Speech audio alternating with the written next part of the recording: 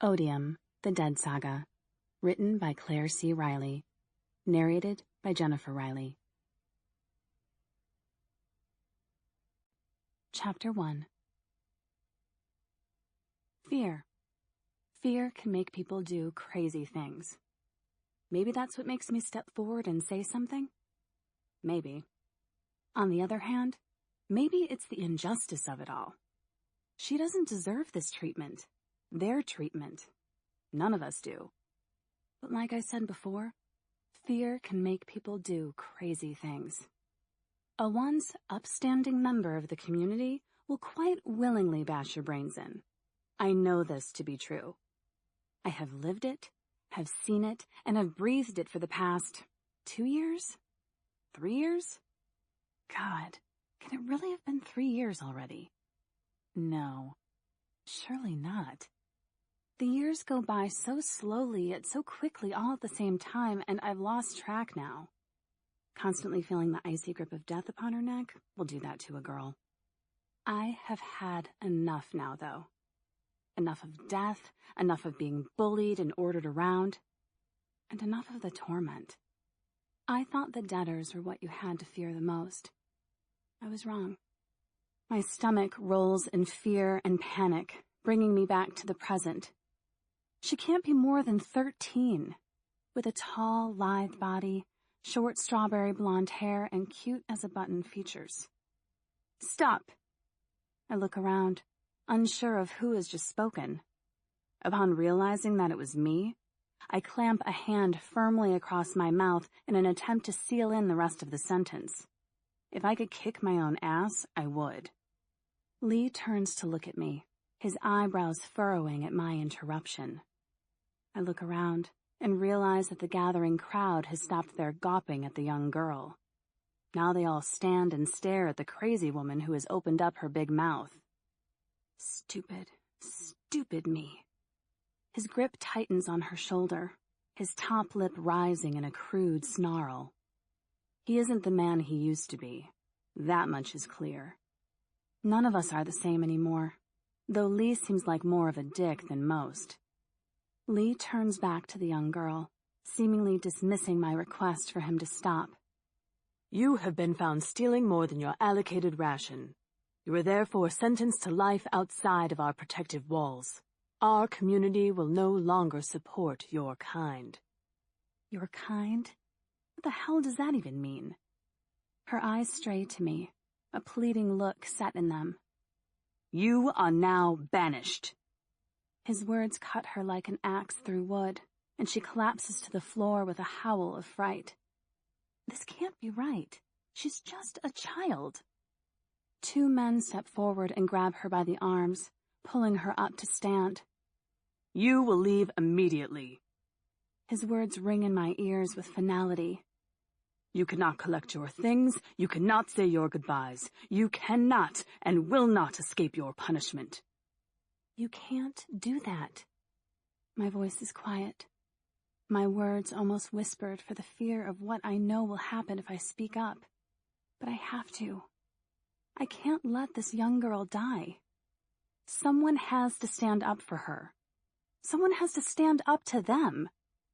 I've seen this ending for others far too many times now, and I don't think I can take any more. Shit. But why does it have to be me? Lee looks across at me again. Pardon, he asks politely. Too politely for my liking. It makes my hollow stomach do a little backflip. You can't do that. She's just a child. I step forward, hardly even a step, more of a shuffle, really. This is wrong. Of all the people that I have witnessed being banished, in all the years that I have been here, why does her fate affect me so? There is nothing particularly outstanding about her. She doesn't remind me of anyone I used to know. A younger, less broken me, perhaps. Nope. Just some skinny kid with pretty eyes. So why her, and why now? We cannot continue to support her kind any longer. He walks toward me. For humanity to survive, we must stand as one. By stealing, you are singling yourself out.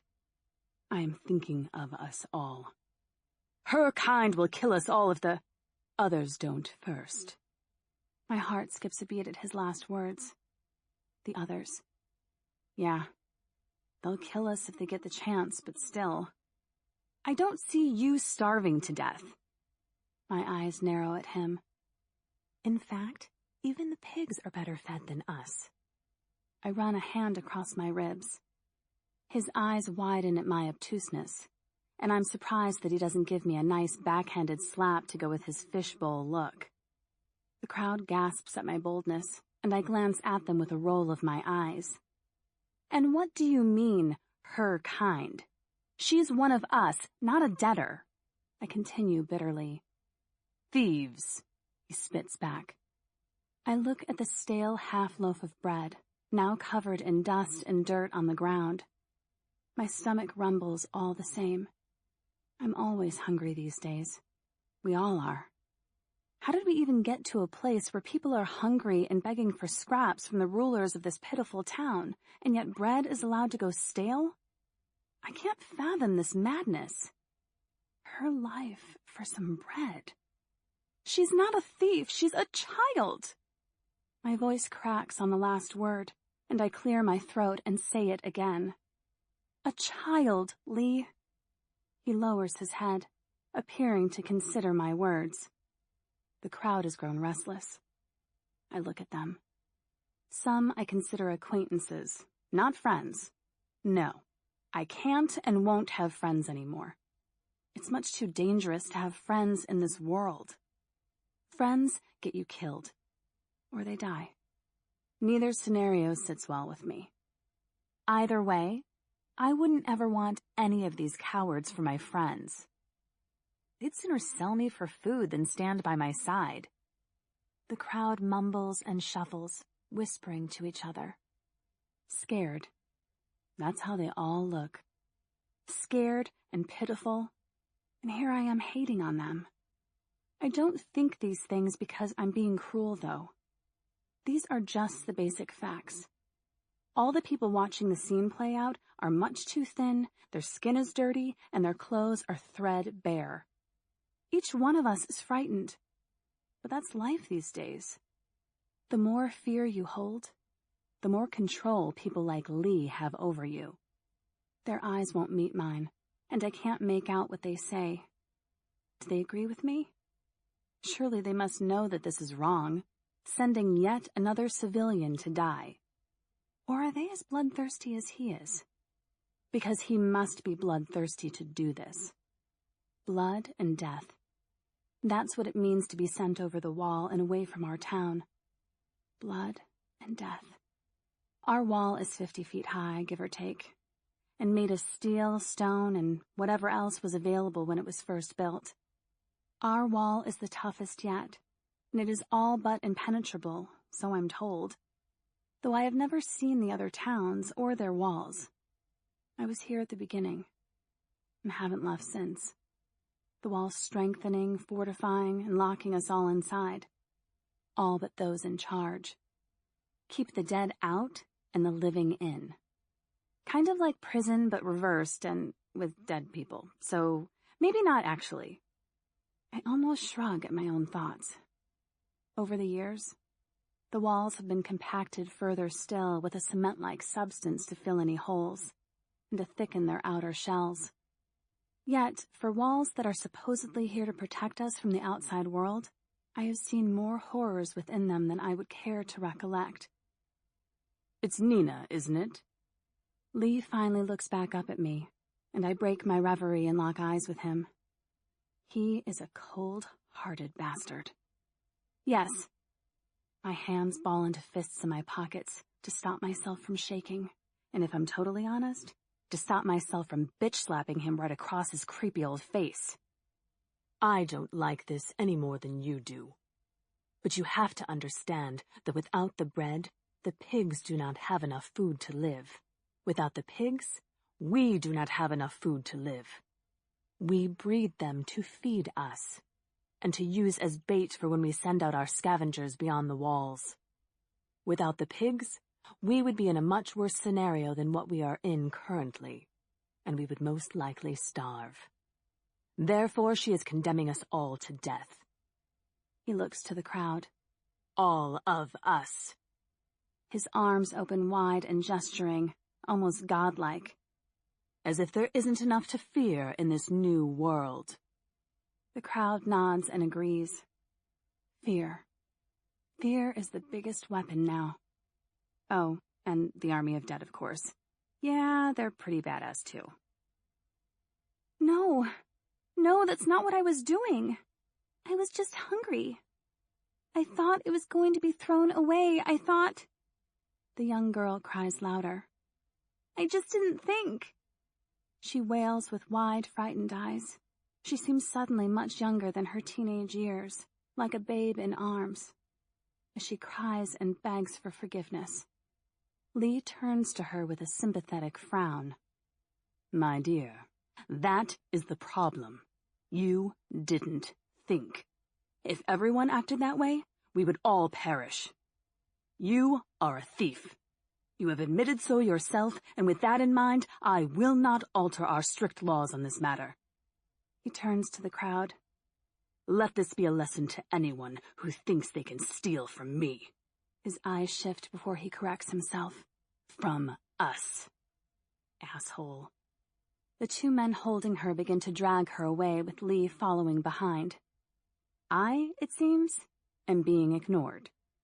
I should be glad that I haven't received some sort of punishment for my outburst, really. But instead my palms are sweaty because I know that I just can't leave it. Damn my morals. Where did they come from? And how can I send them back?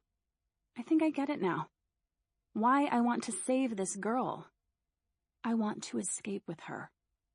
I can't keep praying for someone to help me if I'm not willing to help myself. I hate it here. Yet I've done nothing to protect myself since I was shown where I stood on this food chain of life. I hop from foot to foot, my nerves set on edge. I know what I must do. But I know that upon doing it, I will condemn myself too. I look around once more at the so-called life that I have been living. Dirty, lonely, and trodden down so that we behave as we're told. This is no more civilized than the outside world. Well, I don't think so anyway. Since no one lives out there anymore. You can't do this! She'll die! I shout out. My eyes follow the men that continue to drag her since she will not walk, refusing in any way to help them send her to her doom. I don't blame her. I'd do the same. I run after them, ignoring the voices behind me telling me to stop, to hush, to just walk away. The crowd, it seems, knows that I am right, but is unwilling to stand with me. Cowards. I grip Lee's shoulder. Stop! Don't do this! She didn't realize what she was doing. She's just a child, for Christ's sake! He swings around and slaps me hard across my cheek, catching me off guard. The sound ricochets around the small square, and I stumble back a couple of steps with a sharp yelp. My hand grips my cheek as hot tears burn my eyes. But I refuse to cry. Not for this man. Not anymore. He glares at me and continues to walk away. I know I'm pushing his patience. A slap will be the least of my worries if I don't shut the hell up. But I don't care. What kind of world is it where we send our children to die for stealing rotten food? The guards are shoving her up toward the steps, leading to the battlement-style walkway at the top of the wall. The rope ladders are being thrown over the top to the other side, ready for her to climb down. I grip him hard by the shoulder again. Please! He spins to look at me. Do you think I enjoy doing this? Do you? Because I don't. But people must know not to cross the line. Spittle gathers at the side of his mouth. They have to know how to behave now, or none of us will survive. They have to know who is in charge. In charge of them. That's what you mean, isn't it? We know that already, Lee. You don't have to kill some innocent girl to prove it to us. She is hardly innocent, Nina. She stole, and now she must pay for that selfish act. He glares. I snort. Please. Teenagers are selfish. It's in their DNA. Just because the world has changed, it doesn't mean that human nature has. I flinch when his hand twitches again, bracing myself for another slap or something harder. He smiles. You people are all under my watch, and I have been put in this position to protect you all. And if that means sending one girl over the wall into the hellhole beyond, then so be it. That is what I will do to keep it this way. Now we're getting to the heart of his annoyance. He wants everyone to know he's the big boss around here, as if we didn't know it already. But she'll die. My voice cracks once again. Then she should have thought of that before she stole. From the pigs, I interrupt. She stole some moldy old bread from the pigs. You make it sound worse than it is. Punish her, but for God's sake, don't kill her. I look at the young girl. Her eyes are pleading with me to save her, but I don't know what more I can say to help. Please, Lee, I whisper. I'll do anything. If I thought it would make a difference, I'd offer myself, my body, to him to try to change his mind. But I have a feeling that he wouldn't want me anyway. I don't have much to offer him, or anyone. My dark hair is limp and dirty from the lack of shampoo. My clothes haven't fared well either. My jeans are covered in holes and are full of stains. However, I think I'm still pretty, despite my dirty face. Lee is middle-aged, but his skin is weathered and leathery, making him look a lot older than his years. His eyes are sunken from a lack of proper nutrition, and his hair is gray and thinning. The young girl screams and pulls me from my thoughts. The guards are behind her now, forcing her to climb. She's sobbing and begging again, and tears spring to my eyes. My own fear and anger are bubbling to the surface. Fear for her and for me. Fine. I swallow down the mammoth-sized lump in my throat. I'll go with her then. Did I really just say that? I can't go with her.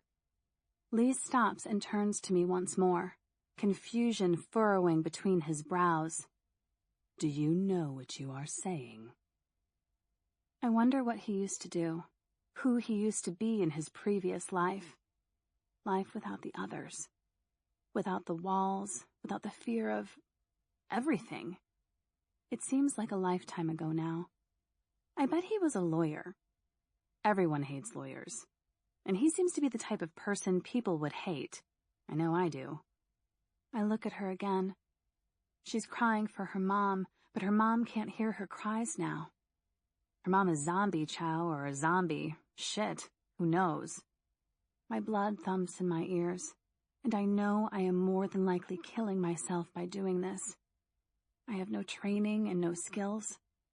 I'm just a chick with an attitude problem and a penchant for being in the wrong place at the wrong time, as is shown by my current situation. I have nothing to offer her in the way of safety. Shit, I'll probably get us killed quicker. But then they say there's safety in numbers, right? Yes, I understand. I nod and take a deep breath. Actually, no. I'm obviously an idiot who has lost her mind. Please stop me before I kill us both. Pushing past him, I walk toward the steps. The men stop pushing the girl up and try to grab me and pull me away, obviously thinking that I'm attempting to thwart their murder of her. Because that's what it is, murder. When others were forced to leave, I felt nothing, no remorse, no guilt. I certainly didn't feel like it was up to me to try to save the day. But that was different. They were different. They were bad. Murderers, rapists, real thieves. Not a starving child who was desperate. That's what we were told, anyway. I look back at everyone standing and watching. Not a single other person willing to help. Mothers with their own children in their arms, and men looking ashamedly to their feet. I look away in disgust. Yes, I've definitely had enough of this place. And these people. I'm willing to take my chances out there. I hold my chin up high. Get off me, you idiots! I'm not stopping you. I shrug them off angrily and look up to her. She's 4 steps up with tears streaming down her pretty pale face. I know that I'm doing the right thing. Probably not the brightest idea I've ever had, but then I've always been told I'm reckless. Perhaps this has nothing to do with her. Perhaps she's just an excuse to leave. I hate this place. I have hated it since I came here. I'm not some dumb blonde running back into the house of horrors, unaware of the murderer upstairs. No, I know exactly what I'm getting myself into, and I couldn't be happier about it. I'm going with her. I push past them and begin to climb. Chapter 2. We stand at the top of the wall, looking out at the lush wasteland beyond. Surprise covers my face, my mouth hanging agape. This was not what I was expecting at all. It seems the world has thrived under its new management. Yet another thing that Lee didn't want us to know about. Wasteland would be the wrong word to describe this oasis. It's lush and green, and alive with vibrant and healthy vegetation. Trees and flowers cover the landscape, tall and flourishing in their beauty. Yet despite this, in between all their magnificence, the horror and destruction remain. I look down and around the outside base of the wall, but refuse to look the way we have just come. There's nothing, no one around the base for the moment. And for that, I'm thankful. In the distance is a town. I can make out the houses and abandoned cars. The place is a wreck, with garbage and things I'd prefer not to think about strewn all over. And then there are the zombies. Small, human-shaped figures, far in the distance, and far from human anymore. They kind of ruin the picturesque landscape for me. Shit, I mutter. I'm sorry. I look at the girl. Her dirty, tear-streaked face stares back at me with, what? Hope, maybe? I don't know what to say to her. This was my decision, and the outcome of my decision must lie at my own feet.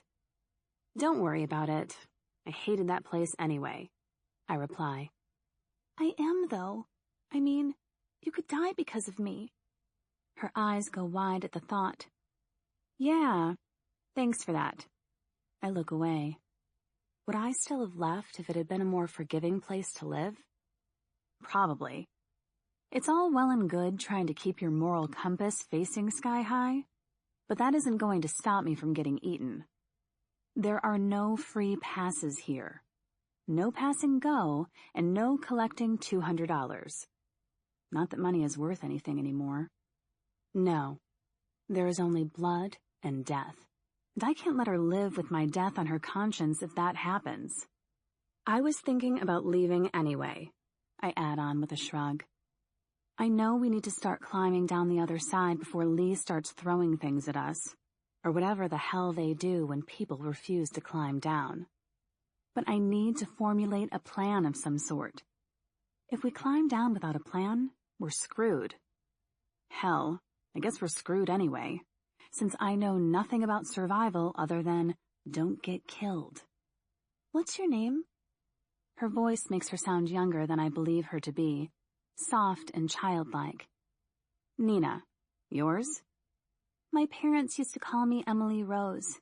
She gives me a slight smile. But these days, it's just Emily. Thanks for trying to help. For coming with me. You didn't have to, and I appreciate it.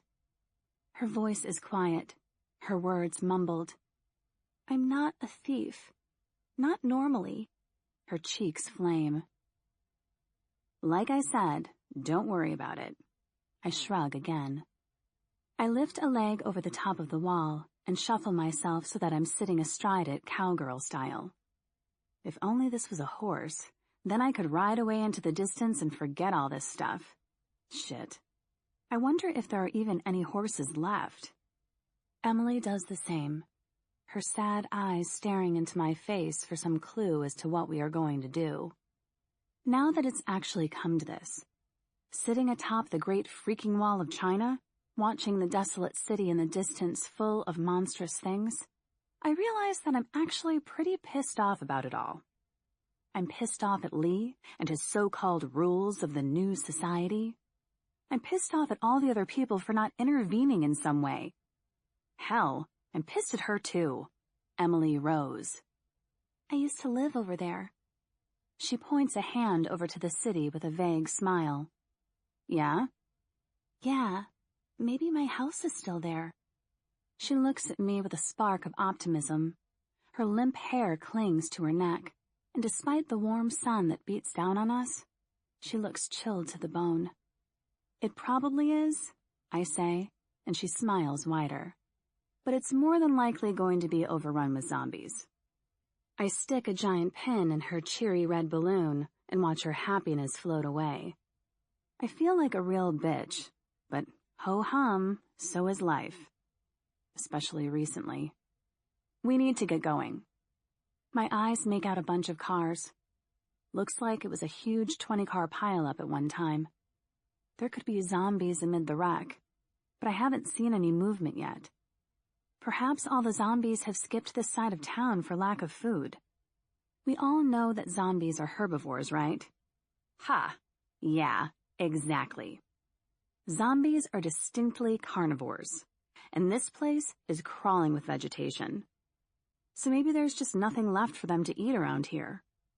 Not that they know of, anyway. Hence the safety of the walled city, I guess. That was another reason for the walls being so high in the first place, so I'm told. To hide our human smell, and any sounds that we make. It just all seems so bizarre. I've had long enough to get used to it, but I can't quite grasp the fact of it, any of it. Deaders, for one, and then this crazy, beautiful, overgrown world for two. I can't disguise the shock from my face, while Emily seems unmoved by it all. This just isn't what I expected my first glimpse of the world to look like. Where are we going to go? I'm not totally sure, Emily. Maybe we can head for those cars over there, then make a beeline for those trees. I point further out. I reach for my matted hair, pulling it up into a high bun with a band from around my wrist. To think, my dark hair used to be one of my favorite features. What I would do to have a long, hot shower. I sigh. I still refuse to look down at Lee and his men, but I can hear them shouting at us to get going. I wonder why they haven't followed us up. Perhaps it's the guilt. They know that this is wrong. We need to go. Once we hit the ground, we need to run, fast. Do you understand me? She nods a yes, but she's busy picking at a hole in her dirty cargo pants. I'm not sure that it's safe for us to go down the ladder together. It was made by Lee and his men, I think, and I can't imagine that they put a whole heap of effort into making it strong. But I'll be damned if either of us is going to be waiting around once we hit the bottom, so we'll have to risk the climb together. I'm told that there's actually another entrance into this place, but no one seems to know where that is. At least, no one willing to tell the civilians of this little hellhole anyway. Lee likes to keep important details like an escape route to himself. The progress is slow. I guess neither of us are in a hurry to die today. The slight breeze rocks the ladder every now and then, and my knuckles go pink from the exertion of holding on. I look up and beyond Emily Rose, and think I spy Lee looking over at us. But the face is gone before I can be sure. My feet find purchase on the ground, and I survey our surroundings. The air smells surprisingly clean, fresh even. The last time I was out here, it stank with the decay of rotting corpses. Now it smells like... What does it smell like? Nothing. Just air. I can't smell car fumes or pollution. Bonus for Mother Nature, I guess. It feels warmer over on this side of the wall, too. On the inside, it is always cold. The shadows that the walls cast seem to prevent any heat from getting to us. Emily drops down next to me and I steady myself with a deep breath. My nerves are bubbling away in my empty stomach. I'm half glad that I haven't eaten today. Or yesterday, come to think of it. Ready? I look at her deadpan. She is visibly shaking, and I know that, no matter what happens now, I have done the right thing. She nods and swallows loudly. Let's go. We begin to run, with Emily lagging behind a little. Our eyes continuously scan around us for movement. But there's nothing, quite literally nothing around. No zombies, no animals, no direct vegetation, nothing. I guess that's how they've kept the zombies away from us, from our town. They repeatedly clear the area of anything. There are no hiding places. There is nothing to attract the zombies to us. The walls are high and dull-looking. Nothing about them would be spectacular or interesting for a zombie, or shout, "Hey, zombie, chow over here." I guess they may have come and had a little shamble around once upon a time, but not recently. Our little fortress, quote, prison camp, has been built a couple of miles out from another town, and surrounding that, nothing. If there were zombies around, we would see them. I slow to a walk, and Emily catches up quickly. She looks at me expectantly. There's nothing here. I gesture around us. No point in running. We might as well save our energy. I look behind us and then forward again. It feels weird to be out in the open. A warm breeze on my face, fresh air in my lungs. Almost nice. Emily looks around us and comes to the same conclusion, stress leaving her face almost instantly. We still need to be on guard, Emily, so keep a lookout, okay? Don't go all daydreamy on me. She looks at me and rolls her eyes. I'm not a kid, you know. Not anymore. Sure thing, whatever. I roll mine back at her. The first thing we need to do is find some weapons, I whisper. What type of weapons? I can't fire a gun. She pales even more. I didn't think that was possible. She's ghostly pale as it is. We aren't going to find a gun around here. That stuff had to have been looted years ago. But we need to find something to defend ourselves with. A tree branch for a club, or a rock or something. Anything, really. So keep your eyes peeled. She nods and looks like she's pondering something before speaking up. Old Man Riley, who lived down the road from us, he was as mad as a March hare. He used to be in the army or something like that. I'm pretty sure he would have a gun. In fact, if I remember correctly, he used to have a bomb shelter at the back of his yard. Not that anyone knew about it. He dressed it up to look just like a normal shed. I bet that has everything we need in it. She smiles widely at me. The plan sounds doable, even if I don't believe that there will be anything left for us. I find it hard to believe that it wouldn't have been raided already, but we have nothing to lose. Well, nothing but our lives. Okay, sounds like a plan. She does a little skip next to me and I raise an eyebrow. She's a perky little thing. Nina. What? Do you think we could check on my house? Maybe my parents. How do I say this without sounding like a prize bitch? There is literally no chance that your parents are alive, Emily. None at all. If they were, they would have tried to make it to the wall. Her skip slows, her head lowering as my words sink in.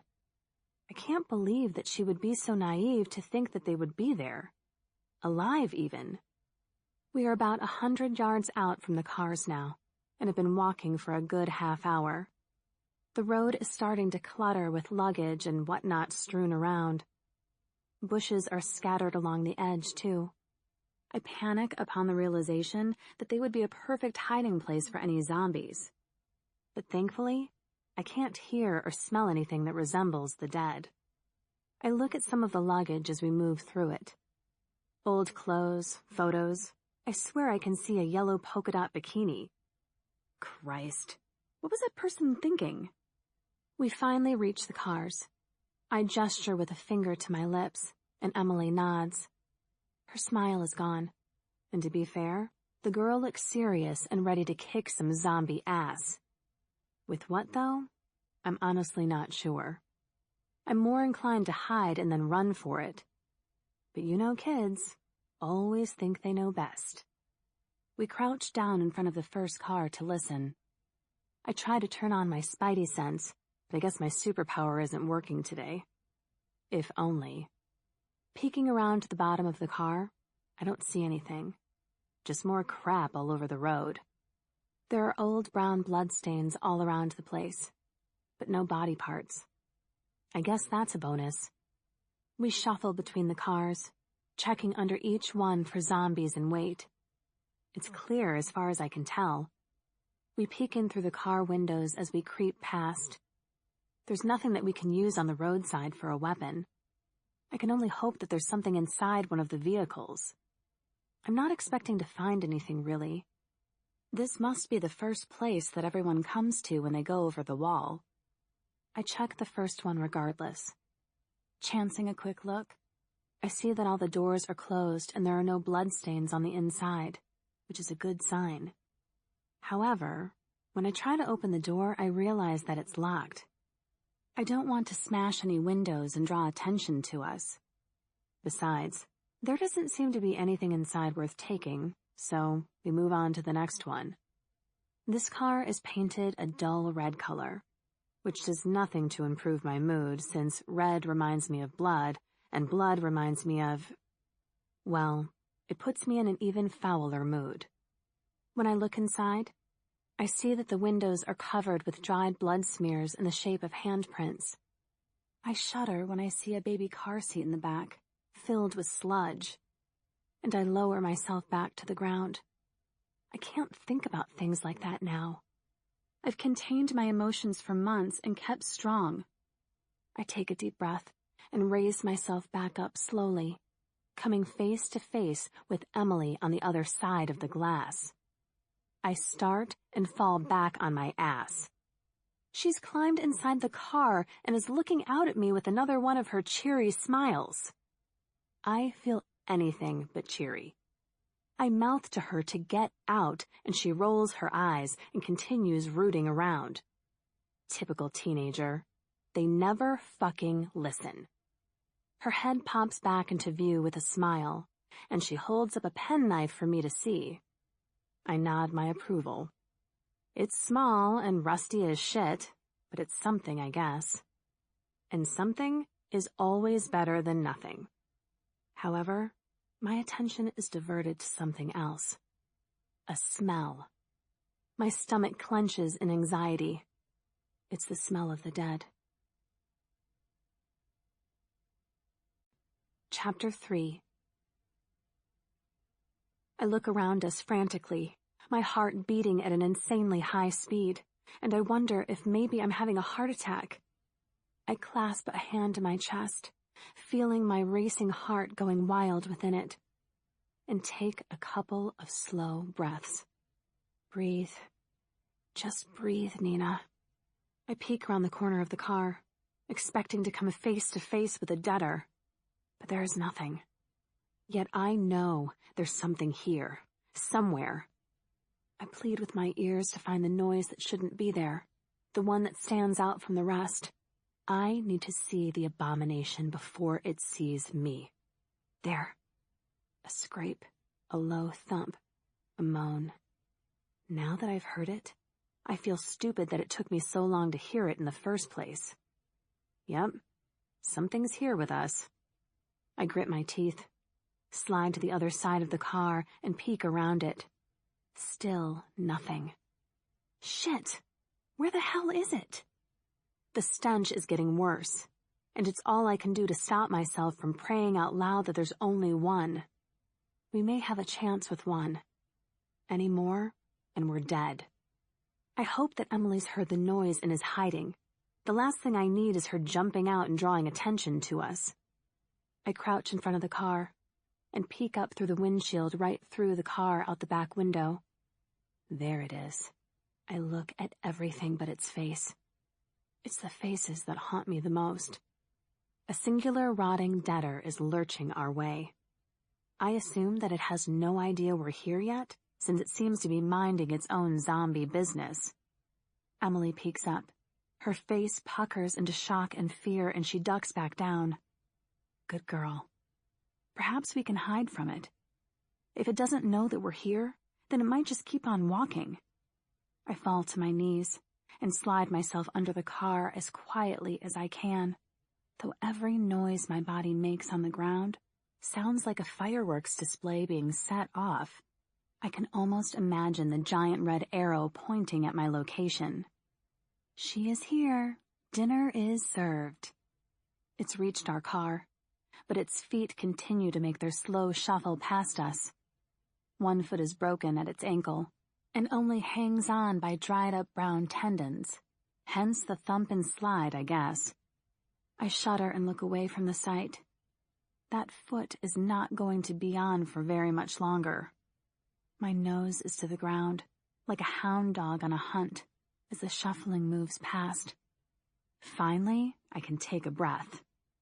That's one of the biggest problems for me with deaders. They smell like crap, and I don't have the stomach for them. Well, the eating me to death part is a huge problem too, I guess. I let a few minutes pass before I scoot out from under the car. The knee of my pants snags on the rough road, tearing a hole, and I feel my skin graze against the stones and grit. I suck in an ouch. Seriously? After everything that I've survived, and I still moan about a little scrape? I tut at myself. I keep down low as I move around the car. The deader has moved off to the side of the road now and is going away. As long as it's far away from me, I don't care where. I shudder again and creep over to the door of the car to take a peek inside. Emily is curled up on the floor under a blanket or coats. I have no idea what it is, actually, but damn, she looks cozy, even with all the dried blood. I tap on the glass, trying to avoid looking at the baby car seat again, but she doesn't move. I take a furtive glance around me and tap again a little louder, but still nothing. With a roll of my eyes, I crack the door open. The mound of coats and blankets shuffles and then freezes. "Em," I whisper and give her a poke. She sits up, pulls the covers off her head, and gives me a half-hearted grin as she produces a half-eaten chocolate bar. My stomach lurches at the thought of food, chocolate no less. Man, what I would do for that right now. But it's finders keepers out here, and we need to get going regardless in case more of them come for a friendly neighborhood chow-down. "Come on," I gesture with my head, and we continue winding between the cars, slowing every now and then to check inside them. Unfortunately for us, they all seem to be empty. So as we reach the end of the pile-up, we're armed with a tree branch for a bat and a small penknife. Oh, deep joy. The woods are about 100 meters from the roadside, and after a serious look around, we make a run for it. Moving from tree to tree, the pace is slow, but hell, I guess there's no rush. It's not like the deaders are going anywhere. It's funny how time doesn't hold much meaning anymore. Not like it used to. My life used to be ruled by the time. A time to wake me up, a time to be at work, a time for lunch, a deadline to meet, getting stuck in a traffic jam for 2 damn hours, dinner time, bedtime, blah, blah. The list goes on. So many things I took for granted back then. Hell, I'd do anything to have a last-minute deadline to have to work toward now. Emily holds on to my arm as we come to the edge of the woods. I'm pretty sure there are some houses I can see through the trees. I don't know whether to be grateful or more frightened. A house can mean a brief respite, but it can also mean more deaders. With the sun beginning to set, we could sure use a place to hole up for the night.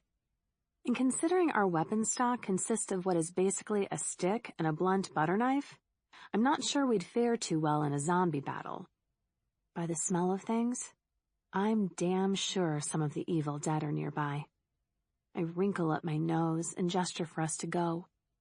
Either way, we can't stay here. We dash the last 100 yards as quietly as possible. Despite the rotting smell in the air, the backyard of the house is actually free of debtors. Happy dance!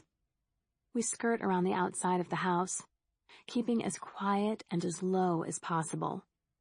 There doesn't seem much point, though, since the yard is so overgrown. We would be hard-pressed to be seen amid this mini jungle. With that thought in mind, I make a quick glance at our feet with a pounding heart and a sweaty forehead. Score 2 for survivors of Earth. I can't see anything reaching up to munch on our ankles, but decide not to stick around as if silver plattering my feet for someone's lunch. A low moan draws my attention back to the woods. It sounds like we have been smelled out, as more than one other moan joins in a chorus like some strange a cappella show choir. Time to go, Emily, I whisper. By the look on her face, you would think that someone has just given her a fresh bag of popcorn. Seriously, her chirpiness is making me want to smack some of the silly out of her. I know this street. She practically skips around to the front of the house, and if I didn't think it was so foolhardy to do so, I would have shouted at her to get her stupid ass back here. Instead, I follow with a grumble, grabbing her shoulder before she slips around to the front of the house. What are you doing? You can't just walk out there. I shout whisper in her face. She turns and looks at me with a big grin. That house. She points down the street. I look to where she's pointing, but I'm unable to figure out which one she's talking about. That's Old Man Riley's house, the one with the bunker in the yard. Her grin splits even wider. Well, shit. This just seems to be going too easy. I stare unblinking in the direction that she's pointing, trying to work out which house she's talking about. That one right on the end with a dead tree in the yard, she says, her voice all sing-songy. I watch as a zombie dressed in a brown-crusted dressing gown crosses the front lawn. Seriously? I wish that guy would have tied the knot a little tighter the day the world ended. A shudder runs through me. You mean the one with the dead dude in the yard? I look at her pretty eyes as they go wide in recognition. I can't help but think hallelujah as she processes the information and horror crosses her face. Now you get it. I stand with my hands on my hips, feeling a little bit like her mother, and I wonder how I got my self-righteous ass into this situation in the first place. She shakes her head and points over my shoulder with a trembling finger. I spin on my heel and watch as at least 4 zombies turn the corner. Each one is dressed in its Sunday best, which is basically a rotting, revolting mess of dried blood and dangling entrails. They are all at various stages of decomposition, with several limbs missing, and guts and viscera hanging to the ground from cavernous holes in their stomachs, which under different circumstances would have made them very fucking dead indeed. Instead, gummy and broken-toothed smiles plaster their faces when they catch sight of us. And with arms reaching for us as if in some kind of crazy zombie flash mob, they groan louder and step up their shuffling from slow to shambling. Well, it certainly seems like they smile anyway. I guess the thought of crunching down on someone's brain will give you enough incentive to speed up, right? Well, only if you're a debtor, of course. Chapter 4. Shit! I grip my branch tighter, splinters of dried wood slicing into my hands. The zombies groan louder in unison, as if already sensing the feast upon their rotten lips. Nina? Emily's voice trembles behind me, but there's no time to turn and look at her. The approaching group of undead have my attention locked tight on them. Nina? Emily's voice rings in my ears again, louder and more persistent, and I unwillingly break my stare with debtor number 1. I'm almost certain he has just licked his lips at me. Creepy fucker. I look at her terrified face and know that we stand no chance in this battle. Hell, did I ever believe we would? There are too many of them, and we are too few. Quickly surveying the area, I sense our opportunity for escape rapidly closing with each passing second. I grab her hand, holding it tightly, and pull her with me out onto the street. Who am I kidding anyway? I'm no Xena warrior princess. We run as fast as we can, our hands locking tightly together, and head straight for Old Man Riley's house. My legs pump harder than should be possible, considering how weak I know I am. But I guess my body isn't ready to give up right now. Emily trembles as undead moans and groans break out from every direction around us. Shit, shit, and thrice shit, just for good measure. My eyes are glued to our destination, the house, our saving grace, I hope. If I look anywhere else, I know that I will see death coming toward me. Dressing down Deader Guy has spotted us too, and is greeting us with a full-on frontal. I should call the cops on this guy for indecent exposure. It would be laughable, too, to see his shriveled-up gear staring back at me. Apart from the small fact that that part of his anatomy is entirely missing, leaving a gaping rotten hole in its place. Bile builds in my throat, but this is no time to get queasy. I release Emily's hand and ready my branch. I need to hit him as hard as I can and keep on running. I'm only going to get one chance at this. The mantra, swing, batter, batter, batter, swing, runs through my mind as I cock my arm back with my stick in hand. We draw closer, and his rotting hands reach for me. I swing. I swing with everything I have, hitting him full force in the face. The bone-crunching impact causes the branch to snap in half and fall from my grip, but I don't stop to retrieve it. Emily once more grabs my hand, and we keep on running. Legs pumping, feet pounding, she drags me around to the back of the house. A soft cry escapes my lips when we enter the empty backyard. Maybe we won't die today after all, is my first thought. The grass is again ridiculously long. That's my second thought, and there's no way to tell if anything is buried deep in the blades. But we have to take the risk. There's no time for another route. I can see the bunker she's talking about at the end of the yard, camouflaged as a little wooden shed. Unfortunately, it's without a doubt going to be locked up tight. I pull her away from it and toward the back door of the house. She resists against my pull, but I'm stronger than she is. Emily, there is no time to break in right now. Not with zombies closing in. Those doors are meant to withstand practically anything. Your standard house, however, that's a different matter. I grin as the thought pops into my head, and I slam into the back door with my shoulder. It rattles under the force, but doesn't open. I slam my shoulder into it again, harder this time. Pain shoots up and down my arm, causing me to cry out involuntarily. Still, the door doesn't budge. I'd feel silly if it weren't for our impending death. I look at Emily with a frustrated frown. Something cold unexpectedly grabs my ankle, and I scream and stamp out on impulse. I look down to see a leathery hand clamped around my ankle, a zombie attached to the other end of it. It's slowly pulling itself out of the overgrown shrubbery beside the door. I stomp on it repeatedly, with my eyes closed tight against the sight, until I feel the skull cave in, and the head turn to mush under my boot. I open my eyes and look down to see what remains of the zombie's head. My shoe and ankle are covered in gunk, and vomit builds in my stomach, slowly making its way up my throat. I swallow it back down and look away. Fear is growing in me, and panic is beginning to set in.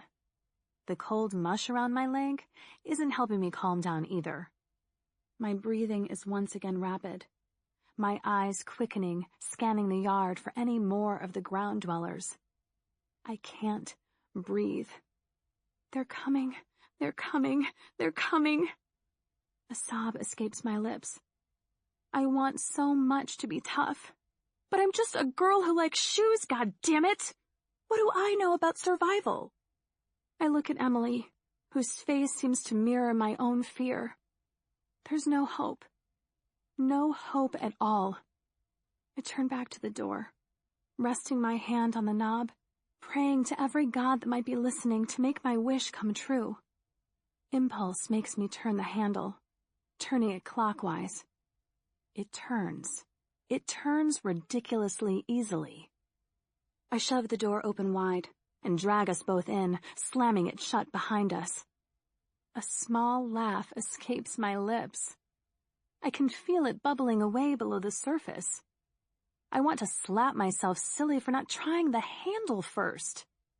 My shoulder hurts. My ankle is covered in goo. Jesus, I am such an idiot. Another hysterical laugh slips out, and I clamp a hand over my mouth. I can't lose control now. I can't. My eyes slowly adjust to the dark that ensnares us. The house is a mess. Belongings are everywhere. Blood is on the walls. Cupboard doors are open in the kitchen, with items spilling out of them. I reach behind us and click the lock shut as I hear moans enter the yard. Sure, zombies can't open doors, but I feel more secure with it locked regardless. I pull us away from the door, drawing a curtain across the inside of it, further darkening our surroundings. My breath catches in my throat, dry and raspy. God, if I could just breathe. If I wasn't so thirsty. If I wasn't so hungry. If I wasn't so tired. Shit. If I wasn't so damn scared. Emily's cold fingers wrap around my hand. Her body moves close to mine.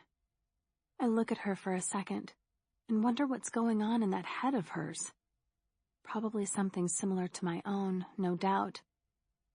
We stand frozen to the spot, listening for movements within the house, waiting, patiently waiting for something. There has to be something here. By the looks of the place, whoever lived here didn't escape unscathed. I just need to know how many, and where they are. I just need to know if we need to keep on running. A thump sounds from upstairs and at the back door at the same time, and we both jump.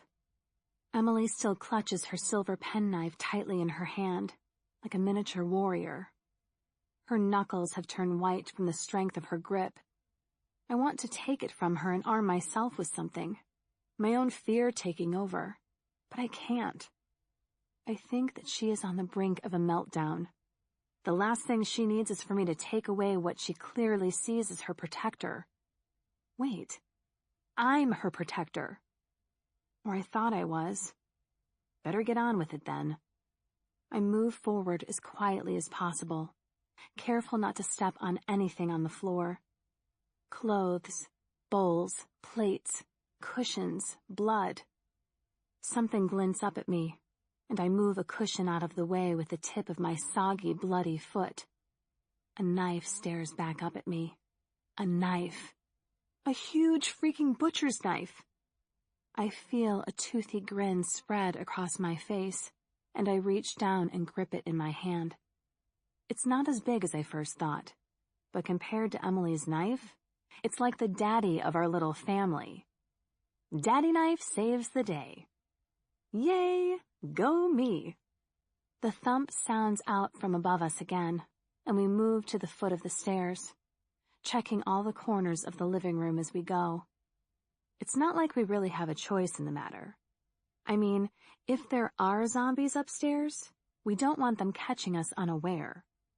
Therefore, the only logical way to be safe is to clear the entire house of zombies. The stairs creak loudly as we climb them side by side. Maybe they aren't loud. Maybe everything just sounds loud right now. For instance, my heart sounds like an orchestra of drums has broken out. We climb the last step and look into a relatively cheery-looking hallway. Well, if it weren't for the smears of blood everywhere, it would be cheery. Kind of reminds me of my home, actually. White walls, beige carpets, and art on the walls. Every door is closed. Closed and bloody.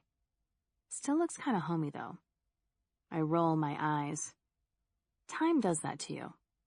Makes you more comfortable with the sight of blood. I wonder when the same can be said for zombies.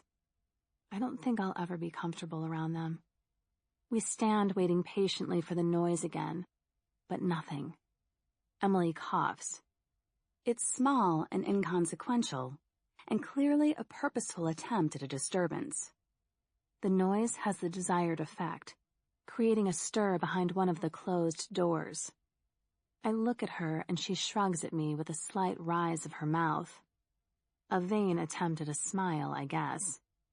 We creep down the hallway, our soft steps waking up a loose floorboard and producing a loud creaking sound. We both freeze, and I grit my teeth, pausing for a moment. We hear nothing, so we continue moving forward again until we reach the door that quite clearly contains a guest.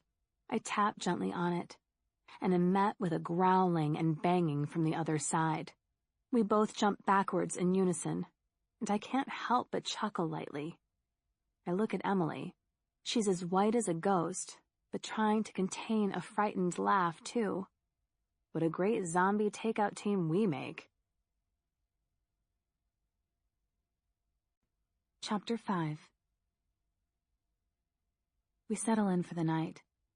It seems zombies still can't smell through walls and doors, and so have wandered out of the yard in search of a more catchable lunch date. Barring the dead guy upstairs, the house is clear. There's the odd stray body part to keep us company, but neither of us mentions those. We search the house, starting in the kitchen, and come up with a couple of things we can use. However, the most useful items are sitting in a couple of boxes and backpacks by the front door like fucking birthday presents. It seems the owners were on their way out of this madness and were either taken out or had to make a hasty retreat without taking their gear. Boo for them, but yay for us. Gotta look at the glass half full, I guess. Emily looks around warily while we unpack what we found so far. She keeps staring at the stray limbs scattered around the place as if she thinks they're going to jump up and demand their things back. Evil Dead style. I snigger at the thought. Jesus, when did I get so blasé over rotten limbs? Chin up, Emily. It's not so bad. I shrug and continue to rummage through the boxes. There's so much good stuff here. I find it difficult to comprehend our luck. There's a first aid kit containing mainly Band-Aids and some aspirin, but hey, it's better than nothing. Upon further inspection, I find a couple of bandages and some antiseptic cream too. Great, we're covered for boo-boos. I turn out the backpack and find a lighter and matches, and a big pack of water purification tablets. Well, gee whiz, aren't we the lucky ones today? Nina? I look to where Emily stands rummaging through a cardboard box. She holds up some canned food and I nearly fall to my knees. I'm so happy. Canned prunes and baked beans never look so good. Can we eat it? Emily looks like she might start drooling at any moment. Hell yeah! I look around for a can opener and begin to panic when I can't find one. Shit. What? I realize that we're both whispering. I'm not sure whether it's not to draw any attention from the outside or from upstairs. No can opener. Keep looking. I go and check all the drawers in the kitchen, but still come up short. Seems the owners weren't so savvy when it came to packing their stuff up after all. What good is canned food if you can't get into it? A sharp bang interrupts my thoughts, and I poke my head back into the living room. Emily is stabbing the top of the can with the penknife she found earlier. I'm about to tell her to stop before she stabs herself when the knife finally pierces the can. Juice sputters out of the top and she lifts it to her mouth and swallows it down. I'm so jealous I'm about to see red. Fortunately, Emily stops swallowing and hands me the can with shaky hands that can barely contain her excitement. "You want some?" She licks her lips greedily. A little shiver of appreciation works its way up my spine, and I take the can without even acknowledging the question and swallow the rest of the prune juices down.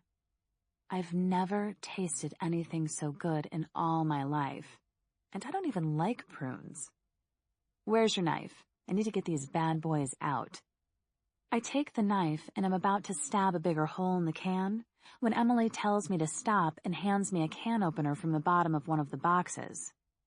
I smile and quickly attach it and cut the lid off, popping the circular metal ring inwards and then prying it back out. Oh dear God. They look like shriveled up old man parts, but I still shove one in my greedy waiting mouth and groan loudly as the explosion of flavors dances over my taste buds. I snatch another one out, spit out the pit from the now devoured one, and reluctantly hand the can back to Emily. She fills her mouth with a couple and closes her eyes, moaning and savoring the taste. There's nothing but silence as we both chew and think about the flavors in our mouths. Unfortunately, all good things come to an end, just like our can of prunes. Emily wipes her fingers along the inside of the can to get any remaining juice out, but none remains by the look on her sullen face. She looks into it longingly and then discards it onto the floor sadly. "Hey, chin up, Emily. There's more cans in the box, right?" "Yeah," she replies with a frown. "I never even liked prunes before, you know. Kinda reminded me of—" "Yep, totally know what you mean, say no more." I interrupt with a snort of hushed laughter. She looks at me, her head cocking to one side. "I was going to say giant lumps of dog poop. What were you going to say?" Yeah, that's what I was going to say too." I shrug and look away. "Come on, let's open up something else." She hands me the can of baked beans and I shudder. Yet another thing I despised pre-apocalypse. I open it quickly and sniff at the insides, my stomach doing a little flip at the lumpy contents. Spoons are at a shortage, so it looks like I'm going to need to drink it from the can. The sharp edges don't help with the appeal of the lumpy cold mess that lies within. I chug it back and swallow a couple of mouthfuls of the cold beans. This is worse than I thought. It seems the apocalypse has done nothing to alter my taste buds on baked beans. I shudder again and hand it over to an eager Emily. I feel strangely full, or maybe my stomach is closing up shop for the day, in the vain hope that I won't try and force anything else disgusting into it. Emily doesn't seem too bothered by it, though, and is swallowing it down with great eagerness. I burp in my most ladylike fashion into my hand and continue sorting through supplies. It doesn't seem quite real to catch this sort of a break, especially after such a shitty start to the day. I probably shouldn't question it, and yet I do. We should just hang out here for a couple of days, catch up on some sleep, and fill our stomachs with food. Who knows when we're going to get this opportunity again? The doors are locked, the windows partially boarded up, and barring Mr. Deadman walking upstairs, the place seems relatively safe. I pull the curtains to one side and check outside. Zombies are roaming the streets in their masses. I say masses, but there's probably only a handful of them. Still, a handful is a handful. And we are just one young girl and a woman who doesn't know her north from south. I snort to myself. Yeah, maybe once upon a time we were those people. Not now, however. I might not be Lara Croft yet, but the desperation to live can fill you with a hell of a lot of enthusiasm for surviving. And if that means fighting hand to hand with a walking corpse when you need to, then so be it. I pull the curtains back in place and take another look around. Everything is covered in a thick layer of dust, and I can't understand why this place hasn't been picked clean. There doesn't seem to be that many debtors outside, and Lee's men were always going out to scavenge and coming back with just the bare minimum of supplies. This town isn't too far from the wall. Surely, armed to the teeth, they could have had the pickings of the place. I repack some of the stuff into the backpack as I think it through. There's an iPad and an iPhone in here. Seriously? What were these people thinking? What were they going to do, play Angry Birds to keep the boredom at bay? How long would this thing even hold its charge? And a phone? Really? I tut to no one in particular, but attract Emily's attention nonetheless. What? What is it? She throws the can into the same pile as the empty prune can. People. People are just idiots. I throw the phone to one side. The stuff they were packing? Some of it is just useless crap. She comes over and joins me, looking through the growing pile of junk. Her hand stops on a pile of photos, and she lifts them, inspecting each one with a sad smile. This isn't crap, Nina. This is their life. This was their life. They're dead now, and all this, I snatch the photos back from her, is crap. This doesn't help anyone to survive. Not me, and obviously not them either. This just reminds us all of what we have lost. It reminds us of what we can have again, she replies softly. I shake my head. No, Emily. Things will never be the same again. Who knows how many people actually survived the first attacks, and since then, anyone left out here is more than likely a dead or two now. For all we know, those big-ass walls that we were supposedly being protected by, that is life. And the people behind them are all that remain, and we know how wonderful those fuckers are. Those that aren't control freaks and rapists are cowards. Anger and frustration bubble to the surface, threatening to open the floodgates to my tears. I swallow them down and control it as best I can. No. This is how it is now, and this hellhole we're in, this is life for us now. So, yeah, take a good look at some family photos, keep those memories alive, and see if it inspires you. Me, I'm a realist. They're not cowards. They're just scared and trying to protect their loved ones, Emily whispers. Well, aren't you the forgiving one? Would you still be singing the same tune if I would have left you to go out on your own? Stop it, she sobs. I clench my teeth and try to stop any more words from spilling out of me. I know she's right. The other people behind the walls, what they had to do to survive was just as bad as what I had to go through. But I hate them just the same. I hate them for never helping me. I hate them for watching me suffer, and I hate them for having someone to protect. A family. I squeeze my eyes shut, my heart beating against my ribs and threatening to break them. I can't control the ambush of anger and pain any longer. I open my eyes, and I throw the photos up in the air in disgust. I see Emily's eyes fill with more tears, and I turn and storm up the stairs. Mr. Deadman starts banging on his door again like a noisy neighbor. Oh, fuck off to you too. I kick his door as I walk past, and he retaliates with a long, throaty groan. My cheeks feel hot and flushed from my little outburst.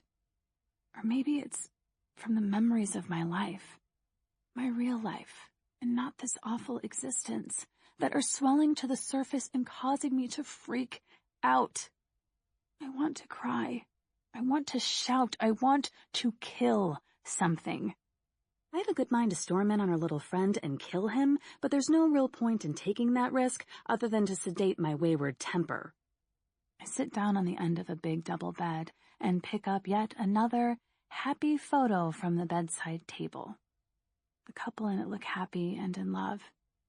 They're standing on either side of a man who I presume must be Old Man Riley. He stands in the middle of the couple, an arm draped over each of their shoulders and a smile on his face. Crazy Old Man Riley, it seems, lived with his daughter and her husband. pain is suddenly unbearable, and I find myself curling up in a ball on the bed, clutching the photo to my chest as I try to contain the flood of tears that threatens to overflow at any minute.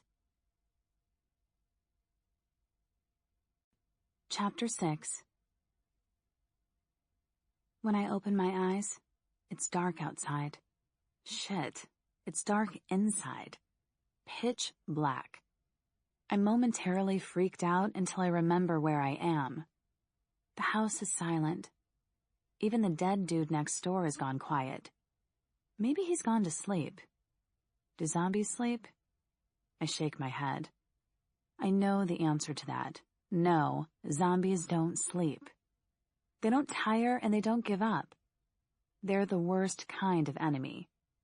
And only decapitation or destroying the brain somehow can stop them from coming back again and again. I go back downstairs to find Emily snoozing on the sofa. She's lit a couple of little candles on the table, and they cast playful shadows across her face. She's curled up with a coat over her, snoring quietly and looking peaceful. Her face seems younger now that she is asleep, now that the worry lines have smoothed out with the onset of sweet dreams. I lean over the back of the sofa, staring down at her pretty face, and sigh, jealous of her contentment. Her eyes flutter and open, and she jumps up from her position in shock at me staring down at her. I fall back on my ass, landing in something soft and sticky that I don't dare to look at. Jesus, Emily! I stand back up, touching my backside with a grimace. It's covered in whatever I just fell in. And whatever it is, it's lumpy and gross. Just great. And that's the second time she's made me fall in less than 24 hours. Sorry, Nina. She looks sheepish, biting down on her bottom lip. It's okay. Kind of my fault anyway, I guess. What were you doing? Now I'm embarrassed. Well, nothing. I just came down and was checking on you. Hey, you never mentioned that this dude lived with his daughter and her husband. She shrugs and sits back down with a yawn. Hardly ever saw them. They were always away on business or something or other. He was pretty much here on his own all the time. From what I could tell anyway. She pauses and continues. Probably why he was so cranky all the time. The thought of him being all alone when the world went to shit is way more upsetting than I would have thought. My thoughts stray to who else might have been alone when the dead rose up. Old people, half senile and not understanding why the only people who come to see them anymore want to eat them. Sleeping children confused as to why Mommy isn't smiling down on their little cherub cheeks anymore, and instead is reaching in with dead fingers and ripping their tiny, fragile bodies apart. A shudder runs through me, cold trickling into my spine. I found some more food and a bottle of vodka, some other bits and pieces too. You want to see? Emily breaks me from my dark thoughts, and I nod with a grimace. She pulls another backpack over to the side of her and begins to pull things out, placing them on the coffee table before her. There's a lot of what I would call crap, but some really useful stuff too. More matches and candles, a flashlight, a Swiss Army knife, one of those really cool ones with all the things sticking out of it. Some more painkillers and Band-Aids, even some antibiotic cream, and the bottle of vodka. I'm impressed that she kept it packed with the important stuff. It is important. I haven't had a drink in years. I grab it, unscrew the top, and take a long swallow. It burns on its way down, but damn, that's the sweetest thing of all. The burning. It reminds me that I'm still alive. Can I have some? I look at her with a raised eyebrow, the bottle still poised at my lips. Nope. Why not? You're like 12. So? And I'm like 15, actually. Mom used to let me have a drink on special occasions. She looks at me hopefully. Does this look like a special occasion? I take another swig with a raised eyebrow. Her shoulders slump like only a teenager's can, and she continues scrounging through the things she has found. I'm still in a little bit of shock that we've been so fortunate. Maybe fortunate is the wrong word. If nobody else has found these things, then it must be for a reason. Maybe this area was completely overrun. Maybe other people never made it to this town because they were eaten first. Maybe. So what's the plan, Nina? Like I said earlier, I have no clue. I peek through the living room curtains out onto the front lawn. It's amazing how dark it gets when there aren't any street lights or house lights to illuminate things. The moon and stars seem to shine brighter than they ever have before. It would be pretty if it weren't for all the zombies out there. Shit. A lot of things would be prettier if it weren't for their rotting, sorry asses. What are we going to do? Maybe we can go up to Ben's parents' cabin after all? That's secluded. Before I can think it through anymore, Emily's voice interrupts my inner ramblings once again. I was at school, when the people started, when they started hurting. Her voice trails off, and I turn from the curtain to look at her. She's sitting and staring into the air in front of her, her face a tormented picture of pain as the memories invade her. What did you do? I take another swig of the vodka and then hand it to her. Underage drinking laws don't apply anymore, I guess. Besides, she sure looks like she could use a drink. I sit down next to her, ready to listen. I don't want to, not really. I've listened to more than enough of these horror stories to last me a lifetime. But the kid needs to spill, and I'm the only one listening. I was in math. I freaking hated math. My teacher, Mrs. Marion, she was a real bitch. She smiles. The school fire alarm went off, and I was happy at first, thinking I was getting out of doing algebra. But as we all started to pile out into the halls in an orderly line, like Mrs. Marion told us to, someone started pushing. Then more people joined in, until the screaming started. Emily wipes her eyes.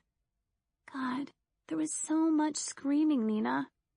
Everyone started pushing and shoving even more, and I didn't know what was going on.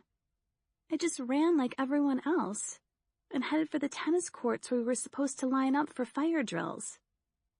But when we got outside, it was like, everyone was like, now what? What do we do? Where do we go? We didn't know what everyone was even running from, so we all just stood there looking at each other. Then they started coming out the doors. She takes a swig from the bottle and starts coughing. I pat her on the back, leaving my hand in place long after the coughing subsides. I didn't understand. I didn't know what they were, or what they could do. She shakes her head, and the tears that had been pooling in her eyes spill down her face. It was my gym teacher, Mrs. Turian. She was the first one out. She was hissing and, she didn't look right. She was just standing there staring at everyone with blood and... Emily's face scrunches up at the pain of the memory. I would have loved to be doing algebra right at that moment. She laughs and sniffs at the same time. My hand moves in comforting circles over her back. I pull her into my arms and rock her, hushing gently while she sobs. Amy, a girl I used to talk to in the lunch line, she went over to Mrs. Turian. Amy was so brave. Emily looks at me with such an endearing smile that even though I know what is coming, I can't help but smile and nod. Amy was crying, but she still went over to her to see if she was okay. I could never have done something like that. Before Amy could even say anything, though, Mrs. Turian grabs her and bites her. The crying gets louder, and Emily reaches for my face to mimic what happened. I dodge her touch. I do not need to feel that. She withdraws her hands and continues. She bites down on her face. Her face! Amy starts screaming and trying to pull away. And there's so much freaking blood, Nina. And no one, not even the other teachers, were trying to help her. They were just standing there like statues. Amy finally pulls herself free of Mrs. Turion, and there's a huge hole in her face, and half her nose is just missing. And blood is spraying everyone who's too close to her. I think I'm going to be sick. But before I can, Mrs. Turion growls, like a dog or something, and she reaches for Amy again. Then everyone else is screaming, but still none of us are moving. Sobs rack Emily's skinny body, and I think her story is over until she speaks again. My friend Adam was standing next to me, and he whispered to me, something like, "We have to go, Emily Rose." But I couldn't stop watching Mrs. Turion. Adam pulled me by my elbow, and I stumbled back. And he kept pulling me until I looked at him. He had blood on his face. Amy's blood. And then I looked at everyone else, and we were all splattered in it. I freaked out then, wiping at my face and crying, and stumbling backwards as Adam pulled me. It seemed to get everyone moving. Slowly, we all started to move away. Mrs. Turion didn't like that. She let go of Amy and started coming for us. And me and Adam ran and ran until I thought I was going to throw up. Emily cries even harder, and I coo into her ear, rocking her in my lap. I've never been the motherly type, and since the world went to hell, I seem to have lost any part of me that gave a shit for another human being. That was beaten out of me at some point or another. But I feel something for this poor girl. Whether it's pity or actual concern, I'm not sure yet. Hey, do you still have that chocolate bar from the car? She pulls away from me and takes it out of her pocket with a wide grin. I forgot all about it. It's like heaven in a purple wrapper. How either of us could have forgotten about it, I don't know, especially after we were forced to eat cold-baked beans and prunes earlier. I shudder at the thought. We tear the chocolate bar open and divide it in two, and I examine it. It doesn't look so good up close, but I'll be damned if I'm not going to eat it anyway. I'm about to take a bite, and by bite, I mean shove the whole creamy chocolate half into my mouth at once, when Emily speaks up again. What about you? I pause. I knew this question was coming. It's one I've avoided up until now. One I haven't been able to speak about, and one I don't ever intend on discussing with anyone. I don't want to talk about it, Emily. I nibble the edges of the chocolate. Strangely, it doesn't taste as good as I thought it would. The vodka is way better, and I reach for that instead. Please, Nina. I gulp down too much and stifle a cough. My head is beginning to feel heavy from the drink. I used to be such a great drinker. Now, I feel like such a girl. Not even a quarter of a bottle gone, and I'm getting woozy. Nina. She places a hand on my leg and looks at me. It helps. To talk about it? To get it off your chest. Her bright blue eyes stare at me with a profound innocence. She's lived through this horror, too. But for some reason, I feel that my horror is worse. Shit. Don't we all? However, she is still the girl she was. I, on the other hand, am not. I am harder, colder, and much less trusting. I shake my head and close my eyes. It won't help, Emily. Why not? Her voice is barely a whisper.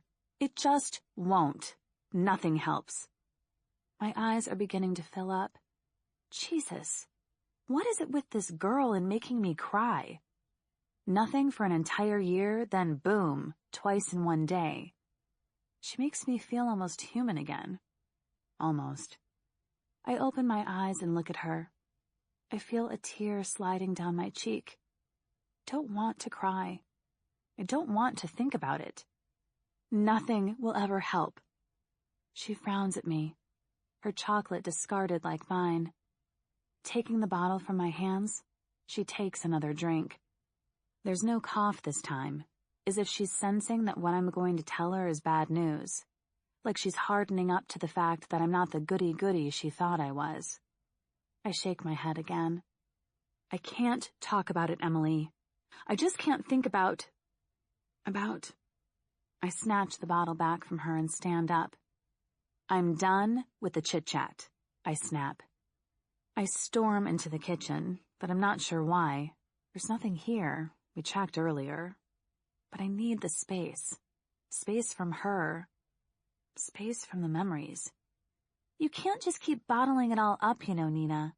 One day, the bottle will overflow. She's followed me into the kitchen, and I turn to look at her. Her small frame seems so huge, filling the doorway, stopping me from escaping for a second time. Well, aren't you the profound one all of a sudden? What happened? She asks again. Fuck you. And quit looking at me with those big, sad eyes. It's like you're doing a Bambi impression. I take another long drink, the alcohol really flooding my system now. This is a stupid rookie mistake, getting drunk. I slam the bottle on the counter, making us both jump. She looks hurt, but doesn't say anything. Just continues to stare at me, one eyebrow rising in an unspoken question.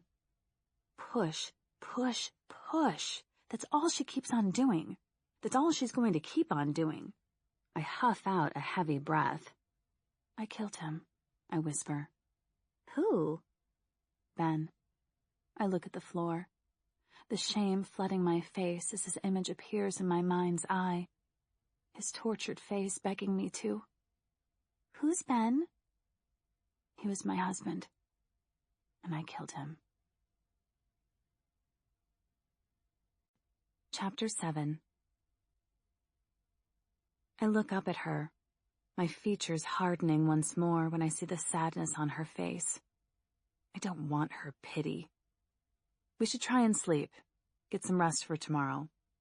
I screw the cap back on the bottle. Nina. Don't. Just don't, Emily. I don't want to talk about it, so just drop it. You have no idea what I have been through. That was just the start of the horror for me. I try and push past her, but she stands frozen to the spot like a statue. I'll take the first shift. Sleep upstairs. The bed's comfy, just don't disturb dead guy. He's quiet for a change. I bite out. I hope she drops it. Emotionally, I don't think I can go through this right now. Or ever. This is always the worst part of getting to know someone since the apocalypse. Sharing each other's sordid pasts, each other's journeys through hell. Like any of it matters or makes a freaking difference. It never does. No matter how many times you tell people what happened, it never helps. The guilt, the pain, the horror, it always sticks around like flies on shit. She finally relents and lets me pass with a roll of her eyes. I wonder if it's the cheap thrill of sleeping in a comfortable bed, or if she's just not sure what's left to say to me. Either way, I'm done for the night. I have nothing left to say to her about Ben, about my past. Story hour is finished.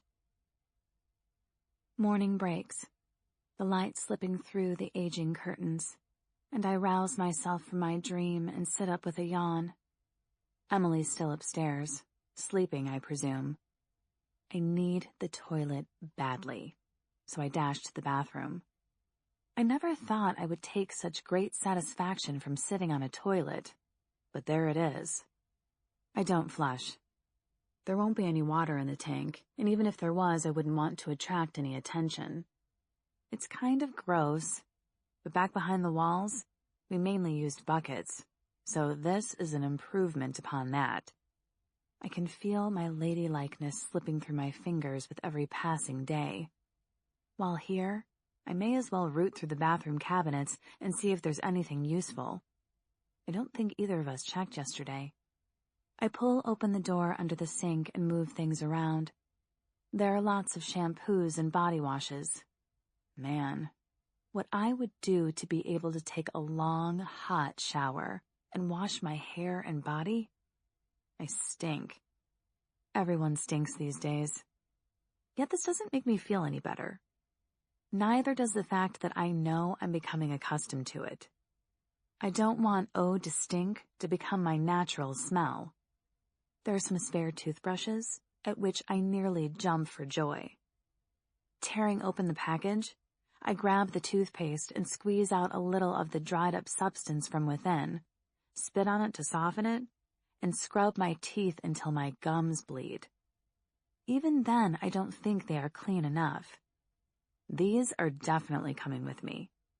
I slip them into one of my many pockets and continue with my search. I find cotton swabs and clean my ears, and then some good, God's honest, dry shampoo. The kind that you massage into your scalp, but instead of it shaping your hair into place, it does some magical voodoo shit and makes it look, smell, and feel cleaner. It's not the same as using real shampoo and water, but damn, this is a luxury. I'm close to tears at the thought of having clean hair again. Pathetic. I'm so not Lara Croft. I pull out my hairband and squeeze out some of the shampoo, rubbing it into my scalp and through to the tips, pulling my fingers through the knots until clumps of dry, dirty, knotty hair come out in my fingers. But still, I don't relent. Who knows when I'm going to get the chance to do this again? There's virtually nothing left in the tube, but there's enough to get a start on my roots. My fingers are sore and red, as is my scalp by the time I finish. Looking in the mirror above the sink, though, I know that it was worth it. I use makeup remover to wash my face and even under my arms. Who gives a shit if it's not soap? It's just as good. I look almost human again. Clean teeth, relatively clean hair, and a perfume smell to my skin. Who would have thought that this is what I would have missed the most? Being clean. After primping myself for what seems like forever, and filling the pockets in my pants with the extra painkillers, cough medicine, and my toothpaste and toothbrushes, I make my way back downstairs and continue my hunt for useful shit. Rummaging through the boxes again, I find some more food. Dried pasta, dried beans, canned tuna fish. I want some more of the prunes we had last night. I think I have a new favorite. There's no more to be found. I grab a couple of dried cereal bars from the bottom of the box, examining the best before dates on them, and then sniggering to myself and unwrapping them one after another. I bite into them with more enthusiasm than I showed the prunes the previous night. I'm not sure my stomach can take much more of the delights that this house has to offer. Are there any more of those? I look up to Emily. She looks well rested, and I'm glad. It's probably the best night's sleep she's had since this all began. I wish I could say the same, but the dreams always ruin my slumber. We fill up on cereal bars and load everything into the backpacks. I'm pretty impressed by what we have. Food, medicines, sort of. Survival gear, sort of. If we can find a car, we might actually stand a chance of surviving. For what reason, though? I can't help but wonder. The world isn't ever going to be the same again. So what's the point of all this? 3 years, and not much has changed. I frown and look through a small gap in the back curtains, which are still drawn shut. Survival instincts are a real bitch. So what's the plan? Jesus. I wish you would stop asking me that question, or at least find a new approach in asking it. She's like a broken record stuck on repeat. And why does she think I have all the answers? I can feel my temper bubbling below the surface. Old Man Riley used to have a really big Hummer parked in the garage. Never drove it anywhere, but he'd be damned if he didn't clean that beast every Sunday morning up on his driveway. Emily peeks out into the backyard with me nonchalantly. Really? I turn to look at her, our proximity close enough for her to smell my fresh breath. Did you brush your teeth? She looks around my face and hair with a frown. Did you take a shower? Her eyes skim my clean hair and face, a furrow pinching deeper between her eyebrows. Guilt floods me. She looks positively green with jealousy. I decide to ignore the interrogation. Does he really have a big-ass car in his garage? She tugs her hair behind her ears. Yeah. Well, he used to anyway. Her perky smile is back in place. How do teenagers do that? Just bounce back every time. Why didn't you tell me this last night? If it's still there, then... I stand up with a huff and go into the kitchen. I don't know. I didn't think it was important last night, I guess. I rummage through the drawers. I know I saw some keys round here somewhere. I didn't pay attention to them last night, but maybe they're for the Hummer. I slam through a couple of the drawers, shoving things around, and nearly slice off my finger on a pizza cutter. I pause on the item, deep in thought as to whether it could be useful as a weapon, but decide against it. What am I going to do? Slice up a portion of zombie face? Ugh. I move to the next drawer, and my hand finally lands on the keys I had seen, but they aren't the right ones. These aren't even for a car, for Christ's sake. I slam the door shut in anger and lean back against the kitchen counter. He might have kept the keys in the garage. My dad used to keep his spare there. She shrugs, and I eye up the door to the garage. Seriously? Yeah. Something about always having the keys close at hand if we ever needed to make a quick exit. I really want to be a bitch and ask how that motto fared up for him, but decide it's best to keep my mouth buttoned up on that subject. No point in pulling off the Band-Aid for her. Where did he keep them? That seems like a better question to ask given the circumstances. On the wall right by the door. What, was he stupid? What would he have done if someone had broken in? Her mouth opens and closes like a fish for a moment as she flounders on a suitable answer. I put up my hand in protest. Don't answer that. I honestly don't want to know. Obviously, you were all idiots. Emily is biting on her lower lip, her nostrils flaring at my last comment. I guess she's trying to contain her temper, too. Jesus. We were not going to be a good team if our monthly cycles coordinated. Nina, do you think we could go back and look for my parents at some point? I know what you said about them being... She looks away from me before continuing. I'd still like to look for them, though. Just in case. No! I grab my butcher's knife and stand by the door to the garage. This girl seriously has a death wish if she thinks it's a good idea to wander around a zombie-infested town looking for Mommy and Daddy, with nothing to defend ourselves with but a crappy butcher's knife and a blunt penknife. But... I said no, Emily. They are dead. I know that sounds harsh to you, but you need to deal with this sooner rather than later. Everyone that got left behind is dead. I turn back to the door with a bitter taste in my mouth. Emily says nothing, but her eyes had told me everything I needed to know. I'm a bitch. I don't mean to be horrible, Emily. Then why are you? I look at her. The words sting, but I know she's right. I am being horrible. But I also know that there will be no point in going to look for her family. If they are alive, then they won't be here. There's no point in trying to sugarcoat it for her. My hand is on the doorknob to the garage, while my mind is somewhere else. Not everyone died, Nina. Yeah, we're left with the real charmers of society, huh? Aren't we, Emily? The evil and corrupt, the ones who would sooner leave you to die than help you? Yeah, and that's just another solid reason why we can't go looking for your family. I turn the handle carefully, wondering for a moment if it will be locked. The door abruptly yanks under my grip and shoves wide open, slapping me in the face with brutal force.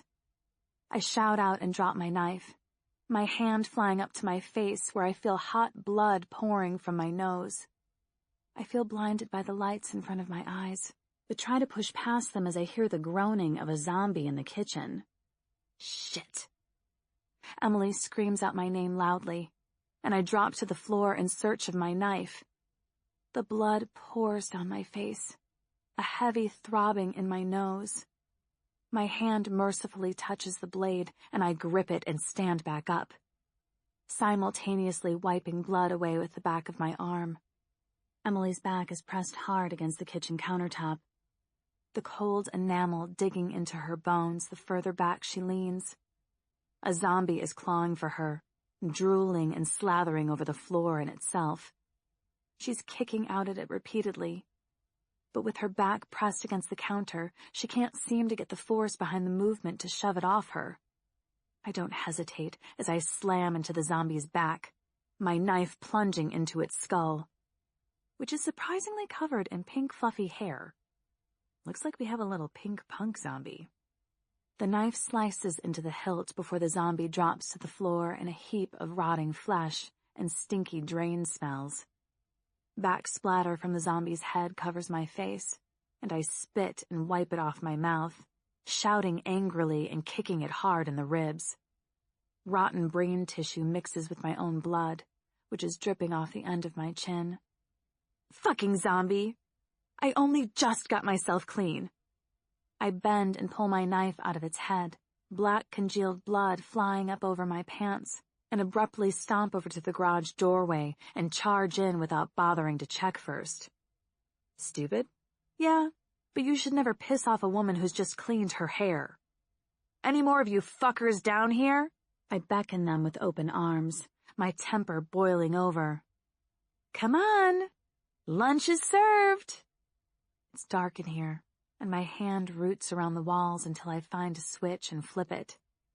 Nothing happens as expected, and so I push the door open wider to let in a little light from the kitchen.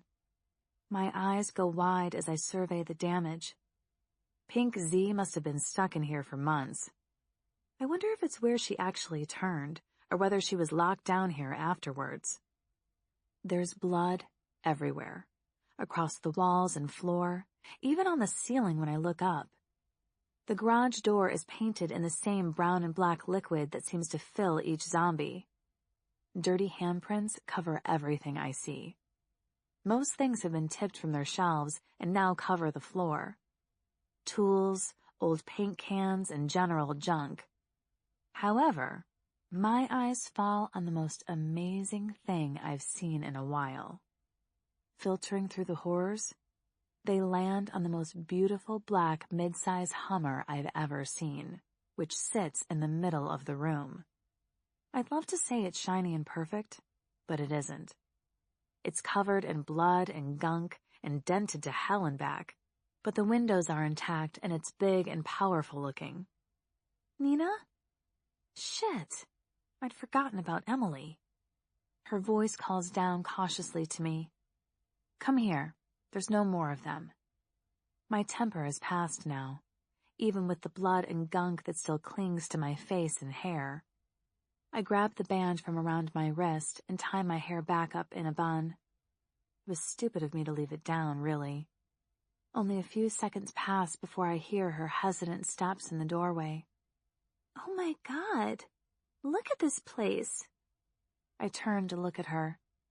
She too is covered in black sludge and brown blood. Her shirt is ripped, and she's as pale as a ghost. Yeah, but look, Emily. Look at that beauty. I walk up to her and grab her hand, smiling for the first time in what feels like forever. If we can get that going, if it has gas in it, if we can get the garage door open, Christ, we might have a chance. The excitement in my voice is palpable, yet she seems unperturbed by it. That's a lot of ifs, Nina. It's a shitload less than we had before, babe. I give her hand a little squeeze and pull her further into the room. We have to find those keys. They're here somewhere. They have to be. I point to the little hook that's by the door. It's empty, but the fact that both it and the Hummer are there means the keys have been hung here at some point previously. Excitement bubbles in me, and every time I look up at the beast, as I've decided to so aptly name it, it tingles a little more. The thing is like a tank, with huge tires, high sides, and a mean-looking grill on the front. On hands and knees we search, rooting through body pieces and sludge. It seems at one time there were 2 people in here. Pinky must have turned at some point and eaten her little partner in crime. I shudder at the thought and pray they didn't know each other. Though, would that matter? Would it be any less horrifying being eaten alive by someone you didn't know? Maybe. Maybe not. I think I've got them, Nina. Emily is pulling out boxes from under the precarious pile in the corner. I'm sure at one point they must have been very neatly stacked and put away, but now they are just a huge mound of cardboard on one side of the car. She shifts a box out of the way and the contents spill out of it. Pots and pans clatter to the floor. They roll and crash into one another. One particularly pesky metal pan lid rolls under the car and out the other side before clattering loudly into the metal garage door. The entire wall of metal rattles, and the sound echoes around the small confines of the room. We both freeze, staring at each other in horror as the noise bounces around us. I close my eyes and count to 10. Or I start to, but I only make it to 4 before something crashes into the other side of the garage door. The sound is quickly followed by a groan and another crash. It seems, much to my dismay, that we have visitors. And I didn't even have time to make up a guest room. Well, damn. Chapter 8. Fist after rotting fist hits the outer garage door. Each new set of zombie hands making a resounding crash, and I flinch at every single one. I know we need to move, and now. But I feel frozen in place. Why? I have no idea. I just killed one of them less than an hour ago in the kitchen. I'm still covered by the gore and grime from the kill. Yet trapped in this house with Emily, it had still felt vaguely normal. Surrounded by furniture and stupid products and shit that I used to have in my own life. Something as simple as a sofa can be a huge source of mental as well as physical comfort. The things you take for granted on a daily basis. Even the grumpy dead dude upstairs couldn't ruin it for me. Emily was right. Not all of the stuff in the boxes was crap. It all meant something. It was all important to someone at some point. The sounds echoing into us from out there makes me remember where we are, what we have survived, and how fucking lucky we are to have gotten this far. However, break time is over. Back to the real world. Hip hip hooray. Another smash bounces off the door, and Emily yelps and whimpers. Another loud pound makes her grip my upper arms and scream into my face. Nina! Her nails dig into my soft flesh as I stare in horror at the weakening garage door and try to scramble my thoughts together. Jesus, it sounds like there are hundreds of them. A slap ricochets off my face, and I stumble backwards from the force of it. Jesus fuck, Emily! I swing to slap her back, more of a reaction than an actual anger, but the fear in her eyes stops me. She cowers, waiting for the impending impact. Her hands cover her face in protection. I lower my hand, feeling the shame fill me. Sorry, I thought you were in shock, she yelps. I frown at her, still trying to contain my temper and not bitch slap her back. The keys. We need the keys now. I swallow down the beating of my heart and try to focus. She mirrors my action, her chin trembling. The pounding on the door has increased even more, as has my heart rate. Her eyes are wide. I found them. They were under the boxes. Well, get to it, I yell. She clambers over to the boxes and starts to throw things out of the way. I try to help her as much as I can, attempting to pile the stuff out of the way of the front of the car. The noise all the time is ever increasing, with the incessant moaning that only the dead can make. Well, only them and my mother-in-law anyway. Damn, that woman could nag. It sounds like there's a full-scale thunderstorm outside, as fists pound upon metal. I look to the top of the door, and of fucking course, the door is beginning to come loose from its rusted hinges. Got them, Nina. I've got them. I've got them. She jumps up, slips, and falls back over with a little yelp. Her hand flies back up, still clutching its prized possession. I almost want to give her a roaring round of applause, but I can't hear myself think anymore. Besides, can it be a roaring applause if there's only one person clapping? Anyway, I digress. She stands again, done with her little comedy sketch moment, and starts to climb back over everything, unlocking the car with a squeal of some sort of emotion. The garage door seems to mirror her sound as it squeals right back at her, as if in self-righteous indignation at our escape plan, the hinges ever loosening. Get in! I shout the order to Emily, and hesitantly run back into the kitchen, tripping over Pinky's body on the floor and falling flat on my face with an oomph. I'm standing back up before I've even caught my breath and running into the living room with yet more blood pouring down my face. I grab the 2 bags that we had so carefully packed earlier, slinging one over my shoulder and carrying the other by its strap. I hear a smash from the living room window as I come back through the kitchen, but I ignore the noise and jump over Pinky's decomposing body like I'm an Olympic hurdler. I grab the bottle of vodka from the kitchen counter without a second thought. What? This is important stuff. Don't judge me. And run back through the garage, slamming the door shut behind me. Emily is in the passenger side of the car, waiting patiently for me. Ha! Who am I kidding? She's screaming my name out repeatedly like she's a prized fucking opera singer. The garage door has begun its slow descent to the floor. I throw everything into the back of the car and jump into the driver's side. I put on my seatbelt and start the engine. What? Safety first, even in these times. The engine growls loudly, the sound reverberating around the confines of the garage. The sound seems to incense the zombies outside even further. Did they know that dinner was getting ready to make a run for it? Drive for it? Whatever. Either way, it's time to get the hell out of here. The door finally gives way with a heavy screech and a resounding thud. It lands on the floor, and the zombies outside don't wait for an invitation, but charge forward full tilt. Well, as full tilt as something with rotten and decomposing limbs can manage, anyway. They attempt to clamber over the many obstacles in their way, and I can't help but lift an eyebrow in surprise. I think this is all starting to get a bit dramatic.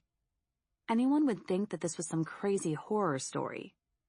It seems, however, that garage doors and boxes full of junk are a huge stumbling block for the dead.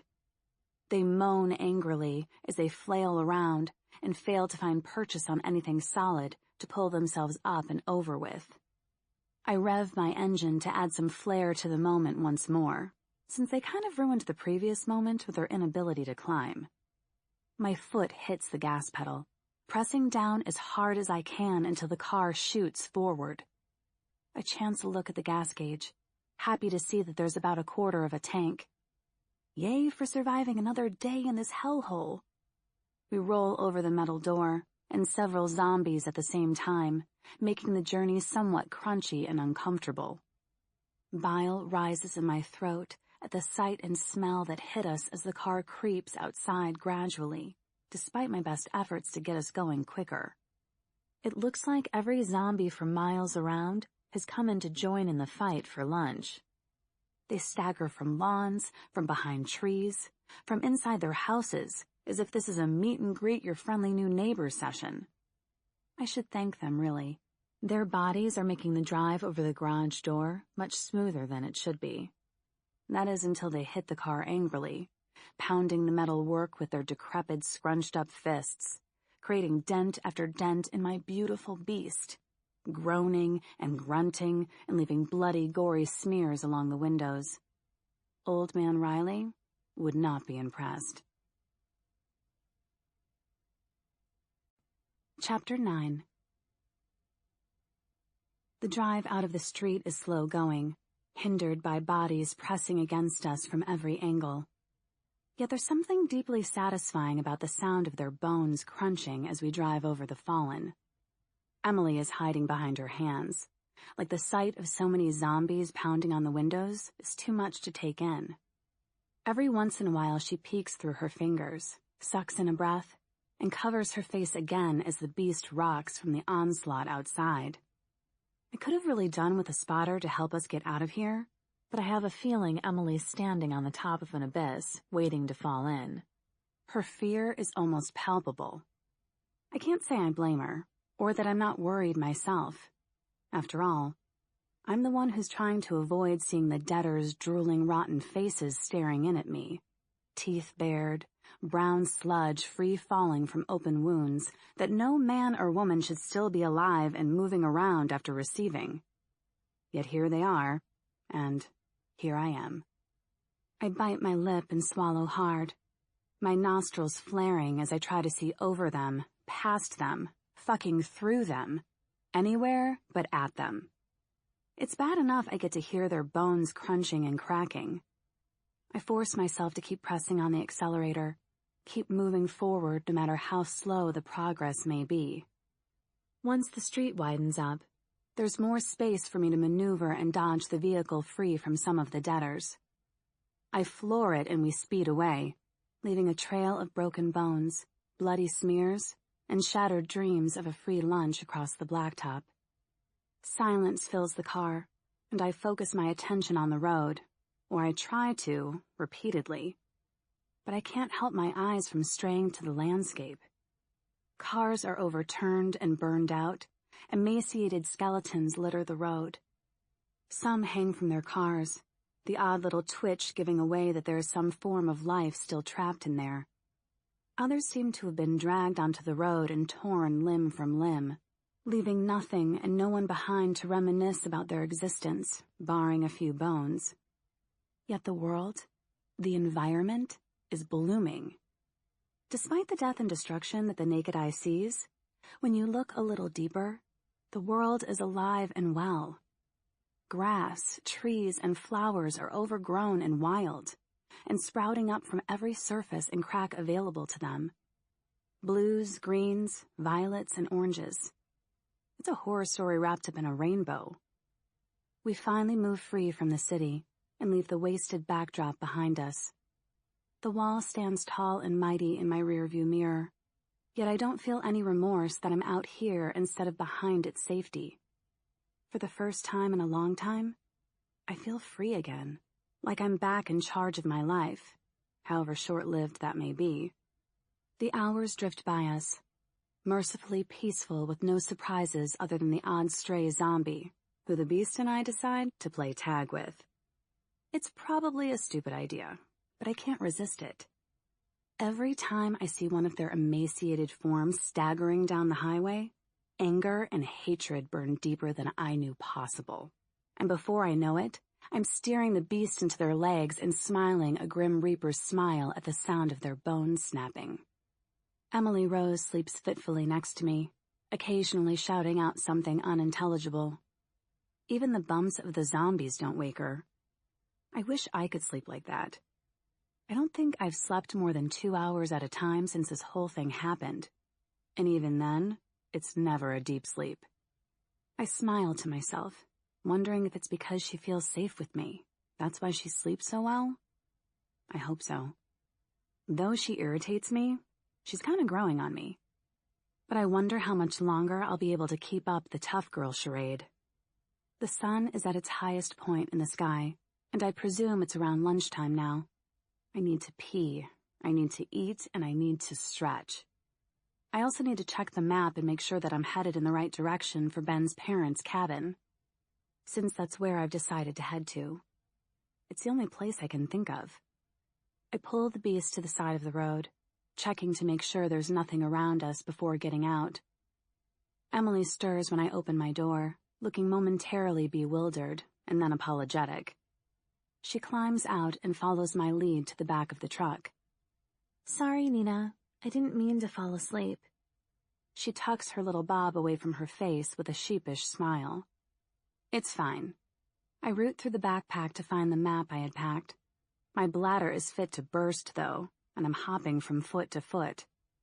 Gotta pee. Won't be a minute. Find the map, it's in there somewhere.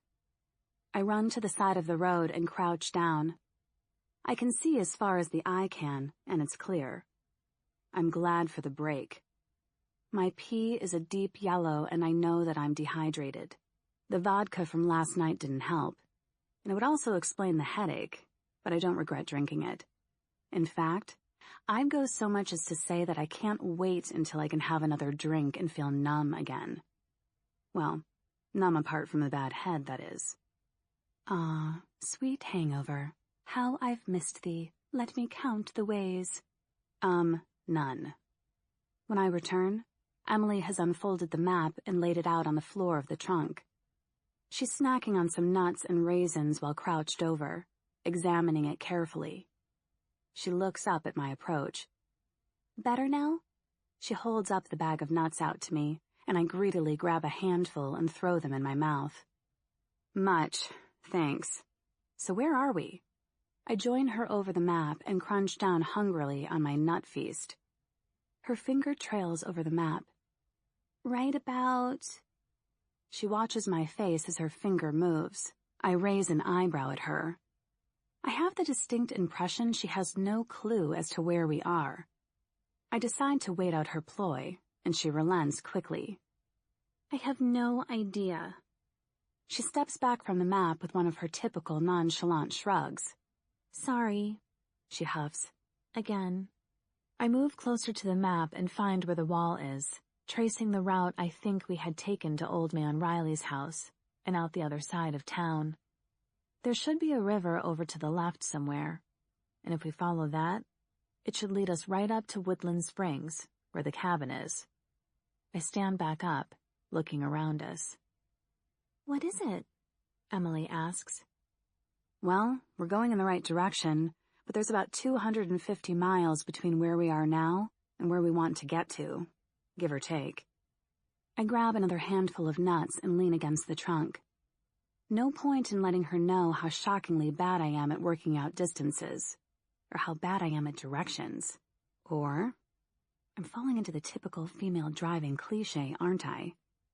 My clothes are still covered in brown and black sticky gunk. I tried to ignore it up until now, but it's starting to dry and flake. It smells like dead puppies left out to rot. I think of my little beauty regimen in the bathroom earlier, with another wistful sigh. What's wrong now?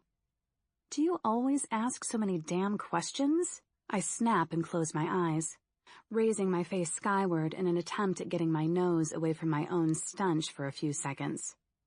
My brain feels like it's going to pop out of my skull at any point. Well, you don't talk much. I open my eyes and look at her. Hands on hips, lips pouting. A real Little Miss attitude. I think I like her even more. And you don't tell me anything. How else am I supposed to find anything out? I raise an eyebrow at her as she continues with her rant. If we're in this together, you need to let me in. Tell me where we're going and what I can do to help. Stop being such a bitch to me all the time. Her pout gets poutier, if that's even possible.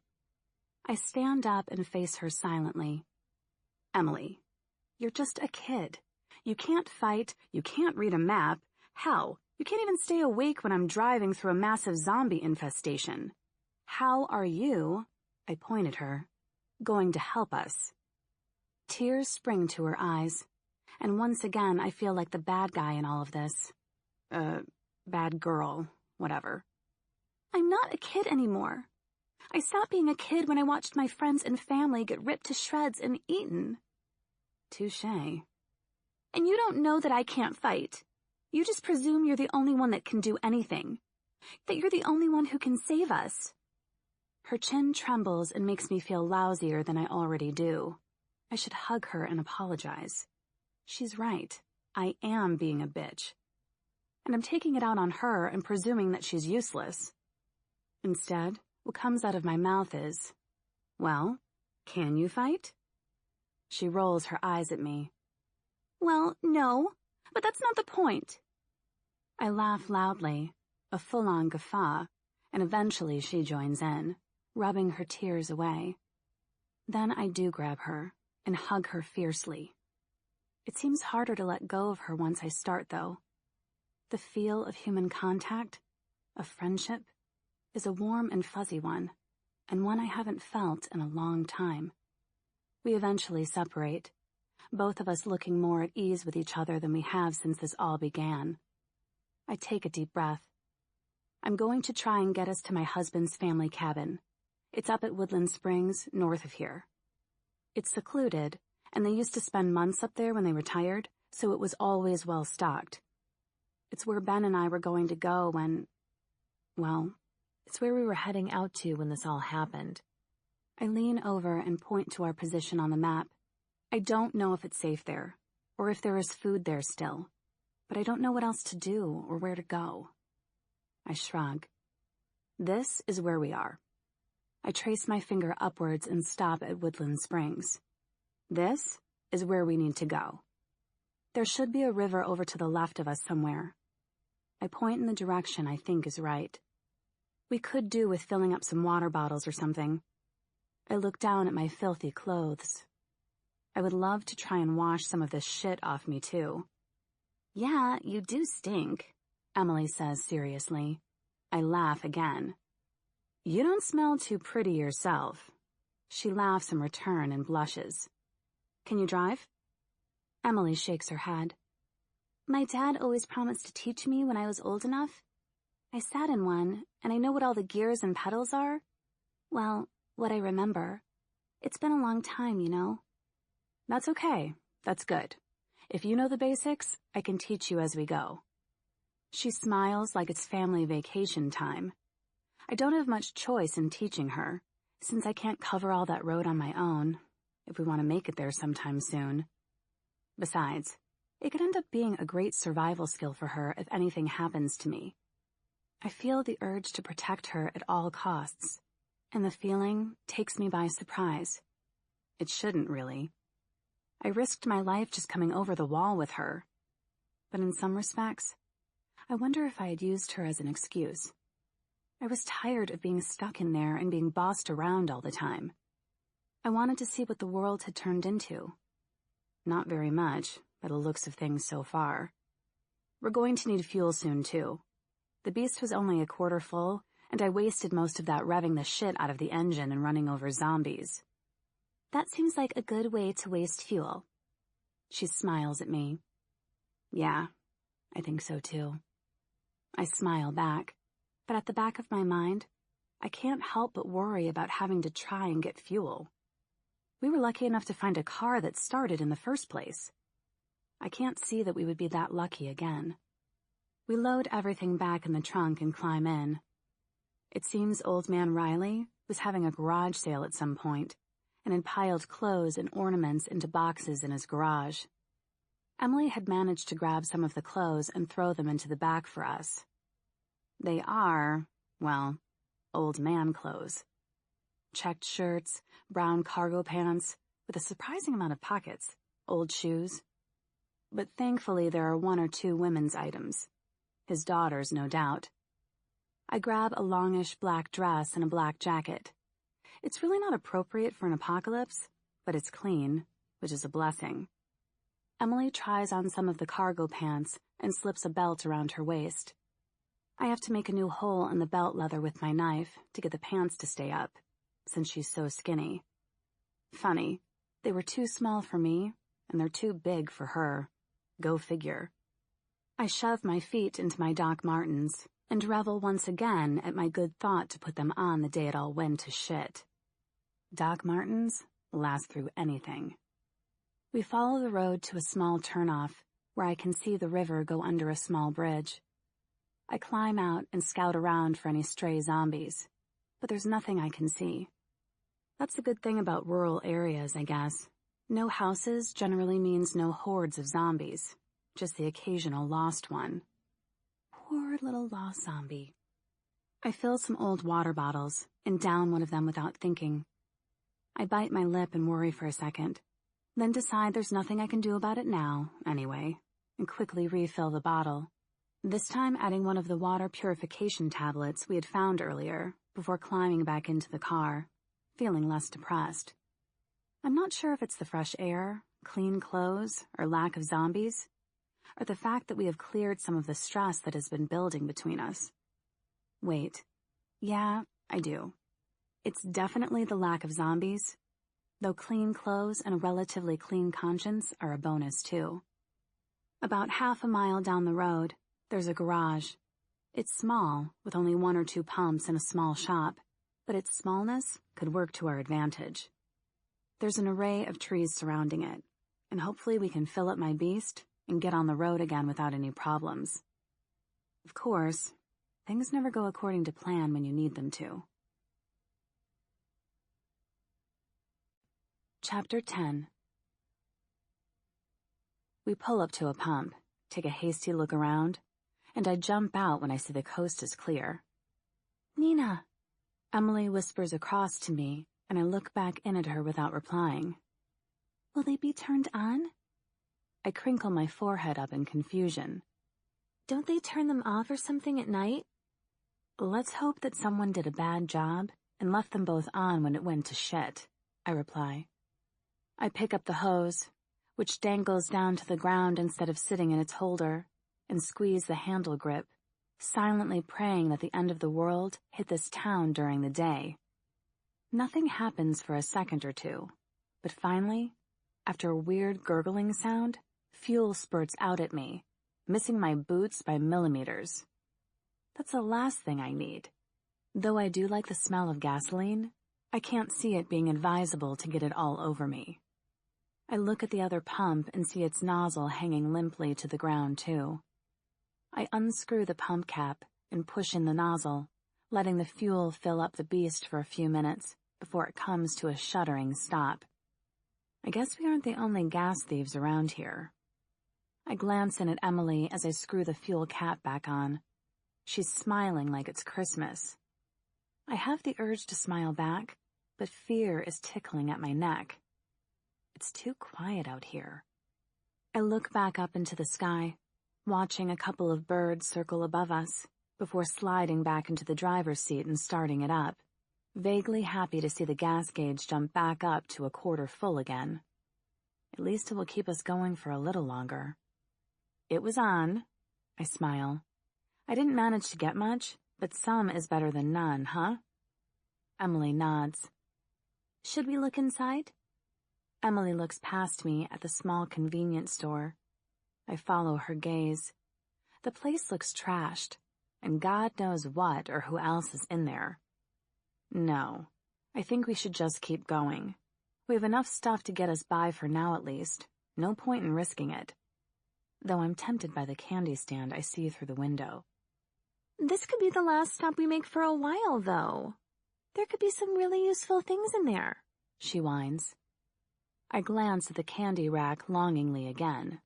It's tipped to one side, and I can't tell if there's anything on it anymore, but the colorful little sign is beckoning me regardless. I unclip my seatbelt with a groan, turn off the engine, and slide back out, reaching in and grabbing my knife as I do. "Okay, but you wait here." I turn and make my way across to the store, with Emily falling into step beside me. "I thought I told you to wait in the car." I don't look at her, but keep going. "You did," she smirks. I frown at her while she continues to smile, and I have to look away before I smile too. Damn infectious smile that she has. The doors are locked tight, so we scout out another way in, finding only a small serving hatch that's partially open.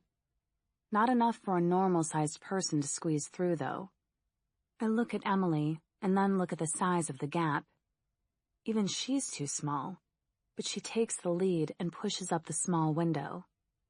It's stuck in place, but after a couple of attempts, we manage to get it up further, and I boost her in through it and into the dark building beyond. My heart races as I follow her on my side of the glass to the doors. She turns a little lock on the door while casting a furtive glance behind her, and I push past her as it clicks open and strain for any noise inside. "See, aren't you glad I came now?" She smirks. No. I grip my knife tighter and let my eyes get used to the shadowy store, taking in the mess lying around. There's not much left of anything. People have clearly raided before us. I told you this was pointless, I say to Emily through pinched lips. She ignores me and continues to root around on a shelf. There are empty packages of cookies, drink cans, and bags of chips, but nothing more. I check out the candy rack and, to my surprise, find a bag of Jolly Ranchers which have fallen behind the stand. A smile breaks the scowl free from my face. Woot! Look, Emily, cherry Jolly Ranchers! I can't hide the childish excitement from my voice. I used to love these. I rip the package open and grab one, shoving it in my mouth before holding the bag out for Emily to take one. I won't lie. A few carnal noises may have escaped my lips, but the embarrassment is worth it for the pleasure that is exploding within my mouth. Don't move.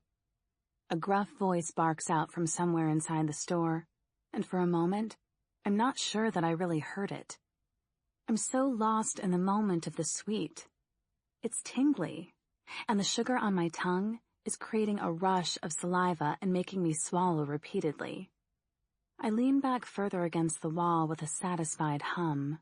If I die today, then it will have been worth it for this one moment.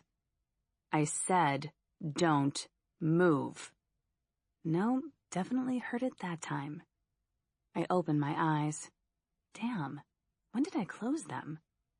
A man comes from around the back of one of the aisles, aiming a shotgun at me. I presume it's a shotgun. It could be a semi-automatic nuclear device for all I know about weapons. What I do know is that it's big and scary looking. Unlike the man holding it. Sure, he's big, but even I can see he has a rugged charm about him. I swallow the candy whole, nearly choking on it as it goes down. How many more of you are there? He moves closer to us, checking back over his shoulder nervously. His head is shaved, but dark hair has started to grow back. "How many more of us? What?" Emily looks from me to Gun Guy warily. People, women, men, whoever, he half shouts, keeping the gun's aim steady on us. "No one," Emily whispers. "It's just us two." Shut up. I look at her with narrowed eyes, and she shrugs at me like it's no big deal. Is that your Hummer? His eyes widen at it, a grin spreading across his tanned face. I want to stamp my feet in frustration. Yes, our Hummer. Get it? I snap back bitchily. Not for long. He looks back at us with a smile and backs toward the door. Throw me the keys. No, I glare. "Nina, just give him the keys." No. Yeah, Nina, he mocks from the glass doors. Just give me the keys, Nina. He smirks at me, but not for long as a zombie slams into the glass behind him and all three of us scream. Shut up. More might come if they hear you, he shouts. Hey, you screamed too, I shout back. The zombie bangs its meaty fists against the glass, smearing its mouth across it as if the glass was ice cream, and it was cooling itself down from the hot sun. I did not. He hits the glass angrily with his fists, right where the zombie is. The zombie doesn't even flinch, but continues its assault on the glass. It really is quite perverted to watch as its tongue licks back and forth, leaving a strange gloop in its wake. Yes, you did. It was even louder than Emily's scream, and she's just a kid, I snort. Emily shoves me in the side. Hey, I'm not a kid. I roll my eyes at her. Sorry. I look at him again, but he did. Does it really matter? She asks exasperatedly. Yes. Me and the gun guy shout in unison. The shop falls silent as we stare at each other, playing the who can give the other most evil look game. Eventually, Emily breaks the ice. Seriously? You don't seem like you want to hurt us. Not really. And we obviously don't want to hurt you, she begins. Speak for yourself, I bite back. He raises an eyebrow at me. That zombie out there is stopping any of us from getting out of here right now. So can we all just calm down? We are going to need to help each other, not fight. She looks from me to him and then back again. Nina, please? Gun guy lowers his gun slowly, all the time keeping watch on me. Good thing, too, because I want that gun before we part ways. Fine. I grab another candy and pop it in my mouth. Now that the imminent danger seems to be over, maybe I can finally enjoy it. I stop and look at the scruffy dead person outside. He used to work here by the looks of his overalls. He's fat and balding with no arms. Hence all the licking, I guess. I shudder. I wonder what the hell happened to his arms. Hey, I wonder what happened to his arms. Gun guy shouts over to us with a laugh, while putting his hand up close to the zombie's face. I cringe at the idea we've had the same thought. The zombie is going wild on the other side of the glass and tries to bite through it, breaking a couple more of its teeth in the process, and we get to watch the whole glorious spectacle. Fantastic. Emily has continued rooting through the shop for anything else we can take, seemingly oblivious to the guy with the gun, who might decide to take us hostage and torture us. Wouldn't be the first time. I shudder and look at him. He's packing some cans into a backpack and looks like he wouldn't hurt a fly. Not that he doesn't seem like a badass, but the guards behind the wall all had a certain look about them. A soulless look, I guess. Gun guy doesn't, at least not so far. He seems more of an opportunist than anything. I swallow another luxurious mouthful of sweet-tasting saliva. Can I have one of those? Gun guy is standing in front of me, staring greedily at my bag of candy. I don't want to share them with anyone, certainly not a gun-wielding maniac, especially if this is the last bag in the world.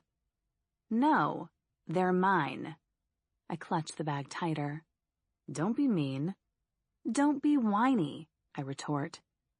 I could just take them from you, he says childishly, his brown eyes still staring at my candy. You could try, I laugh. But you won't, will you, gun guy? Because if you were going to do that, we wouldn't be talking about it. I put them behind my back and out of his immediate reach, narrowing my eyes spitefully at him. It's Mikey.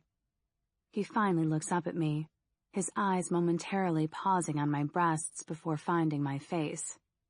So, it's my name. His eyes soften. And again, so, I snort and push past him. I'm pretty sure he calls me a bitch, too, but I don't care. He's not wrong. I find Emily in the magazine section, flipping through an old teen magazine. She looks up as I come close. So, what's the plan? That question again? Really? And so soon after the last time she asked me the same thing.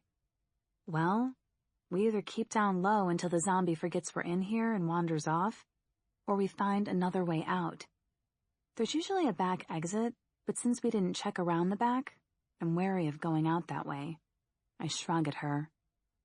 We could go out through the roof. We both turn to look at our newest and most unlikely companion, who miraculously seems to have found a can of Spam and is subsequently scooping it out with his hands.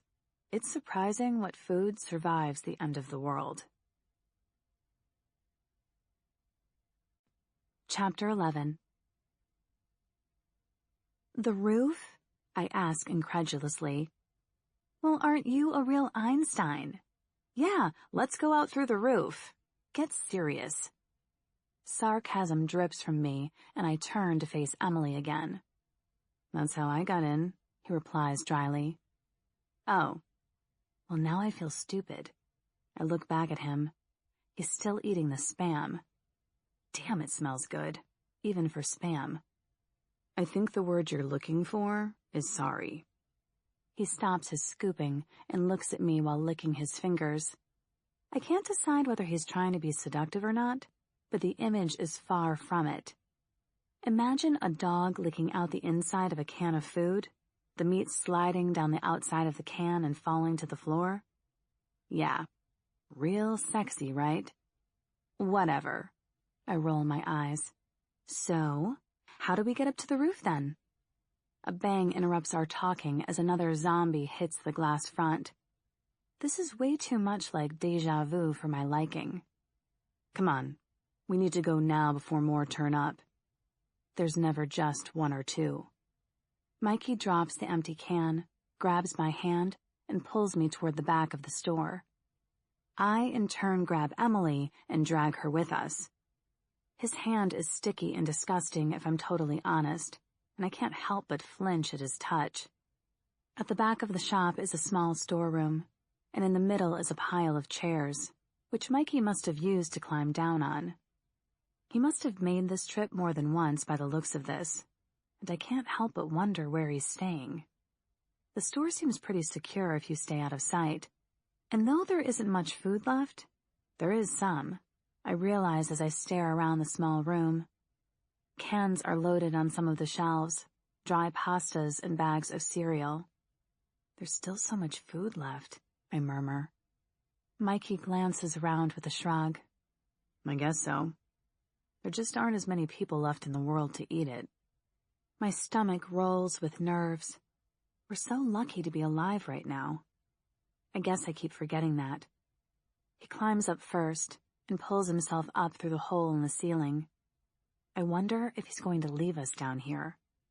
But a few seconds later his head pops back through the hole, and he reaches down as far as he can with his hand. Come on. He looks at us both, and I push Emily forward since she seems less capable than me. She climbs up part way and grabs his hand, and Mikey half pulls her while she climbs out.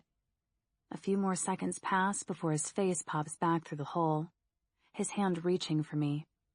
I slip my candy in my pocket and climb up, gripping his warm, sticky hand in mine. He pulls me up, and I find purchase every now and then with my feet. My fingers reach the lip of the access, and I start to pull myself out. The boxes beneath me move and I slip, barely holding on until Mikey reaches for me again. His fingers wrap around my arm, and he pulls me up and out as a loud bang sounds out below me. His muscles strain while he does. Since I now have nothing to put my feet on, I'm a dead weight. His other hand reaches for me and grabs my other arm as I finally pull free of the hole and we crash backwards. I land awkwardly on his chest as his back slams into the gravelly roof, and we both groan as the air abruptly leaves our lungs. My body stills at the close contact of him. The smell of his sweat is pungent in the air, yet strangely intoxicating rather than disgusting. Our eyes meet, and a smile flits across his face as his hands roam to my ass and my eyes widen. Emily giggles from above us. Come on, you two. I look up to her, half blinded by the sun streaming down, and I'm about to push off of him when he grabs me around my waist and lifts us both up to standing in one fluid movement, his big hand staying firmly on my hips. I shrug him off, half embarrassed and well, let's just stick with half embarrassed. Keep your hands to yourself. I shove him away, and he laughs as he stumbles back, holding his hands up defensively. I didn't do anything, he grins, holding his hands up in defense. I roll my eyes. Whatever. So what now, Einstein? I look around us, but can't see a way down. Looking over the ledge, I can see the 2 zombies are still there, in all their gory glory, though they look a little confused now that they can't see their meal. Stupid zombies. I have an urge to kick a load of gravel down on them, but resist it for fear of yet more embarrassment because of my childish behavior. Nina? Emily's hand touches my shoulder. She stands next to me and peers over the top, too. We can easily outrun them to the car. Yep, I reply dryly. But what about those ones? I point to the couple coming out of the woods and shambling over to investigate my beautiful Hummer. A sigh leaves my lips. I was hoping to avoid any more blood splatter, at least for today, but it seems like I'm going to have to do some killing. I am not leaving my beast. I turn back to Mikey, who's on the other side of the roof, on his hands and knees, crouched down looking over the top. We tiptoe up to him and crouch down too and take a peek. There are more shamblers around the back coming from the woods, and it's looking more and more likely that we're going to have to wait them out. I turn back around to look at Emily. It seems Einstein here isn't as clever as he thinks. I don't even bother to glance at Mikey, but know already that he's giving me the finger. It's times like this that I wish I still had my iPhone. You know, when you're bored senseless and just want something mind-numbing to do, like play some crappy game on your iPhone. There are only so many cloud zombies a girl can make before her imagination gets bored and switches itself off. Our backs are pressed into the hard, gravelly roof as we stare up into the sky. One-legged zombie.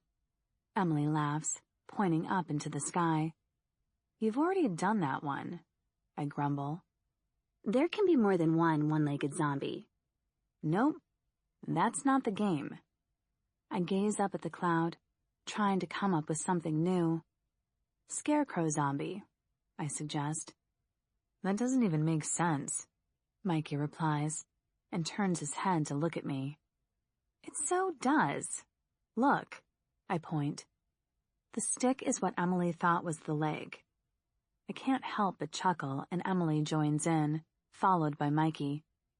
I feel his arm hot and sweaty against mine, but I don't move.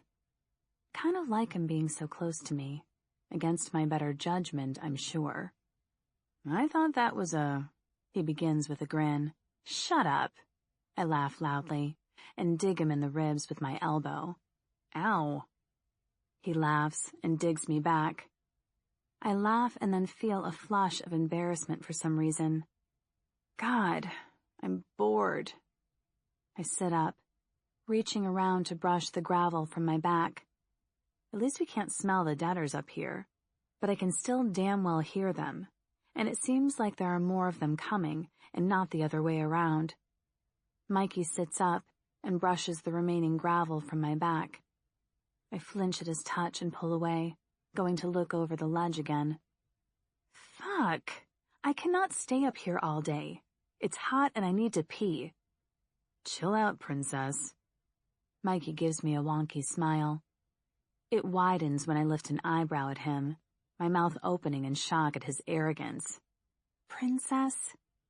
You two go distract them over on the other side of the roof, and when they go over to have a look, you run back over here, and we can all climb down and get away, he continues.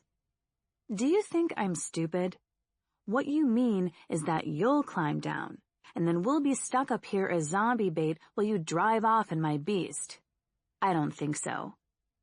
I stand up and cross my arms, and Mikey stands and mirrors my action. The beast? He smirks. Yes, my beast. Now that I've said that out loud, I feel a bit ridiculous, actually. It was meant to be my little private pet name for the car. Damn it. Now would I leave two pretty ladies like you stranded? Please, I snort. I've dealt with men like you before, and there's not a chance in hell that we're being the bait. Well, I know for a fact that you would leave me in a heartbeat, so I'm not doing it. He narrows his deep brown eyes at me, his smirk vanishing now that he's realized he's not getting his own way. Less than a heartbeat, actually, I bite back. He starts to say something, but stops himself short, his face going red as he tries to contain his temper. I'll do it then. We both turn to look at Emily in surprise. It seems my little mouse has a backbone after all. Not that I'm going to let her use it. I haven't come this far to let something happen to her now. No! Mikey and I stare at each other as we say the same thing in unison, and I roll my eyes at him. I rub my arms, feeling a chill despite the hot sun blaring down on me. No, Emily, I'll do it. I look at Mikey. But you have to promise me that you won't leave her. I won't. He finally looks serious. You can't be serious, Emily shouts. Shut up. I snap at her. I turn my attention back to Mikey. Not ever. You have to look after her if I can't get to you. I will. And you don't come back for me. He nods his head once in understanding. There's a group of us hiding out in the woods. It's a really safe place. Trust me on this one. He smiles, but it's a grim smile. Nina, I can do this. Emily pushes between us and looks into my face. I can do this, please? No, Emily. You go with him. He has a safe place, and I'll be right behind you. Nina.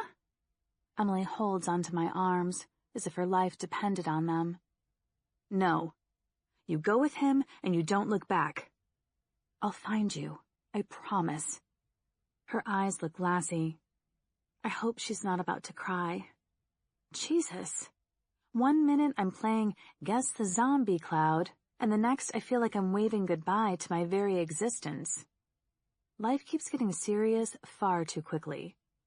Don't start with the waterworks. Emily, I told you. I'll be right behind you. Mikey here is going to look after you, or else he'll have me to contend with. I walk away at my last comment, for fear that I might start crying myself. I look down at my truck again. There are 3 debtors surrounding it now, though they don't seem to sense anyone is in it, as they aren't grunting like usual. I can't believe I'm going to have to leave my baby. And Emily. I huff out another sigh. Mikey comes up next to me. I'll stay. You two go. I don't bother to look at him. No. You need to get her away from here. I have no idea where this little happy place of yours is. I'll just get us lost in the woods. It makes more sense you taking her. I'll be fine. Just leave me a clue of some sort so I can track which way you go. My eyes are still watching my truck. Don't go after it, Nina. It's not worth it. The hell it's not. I'm serious. So am I retort. He grabs my arms and turns me to face him. What is it with people grabbing me today?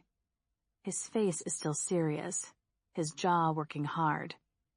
Like I said, there's a group of us hiding out in the woods. We're staying at an old outdoor activity center. It's pretty secure.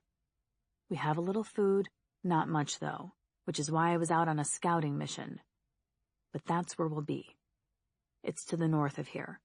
Just keep going straight if you don't catch up to me, and you'll eventually come to a lake. Just keep following it around. I'll be watching for you. His look is sincere, and yet somewhat grim, and for a moment, I feel sorry for being such a bitch to him. He doesn't know me, or Emily. He doesn't have to do this. Hell, he might just ditch Emily when he gets off the roof. But as I look at his face, I don't believe he will. He seems a man of his word, maybe even a man of honor. There aren't many men like him left in the world. You don't have to do this, you know. I don't want you to think I'm a fucking coward and need rescuing. I'll distract them and you two can head into the woods. I'll be able to find you. His eyebrows draw together in concern. I shake my head, looking anywhere but at him. Stop saying that. I said no. I told you. She'll be safer with you. I don't even know where I'm heading. I finally let my eyes stray to him. His eyes are looking deep into mine, seeming darker than they had before. I know you're not a coward. This just makes more sense. Let's say you owe me one, okay? He nods, still not looking happy about the decision. I'll hold you to that. I roll my eyes. I'm sure you will. He smirks again before continuing. Just head north through those trees. He points between two particularly large trees, whose branches seem to make an archway. Follow my path. You'll see it, and you can catch up to us. I nod and take a deep breath. Through the archway, follow his path, meet back up. I can do this, I think. My hand dives into my pocket, and I pull out my Jolly Ranchers and hold up the pack to him. Just one, I warn. He smiles and reaches in, retrieving two with a smug grin, and walks off. Dick. Chapter 12. Come on! Woo! Over here! Hey you, Stinkerbell! I grab a handful of gravel and chuck it down onto the waiting debtors. They shamble forward, bumping into one another without flinching, growling and reaching up for me with dirty, rotten arms. It's a good thing that I have their attention. I look over at Mikey as he starts to climb down. He offers me a small smile. Emily follows him, looking less than cheery. She still seems reluctant to leave. I give her an angry glare, gesturing for her to move it. I pick up another handful of gravel and throw it at them. The ones by my Hummer have begun to stumble over to investigate the noise. That will mean 15 when they all arrive at my happy little location. I can outrun 15 of them, can't I? I look back behind me. Both Emily and Mikey are out of sight now, and I shout louder to keep anything from wandering their way. Hey, Ugly Joe! Tra-la-la. The zombies, though they clearly don't understand a word I'm saying, are becoming increasingly aggressive. They're growling like crazed dogs and drooling black sludge from their mouths while banging their hands on the glass of the store. They won't be breaking in anytime soon, and even if they did, they can't get to me up here, but it's still making me nervous. They can easily wait me out any day. One particularly fat zombie, with barely a scrap of material to cover her overly large and rotting bosom, is staring up at me like I'm a prized T-bone. Her jaw is hanging loose from her face, swaying with her every move and leaving nothing to the imagination. Fantastic. I'm totally running out of insults.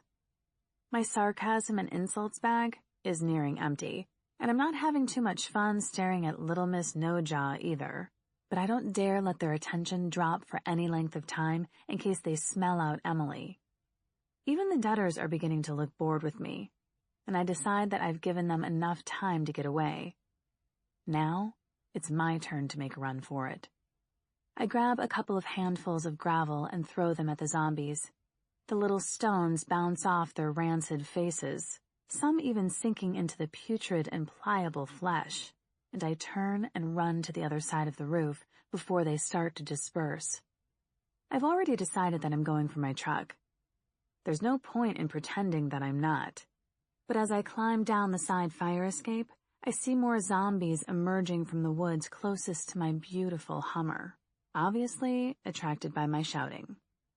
I land with a soft thud and run as fast as my little legs will carry me, which actually isn't as quick as I would like them to be, if I'm totally honest. I was never good at running or any sort of cardio, come to think of it. I can't seem to slow my momentum, so I shoulder slam into the side of my truck, swing the door open, and shut it quickly behind me with a whoop of glee and a painful yelp all at the same time. It's only momentary, though.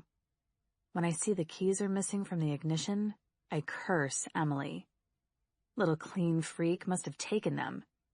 When I get my hands on her, She's going to be getting a mouthful of obscenities and a couple of evil glares to boot.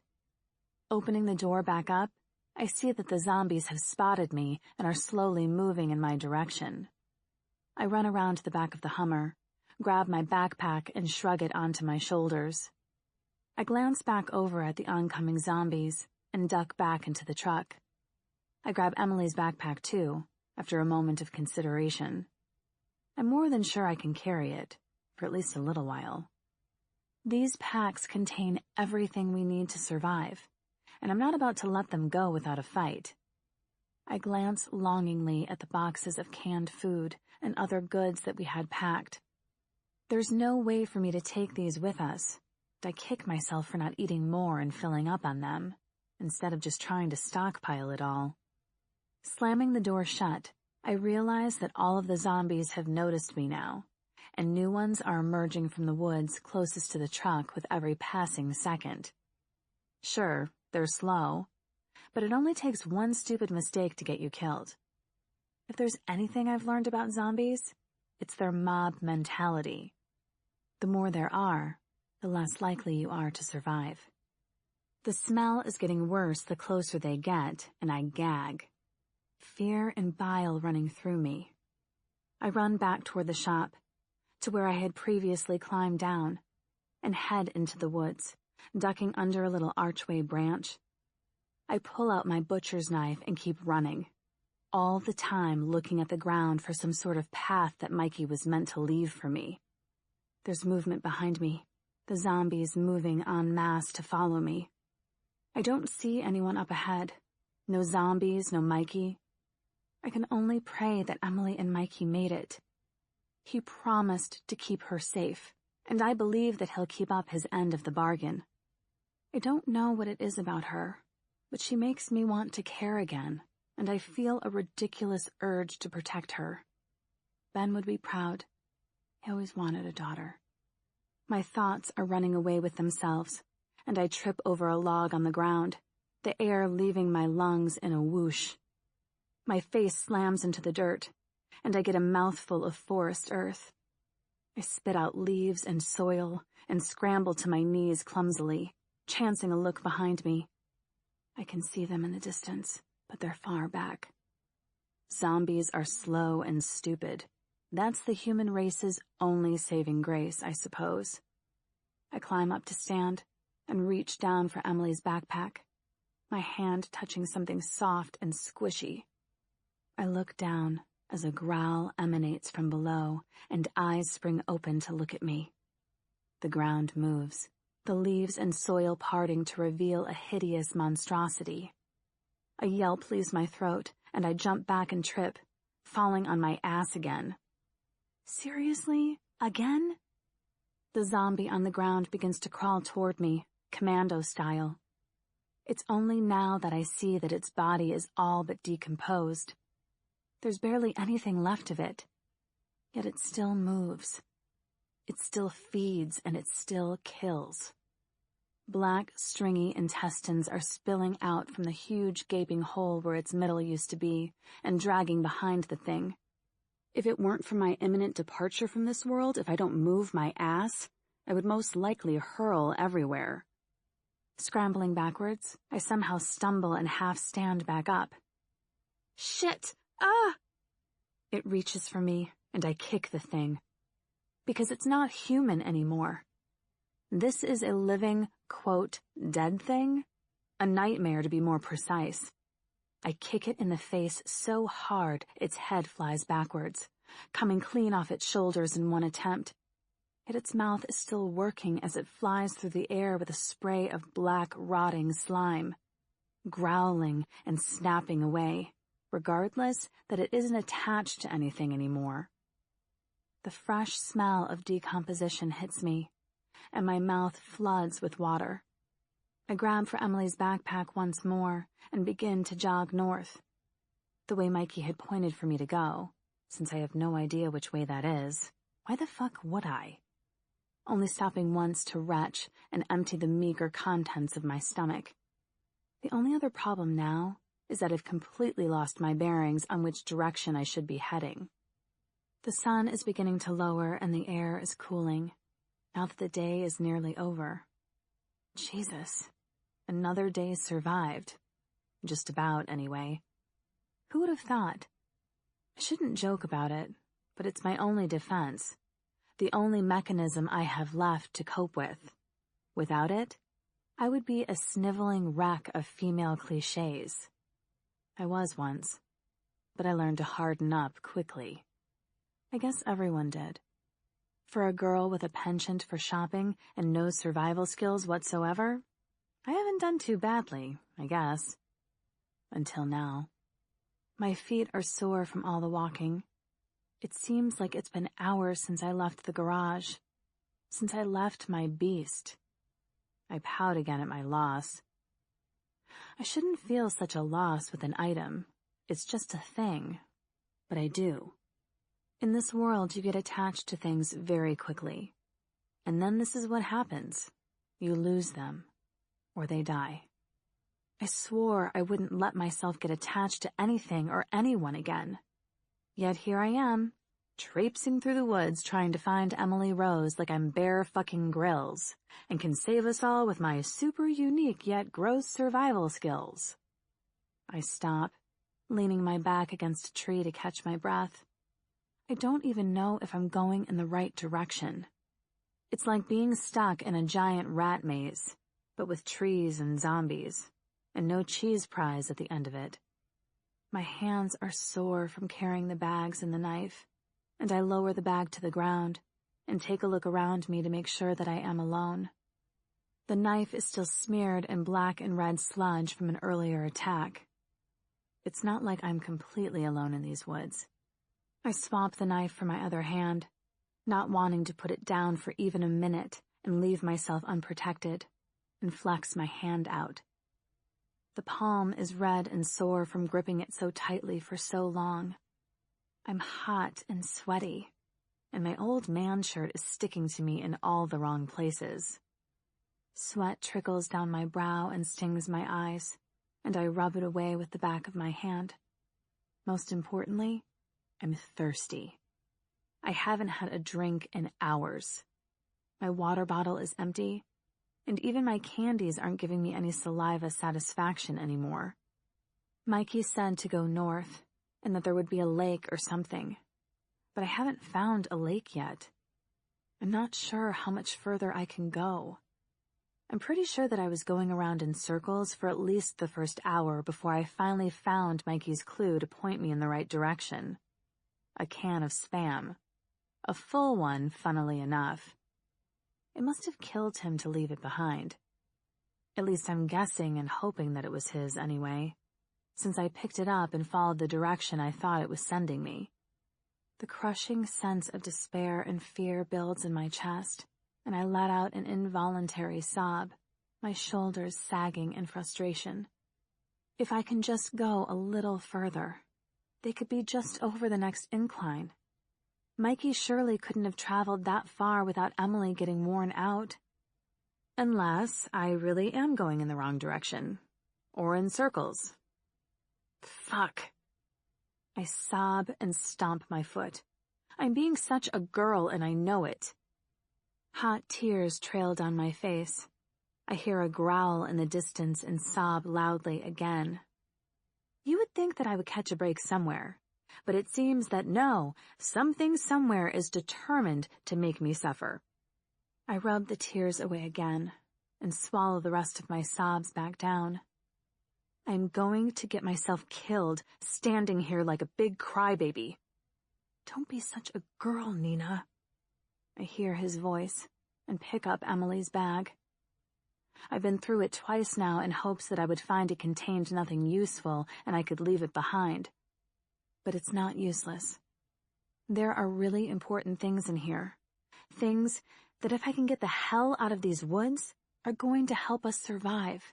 And I'm not about to give it all up yet, no matter how exhausted and lightheaded I feel. I push off from the tree and start walking again. Looking up through the tops of the trees, I pray that I find Emily and Mikey soon, before it gets dark. I don't know what I'm going to do if I don't. Chapter 13.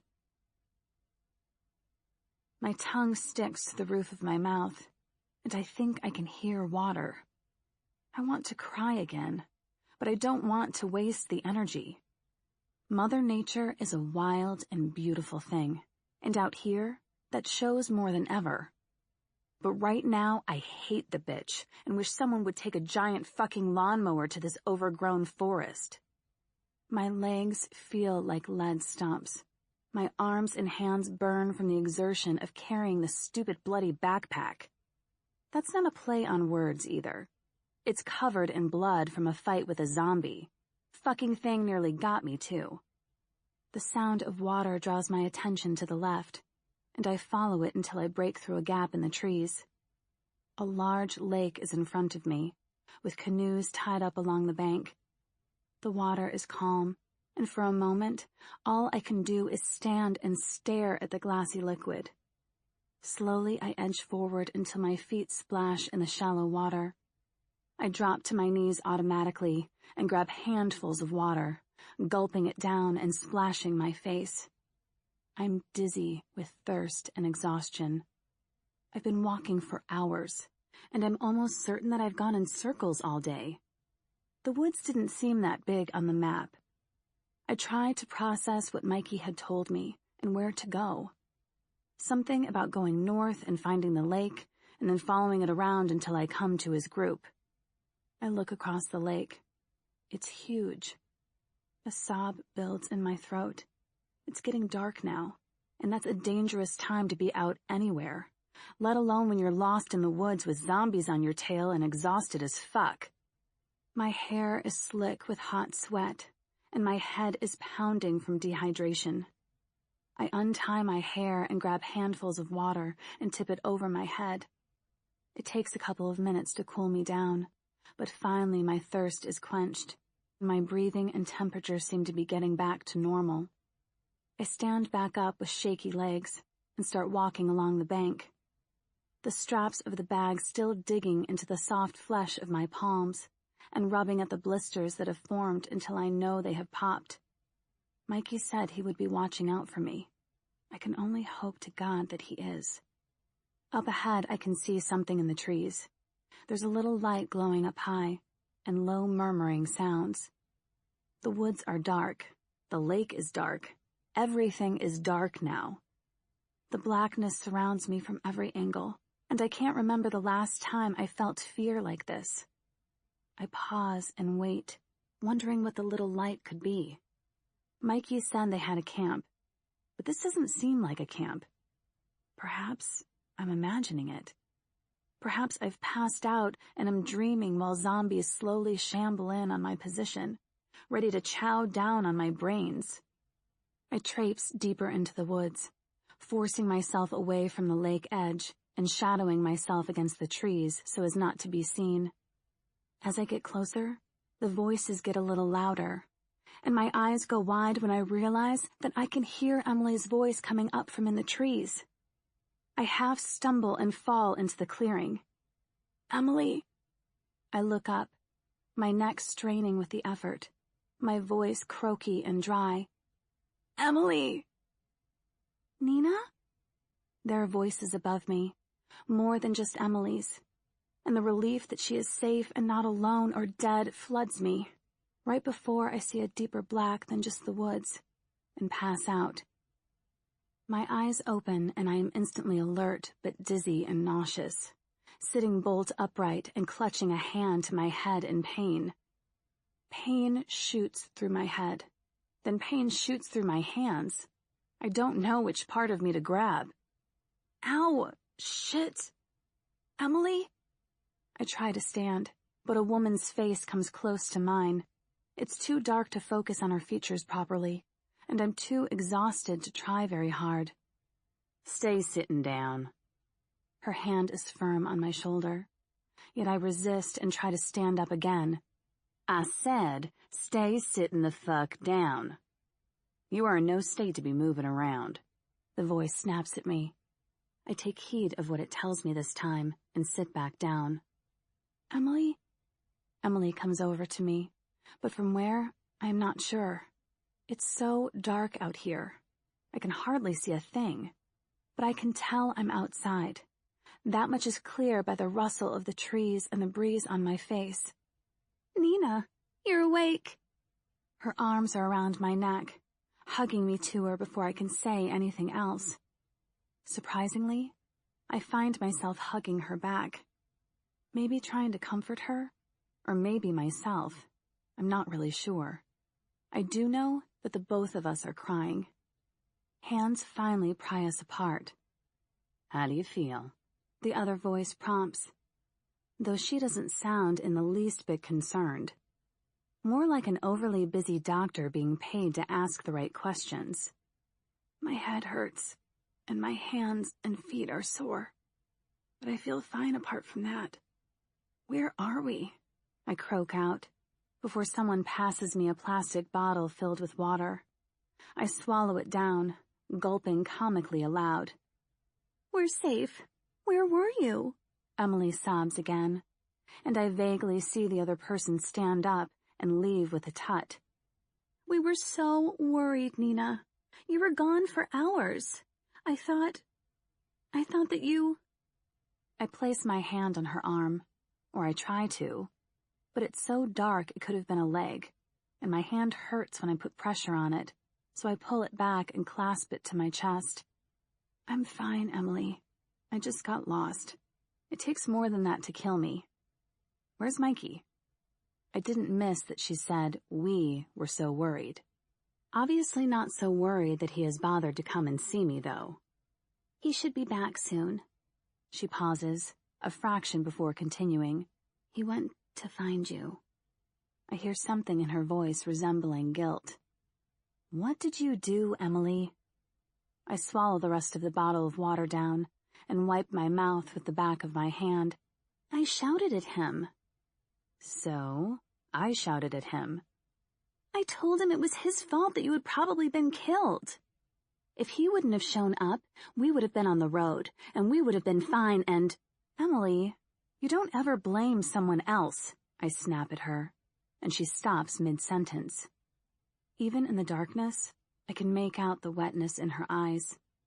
If anything ever happens to me, if I die, it's no one's fault but mine. You never blame someone else. I soften my voice. If I make a mistake out here, it's my fault and mine alone.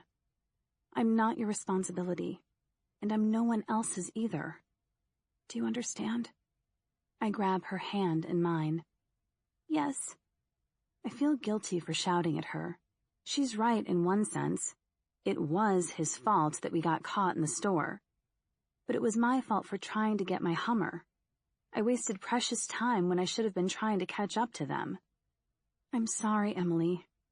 I just don't want anyone being responsible for my life. Do you understand that? There's no answer, and so I prompt her with a nudge.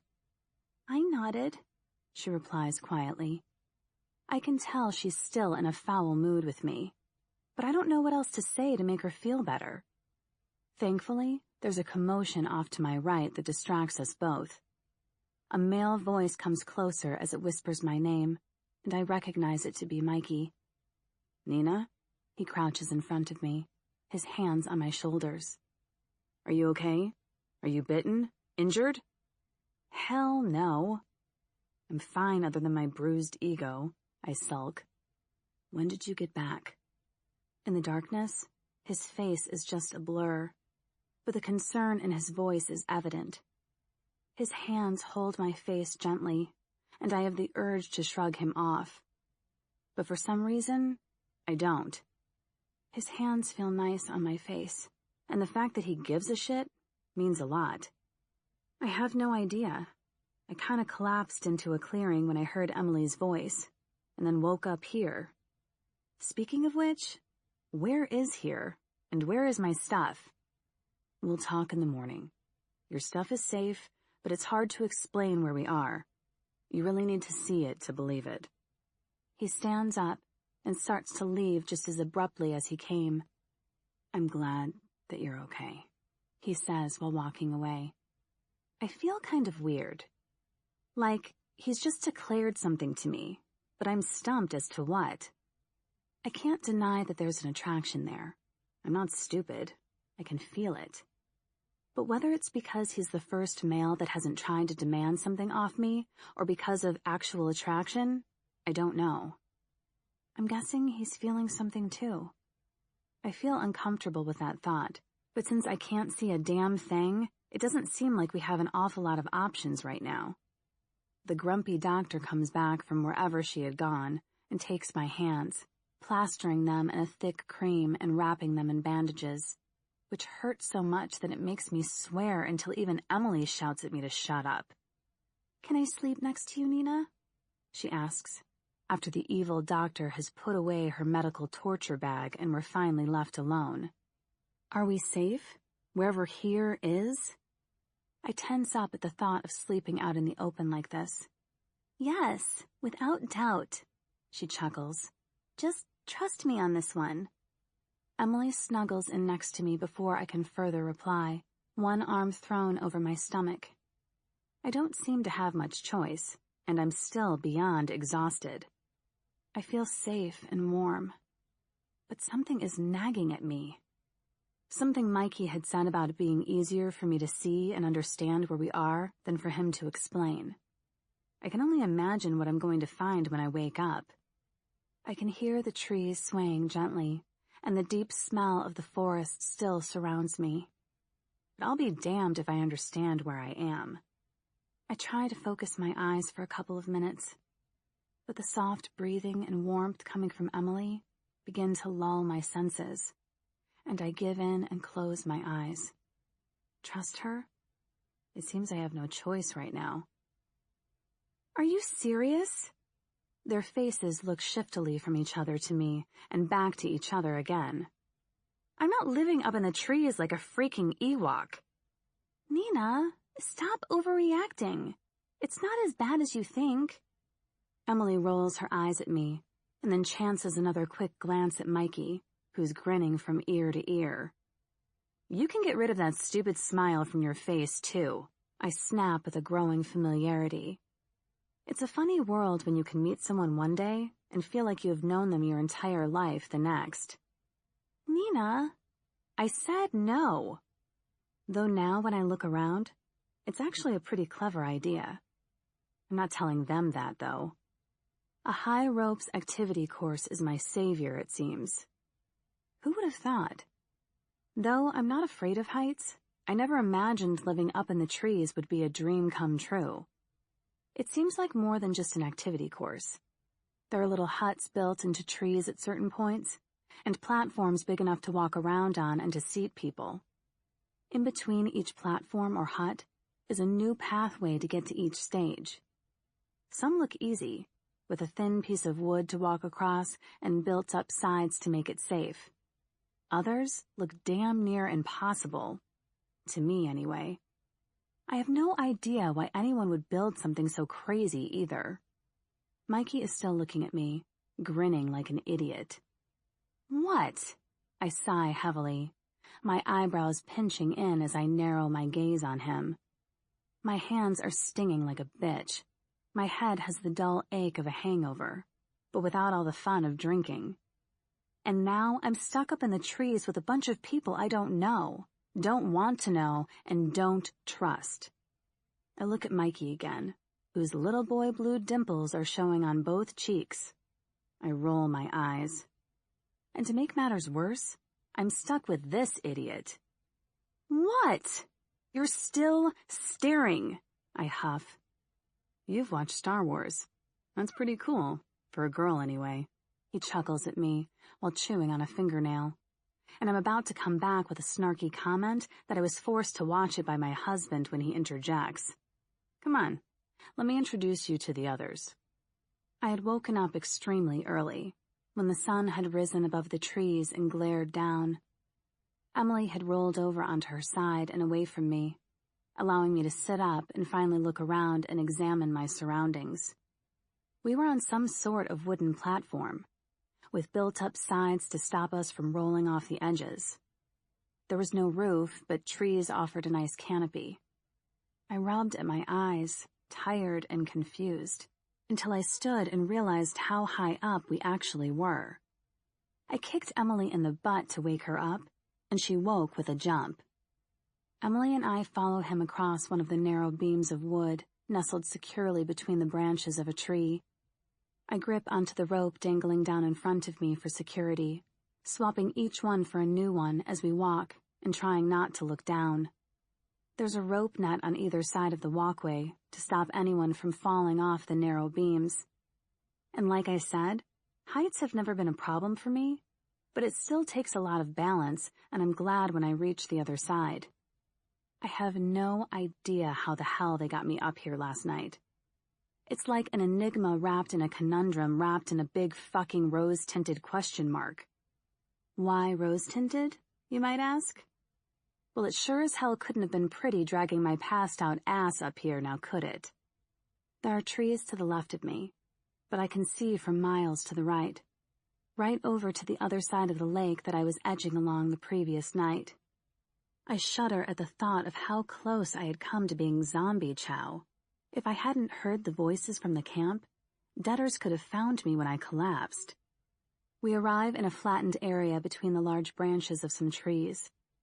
They look like they have been woven together like rope, the branches mingling and forming a strong and sophisticated bond.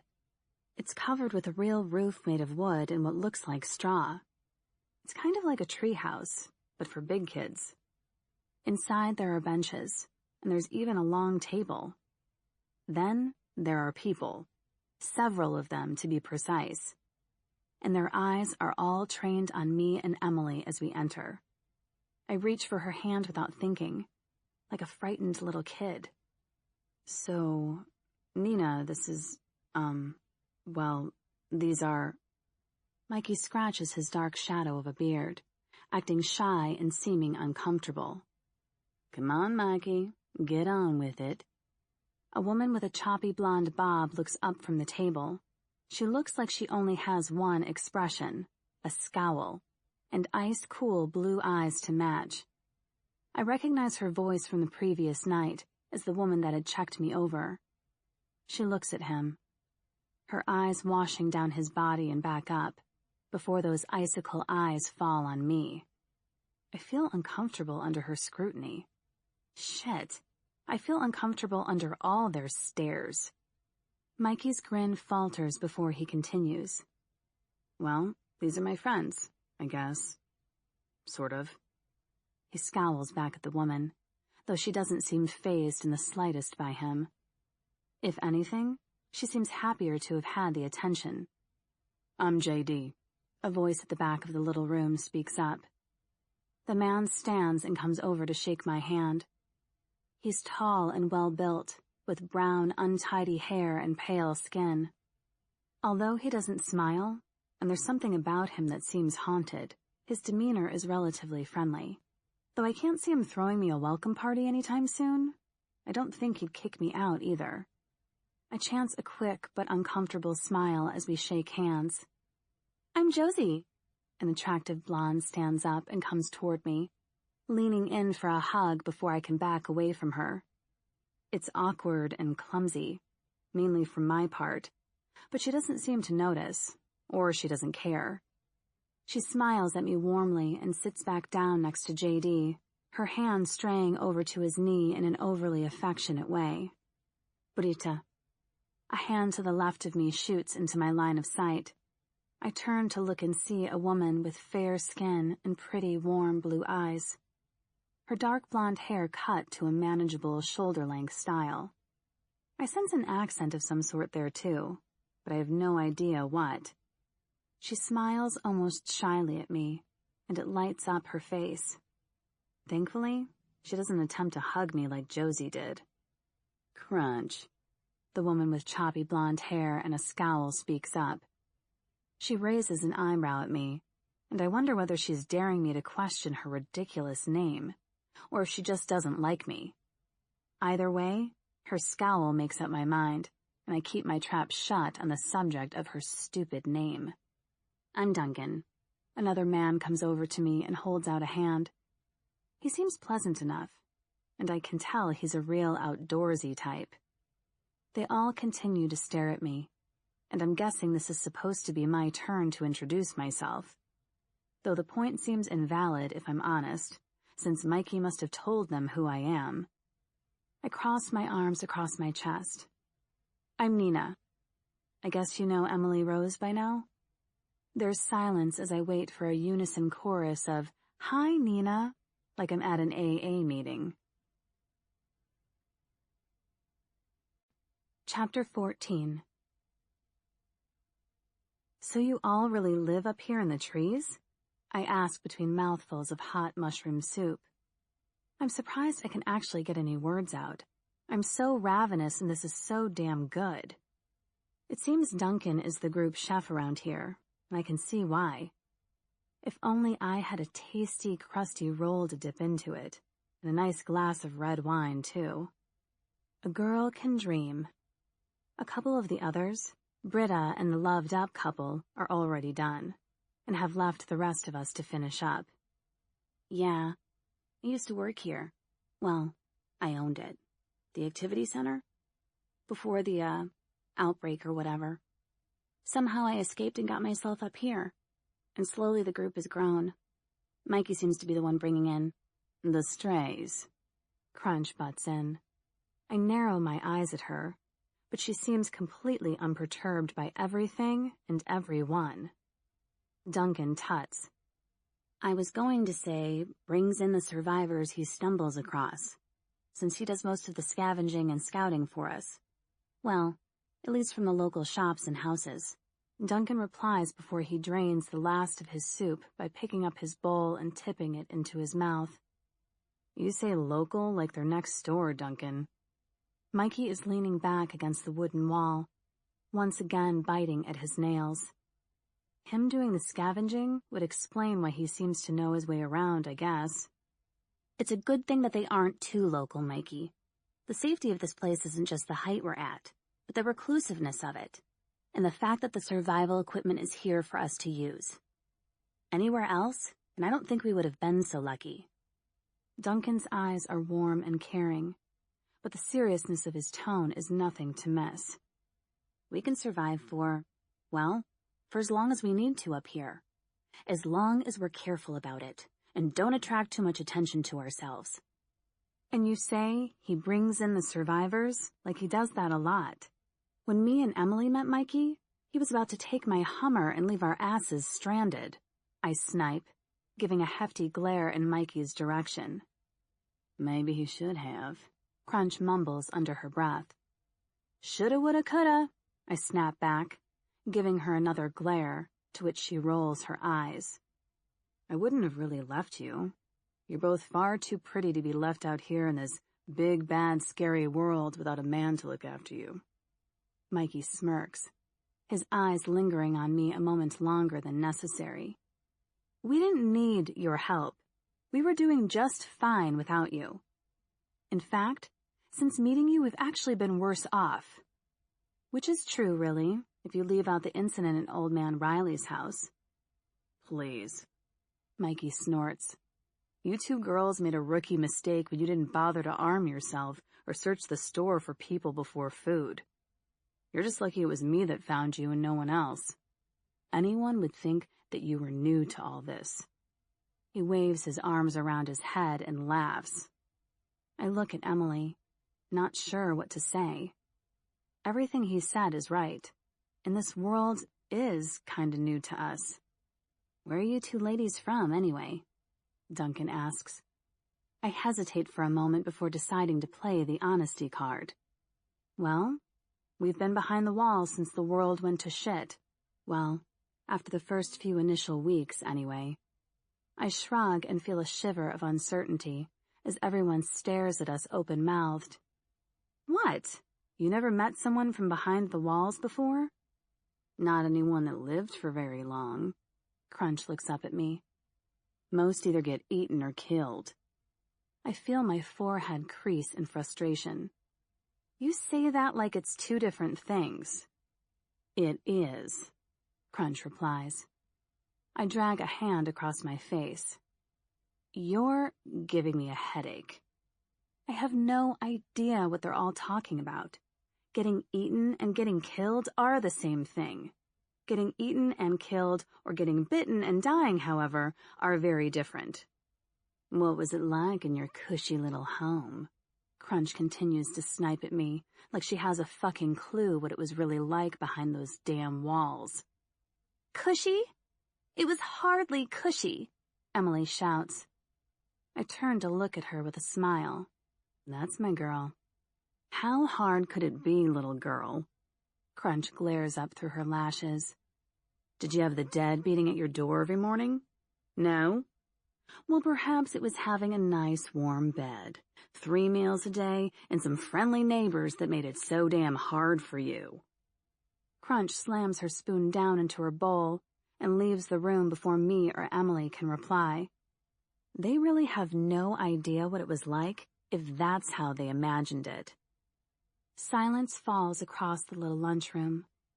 I chance a glance at Mikey and Duncan, who are both still staring at me as if wanting to know more about my life behind the walls.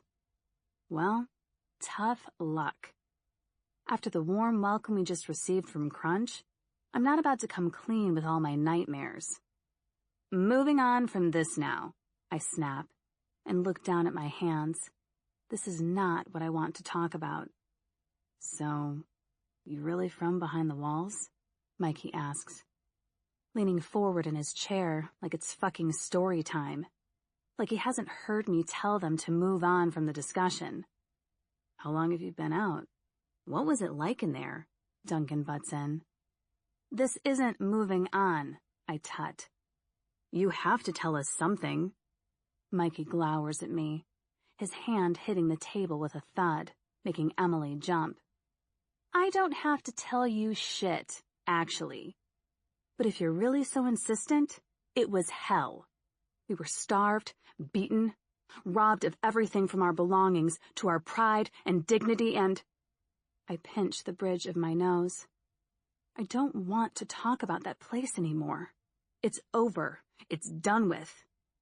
Let's just say it wasn't all peaches and cream, okay? I look up at him, my look and mood darkening by the second. Duncan looks shocked and nods, while Mikey continues to glower but relents. He turns his attention back to Duncan. Well, we have things pretty good out here, don't we, Duncan? Well, we make do with what we have. Things would be a hell of a lot easier if we could get inside the base, though. Mikey stares at Duncan as he stands, but Duncan doesn't rise to the bait. All I'm saying is that we need more weapons. Fact. Mikey pushes off from the wall and leaves. It seems like this is a discussion they have had before. Emily, Duncan, and I sit in silence for a while before Emily stands with a huff and leaves too. Okay, I give up, I say. What's the base? I look at my empty bowl and know that I could have easily eaten 10 more. The hollow in my stomach is still there. But for now, it has at least stopped growling so loudly. It's the hub of the activity center. Ah, okay. What's the activity center? Not being funny here or anything, but I'm not an outdoor type of girl, if you know what I mean. I stand and stretch, feeling the soup sloshing in my belly, making me need to pee. It's where you are, here, Ravendale Outdoor Activity Center. Duncan stands, too, and collects everyone's bowls and spoons, piling them all into a small basket. We walk out the door together. Well, we lower our heads as we duck outside, since there's no actual door per se. This was my business, my dream, I guess. I'd only been open a couple of months when the outbreak happened. My 3rd set of team-building exercises were underway and going really well. He stares out through the trees before continuing. They're still there. I look out to where he's looking and then back to him. Since all I can see is trees, I'm guessing he's lost in his own reverie for the moment. Earth to Duncan. Who's still there? I touch his arm. My customers. He turns to look at me. My staff, everyone. Some of them were out on a canoe trip when it all started. When they got back, it was like hell itself had invaded Earth. He stops talking and walking and turns to me with a grimace. Sorry. He shakes off his darkened mood.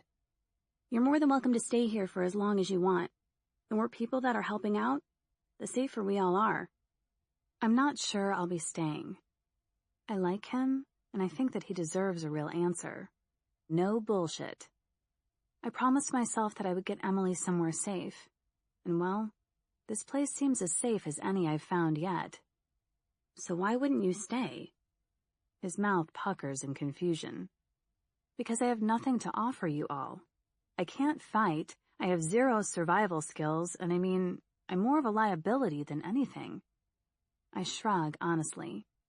He laughs. What, and you think leaving us with a temperamental teenager is going to be more helpful to us? Besides, maybe at one time you had nothing to offer. Maybe at one time you couldn't even fight. But there is strength in you, Nina. Emily told us how you've been protecting her. You're a strong woman, both mentally and physically. Even if you don't want to believe it in yourself yet. I try to defend my words, but I know that he's right, and decide to continue my whole honesty is the best policy line. I don't want to get attached to anyone, and the best way to do that is to be on my own. And you think you're not already attached to Emily Rose? He lifts an eyebrow at me and smiles. A breeze washes through the trees, rustling the leaves. Being this high up, with the sun and the smell of nature, anyone would be forgiven in thinking that we were safe. But there's always more to fear in this world. I turn and look at Duncan with a more critical eye. Why weren't you allowed behind the wall? He holds his hands up in mock defense. Why weren't you? I was. Yet here you are, both of you. He raises an eyebrow at me again. We were kicked out. I pause. Well, Emily was kicked out. I sort of decided that I wanted to leave. So I'll ask you again. Why weren't you allowed behind the walls? I step back from him. Calm yourself. I never tried to get behind the walls. I didn't want to leave here. Besides, I wouldn't have been able to make it that far without being eaten or whatever. He swallows loudly, and I want to tease him about being a big scaredy cat to ease the tension, but decide to keep my mouth shut. Again. I'm getting good at this whole not putting my foot in it thing. We start walking until we get to one of the platforms we need to cross using the high ropes. I can see the others on the next platform, and I know that my only way to get to them is by using the damn ropes. Now, who is being the big scaredy cat? Duncan's hands move around my waist, and I jump at his touch. He looks at me and smiles sheepishly. There are ropes and harnesses to stop you from falling. I'll show you later on how to tie them so you can do this yourself if you want. Some of the harnesses are still there, but others have broken. And some parts of the course weren't completed, so we didn't have anything to get us from point A to point B. He goes back to fiddling with the rope around my waist, reaching down between my legs and pulling it up on either side of them. I'm hoping that in time we can finish this place. Make it even better and more secure. We could build a perimeter around it and make it a real home. Find more people and... Easy. Don't get ahead of yourself. My cheeks feel hot with embarrassment, since he's still crouched down between my legs. Duncan grins and stands back up, checking his knots. Sorry, and yeah, I know. I just think we could really make this work. I got that. I smile, and I'm sure I feel my face crack at the action. I realize that we seem much higher than I would have expected us to be. This is meant to be outdoor activities, yet we seem to be at a more extreme height. How high are we? I ask nervously, and hold on to the side of the platform. He finishes tying another knot and makes short work of yet another one, which he attaches to the original one and stands back to assess his work. Good question. This was the first camping, rope extreme, team-building exercise platform in the country. He smiles from ear to ear at me like a big dumb oaf, yet his cheeriness is lost on me since I have no idea what he's talking about. A what? I ask, dumbfounded. He grins. Yeah, I was still working on the name. He gestures for me to start across to the other walkway, but the path to get to the other side consists of small planks of wood held by rope on either side. The idea being, I'm guessing, to step across each moving step without falling. I try the first one out warily.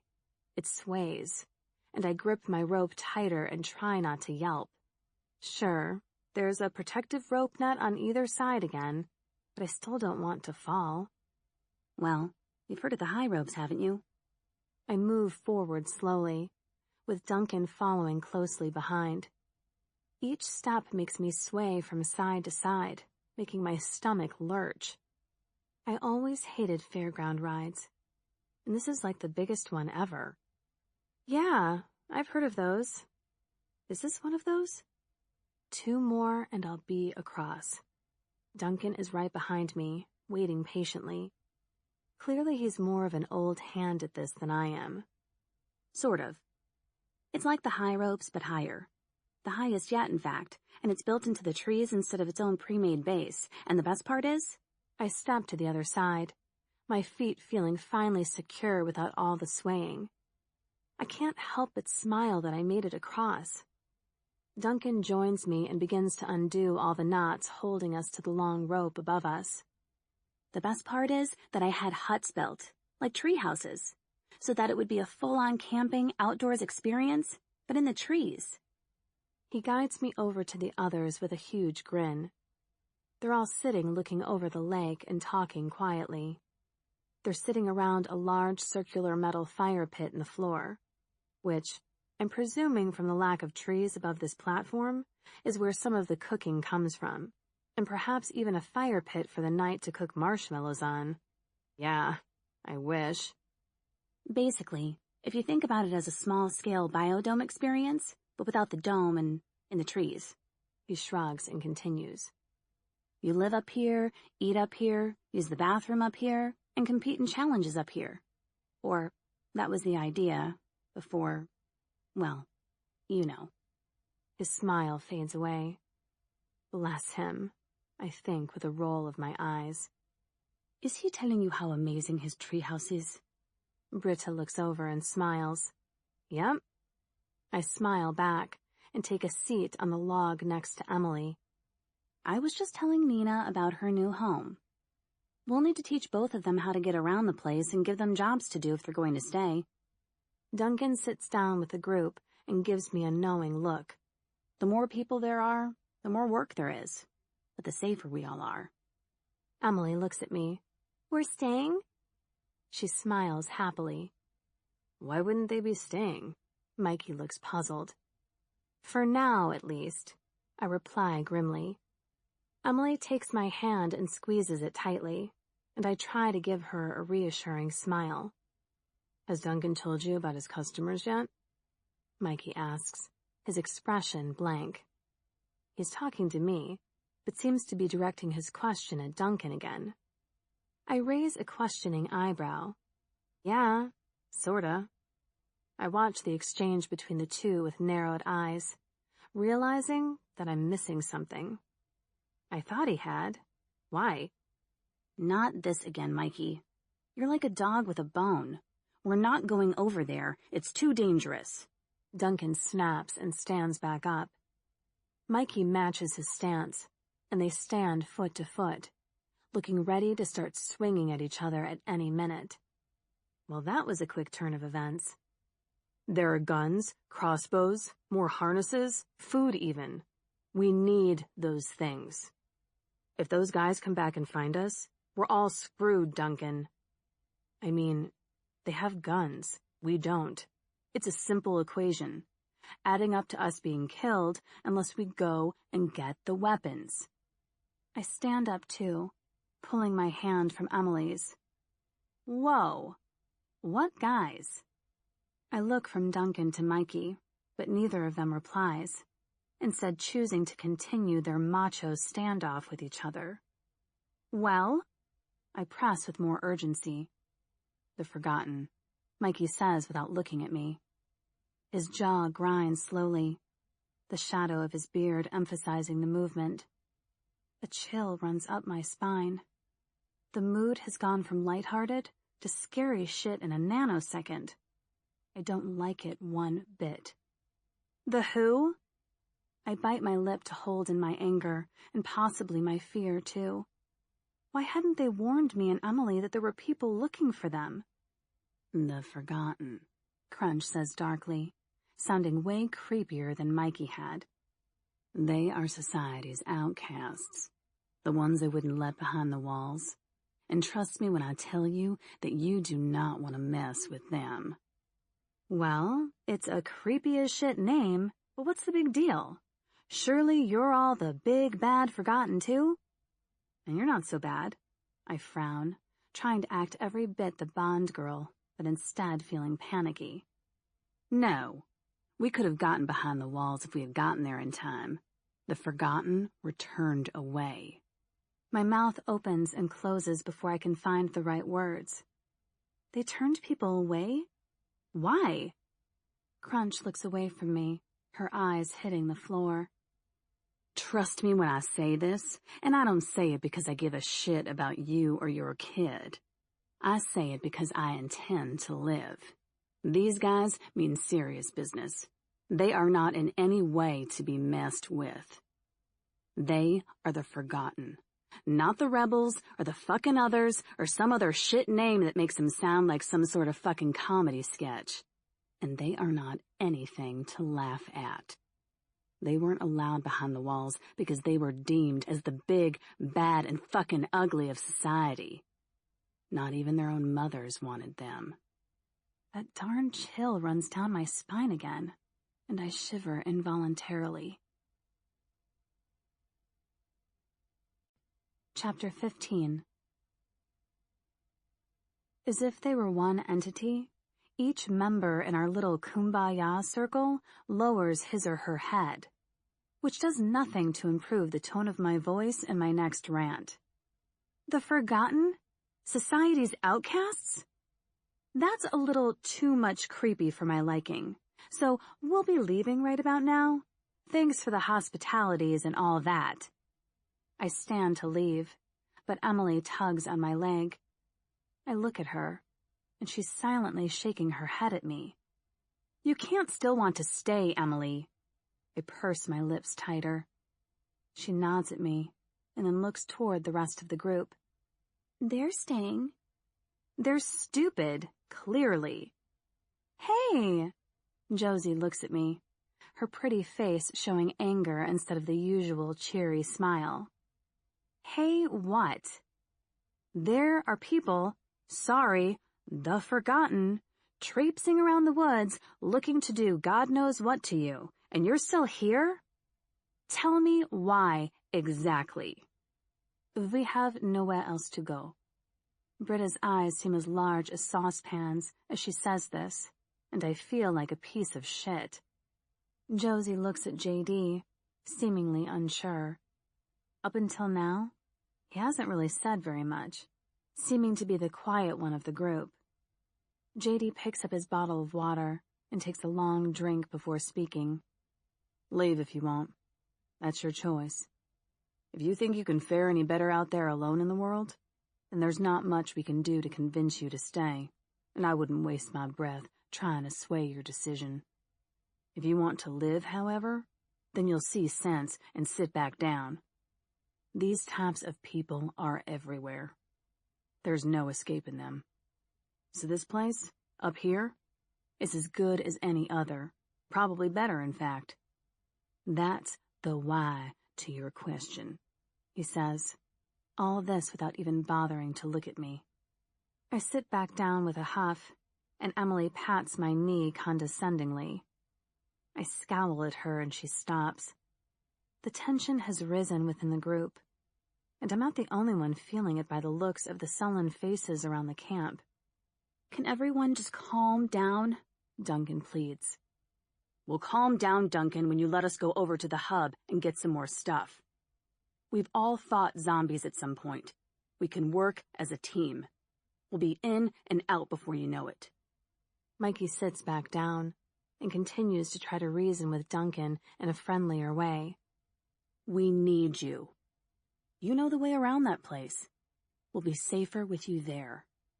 Duncan bites his lip. The last time I went there, I saw my coworkers and customers get ripped apart.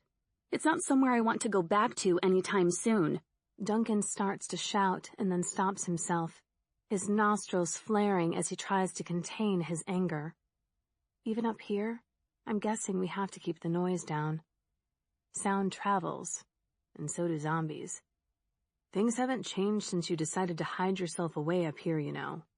That shit's still happening everywhere. You can't just pretend it isn't. Mikey lowers his voice, and Duncan sits back down, the anger suddenly lost. Mike is right, Duncan. As much as I hate to admit it, I think we should go. With or without you. Though it would be helpful if you would come. Nobody is forcing you. JD speaks up again, and I'm surprised when everyone stops to listen to him without him even having to raise his voice. It's about time we all stop pussyfooting around you. You saved our lives by showing us this place and letting us stay here. And for that, we're all grateful. But that only gets you so many free cards. And they've all run out now. We're going over there. And I'm asking you to come with us, to help us. Duncan seems to be off in his own little world with his thoughts, and just as I'm about to ask if we have any weapons at all, he jumps back in. It still haunts me. It haunts us all, my friend, Mikey replies. Duncan drags a hand across his face. They came back from the canoe trip covered in blood. I'll never forget that image for as long as I live. Out of all the other deaths that I've witnessed, that's what has stayed with me all this time, you know? He looks up at us, and we nod in agreement. Yeah, we all know exactly what he means. The first time I saw someone die? Hell, I should say the first time I witnessed those things killing someone would be burned into my memory forever. It wasn't real. It couldn't be real. But it was. It was so unexpected. There was no warning, no clue, nothing. I mean, I'm a resourceful guy. He gestures around him as if to prove his point. I can prepare, plan, evaluate. But this was something else. They climbed, fell. Jesus, were dragged from the damn canoe. And the blood was just everywhere. I heard the screaming and came running out of the hub. They had been across the other side of the lake when they were attacked.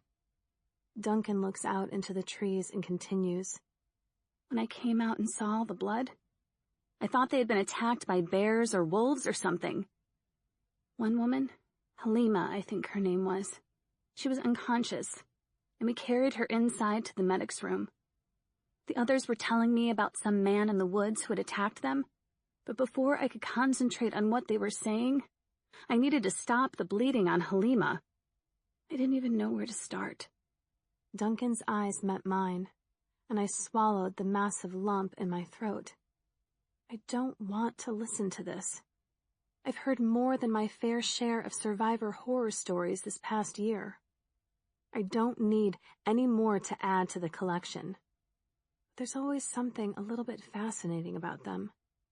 As if maybe by hearing more versions of the same story, it will somehow change the outcome. It doesn't, though. It always ends the same. Someone dies. Everyone dies.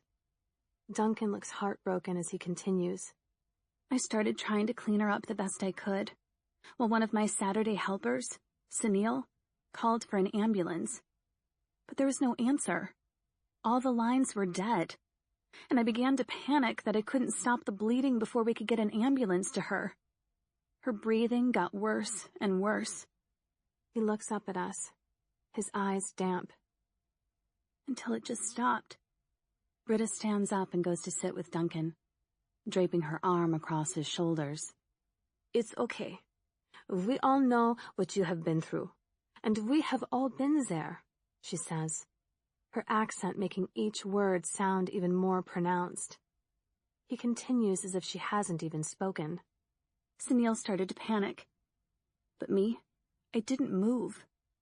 I just stood there watching her. Watching the blood. So much blood, just draining out of her and dripping onto the floor. Of course she couldn't have survived that much blood loss. I knew this. But then just as I was accepting that fact, she moved.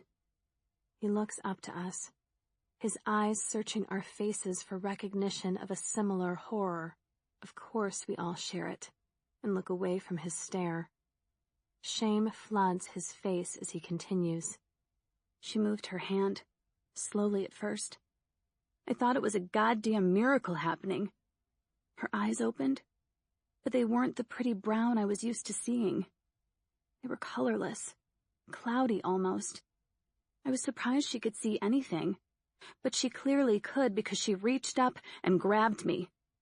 I didn't know what she was doing, but I knew something wasn't right.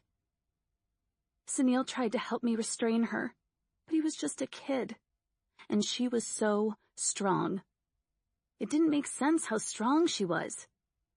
And then she bit him. His face. She leaned up as he tried to hold her down and tore into it like it was nothing. And he screamed and screamed for me to help him. But man, what could I do? Blood was pumping everywhere. So much goddamn blood. A slow tear works its way down Duncan's cheek. And even though I have my own horror story, I can't help but feel some of his pain. What could he do? We have all seen it happen. It happens so quickly you don't have time to react, to think about what to do next. I ran out of the room just as everyone was running into it to try and help. Duncan's face is pale, paler than Emily's, and that's saying something. Then the screaming really started. I don't know whether to scream at him myself for not helping, for not trying to do more to save everyone. Why didn't he warn them? Shut the door? Anything? But looking at him now, I know that there's no point in voicing my opinion. He's going to be haunted by those screams for the rest of his life. And I think that's punishment enough. Stillness surrounds us all. Even the birds have stopped their incessant tweeting for the moment, as if caught up in the horror of his story. I need to cough, but I don't want to ruin the moment. I have heard these stories, of varying degrees of horror, and I feel a little numb to them all now. I hear the words, but their meaning is lost on me. Another person torn apart, another person eaten, another person dead. It's horrendous and it's cruel, but it happened. Duncan sobs loudly. That's why I can't go back over there. I can't bear to see their faces. Faces of the people that I condemned to death because I was too scared to do anything else. Stop being such a fucking pussy, Duncan. Shit happens, and it's happened to us all. JD looks up at Duncan, his nostrils flaring, his eyes wild with quiet fury. You want to know a sob story? I'll give you a sob story. He grinds his teeth, loud enough for me to hear him on the other side of the fire pit. Try watching your girlfriend and baby boy being eaten alive. See if that's an image that will keep you awake night after night, buddy.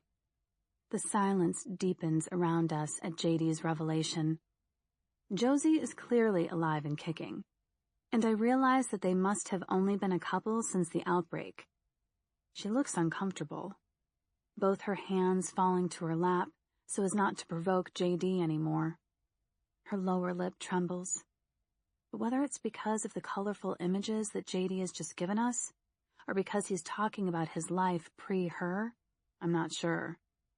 I'm stumped and feel uncomfortable listening to everyone's little heart-to-hearts. I have no intention of doing the same, and I can only hope that we are about done for the day. Back behind the wall, I would listen to people's stories day in, day out. It was one of the many reasons I wanted to leave. The horror of listening to everyone's stories is just too much. That sounds heartless, but it's the truth. There are only so many times you can listen to people telling you about their loved ones being killed before you become cold to it. JD stands abruptly and resolutely storms off, his footsteps loud against the wooden flooring. Clearly, he's had enough of our little get-together for the day. Josie stays seated, her head low on her chest. Her shoulders are subtly shaking as she stifles down her tears.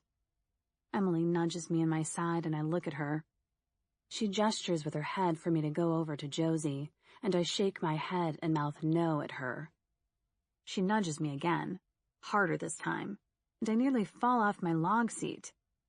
Why she thinks I would give a shit, I have no idea, and I push her back, forcing her to slide off the back of her log. I snort a laugh at her and look up, realizing that everyone has been watching our little pushing session, even Josie. My cheeks flame with embarrassment. I don't want them to think I'm a heartless bitch, but I'm not about to start trying to disprove their thoughts on me. They seemed as doomed as the rest of the world. And if Emily wants to go comfort poor little Josie, then she's a big girl now, and she can go do it herself.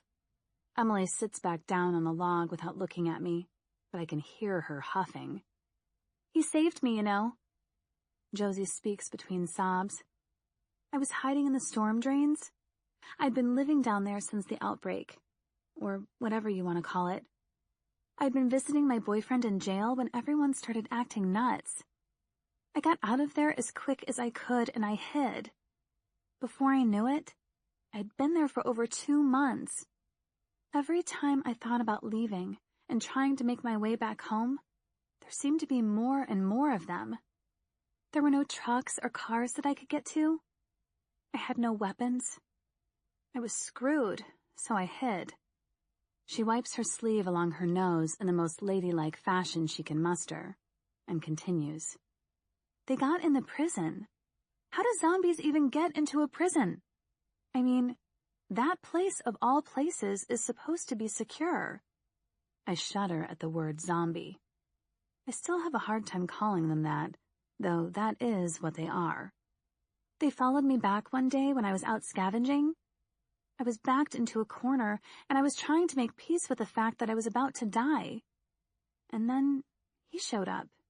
JD. Josie gives a small smile before continuing. If it wasn't for him, I would be dead. Or one of the dead. How did he find you? I ask before I can stop myself. What do I care? Yet, obviously I do. I have no idea. I'm just glad that he did. She shrugs. One of the guards tried to lock everyone inside. I guess he thought the inmates were trying to escape or something. I don't know. But I only just got out. When JD found me, he had escaped from the prison. He had watched his girlfriend and baby boy. She swallows, and I know what's coming. They had both been turned, and he had seen it all. Damn near drove himself insane watching them day after day. He was a wreck of a man for months. Kept talking about killing every last one of them. In the end, I made him realize that the best revenge he could have would be to survive. Every time I think that I have heard the worst story possible, I hear another one. It never gets easier. I can understand how people go crazy. I mean, how much pain can one mind take? I don't think I can take another story. I don't have the stomach or the heart for it. I'm not a tough G.I. Joe girl. I'm just a girl who likes shoes and uses sarcasm to hide her feelings. I decide that I'm about done for the moment and make to leave when Crunch pipes up. You want to hear something funny? Yes, everyone says at the same time. Crunch smiles and we all give a small laugh. The horrendous stories we just heard are suddenly put to the back of our minds. For now, at least. Well, there's blood and guts in my story, same as everyone else's.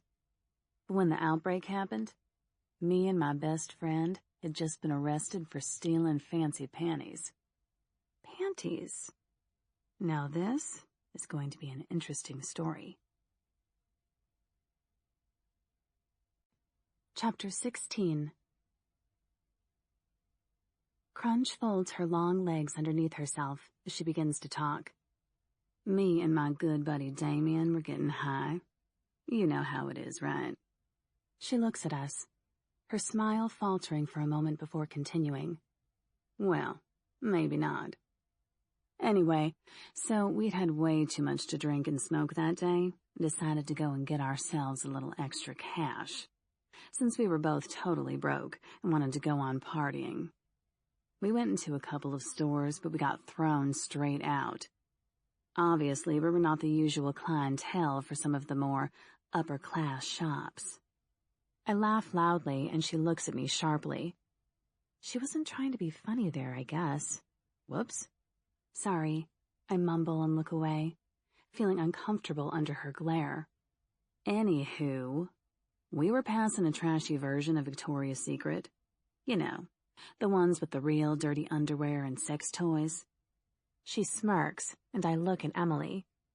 She may be young, but by the look on her crimson face, apparently she knows what kind of store Crunch is talking about. So, me and Damien decided to try it out. We're looking at all these sex toys and underwear and joking around. Obviously, there wasn't much that we could get from there to sell quickly, so we decided to leave. But man, as we get to the door, we get stopped by security. I'm all like, "What? We haven't done anything. This is harassment." And this big, burly security guard just looks at us all serious and stern, and he's like, "Can you come this way, please? Sir, miss?" She mimics the security guard's voice, and everyone laughs. Which is funny in itself, really, since Damien has never been called sir in his life. Crunch fiddles with the studs on her shirt as she continues. So we end up in one of the back offices, and he asks us to empty out our pockets. I had some fancy underwear stuffed down my shirt, but nothing major. Lacy things with frills and shit. But then Damien searched, and he starts pulling out all sorts of crap from his pockets and down the back of his pants. Lube, play gels, fucking dildos as big as my arm. And I'm like, dude, what the fuck? Laughter breaks out from everyone's lips. I have no idea what Damien looks like, but any guy getting caught with a dildo down his pants deserves a round of applause in my opinion. I didn't even see him stealing that stuff, I swear. Even the security guard looked shocked and mildly disgusted by how much stuff he'd shoved down his pants. He must have thought we were planning some mass orgy or something. She wipes the tears in her eyes and continues, looking younger than I'm guessing she is. The carefree, relaxed attitude of a young woman, not a bitter, angry 30-year-old. Anyway, I'm rolling around in fits of laughter. No matter how many dirty looks the security guard gives us, you know? I mean, it's freaking hilarious.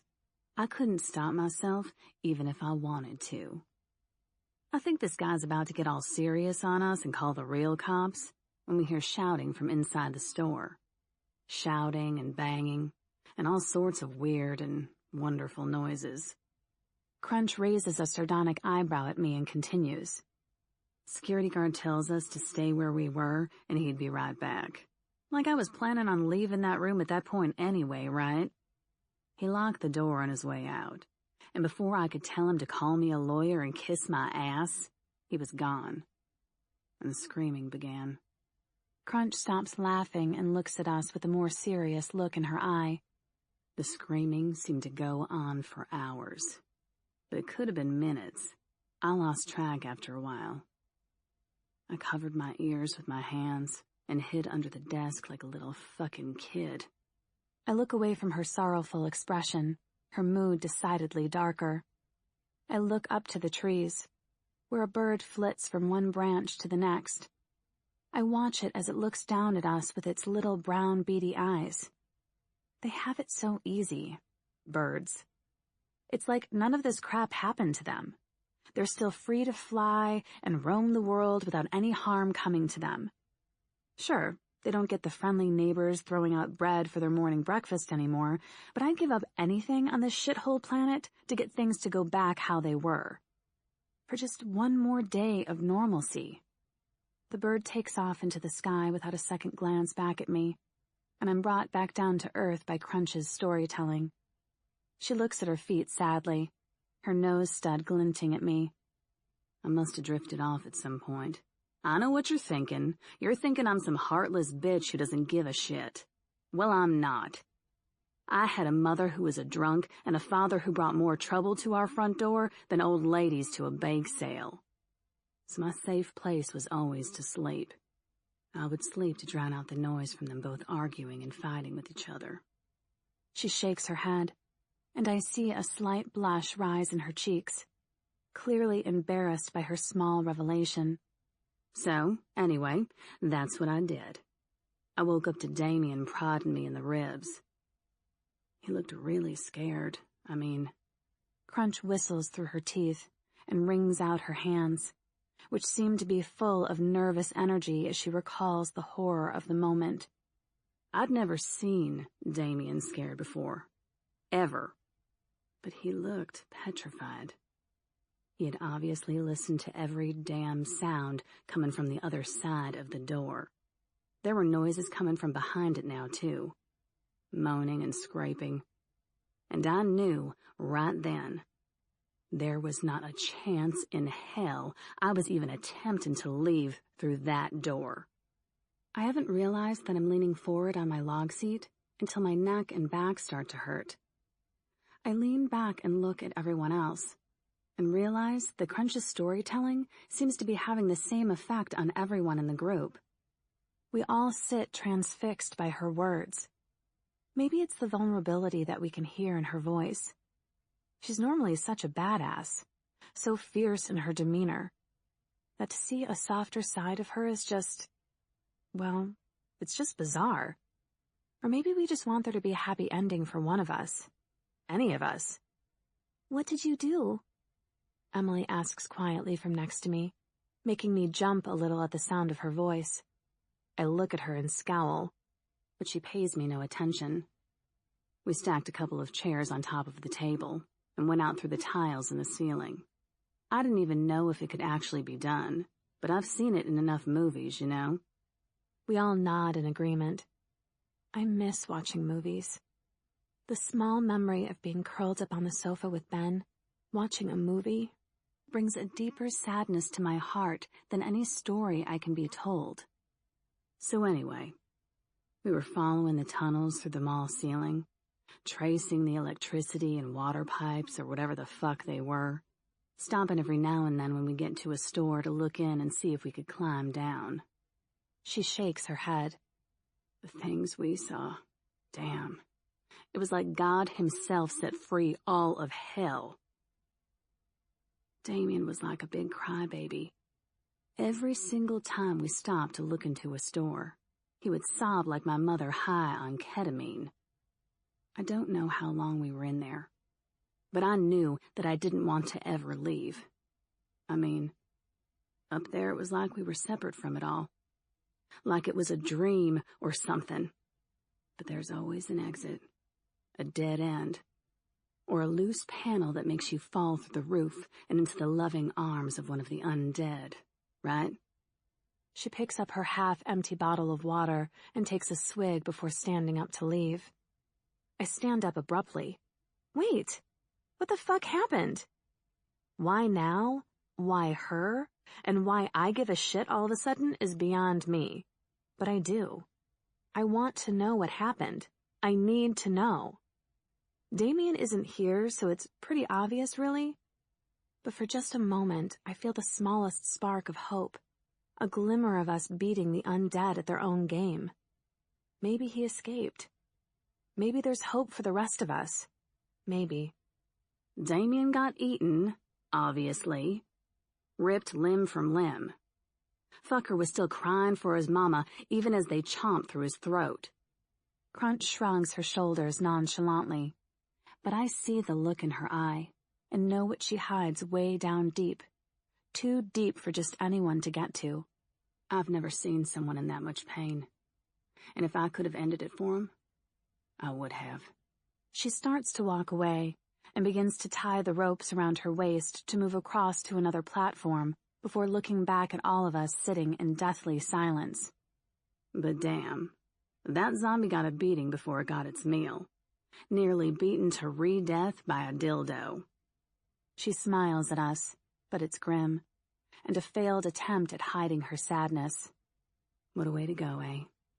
None of us say anything as Crunch moves across to another platform, swinging from the ropes that hang high above the ground, like a monkey in the trees, a determined look set as a stony mask on her face. We all sit in silence as her soft sobs for her friend are heard ringing through the trees. We've all been there. We've all had that loss, that pain. But seeing a woman so strong and so broken has affected all of us. Maybe she isn't that strong after all. Maybe it's all a front. We all wear a different mask these days. Silence encompasses our little group. Each one of us is lost in thought, but whether it is because of the stories that have just been shared, or because of our own horror stories, I'm not sure. Me? I just need to get some air. Even though we are as in the open as practically possible, I feel like the oxygen has been stripped from my lungs. You okay? Emily's voice seems distant. I look at her with faraway eyes and nod. Jesus, I need some space. I can't seem to think with so many people all around me. My gut twists and churns. Perhaps it's the decent food I've had to eat for the past couple of days. My diet behind the walls consisted of, how shall I say this? Whatever we were given, which was never enough and too far between. It's not the food, though. It's me. Something in me is changing. Emily's hand squeezes my leg, and I feel suddenly like a child needing reassurance from its mother. My chin trembles and I take a deep breath. I need to walk. My voice seems hollow and unfamiliar as I croak out the words.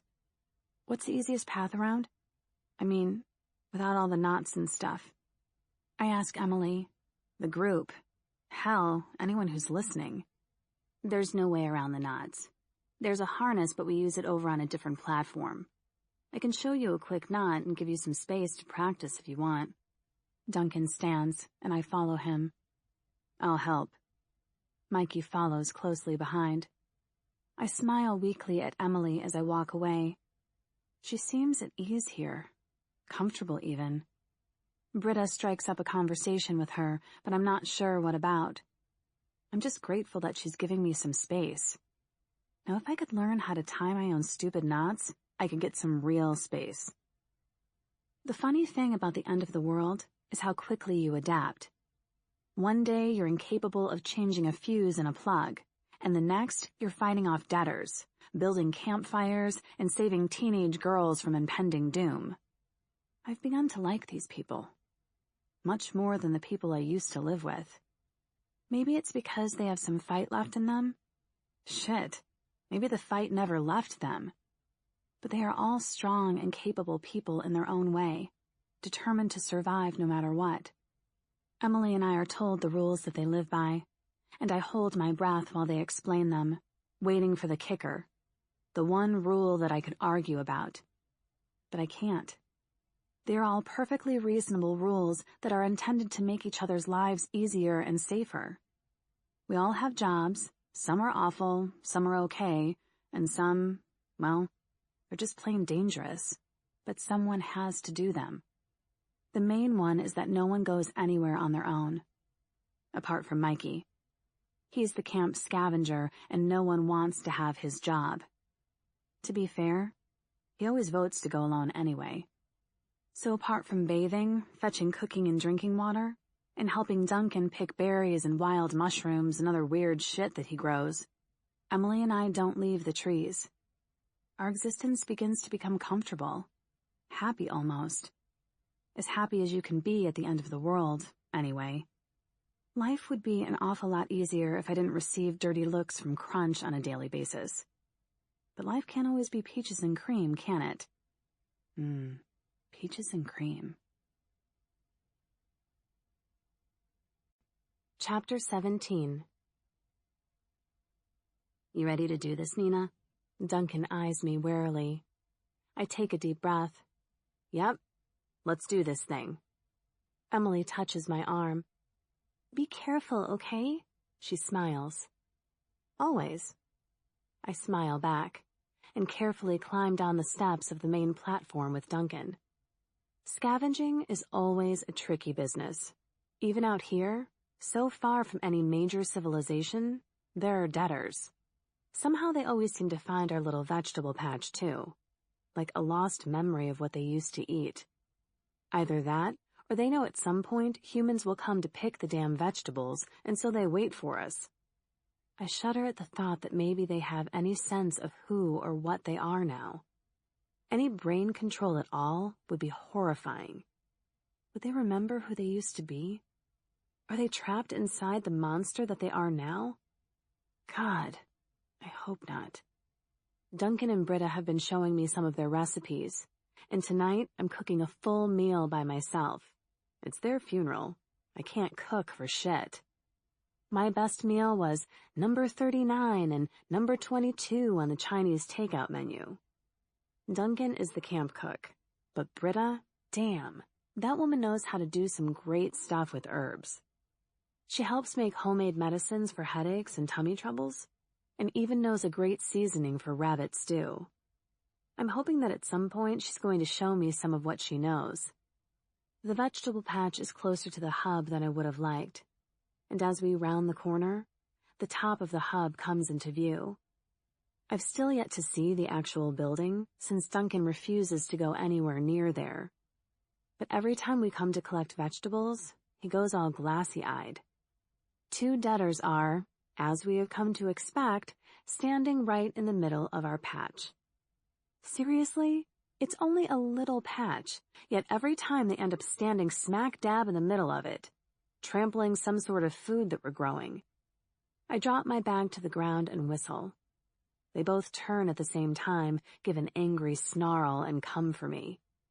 One of them has a face that's a mixture of my next-door neighbor and my old Aunt Sally, since my Aunt Sally was a 6'2" transvestite who used to wear the most hideous orange curly wig, and my neighbor had a bust size that most Playboy models would be proud of. The rotten semi-male and busty transformation is not something to smile about. Jesus fuck, I whisper and shake my head. The other debtor follows right after, one of its blue dungaree straps dangling down around its ankle. It stands on the rhubarb that I've been trying to grow for the last couple of weeks, trampling the leaves with its dirty boots, and I curse again. As soon as they step out of the vegetable patch, Duncan comes out from behind a tree and lops off Aunt Sally's head. Dungaree guy turns to look at Duncan and then looks back at me. He seems to be in a state of confusion as to which meal to go for. Thankfully for me, he chooses Duncan. I can't blame him, really. I'm like a skinny taco at about 105 pounds, whereas Duncan is easily twice my build. Does that make him a gourmet meal? Nina! Duncan whispers my name, and I nod and grip my bat tighter.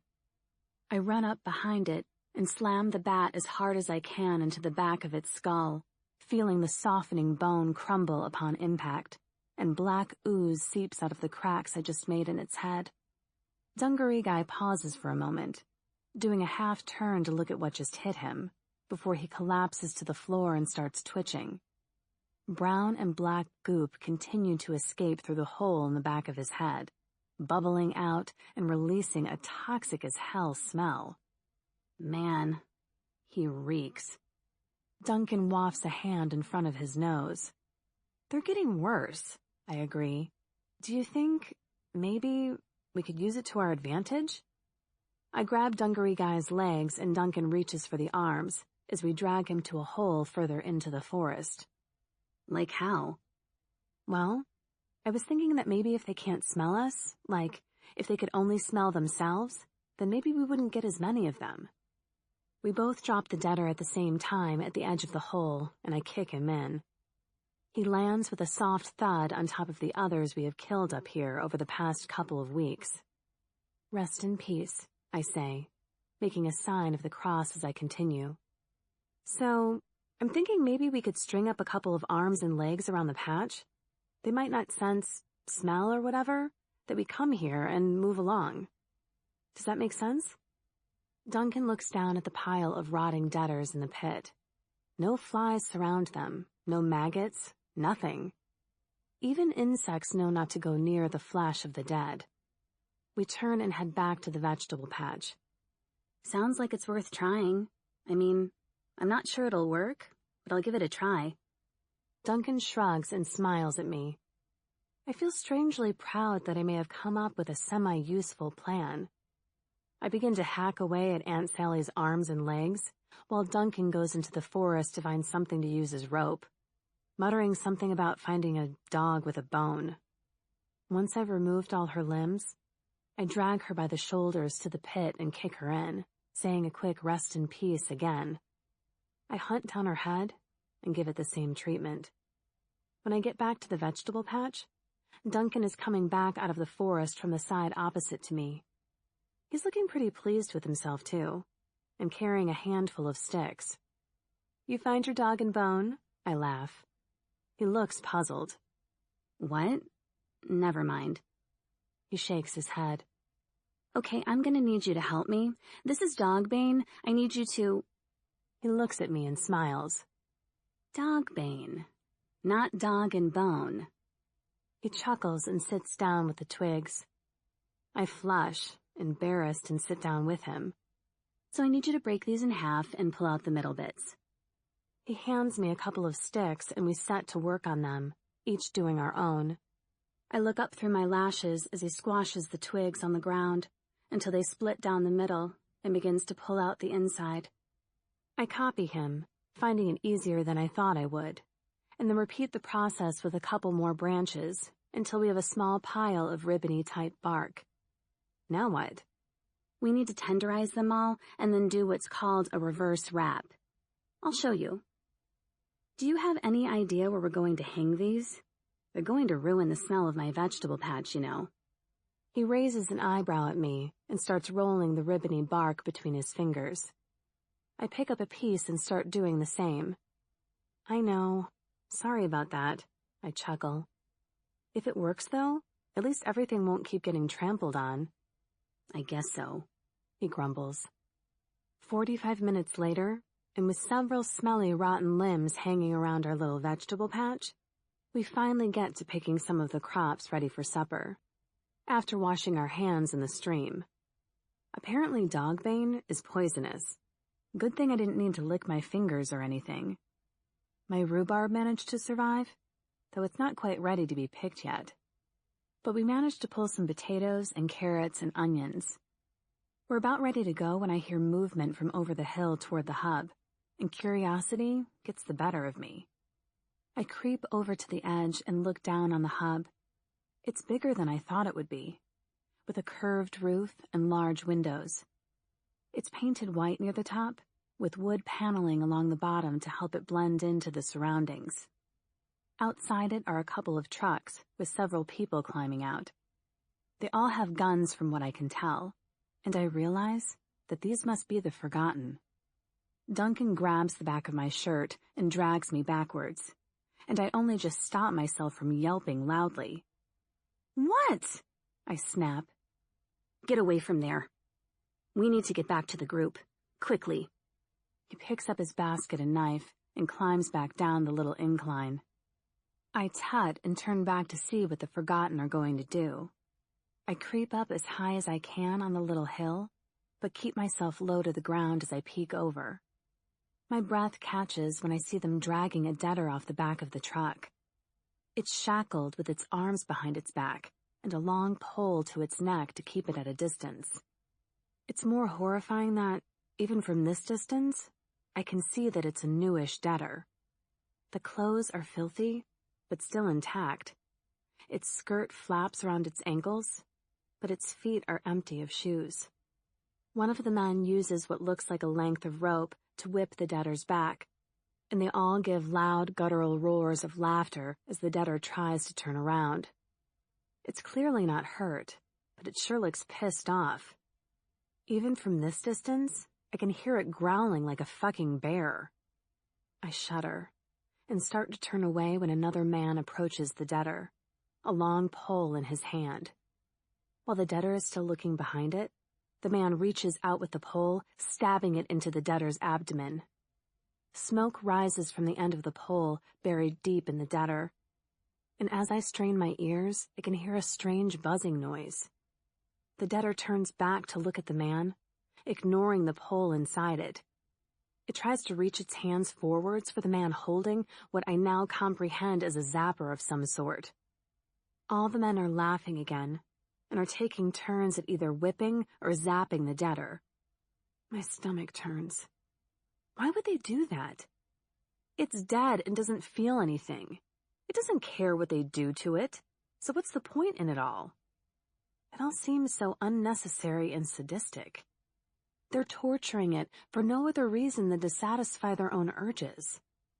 I turn away from them, feeling sick, and climb down the little incline. I run after and finally fall into step beside Duncan. His pace is quicker than we were on our way here, almost a jog. I don't understand what I just saw, Duncan. They're twisted and evil. His pace picks up further. But they're survivors like us, Duncan swings round to look at me. Look, you have no idea what they are capable of. There were more of us at one point. There's a reason only Mikey goes on a scavenger hunt to the stores. I stare at him as I realize what he means. But why would they do that? We need to get back. Duncan turns and carries on walking. Not everyone in this world is as good as you, Nina. Make it sound like I'm a goody two-shoes or something, Dunk. I snort. You are compared to them. They don't give a shit about the dead or the living. They would especially hate you and Emily because you were behind the walls too. They want the power and the control, and they'll do anything to get it. I follow after him, dumbfounded. I thought the worst in this world to fear was the dead and the prison camp behind the walls. But apparently, there are yet more horrors to experience. As we climb back up the steps, I'm actually glad for all the branches that we have let overgrow the area, since it makes it harder to spot us up here. I look up and see Mikey looking down at us with a grin on his face. It falls when he sees our serious expressions. What's up? Are you okay? Mikey all but pushes Duncan out of the way to get to me, and I can't hold in the laugh. I'm fine, thank you, Mr. Bodyguard. I shrug him off. Forgotten over at the hub again, Duncan says with a sour look. At least they didn't spot us, but I'm regretting putting out the debtor limbs now. The what? Your girlfriend here had a great idea about hanging debtor limbs around the patch to see if it covered our scent from them. Duncan smiles. I scowl, and Mikey just looks damn uncomfortable. I'm not his girlfriend. I stare at Mikey, daring him to disagree with me. But it was a good plan. I turn back to Duncan. You're right, though. If they go traipsing through the woods, they're going to know that someone has been there recently. Nothing we can do about it now, though. They would have found the vegetable patch and realized eventually anyway. I stalk off to find Emily and the others before either of them can say anything else. I don't know what irritates me more, the fact that Mikey keeps acting so protective of me, or the fact that I actually like it. And I hate the thought that people think we're a couple. It's not just Duncan, it's Crunch, too. And I've seen the smiles Britta keeps throwing my way whenever Mikey sits next to me. I feel like I'm back in school. I stomp into my little hut and find Emily sprawled on her camp bed looking at some old photos. She smiles at me, and then laughs at my sour expression, like I'm something to be messed with. What's so funny? I grumble and sit down near her feet. You're always so... She shrugs and smiles again. What? I don't know. Grumpy? It's funny. I am not always grumpy. Yeah, you are, but I still love you. She hugs me awkwardly from behind, and I pat her arm. Whatever, get off me. I shrug out of her embrace. What's that you're looking at? Emily holds out the old photos to me, and I see that they are the ones from Old Man Riley's house. Happy faces smile back at me, and a lump instantly forms in my throat. I flip through them all. They're the same old photos that everyone has in their home. Or used to. Smiling faces, arms holding each other, a couple kissing on their wedding day. An older man and what must have been his wife standing next to my big Hummer. I don't even realize that I'm crying until tears drip onto the photos. I rub them away with my hand, and Emily hugs me again. I don't push her off this time. Chapter 18. So it's agreed then. We're going over there? Yeah, but it has to be soon. They seem to do a round trip and swing back to the hub after a day or so, leaving us enough time to get over there and get what we need before they even realize. Mikey's voice sounds strained with worry. Maybe we could stay there. If we have the resources, then what's stopping us from defending the place? Or maybe if we keep the noises down, they will still think that it's full of deaders. Eventually they are going to get bored of looking for us, right? Britta asks as she serves up dinner to the group. I'm going with you. I stand in the doorway of the dining hut, suddenly unsure of myself. The smell of cooked rabbit is making my mouth water. I don't even know if they will let me come, but I'm willing to put myself forward to help either way.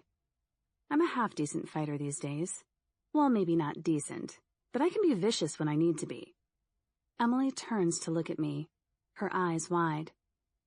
But what about dinner? I snort loudly. I'm glad that my safety isn't her primary concern anymore, but really?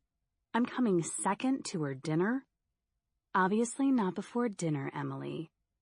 The smell of the food cooking makes my stomach groan, and I'm pretty damn sure that it can be heard by everyone. But I don't care. Meat is a very rare commodity these days, and by the looks on everyone's faces, they're all looking forward to it too. JD sits in the corner, his hand on Josie's knee almost affectionately. Almost. It's more possessive than affectionate. You're more than welcome to come along, but don't think that we won't leave you behind if you get into trouble. We don't go by the whole no man gets left behind motto. If you fall, you die. If you get lost, you die. If you... I get it. I cut him off mid-sentence. There's a whole lot of dying going on for me if I get into trouble. Whatever. I'd expected them to say no to me, or at the very least, be pleased that I want to risk my life for us all and say yes to me. I hadn't expected them to be so cold about it. Well, not them, but JD. I'm just saying you won't get any special treatment just because... She gets it. Mikey cuts JD off this time, and I'm glad that someone has. Though the look that passes between them is a confusing one. It's easier to take a seat and ignore it, though. What with dinner being served up and all. Duncan and Britta are damn fine cooks, and my stomach is always appreciative of their offerings. A bowl is placed in front of me, and as usual, I can tell that there's not nearly enough to fill my stomach. I look at it for a minute or so. Meat, potatoes, carrots, onions. Damn, we're almost civilized. Only the sounds of the group slurping and chewing and the occasional moan of pleasure can be heard. I look around at them all, hunched over their bowls and greedily swallowing, and can't help but smile. I tuck into my share of food, and as the explosion of flavors hit my mouth, I release a groan of pleasure too. I don't even realize that I've done it until it's left my mouth. My cheeks flame, but I keep my head ducked and spoon another mouthful in, chewing every last morsel so I can savor the flavor completely. It's over too soon. There's a motto there somewhere. I show no shame in scooping my hand around the inside of the bowl to get every drop out. When I finish, I lean back in my chair with my eyes closed in sheer blissful pleasure. I can feel my body relaxing and give in to the urge to doze off. Nina? I stir from my sleep begrudgingly, opening one eye and then the other. The room is quite dark. Dusk is setting in, and Mikey's face is hovering over mine. Hey. He smiles at me, and I stretch and smile back. Hey yourself. I can't believe I fell asleep like that. I stretch my back out further and hear a series of small cracks. It's a satisfying sound. You must have been really tired. He gives a low laugh and looks away. I thought it best to wake you, though.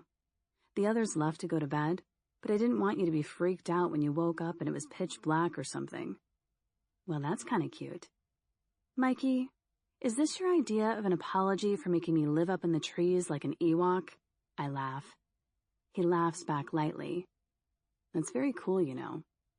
I blush and look away. I again don't bother to correct him that it wasn't by choice that I watched the damn movie, but instead move the subject onwards. So why did you really wake me? I probe deeper. I was bored. You've been sleeping for ages. My blush deepens and I'm glad it's dark. I can't believe he sat with me this whole time. I hope I didn't snore. It was getting dark. I thought it best you get to your hut before it gets too dark, he adds on quickly. I nod in agreement. Is Emily okay? Yeah, she went to sleep a while ago. She seems pretty happy here. So, you two, you were behind one of the walls for the past year, right? He bites his fingernails, and I have the urge to smack his hand away. God knows how many germs are on those hands. Yeah. Talk of the wall is making me feel uncomfortable, and I stand and stretch my legs out. What's it like behind them? He sits on the table with his feet on one of the wooden chairs while he watches me walk around the little hut. What's it like? Jesus, what a question. It's no safer behind them than it is out here, if I'm honest. I look out the little window and stare into the rustling trees and sigh. Sure, there are no debtors, but behind the wall there are, how can I put this? Let's call them oppressors. He stands up and comes over to me. Yeah, but oppressors you can beat up. He gives a dry laugh and cracks his knuckles. Especially you. You're a badass, right? Not these ones. Behind the wall, the oppressors are also your protectors. You stand up to them and they kick you out, which is why I'm here. I can feel him watching me, his eyes boring into the side of my face. For the first time in a long time, I don't feel nervous that a man is looking at me. I feel safe. So, what did you do? I mean, what did they do? I turn and look at him, my eyes wet with unshed tears. Whatever they wanted to. I see the look on his face change into so many emotions in a matter of seconds, before finally landing back on a blank one. Why did you stay then? What choice did I have? I huff. If I had left, I would have been killed by the dead right away. So why the fuck did you leave in the end? You don't make any sense. He scratches a hand through his stubble angrily, glaring at me. Behind the walls, they control everything. The food you eat, the clothes on your back, the water you drink. They get to decide where you sleep, what your job will be, but more importantly, in the end, they decide whether you live or die. If you go up against them, they send you back over the wall. So you see, it really isn't about being a badass, which I am, I must add, though I never used to be. I look away from him. The haunted look on his face is too much. I don't want his or anyone's sympathy. I guess when I saw what they were doing to Emily, I just sort of thought, fuck it. I wasn't living, I was existing. They took my body first, and my mind slowly went too, until I saw her face, until I saw how scared she was, and I knew I couldn't stay any longer. If it meant dying, then so be it. At least I'd die for a reason. Silence encompasses us, and I presume he's mulling over what I just told him. If he reads between the lines, the story is pretty clear. I don't want him to ask me any more questions, so I decide to ask him one instead. How come you weren't behind the wall? I hadn't really thought about it before. Or maybe it's just that regardless of who these people are, it really is as simple as I just put it. And I feel safer here than I ever did behind the wall. Mikey looks uncomfortable, and his voice seems to miss a beat before he continues. I didn't get there in time. When I tried to get in, it was too overrun with zombies, so I had to find somewhere else to hide. I never bothered to try since. There didn't seem to be much point. The walled cities are few and far between, and we have a good thing going on here. Or we did. I can feel him looking at me again, and I return his stare.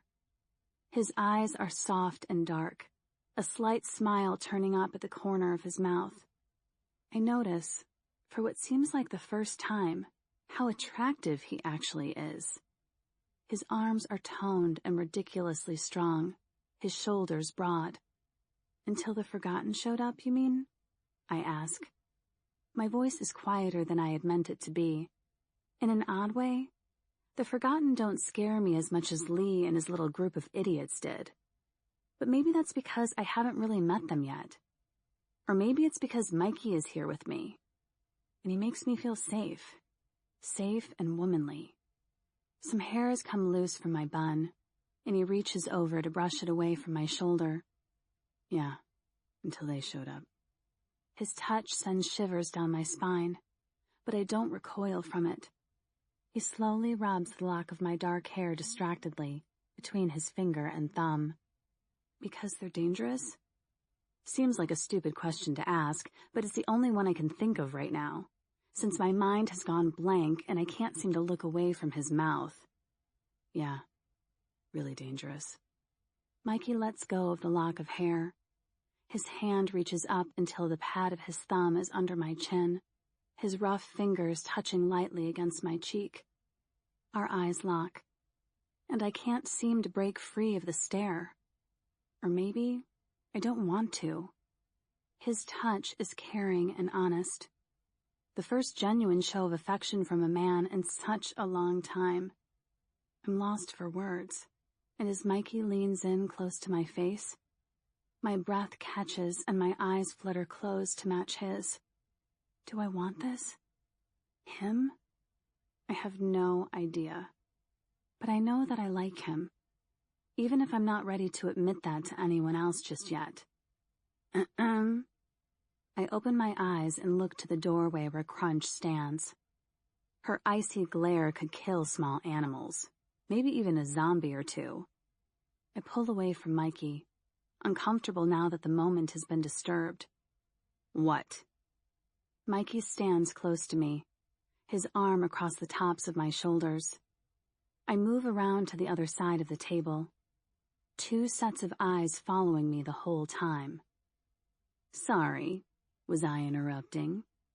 Her Ice Queen death stare follows through into her words, and I force myself to act unaffected by them. No, I answer quickly. Yes, Mikey answers and stares at me. His eyebrows furrow in confusion at my coldness. I need to go get some sleep. I'm standing in front of Crunch now, but she makes no attempt to get out of my way, which is unfortunate for her since I'm not in any mood to be polite. Move. Now. She looks at me for a couple more seconds before giving me a sly grin and stepping out of my way. I squeeze past her and go to find Emily. I shake my head at my own stupidity as I hear them start up a whispered argument behind me. It's pretty obvious that she's into him. The icy looks, the snarky attitude. Wait, that could just be her general attitude, come to think of it. Either way, she hasn't liked me since I arrived.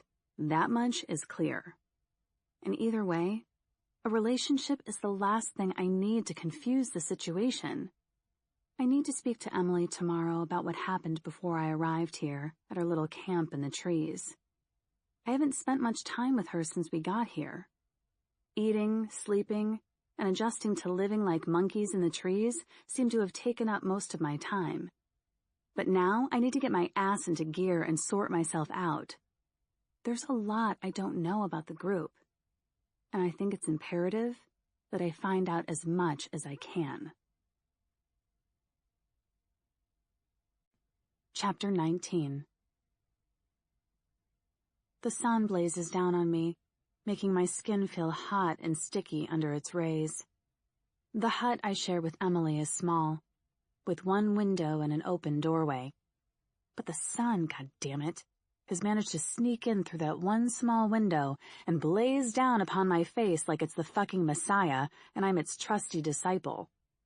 I turn over with a grumble, pulling the blanket up over my face. But after a couple of minutes of getting even hotter under the scratchy blanket, I give up. I sit up with a huff and automatically do what I try to do every morning. I reach for my clock. Of course, it's not there. It hasn't been there for a long time. But old habits die hard, and I hate not knowing the time. It shouldn't matter, but it's annoying more than anything. I look out the window. The sun has moved from its position now and isn't glaring down at me anymore, so I have a clear view of the trees outside. I'm too awake now to go back to sleep, though I wish I could. I wonder if anyone else is up yet. Duncan always seems to be an early riser. Then again, he always seems to be the first to bed, too, whereas I am always one of the last. Emily still snores on her camper bed on the other side of the room. I was lucky to make it back here last night since it was so dark. Any darker, and I would have had to sleep out in the open again.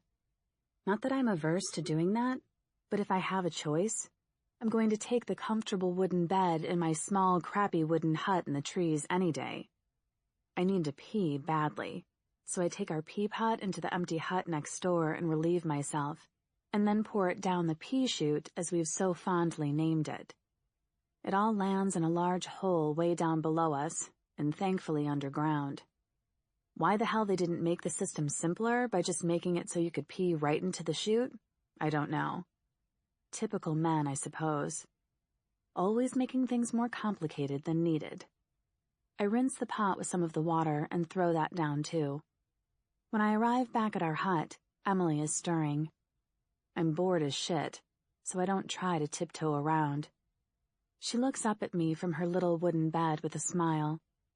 There's color back in her cheeks, and I know if things continue the way they have been for the past few weeks, she'll start getting some more meat on her bones soon.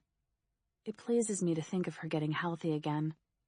I smile back at her and sit on the edge of her bed. "Hey, you okay?" I ask. "Uh-huh."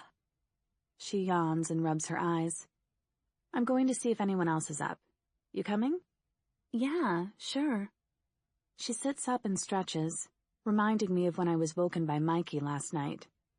I've thought about him all night, his hand on my cheek and the look in his eye. Do I even want to meet someone else? To begin a new relationship? I don't think so, but I feel drawn to Mikey. "Can I talk to you before we go?" Emily nods and I continue.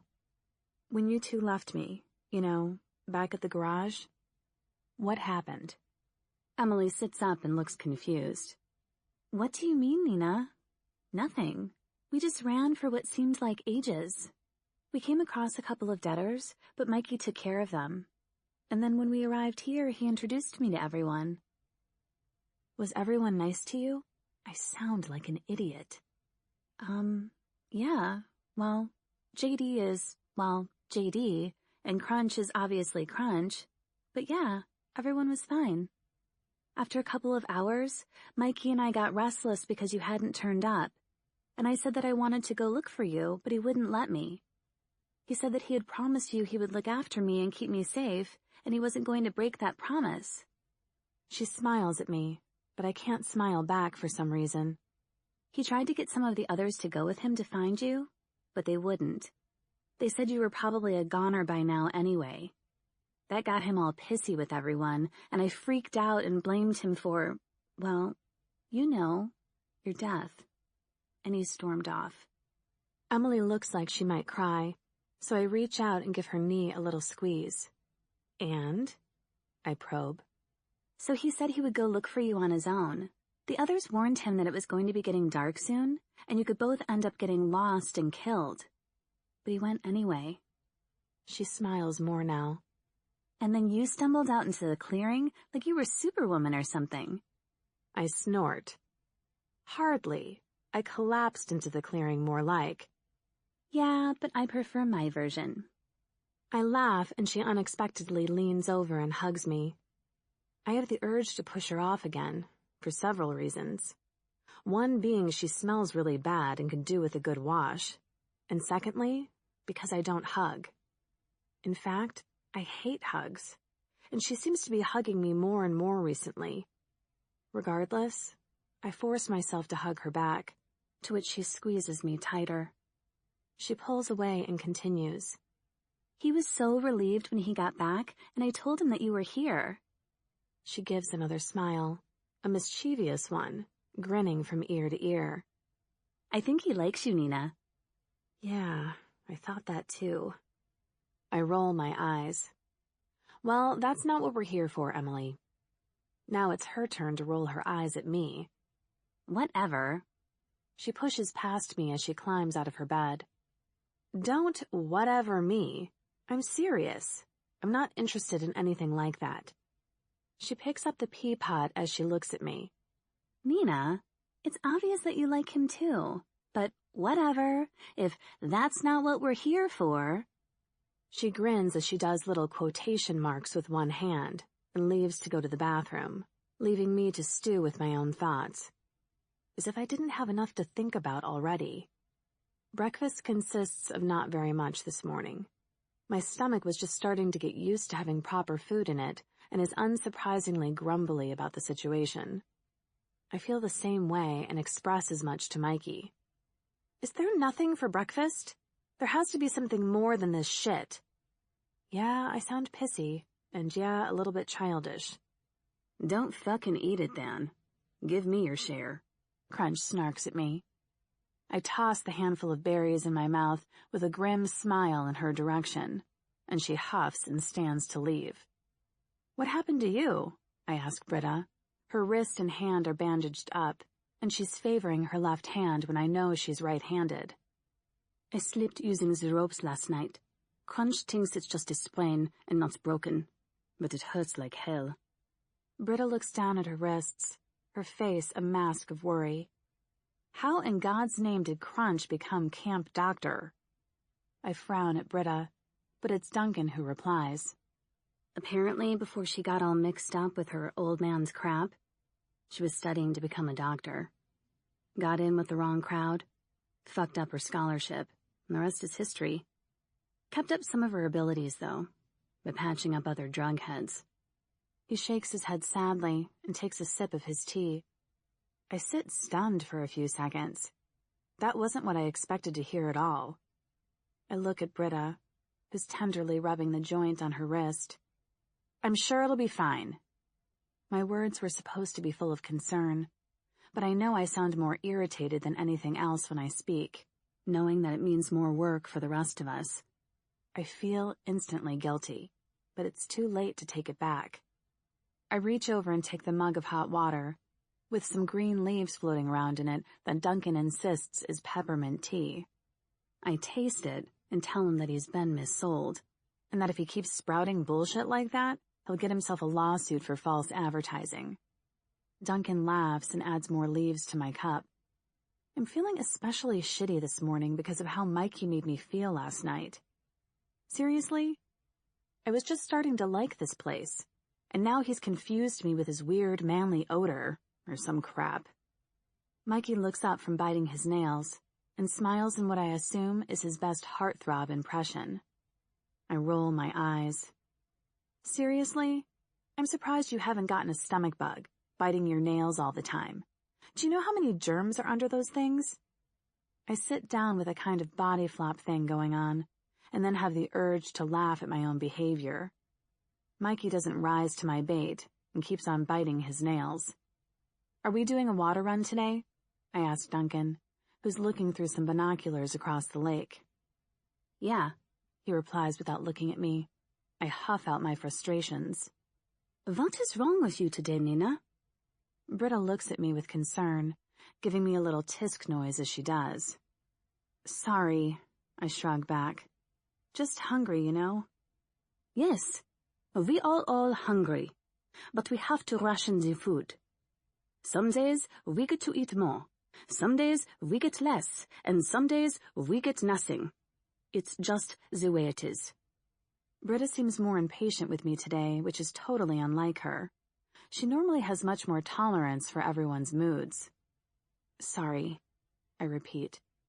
She makes me feel bad for complaining, like a child complaining to her mother that she didn't get any candy. Little brat me, huh? It is okay. We all miss things. It is harder some days than others, no? She smiles at me and I reciprocate. Her accent also seems stronger today than before. Or maybe it's just me becoming more aware of these people as individuals, and not just as a group. You know what I miss? We all look at Josie. We all miss things, and I guess I just assumed that they would all be the same things. Nights out chilling with my friends. She doesn't smile when she says it, but looks down at her hands. Relaxing and having fun? I mean, there's just no downtime, you know? No break from it all? Sometimes I just want to forget about all this stuff, laugh, and have fun again. JD puts an arm around her and pulls her close, kissing the top of her head affectionately. I think it's the first time I've seen him being affectionate with her, come to think of it. Hard ass. I miss Sunday mornings. JD looks around at us all.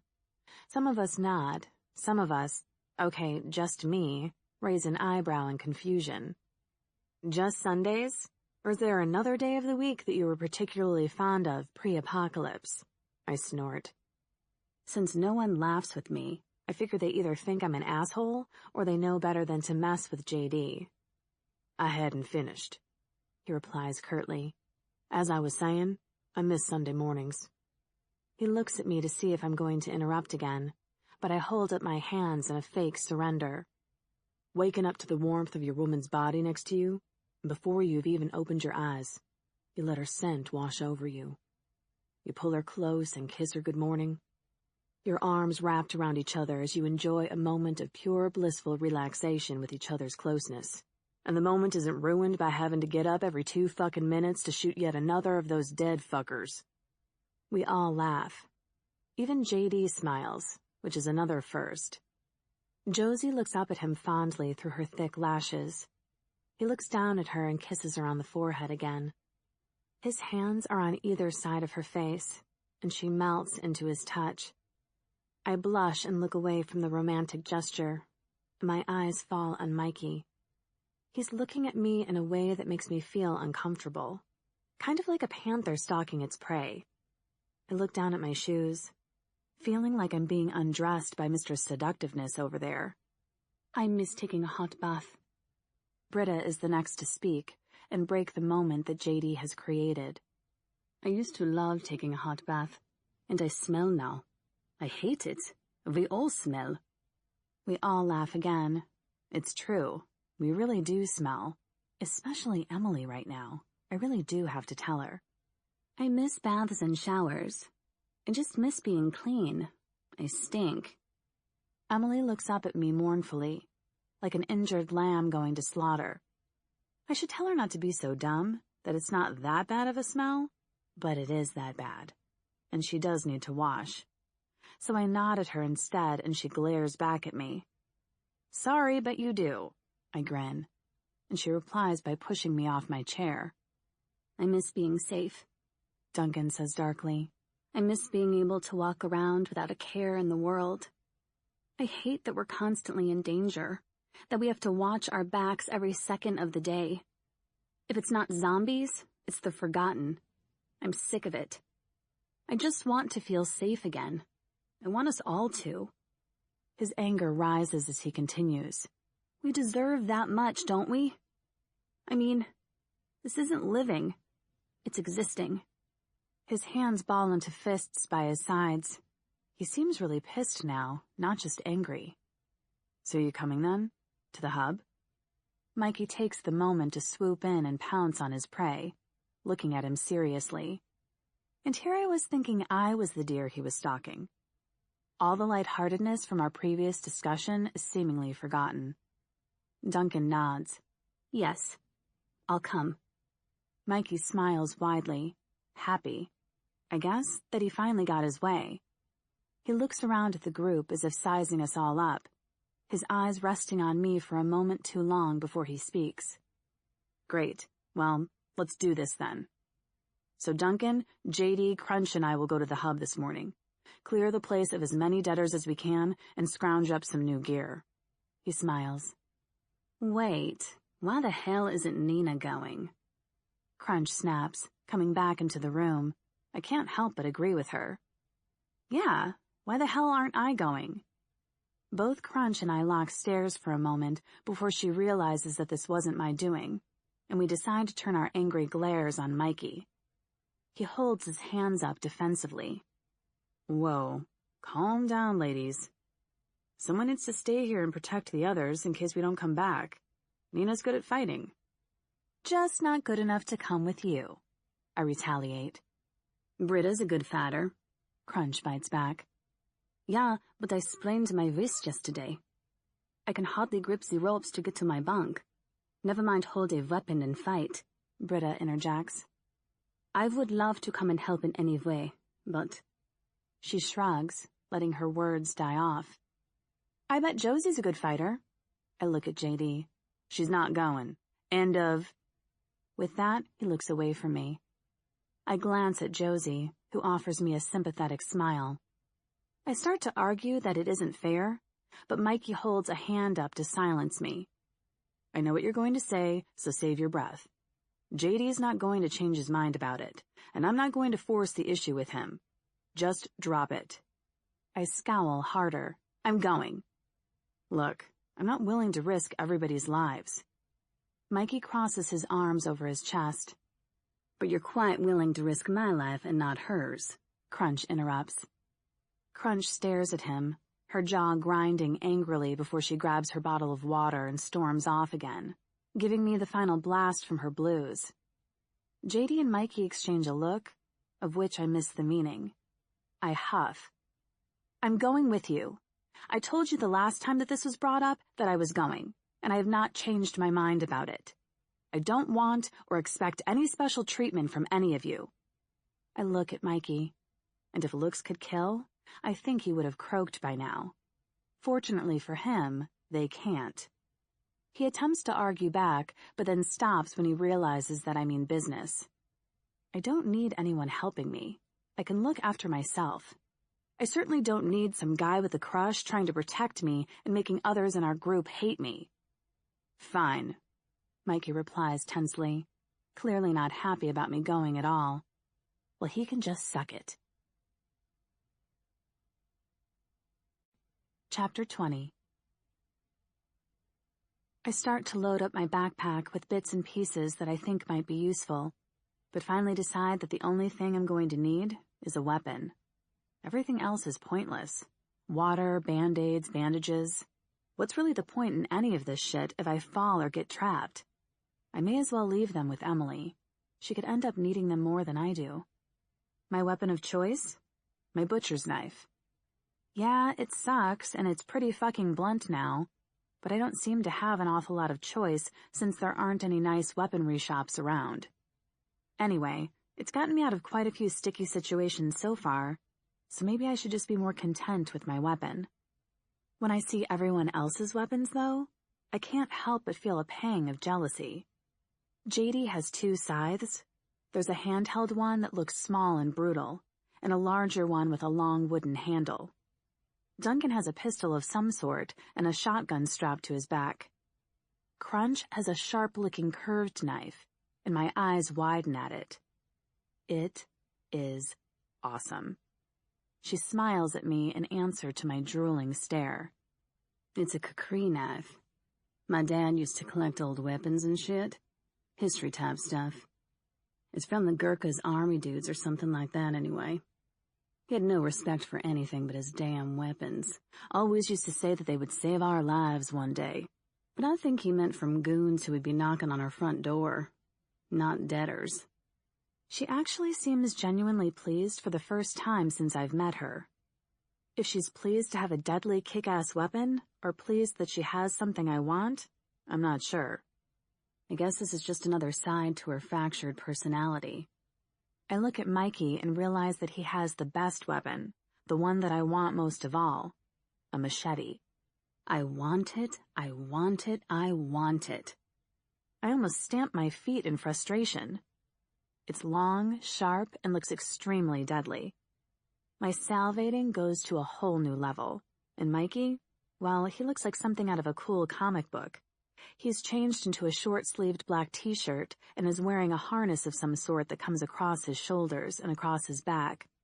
With his biceps bulging and a shaved head, I can't help but feel an attraction to him. Damn it.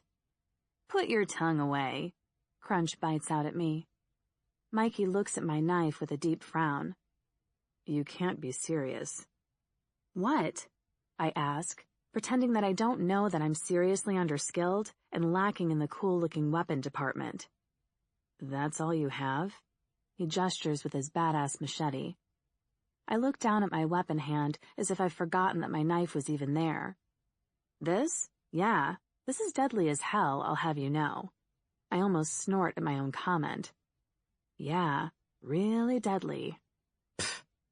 Doesn't even look sharp, Nina. Mikey purses his lips together in a failed attempt to hold his words. Look at it. He gestures angrily again. It's fine, I snap back. Nina. Mikey, we need to go. We're losing daylight. If she's prepared to risk her life with that piece of crap, then so be it. With that, JD turns and hugs Josie goodbye, whispering something into her ear and making her smile. Mikey and I glare at each other for a second or two, neither of us willing to back down. Though I know it's for my own safety, I probably should. I mean, he's right, damn him. Idiot. Me, not him. Well, maybe him too. How the hell did they all get such totally badass weapons anyway? What kind of stuff could be over at the hub that would be cooler than these? Crunch smirks and follows Duncan and JD, ready to climb down. Mikey sheathes his long machete and walks over to me, his steps cautious. He stands directly in front of me, his eyes boring into mine with a look of resignation. He reaches for my hand, and I think about resisting but don't. Taking my knife from my hand, he unhooks a sling from his side and passes it to me. Inside is a shorter-looking machete. It's not as big and cool as the other one, but I couldn't swing that thing anyway. He walks away without saying another word. I pull out the knife and stare at it. It's sharp and dangerous-looking. Far better than my stupid knife. I turn and watch his retreating back as he climbs down the main pole to the ground. My stomach fluttering as I watch his descent. Stupid man. The air is once again humid as we trek through the forest, and it's surprisingly clear, apart from the one deader. It doesn't seem to pose a particular threat to any of us, as it slowly drags its decrepit body across the forest floor. It groans as we near it, its eyes turning to look at us. One hand reaching up for us clumsily. JD walks over to it, staring down at its decrepit body with something more than hate written on his face. He puts a boot on the side of its head and slowly presses down, taking his time to feel every bone crunch in its head. The zombie's face pops with finality, leaving black gunk and bone where his head once was. I look away with a grimace, and when I look back up, I see JD smile at it and stalk off without a second glance. I look up and catch Mikey watching me with dark eyes. He reaches down, picks up a rock, and continues walking.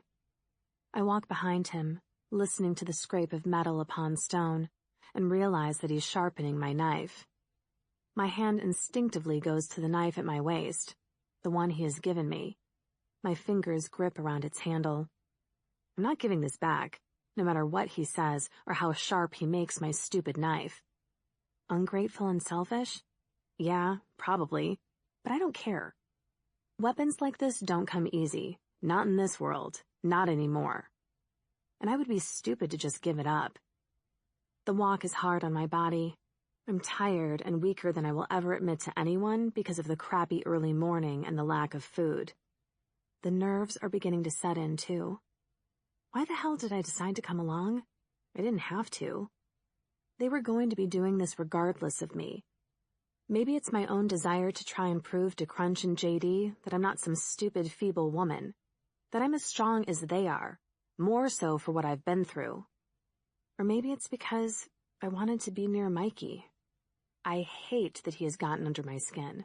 It makes me have an entire new bag of reasons to feel guilty in my life. I'm lost in my own thoughts and don't notice when Duncan falls into step beside me. I hope we're not going to regret this, he says quietly, more to himself than me. You and me both, I reply without looking at him. There's a silence the rest of the way there, apart from the odd grunt from people tripping on stuff. Okay, so that would just be me that's tripping on stuff. The hub comes into view again as we pass our vegetable patch, and I'm pleased that my rhubarb is still growing strong and there are no deaders around, thanks to my little zombie repellent. We crouch down behind some rocks on the ridge, looking across the place where the Forgotten had stopped yesterday and tortured the deader. There's no sign of them or it today, but there's a large patch of brown-black sludge where they were standing. JD hurries off again commando style to make sure that the coast is clear and none of the Forgotten are still over there. A few minutes later he comes back and gives us the all clear, and we set off again, with Duncan by JD's side. We aim for the back of the building, which Duncan tells us is an emergency exit, therefore less used. I guess he's hoping to come across as little zombie exposure as possible. But that doesn't seem to be JD or Mikey's aim. They want to clear the building and take back control of it. We all stand side by side, our backs against the warm cream walls, as Duncan fumbles around for the key. The bastard locked everyone inside when he left. Any respect I have for him is quashed upon that realization. Stepping out of the heat and into the murky coolness of the hub, Duncan slips a catch on the top of the door so that it won't lock when it closes behind us, and we all take a second or two to collect our thoughts and wits. JD points to Mikey, giving him some strange hand signal, which, lo and behold, Mikey actually seems to get. Or at least he nods, looks back at me, and uses the same hand signal. I shrug and tiptoe up behind him. What? I whisper as quietly as I can, but in the gloom, the sound of my voice seems to echo all around us, and I flinch. Stay behind me, okay? We stick to the left, Crunch and Duncan to the right, JD will be in the middle. Keep your eyes peeled and stay in formation.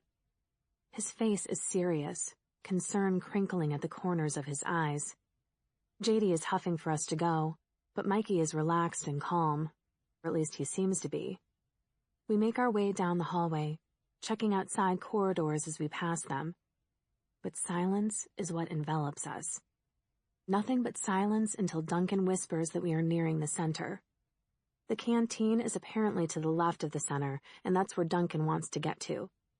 However, when we reach the main part of the building, JD gestures for us to go right. Duncan does that weird argue-whisper thing with JD, who blatantly ignores him and keeps on going right. No one in their right mind wants to disagree with JD, so we all follow like lambs to the slaughter.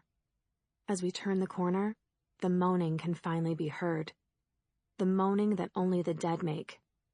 I watch a nervous Duncan make a sign of the cross and pull out both of his guns, ready to protect himself. I grip my knife tighter, my nails digging into the soft flesh underneath, as fear trickles into the pit of my stomach. The stench of death is upon us, and I can't seem to breathe through my nose anymore, for fear of throwing up. Even with the fear of being eaten to death, or worse, being eaten and turning into one of the deaders, it's still the smell that manages to get to me the most. I can almost taste last night's rabbit threatening to make a reappearance, but I'll be damned if I'm going to lose another meal to these freaks. I swallow down my bile and grit my teeth. The corridor is lined with doors, and we gather around the first. JD tugs on the handle until it relents and swings open to reveal an empty office. I release the breath I've been holding, and Mikey looks around at me and gives me a grim smile. JD closes the door as we move as one to the next door. I instinctively hold my breath again. JD pulls the handle and he opens the wide door, surprising the zombie inside. It turns, and I swear I see it smile as it comes toward us, stumbling over the clutter on the floor in its eagerness to get to us. It walks with arms raised, bloodied fingers searching us out. There's a swoosh as a blade slices through the air, hitting the zombie in the neck, and then there's a small thud as its head hits the floor. There's no blood, just black sludge, which oozes out of the hole where the head should be as the body falls to its knees and then lands in a heap. Somehow we have all crowded into the small space of the doorway, and as we step back and close the door, we are finally greeted with the view that we have all been dreading. Deaders, lots of them. Chapter 21. Fuck, Crunch breathes out, beating me to the punchline with startling accuracy. Yes, fuck would be it indeed, or fucked may be better. Maybe even well and truly fucked. This isn't how we had talked about it going down. In fact, this would be the entire opposite of how we expected it to go down. We had planned on picking them off one by one, or at least 2 by 2, like Noah's Ark but without the cute animals. I turn, startled by the noise behind us, and I know for a fact that my eyes have just widened by at least an inch as more zombies round the corner. Double fuck. I beat Crunch to it this time, and the group turns to look behind us too. 10 to the rear. Mikey barks out and readies his machete, solidifying his stance. 8 to the front, JD shouts back, his voice nearly drowned out by the groaning horde coming toward us. We stand back to back, giving each other just enough space to move around as the crowd of overzealous zombies draws close. I haven't realized that I've placed myself between Duncan and Mikey, with JD and Crunch to my rear. As the first of the rotting zombies gets close, Mikey steps out of formation and slices its head from its shoulders in one move. That's the good thing about older deaders. The muscle and sinew are much weaker and easier to destroy than the newer deaders. The downside to them? They stink to high heaven. I mean, way more than your average deader. Once again, there is no blood splatter, just black gunk, which oozes out of the hole and a fresh wave of putrid stench. Mikey takes another step forward, as an overeager female zombie with one arm and a rotten face, showing more bone than flesh, trips on the body of the first deader, and he swings and removes her head too, with a satisfying thwack sound. Duncan takes aim with his gun and fires into the crowd, but he seemingly misses their brains, since they continue to twitch and writhe to get to us. Dude needs to practice his shooting skills more, if you ask me. I take a cursory glance behind me and see that JD and Crunch have also dropped from their positions and are fast approaching the other deaders while attempting to separate and single them out so they're easier to kill. I dig down deep in me, summoning up some strength of mind to get my ass into gear. After all, I was the one who asked to come on this joyous trip. My blade is sharp and deadly, and I fumble for a moment before I too begin hacking away the deaders that get too close to us. I slice and dice without prejudice. Mikey is covered in black grime, his face contorted with a deadly rage that I haven't seen on him before. Yet his movements remain precise and controlled. Only his eyes give it away. The hate, the contempt. Duncan steps close to a thrashing zombie and fires his gun into its brain. The bullet comes out the back of the deader's skull and hits the one behind it, spraying it with chunks of rotten brown and black brain matter. Unfortunately, it doesn't kill the deader, just pisses it off, and it moves forward, stumbling over the now brainless deader on the floor, and it grabs at Duncan's shirt. It leans over and tries to bite him, but only comes away with a mouthful of shirt. Duncan pushes his gun between himself and the deader, and fires haphazardly into it. But the thing barely notices that its insides are being turned to oozing black mush, which is now trickling out of several holes in its intestines, and continues its onslaught regardless. I swing with my arm, wildly, I'll admit, and hit it in the back of the head. The zombie twitches and releases Duncan, turning to look at me instead. My machete still sunk deep into its skull. That's unusual. A deader is normally so focused on the prey directly in front of it. Regardless, I don't get to ponder this obscurity now that I'm its new source of prey. I step back from it as Duncan fires his gun again, but it clicks on empty. Between him reaching for his shotgun and me getting ready to kick the deader away, Mikey somehow realizes what's happening and turns to pull my machete from the back of the deader's skull. He hacks at its skull again, this time making sure its brain is completely destroyed. The zombie grunts once and falls to the floor as Duncan aims his gun at it. Sorry, Duncan pants, wiping away the sweat and black gunk from his face with shaky hands. And thanks. I shrug a no problem, but really feel like peeing myself.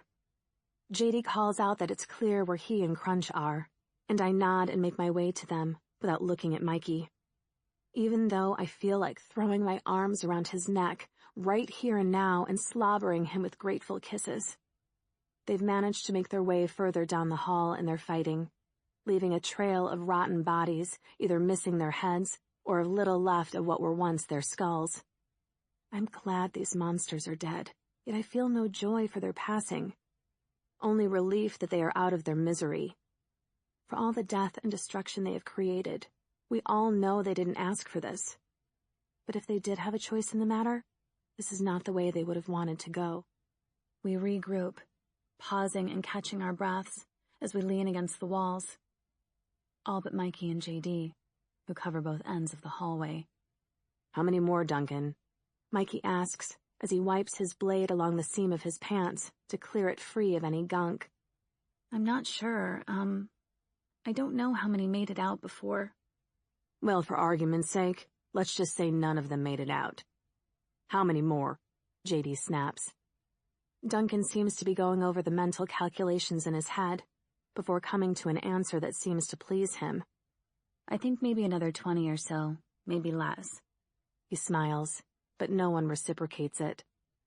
I thought we were just getting some supplies. We don't need to clear the building. We're fine where we are. I'm not living in the trees for the next 20 years, Duncan. We're clearing this place. End of discussion. JD barks out. Duncan nods, but he clearly doesn't agree. I don't know where I stand in it all. It would be great to be living on solid ground again. But there's something about living up in the trees that actually makes me feel safer. Ewok or not. 20 more, then? Crunch asks with a grim look. Duncan shrugs, but he doesn't say anything. He doesn't need to. 20 zombies still lurk in this place.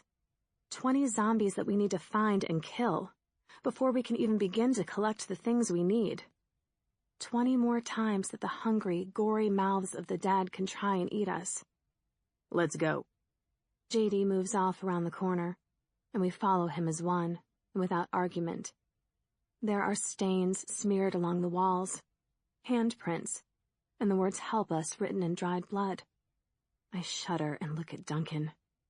He lowers his gaze away from me and away from the words, knowing only too well that he caused this. He could have saved some of these people if he wouldn't have been such a coward. Instead, he locked them all inside and sentenced them to death.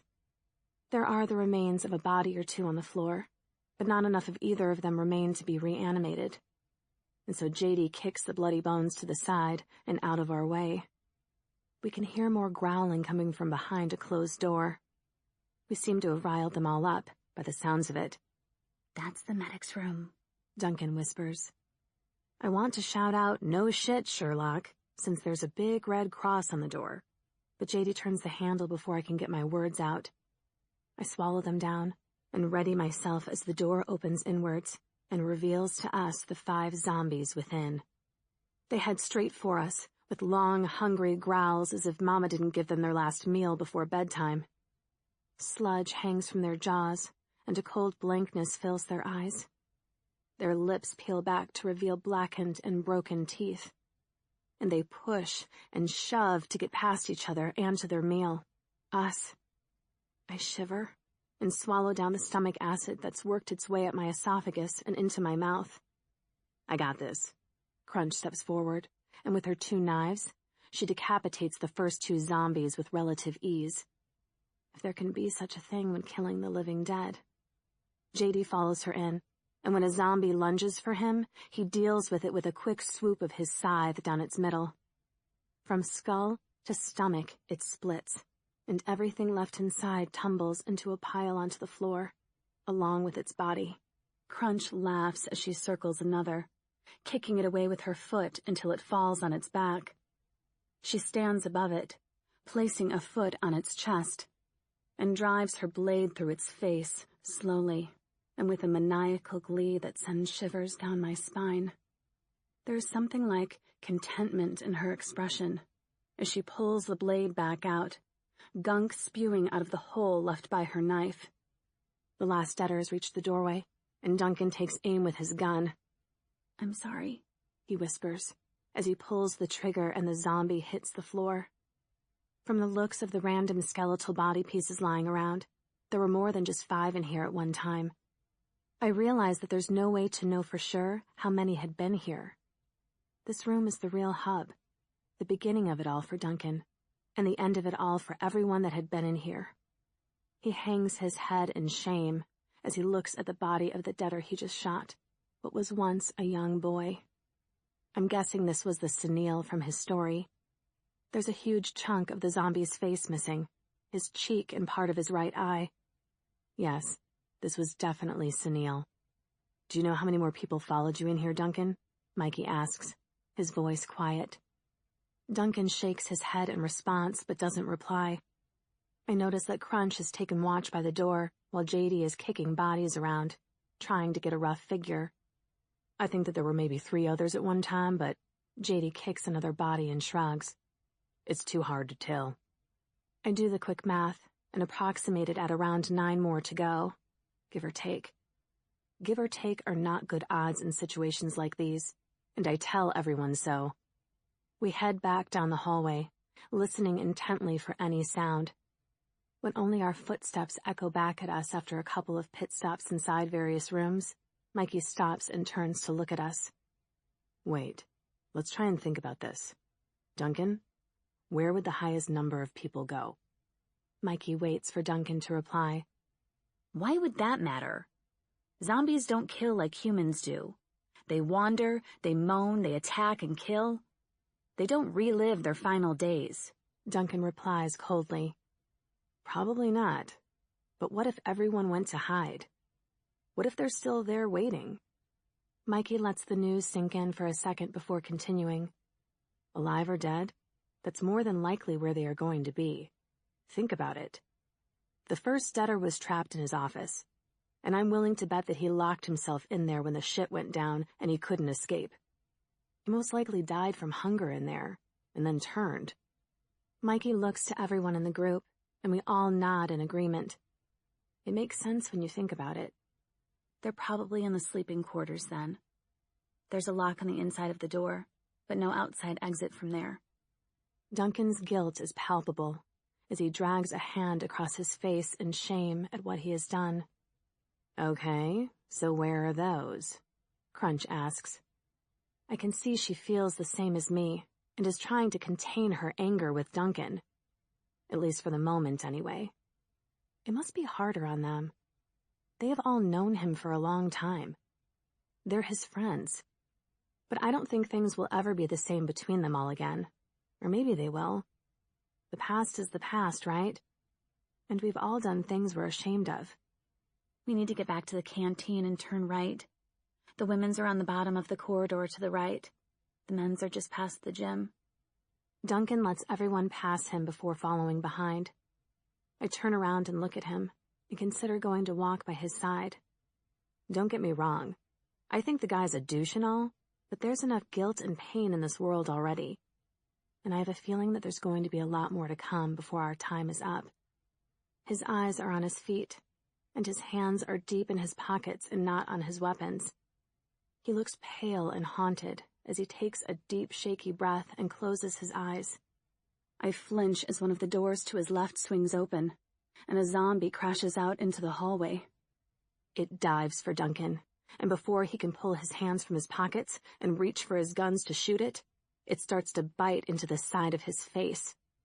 I stare in horror as its dirty hands clasp his skull tightly.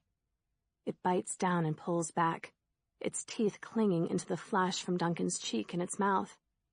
Duncan screams and hits out at it, and I stand frozen to the spot, unable to do anything but watch as the situation unfolds.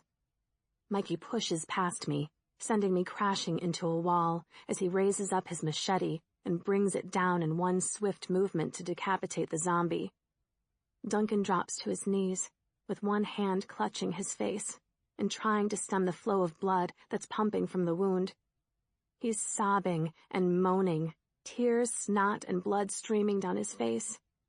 My only thought, if I would have walked just a little bit slower, that would have been me. Chapter 22. Mikey helps Duncan up and simultaneously shouts for Crunch to bring the first aid kit. She obliges, dragging out various bandages and creams from the little bag on her back as we all run. We head down the corridor until we reach the canteen, and JD drags a couple of chairs away from a table and helps Mikey get Duncan up on it. They pull Duncan's hand away from his wound, and Crunch squirts some liquid into and over the wound without hesitation, bringing about another long, painful scream from Duncan. He thrashes and fights to put his hands to his face, but Mikey and JD stop him. Crunch leans over further and inspects the hole in his cheek. Reaching for some tweezers, she digs into it and retrieves a tooth, and then squirts the liquid into the hole again, being careful not to get any of it into his eyes. Nina, get over here. I need your help. Crunch doesn't bother to look at me, but continues to dig through her bag. I make my way from the doorway to the group in small steps. I have no idea how we change into zombies. What if it's through a bite, and he's going to change at any moment? I don't want to be near him. I mean it. Get your ass over here now. She finally looks up at me, her nostrils flaring at my slowness. There must be something in my look that makes her calm down, though. It's okay. We just need to stop the bleeding and clean the cut. He'll be fine. She stands and looks at me, and I nod and make my way to her, still wary. I need you to squirt some more saline into the cut while I prepare some sterile gauze for it. I can't suture it until it stops bleeding, or at least slows. I pause with a shaky hand on the bottle. Will this save him? Maybe. She shrugs. It'll clear the wound of any surface pathogens and debris, and hopefully... She pauses and takes a deep breath. And hopefully save him. But I'm not promising shit. This is basically just a cleaner for the wound. I'd need a lot more equipment to go making promises. I do as she asks, and when Duncan starts to scream again, JD looks at Crunch and she nods. Before I can ask what the look was all about, JD punches Duncan hard and knocks him out cold. Crunch leans over, pressing hard into his face with some gauze. My jaw hangs low as I look from her to JD. The more he panics, the harder it is to stop the bleeding, she replies casually. I nod and look away, a shiver running down my spine. Mikey runs over to one of the doors and starts barricading it so that nothing can follow us in.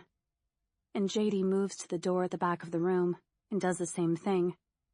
Nina, I need you to hold this in place. I reach over with shaky hands, trading places with her and holding the gauze against his sticky skin. Okay. Press harder, she snaps. I nod. Crunch tips her bag out and rummages through all the bits and pieces for something. A needle and a strange-looking thread, by the looks of it. I look down at Duncan. His eyes are rolled back into his head, and his breathing is shallow. The blood has stopped pumping from between my fingers now, and Mikey uses his sleeve to wipe some of it away from Duncan's eyes and nose. Crunch stands by my side, with the needle and thread in hand. Okay. Lift it up and let me see. I lift up the gauze, which sticks to him a little as I pull it. It breaks free, releasing a small spurt of fresh blood. But it stops after a second or two, and then just oozes. The bite is deep, but thankfully, it's not as bad as I first thought. It seems to just be surface skin, and not the deeper flesh. However, it does look swollen and unhealthy. The sight makes me feel queasy again, and I'm glad I don't have to look at it anymore, however mean that may seem. I hold the gauze in place while Crunch tapes it. Crunch puts her fingers to Duncan's wrist, and does some weird counting thing with her eyes closed before placing his arm back down next to him. "Well?" JD asks. She looks worried, but shrugs in her nonchalant way and lowers the needle and thread. "He should be fine, as long as an infection doesn't set in. I've cleaned it the best I could, and I'm going to stick a couple of sutures in it since the deader took a lot of flesh." Crunch readies her needle while she talks, and I turn away. "We need to find a lot more antiseptic cream, gauze, painkillers. We're going to need to go back to the medic's room again." "Okay, I'll go get the medical supplies. Crunch, see what you can do for Duncan. Mikey, you and Nina stay here. Try and see what's left here, and be on your guard. We haven't cleared this room yet." JD storms off to the door without another word. Crunch quickly zips up her bag and follows after him with her weapons in hand. I look at Duncan on the table. His breathing is shallow, his skin sweaty. I still don't want to get too near him, so I walk away, heading for the kitchens, carrying my small machete. Mikey catches up to me. Neither of us talk as we clear the room, and then the kitchen area, checking under tables and behind doors for any lurkers.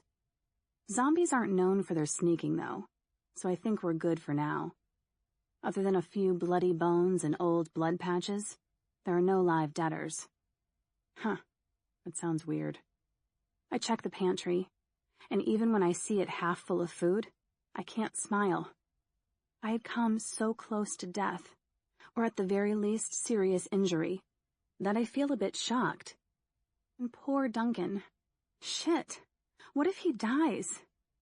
I pause in my search, lean against one of the boxes of cans, and take a breath or two to calm myself down.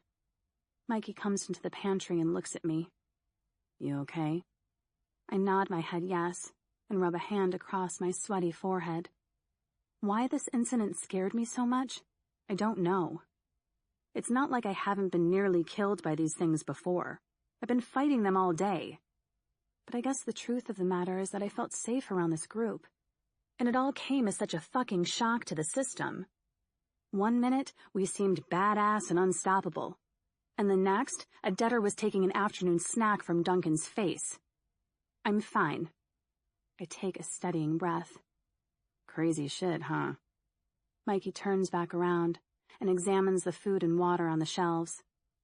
Crazy is one way to put it. I start checking the boxes by my feet, wanting the distraction. Do you think he'll be okay? "I guess so. I hope so. He kept us all alive for the past year or so. And he's a nice guy, you know? Mikey opens up a box of cereal bars, tearing one open and shoving it in his mouth greedily. "Yeah, I guess." I catch the bar he throws me. It was kind of a dick move locking everyone in there, though, don't you think? Mikey shrugs. "Yeah, but then we all make mistakes. No one's perfect." But his mistake cost a lot of people their lives. I rip open my wrapper and take a big bite. It tastes like shit, but it's food. Mikey stares at me for a long minute before replying. "So, even if someone tried to make up for their mistakes, you're saying they don't deserve a second chance?" He scrunches up his wrapper and throws it to the floor, looking pissed off. "That's not what I'm saying at all. It's just that..." I huff. "He condemned everyone in here to die. He fucking locked the door on them." "Who says they weren't condemned anyway? Who says we're all not condemned?" "Whatever, Mikey. I'm not in the mood to argue with you today. I have no idea what crawled up his ass, but I'm too tired and worried to fight him. There are other things way more important going on." "I'm just saying that he made a mistake that he feels guilty enough for. The last thing he needs is everyone hating on him. He spent the last couple of years trying to make up for what he did. I jump when I feel Mikey close behind me. And when I turn and am met with his angry glare, I'm even more confused. I scowl at him. How has he tried to make it up? He spent the last however long trying to keep you all away from this place. Away from putting these poor people out of their misery. You don't fucking know him enough to comment on this shit, Nina. No, and clearly I don't fucking know you either. Clearly. His jaw grinds. We stand there staring at each other, both of us waiting for the other to say something else. Anger burns within me. I fucking know he gets where I'm coming from. So why he's acting so self-righteous all of a sudden, I don't know. Maggie? Nina? Crunch's voice sounds out from in the kitchen. I push away from the shelf behind me and walk past Mikey. His hand brushes my waist, making me turn and stare. I shrug away from him with another angry glare. "We're here," I say, coming out of the pantry and passing Crunch. She eyes me icily, her eyes straying behind me as Mikey emerges from the pantry, too. "Find anything interesting?" she spits out. "Crunch," Mikey warns, but I don't stick around to see what else they say.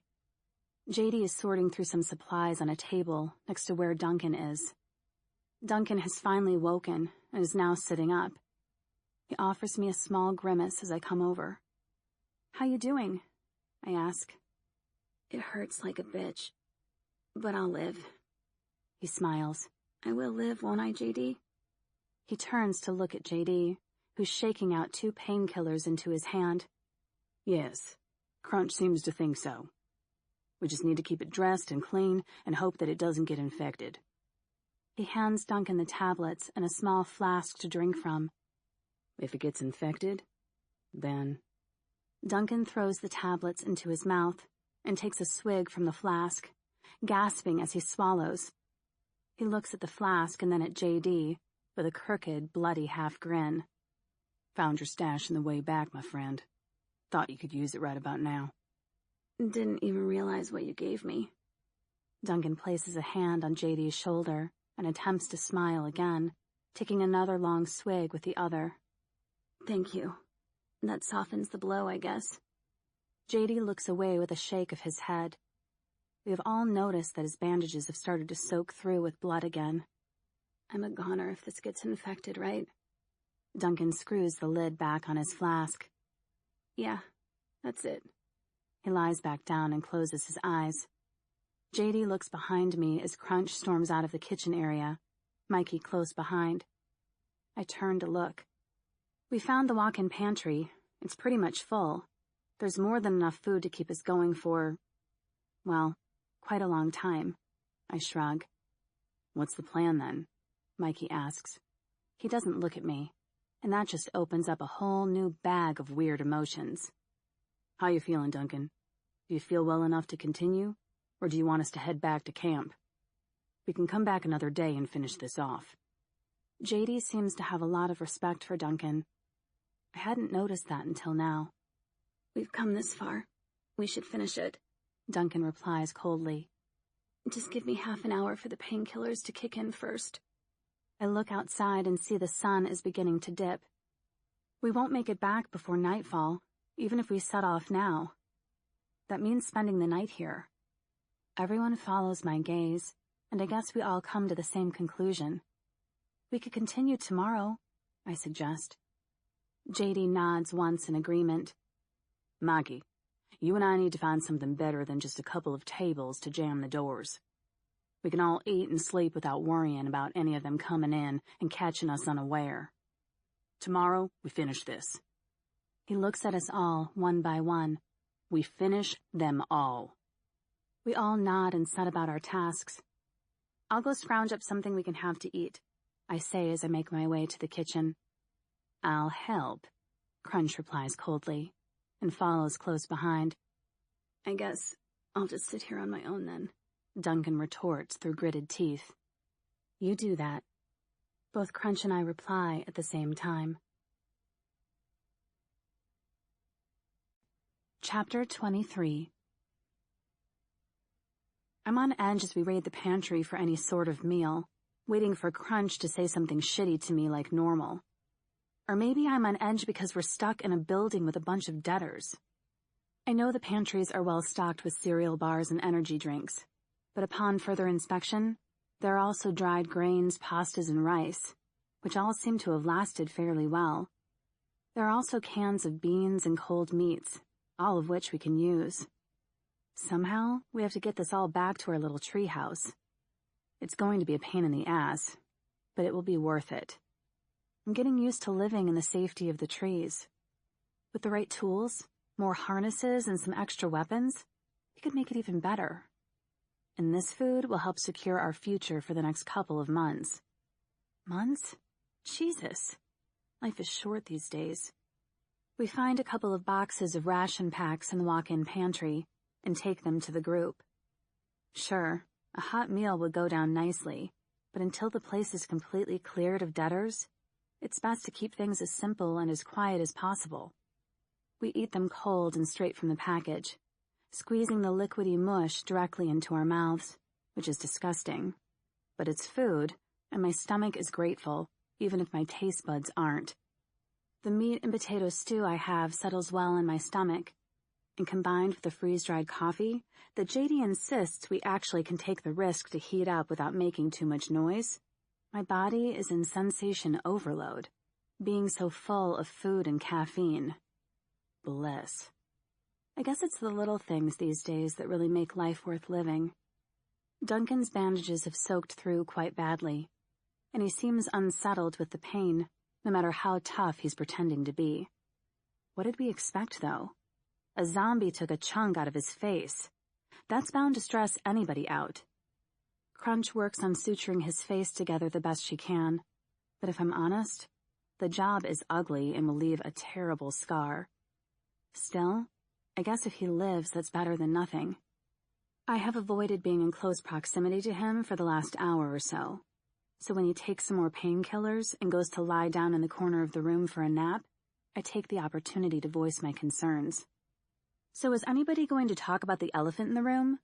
Or are we just going to let him pick us off unexpectedly tonight, chowing down on our brains while we sleep? I throw my empty ration pack onto the table in front of me and reach for another of the silver-foiled delights from the box by my feet. He'll be fine, Crunch replies without fully acknowledging my comment or me. How do we know that the virus or mutation or whatever causes people to turn into zombies isn't passed by saliva or bites and things? I mean, that's how it's done in all the movies. We don't know for certain, but we think that it's just death itself that causes people to, want to eat brains and shit. Mikey is biting his nails again, and I shudder. He has somehow washed his hands free of blood and grime from their earlier battles, but the thought of any zombie stuff getting into my mouth makes me nauseous. Will you get your hands out of your mouth, Mikey? For God's sake, they have all sorts of, zombie germs all over them. I put my second pack of food down, suddenly not feeling hungry. I told you, it doesn't seem to be passed that way. I don't care. It could mutate. It could be slow developing. And besides that, it's disgusting, so stop it. I huff. He finally removes his hands from his mouth and leans back in his chair with a raised eyebrow. Better? Not really, I reply. So, what are we going to do? We told you, it will be fine. He will be fine. You just have to trust us on this, Nina. But, will you stop your whining? Crunch snaps. Seriously, Nina? Go back to camp if you're so worried about him. Because we're not leaving him behind. I wasn't suggesting that we leave him behind, I replied darkly. Wasn't I? What the hell was I suggesting then? Well, we're not killing him either. Crunch hisses at me angrily. He's our friend. More than can be said for you. This isn't about friendships, Crunch. This is about survival. And I wasn't suggesting killing him either. I don't know what I'm saying. I just think that we need to watch him, in case he turns into one of them. Mikey leans forward in his chair. Ladies, calm down. You'll wake him, and he needs to rest. Nina, we don't know for certain that he won't turn, but we've all had plenty of dealings with zombies now, and I'm sure that we've had plenty of their gunk all over us. The likelihood is that some of it has gotten in us, maybe through our mouths or eyes or whatever. Either way, we all seem fine. I try to interject, but he cuts me off. Also, Crunch has been bitten before. In truth, it wasn't as bad as Duncan's injury, but she's fine, isn't she? She isn't some crazed zombie woman out for blood, is she? I look at Crunch with a smirk, and surprisingly, she mirrors it. Well, maybe not all the time. She laughs.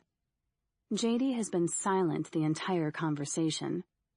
I wonder what his opinion is on the matter, but he doesn't seem like the sort of person I would want to piss off.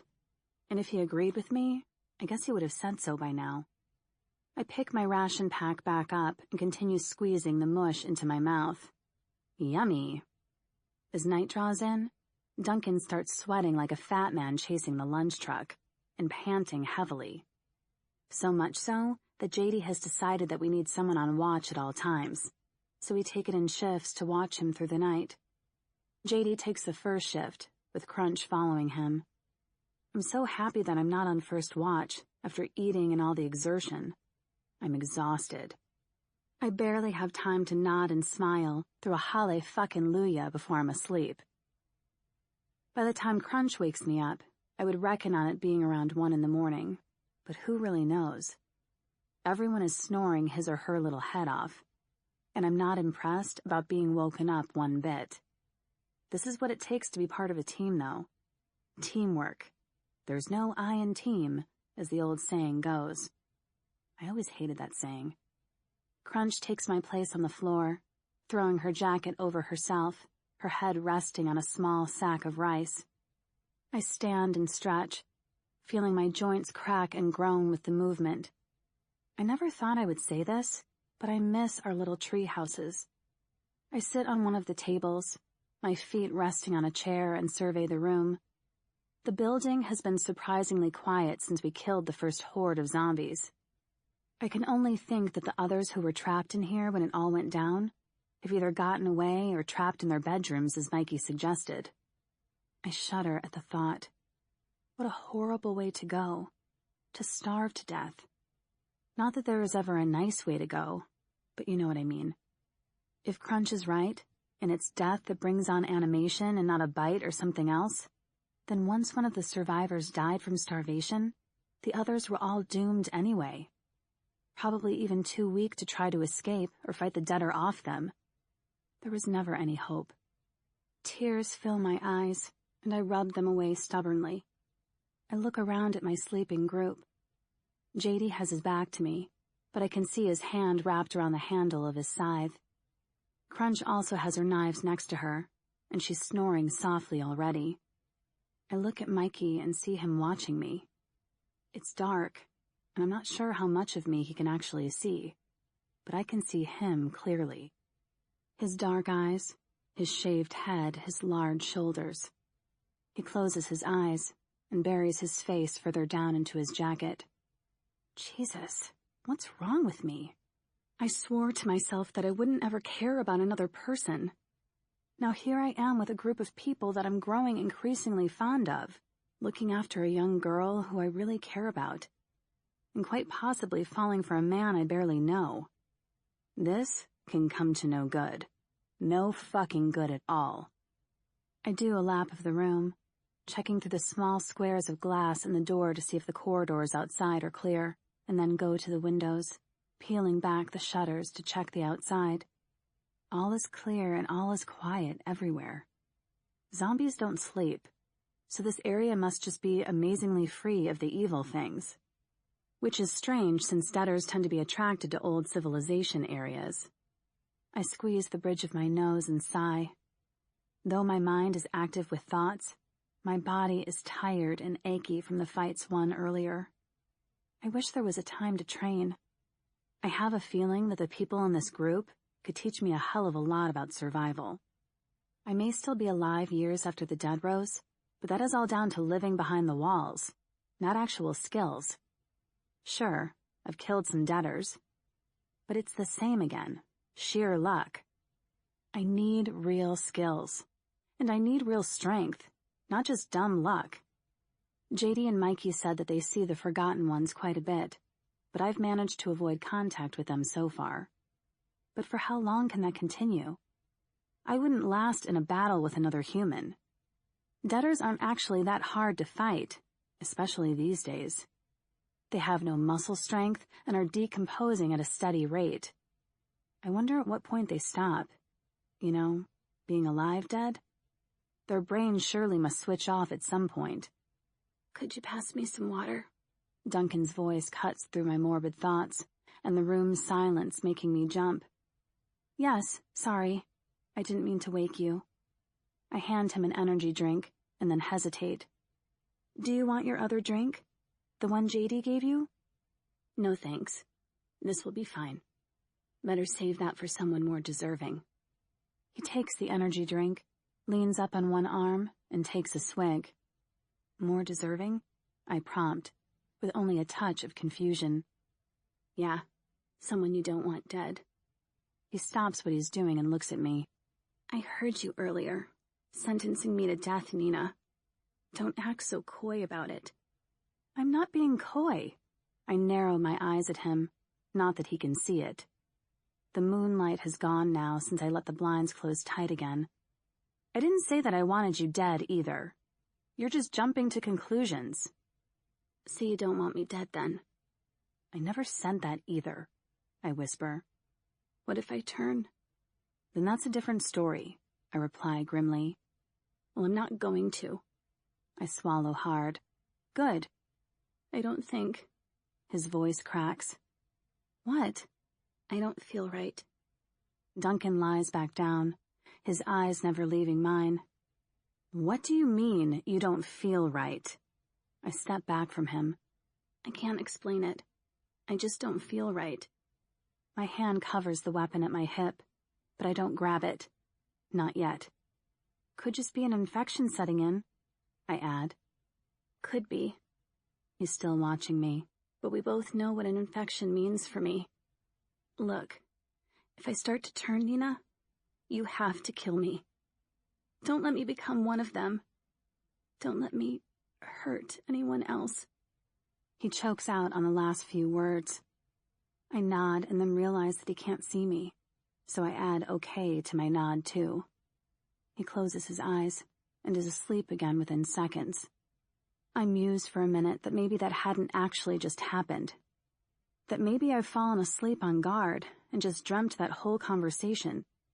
By asking me to kill him if I think he's going to turn, he's also putting me and Emily at risk.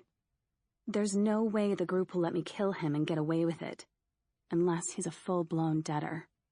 There's also the other thought in my mind. Could I do it? Kill another human being? Even one that is just about to turn into one of the undead and kill everyone? Chapter 24. I am the worst guard ever. At some point in the early hours, I must have fallen asleep. Because when I wake, I'm curled up on top of one of the tables. Mikey is sitting in a chair by my head, his legs stretched across onto another chair, and he's watching me. I think I surprise him when I open my eyes, because his legs slip off the chair, making it squeak along the floor, and he looks around guiltily to make sure that everyone is still sleeping. Ha, serves him right for being creepy. The sun seems to be only just coming up. There's an odd warm feeling to the room.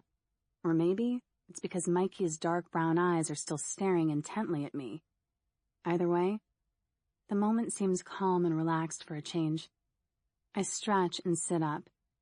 Sorry, I rub my shoulder back to life. I don't even remember falling asleep, I grimace. No harm, no foul, right? He smiles. I guess. I swing my legs over the edge of the table. How's Duncan doing?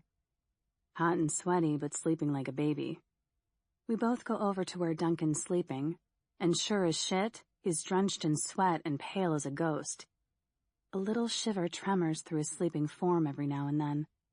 This doesn't look good, I say, trying to sound every bit the concerned citizen, but actually thinking about my conversation the previous night, and what the fuck I will do if I have to kill poor Duncan.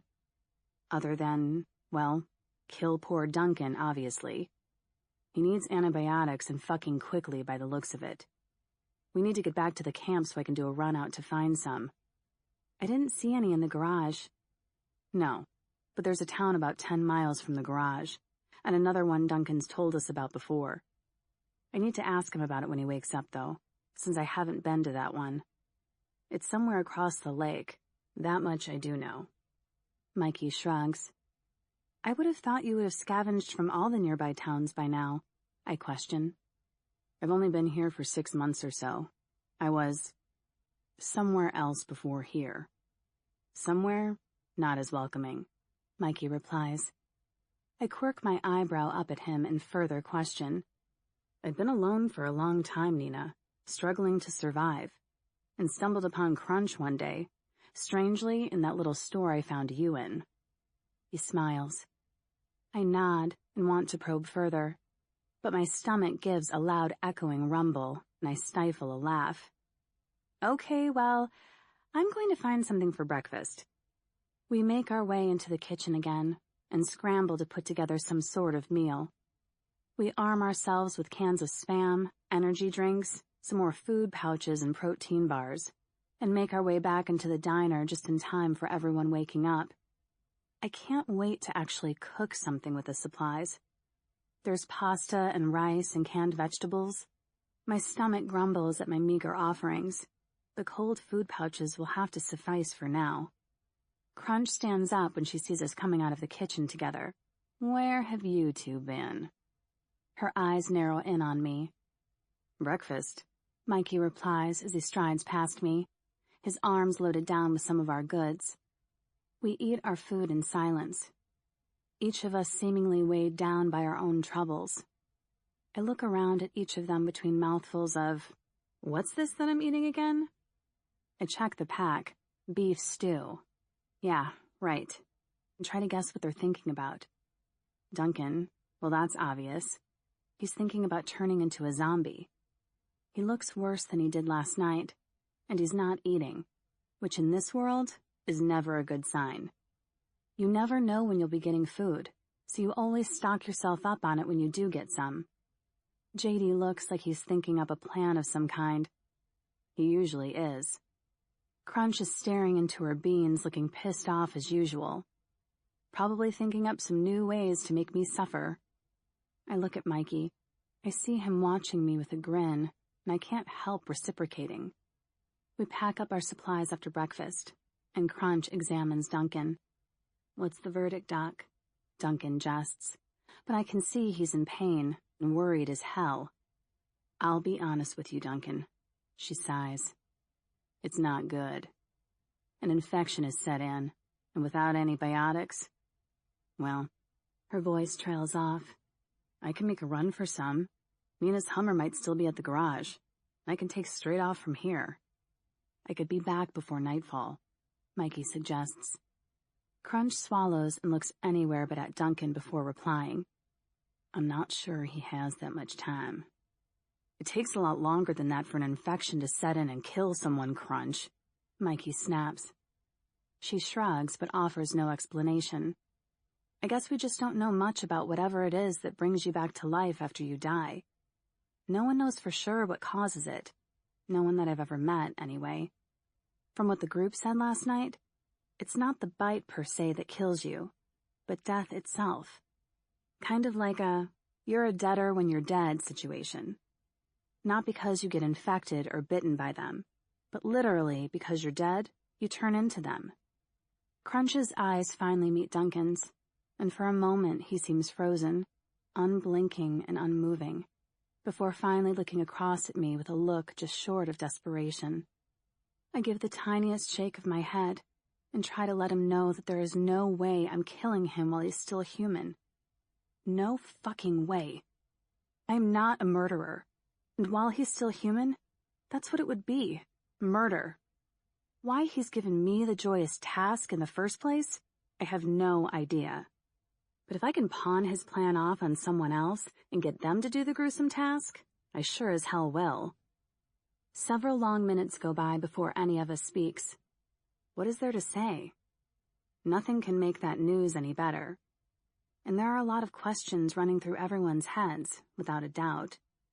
Surprisingly, it's Duncan who breaks the heady silence. Better get a move on and clear this place while I'm still me then, eh? He swallows and picks up his gun. We should just head back to camp. JD steps forward, his hand resting on Duncan's shoulder. Duncan shakes his head. No way. I can't go back there. If I'm dying. He looks down sadly. It would put everyone at risk. All of you. And the girls. Emily, Josie, Britta. He shakes his head, and a tremor ripples through his body. Sorry, I'm just cold. No, better help you all as much as I can, while I still can. You never know. I might be all right yet. He looks at Crunch hopefully. Yeah. She shrugs and gives a brief but grim smile.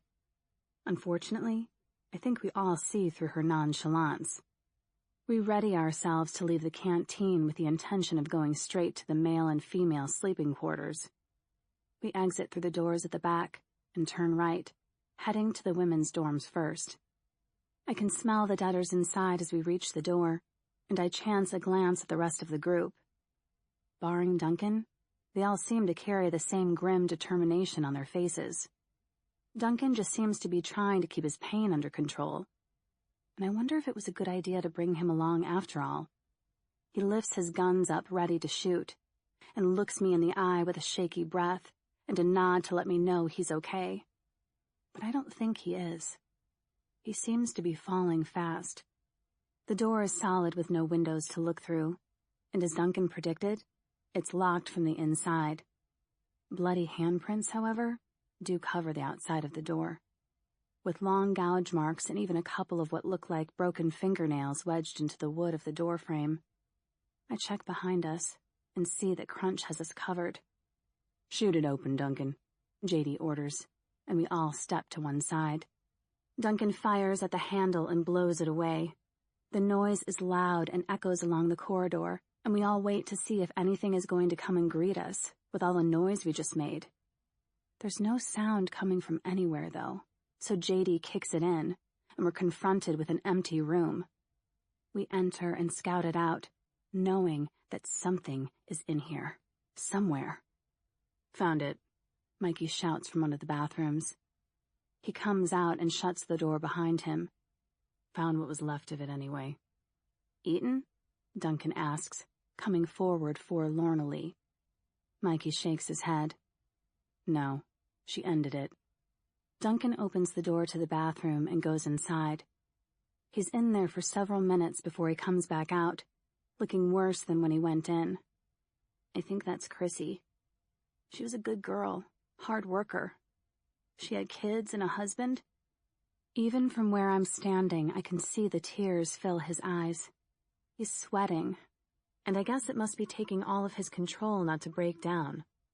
After all, this was his fault. He sealed their fate when he locked them all in. Shit, I have to stop doing that. What's done is done, like Mikey said. The rest of the room is clear, so we move on to the men's dorm. It's near the gym, which we check and clear on the way, finding it both covered in blood and disturbingly empty at the same time. The men's room is locked also, and Duncan happily shoots out the lock on it, seemingly finding some sort of release in shooting things. Who can blame him? JD kicks in the door, and we follow him in, jumping straight into the action as zombies on all sides move toward us with hungry, frustrated growls. I try to count how many there are, but it all seems to be happening too quickly. I kick out at a particularly nasty-looking debtor, with eyeballs that seem to swivel in their sockets. Its putrid jaw hangs low to its chest as it approaches, and I can see right into the back of its throat. It's like a black cavernous hole, leading into a cesspool of rotten flesh by the funky smell of its breath. I grimace and slash my Sorry, Mikey's machete across its neck. Well, actually it hits its shoulder, but the second slash definitely hits the neck.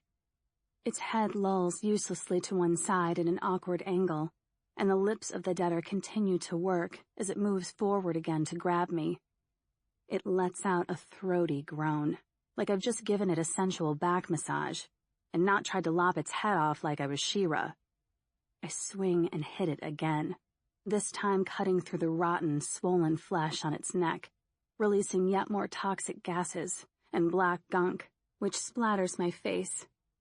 The debtor's head falls to the floor like a lead weight, quickly followed by its body, which lands with a loud splat. It would actually be kind of comical if it wasn't for the splashback of gore that I get up my legs. Fucking debtors, I grimace, wiping my face with my sleeve. Everyone does their part to dispatch of the ugly debtors in their own way. Slashing, shooting, and in JD's case, generally fucking the debtors up a bit with his fists and boots before finally killing them. I sit on the end of the bunk trying to catch my breath once the job is done.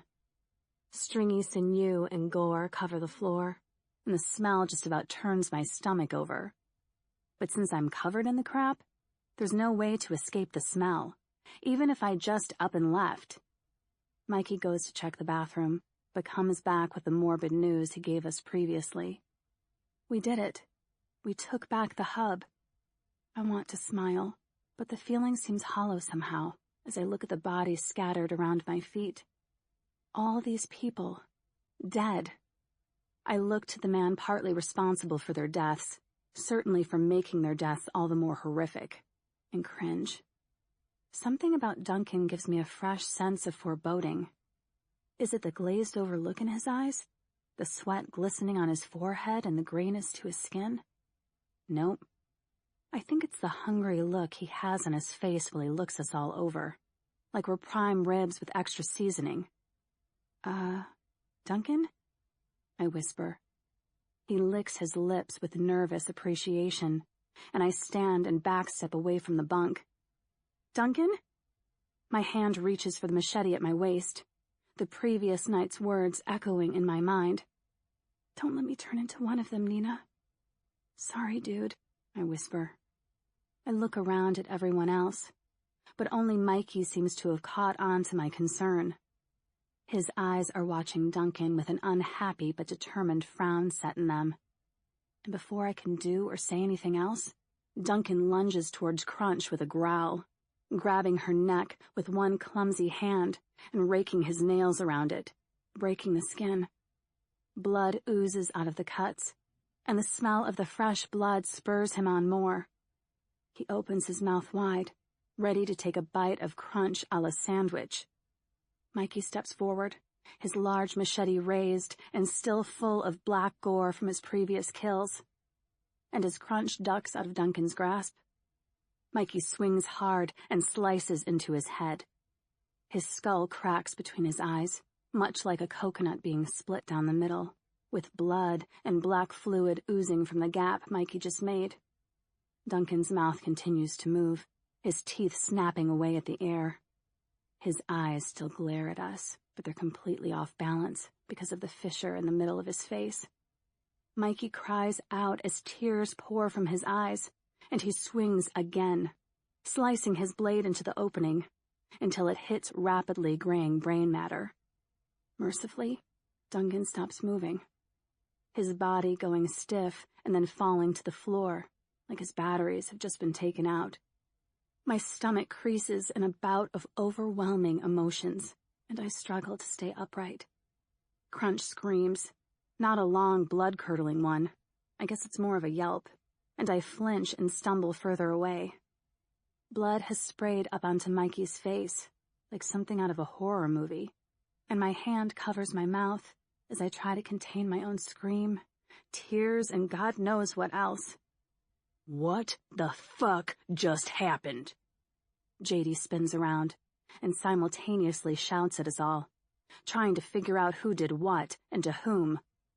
His eyes finally land on Duncan's body, which lies in a crumpled heap on the floor, his blood spilling out of the deep gouge down the middle of his head in a weird mixture of black and red. Crunch's hand gingerly touches her neck, where Duncan had gripped her. Blood is oozing out of the long finger slices across her neck, but thankfully, it doesn't look too serious.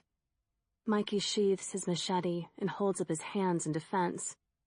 "He turned," Mikey says. His voice like steel, but his eyes say everything about how he feels. He reaches down and picks up Duncan's guns. "He turned." Chapter 25. JD grimly nods, his face tight with anger and pain, and he takes one of the guns that Mikey hands him, hooking it onto the waistband of his jeans. He acts tough and unmoved by the situation.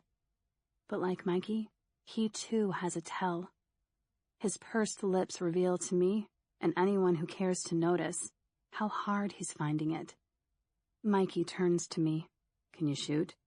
His brown eyes burrow into mine, and I can tell that he wants to reach out to me, but doesn't. His nonchalance seems only surface deep. I nod, still at a loss for words, yet deeply grateful that I didn't have to kill Duncan myself. No one would have believed me when I said he had turned, especially Crunch. My thoughts stray to what Duncan had been like on our way through all the rooms. Why hadn't we noticed him changing? He died, for fuck's sake. How do you die while walking? I wouldn't have believed that was even possible if it weren't for what just happened. And how the hell did we not know it was happening? Right under our noses, for God's sake. How long had he known that he was turning into one of them? Last night he said he felt different, but turning into one of the undead is more than just a little bit different. "Nina?" I look at Mikey, and he offers me a small smile. It's then that I realize he must have heard my conversation with Duncan last night. It's the only reason for him taking over the situation so quickly. He just killed his friend to help me. Yeah, it helped all of us in the end. But he did it so I wouldn't have to, so that I wouldn't make any more of an enemy out of Crunch. I smile back, glad that at least he wants me to stick around, but also concerned as to how I get myself into these situations in the first place. I'm like a magnet for bad shit happening. I'm no hotshot with it, but yeah, I know how to point and shoot. I take the gun from him and make myself comfortable with it, testing its weight in my palm and checking how to load and fire it like I've previously been shown, and then tuck it safely in my jeans. Mikey offers the shotgun to Crunch, but she declines with a shake of her head. "I'm better with my kukris." Her voice is low, brooding almost, and she doesn't bother to catch his eye. Her clothes, like Mikey's, are covered in blood. Duncan's blood. There are sprays of it across her tight-ripped jeans and black tank top, and a large streak of it covering the side of her face, which she hasn't bothered to wipe off yet, giving her appearance a two-tone look. "Right. Well, now what?" My voice comes out harsher than I mean it to, receiving a crappy look from Crunch in return. "Now what? Is that it? Is that all you have to say? Our friend is dead. Someone that cared about us all. He cooked for us, helped us to survive. And all you can say is now what? What the fuck is wrong with you, Nina?" She's right, of course. It is harsh. It is uncaring. But this is our reality. We're not in fucking Disneyland anymore. Someone in our group turned and would have gladly eaten us all if we hadn't taken him out first. That's the reality of it. We can mourn later, but right now we need to go. Of course, by the look on her face, I can tell she knows this, but it's a great excuse to have another dig at me. Yeah, now what? I shrug. Crunch comes forward abruptly, a hand raising up one of her knives. I step forward and match her knife with my own in defense, my stomach twisting into knots. Mikey dives between us and pushes us apart, one hand on either of us to keep us separated. I glare at her, my mouth twisting into a grimace, and I back away. "All right, ladies, that's enough." He eyes Crunch more than me, since she started it. Nina's right. We all look to JD. He's kneeling by Duncan's head. He places a hand over Duncan's eyes and shuts them before standing back up with a deep sigh. There's nothing we can do for him now, but survive. He would have wanted that. I almost want to stick my tongue out at Crunch. Almost. But if looks could kill, I'm pretty sure I would be toast already, so I keep my trap shut for now like a good little girl. We need to get what we came for and get back to the others. JD eyes Crunch, his hand touching her shoulder affectionately. I'm going to miss him too, but we can mourn him once we are all together and safe. Crunch nods, but I don't miss the evil glare I get from her as she leaves with JD. Mikey grabs my hand, holding me back until we're out of earshot. Are you okay? Mikey's hand touches my shoulder. I try to shrug him off me, but he grips me harder. I'm fine, Mikey. I survived without you all these years, you know. I ignore the hurt look on his face. I'm not some feeble woman that you need to keep protecting. I pull away from him, but his hands catch me around the waist when I try to leave, and he spins me back to him, our chests bumping together. Don't do that. I look up at him, our close proximity making me a little breathless. Do what? Act like you don't give a shit about what just happened, that you don't give a shit about me. I don't know what to say to that. I want to tell him I don't give a shit, but we both know I would be lying. I bite my bottom lip in thought, wondering what I can say that will explain how I feel about him without being a total jerk. Well, any more of a jerk than I already have been. His hand comes up and tugs my lip free, and he looks at me before leaning in, slowly at first, and then quicker once he sees my fight or flight response kick in. He kisses me abruptly, and I push back at him, my body simultaneously betraying me as I groan into the warmth of his mouth, his hands curling into the back of my hair. My lips press roughly against his, hungry almost. And with that thought, I finally pull out of his kiss and stare at him, feeling confused. My eyes stay tightly locked on his bloody face, while I try to work through my feelings. I swallow hard, saying the first thing that comes to mind. You need to brush your teeth. I pull out of his hold, and whether I catch him off guard or he lets me go of his own choice, I don't know. But I'm glad that I don't have to explain myself, at least for now. We reach camp by late afternoon, after packing some food up for the others into our backpacks. We each grab either a harness or a weapon, making the journey back to camp all the more uncomfortable with all the heavy gear. This is why we went through all this, though, and there will be plenty more trips like this in the next few weeks if we want to salvage anything useful from the hub and make the stay up in the trees more comfortable. Britta is devastated by the loss of Duncan, though she doesn't actually say very much, preferring to keep herself busy with cooking and feeding everyone, seemingly taking over his role. Several times I catch her staring off into an empty space, her lower lip trembling as she stirs the food in silence. I had known that there was something between them, but honestly hadn't been sure exactly what, until now, that is. JD makes me think of what Lee should have been like as a leader, how he should have ruled, and looked after the people behind the walls. Instead, he chose to look after himself, feeling that it was more important that everyone knew he was the big boss man than to actually be a real leader and protect the needy. It's a true test of character when you have the opportunity that he did, and it's a test he failed. Once the government collapsed and help wasn't being sent anymore, chaos broke out and Lee found his true feet.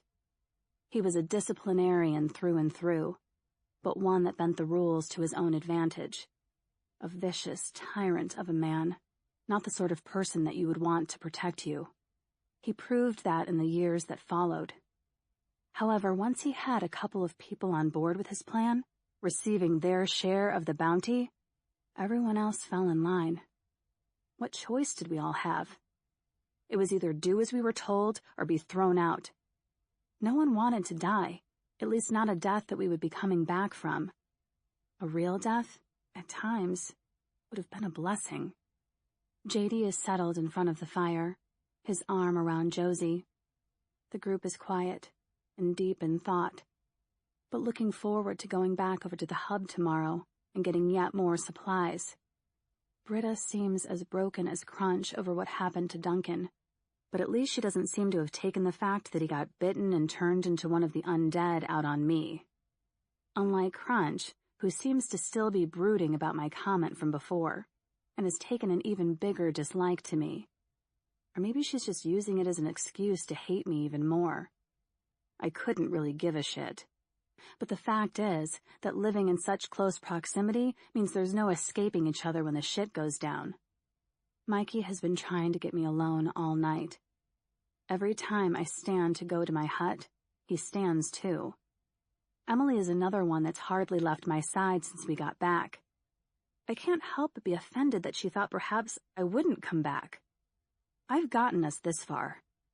Surely she should have a little more faith in me. I could really do with some space. Time to think about everything that's happened this last week, and what it all means. Britta comes and sits down next to me. Yay, another leech. Nina, I'm going down to the lake to wash up. Would you come with me and keep watch, please? I cringe at my nasty thoughts and force a smile at her. Sure. I turn to Emily. Do you want to come? Both of us could do with a decent wash, especially me. I'm still covered in the grime from the dead, after only a cursory cleanse. I've changed clothes, but these smell bad too. Hell, all of my stuff smells bad. She nods and follows us, climbing down after me. The lake is bitterly cold, even with the sun warming it, but it's a great thing to be getting clean. It's the simple things in life that I miss. Clean water, fresh breath, and a hot cup of coffee. I don't have the coffee, but I have the toothbrush and toothpaste that I stole from Old Man Riley's house and the freezing lake. So 2 out of 3 ain't bad. In the center, there's a small man-made island, and we swim over to it and all strip out of our filthy clothes, washing them in the water with a bar of soap, and then lying them flat out to dry. I dive under the water, letting the cold bite every part of me, reminding me that I'm still alive. My hair is filthy, and I think it's about time I cut it short and make it more manageable. I untie it from its knotty bun and rinse it in the water, scrubbing my scalp and pulling my fingers through the black tangles with a satisfying groan. I grab the shampoo that I stole from the women's dorm in the hub and scrub my scalp till I think it might bleed, wanting to wash out every bit of the last couple of years, as if this will make a difference. Of course I know it won't, but by God, it will be damn good to smell like something floral for a change. Yeah, these are the things that I'm thinking about. Vain? Yes. But even when the world has gone to shit, you can't help but want to look your best, even if your best still looks like crap. I guess it reminds you of your previous life, when you took everything for granted. Like having a new toothbrush and some toilet paper. I dunk myself under the water, holding my breath for as long as possible before I come to the surface, gasping. I look around, watching Emily for a couple of minutes, swimming and looking as equally happy as I am about getting clean. When all the crap is washed from her face, she looks even less like her age. A young woman, and not a child anymore. She's missed out on so much. A childhood, a family, prom? I snort to myself. Of course these things seem petty in comparison to what other people have lost. But it's the kids that I feel the most sorry for. They have lost so much more, and for them, it must be even harder to come to grips with. What the fuck do I know? Maybe it's easier for their minds. They never really got to see the world pre-apocalypse. For a lot of them, this is all they know. Now that's a dark fucking thought. Emily, I shout over to her. When she looks at me, I hold up the bottle of shampoo giving it a little taunting shake, and she smiles even wider. I throw it to her and she catches it with a happy laugh. My eyes scan the surrounding banks and catch a movement at the shoreline. A lone zombie has spotted us, and somehow seems to know that it can't go into the water to get us. That's something I had never thought about before. Zombies? Can they swim? Clearly not. You learn something new every day. I grab my machete and swim toward the bank. It's difficult going with the water pushing against the machete, and I have to move quickly to stop myself from being cut by the sharp edge. When I get within a couple of feet of the deader, I let myself sink underneath the water and come up closer to it, stepping out in all my naked-ass glory with my machete in hand. It groans and smacks its chops together, its hands reaching for me before I raise my machete high and drop it down across the top of its skull, surprising myself when it makes a clean shot and the deader's bloated body collapses to the ground. I stare down, looking into its eyes that look right back up at me. They're empty and lost of any color, and now match its rotten, graying skin. A scruffy beard hangs from its chin, with patches missing from it, and most of its teeth are broken and smashed away. Unlike many zombies, this one still has all of its appendages intact, but they aren't in good shape. The bones are visible in the fingers, the flesh obviously becoming too thin and weak to contain the bones underneath them when they grabbed for stuff. The deader is in his overalls, which were once probably a rich royal blue, but are now a mixture of dried blood and black sludge. Its name tag says James. It hits me hard that I feel nothing for him. Nothing at all. No sympathy, no hate. Just a blank void where the emotions should be. This poor man, whoever he once was, is dead. And I couldn't give a shit about it. How did I get like this? So unmoved by death? Hey. I startle and look up as Mikey comes out from behind some trees, his eyes scanning the lake and shoreline, and then returning to wash over me with a greedy appreciation. Pervert. I can't help but smile. I blush and step into the water to hide some of my nakedness, the water barely covering my breasts as I stay close enough to the shore to talk to him. Hey, I stare back, wondering what he's going to do. My body wants him to get undressed and join me, and not because he could do with a good scrub himself, though he could. His clothes are covered in dried blood and filth, as are his face and hands. However, I couldn't give a damn about any of that. It's him that I want near me.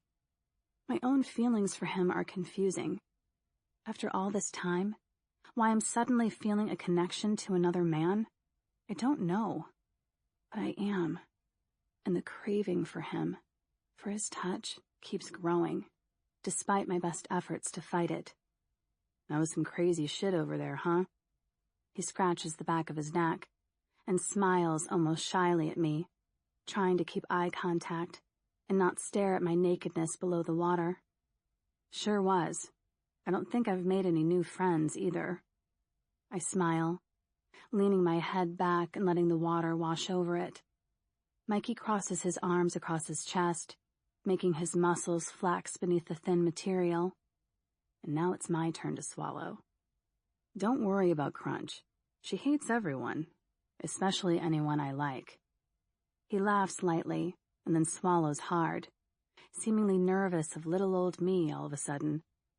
An alarm is going off in my mind, and I put all thoughts of a naked Mikey to rest and dig deeper. Me in particular. I stare him down. Mikey shrugs, but offers no explanation. Yeah, we both know that to be true. Did you two have a thing going on at one time? If I'm stepping on someone's toes or something, I think I deserve to know. I've already guessed that they did, but want him to finally tell me. Nothing has happened between us yet, but I can feel it growing between us, blossoming. As fucking cliche as that sounds. Mikey looks away from me, checking the trees behind him for movements before replying. We did, at one time, but not recently. Right. And is that by her choice or yours? I narrow my eyes at him, feeling vulnerable in my naked state, and not sexy at all anymore. He shrugs, but again doesn't answer. So it was your choice then. Okay, this isn't anything that I hadn't already guessed, but it seems like there's more to this. He looks at me, his brown eyes boring into mine, and then I get it. I finally get it. Because of me? I huff. Well, this makes more sense now. Mikey nods and rubs the back of his neck, looking like little boy lost. No point in being all coy about it now, Mikey. I would have appreciated a heads up, though. I snap. Though why I'm angry, I don't really know. She had no claim on him, and neither do I. And if he broke up with her when I came along, then at least he tried to do the right thing. But I am mad at him, and at myself. I'm sorry. I didn't know what to say. Me and Crunch, it wasn't like this. He gestures between us. It was mutually convenient. Or so I thought. I guess I didn't realize that she actually liked me so much until after you came to stay with us and I dumped her. He trails off at the look on my face. No wonder she hates my guts. You used her and then dumped her for me? I hit the water angrily, making it splash around me. We used each other, he snaps back. Jesus! Were you that certain I was a done deal, Mikey? Do I come across as an easy lay to you?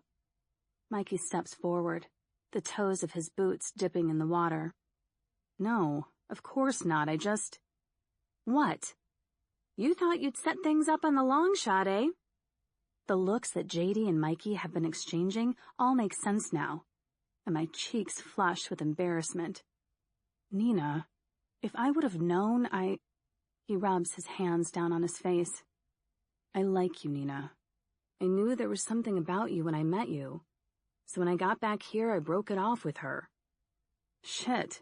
It's not like we were even dating. We just messed around from time to time. No big deal. You were fuck buddies in your eyes, but to her it was obviously more than that. And it was a big enough deal that you didn't warn me. I snap. What do you want me to say? It's not like anything has happened between me and you either. When would be the right time to bring up some shit which doesn't seem relevant anyway? To me, it wasn't anything special. To me, it was just sex. He stares at me hard. That's the problem with men like you, I complain. You don't think past your dicks. You used her, and I won't let you use me. I turn and swim back to the little island, ignoring him shouting for me to come back. As if there wasn't enough crap going on in the world to worry about. Now I have to stress over crazy ex-girlfriends too. Supper time is a quiet affair. Britta's cooked a lovely meal for us, but it's a sad thing that there's an empty chair around the table. Sure, there's one less mouth to feed, but there's also less conversation. We eat, but without much conviction or appreciation for the food. I thank Britta and head off to bed with Emily in tow. My thoughts a tumble of Duncan, Crunch, and Mikey, and all those poor bastards that died over at the hub. Are you okay, Nina? Emily climbs into bed after taking her shoes off, scruffy little ankle boots that are nearly falling apart. I make a mental note to try to find her some new ones when we get over to the hub. Yeah, Emily. It's just hard being here sometimes. I unlace my Doc Martens and smile, my thoughts wandering to Ben as they always do when I take off my boots. Hard? Why? She snuggles down under her dirty blanket, and I make another mental note to make it to the lake at some point and wash it for her, or at least see if I can pick her up a new one. Being around people, behind the walls, it was horrific. I climb onto my bunk, curling up on my side to watch her. She nods and I continue. You know what it was like. You were there too. It was supposed to be a sanctuary, a place for people to go and be safe. So what happened? She looks genuinely confused. I guess it sort of happened overnight. One day we were safe. The next we were being raped and beaten. I swallow the bitter taste in my mouth before I continue. When the government collapsed, I guess they stopped helping. There was no food, no first aid, no weapons. It must have been happening for weeks. We just didn't realize it. The towns behind the walls had to learn to take care of themselves. And someone had to be in charge and make the rules. Why? Why couldn't everyone just get along? Tears brim in her eyes. Because it's human nature to want to control others, to be in charge, to rule. If people won't fall in line, I guess they're classed as a liability. With great power comes great responsibility, Emily whispers. I snort. Yeah, that's true. Uncle Ben from Spider-Man had it right all along, Em. We both pause on my nickname for her. She smiles at me, accepting of it, and I continue. Being here with other people that care and help out, I guess I just sort of panic. It's been a long time since I've trusted someone. People turned bad behind the walls. Everyone out for themselves. I find it hard here because I want to keep you safe, and I have to let my guard down and trust these people. I've put both of our lives in their hands at times, and I guess I just don't like it. Thank you, Emily smiles, wiping away tears with her blanket. And I nearly choke up, too. This kid has gotten under my skin, and I know that I'll do everything in my power to protect her. I don't have any family anymore. It's nice that you care so much. We're each other's family now, Emily. You and me, kiddo. She smiles again, and I know that she's trying her hardest not to go all gushy on me. I know that it wasn't easy for you either, but I take a breath. I'm just glad that you weren't a little older. What I went through, no one should have to go through. My voice trembles, and I squeeze my eyes shut. When I open them, I see she's closed her own eyes, and I realize that she's fallen asleep. I watch her sleeping for a while, waiting for my own eyes to grow heavy. In some ways, she's so grown up. Yet in others, she's still the child she was when the world was destroyed. I stretch and turn onto my back, staring up at the wooden roof above me, and I thank Duncan for building this place, and I pray for his soul. Chapter 26. After a breakfast of berries and canned tuna, yeah, great selection, I know, we begin to pack up some weapons and get ready for the trek over to the hub. JD has gone to scout ahead to make sure the coast is clear for us. Unfortunately, Britta's wrist is still too sore to hold a weapon, and with Emily coming to help carry stuff too, I'm more than a little worried. Duncan was a link in our armor, and with him gone, it's left a gaping hole. Most of the group is feeling pretty cheery to be getting away from camp and wander around the hub. New surroundings are a real mood booster, especially surroundings that have been cleared of debtors. We're about ready to go when we see JD running back through the trees. The look on his face is not good, and I climb down with Mikey to see what's going on. "The Forgotten," JD pants. "We have to go." He bends over and clutches his knees as he tries to catch his breath, and I see dried blood on the back of his head and down the back of his neck. "They don't know about this place," Mikey replies, his eyes quickly scanning the distance. I can hear movements too, and voices. "They're following me," JD shouts, rubbing his hand carefully across the back of his head and wincing when he sees the blood. "They caught me, but I got away. But they've been following me ever since. They're going to be here any minute. Get everyone together and let's go." JD climbs the steps and out of my view. I hear him shouting to the others, and everyone moving around above us. Mikey stares after him for a second before grabbing my arm. "Get Emily. Get to the shoreline, leave your stuff, I'll get it for you." I shrug him off, ever the stubborn bitch and climb the steps. I told you, I don't need your help. Stop being so stubborn, he snaps after me.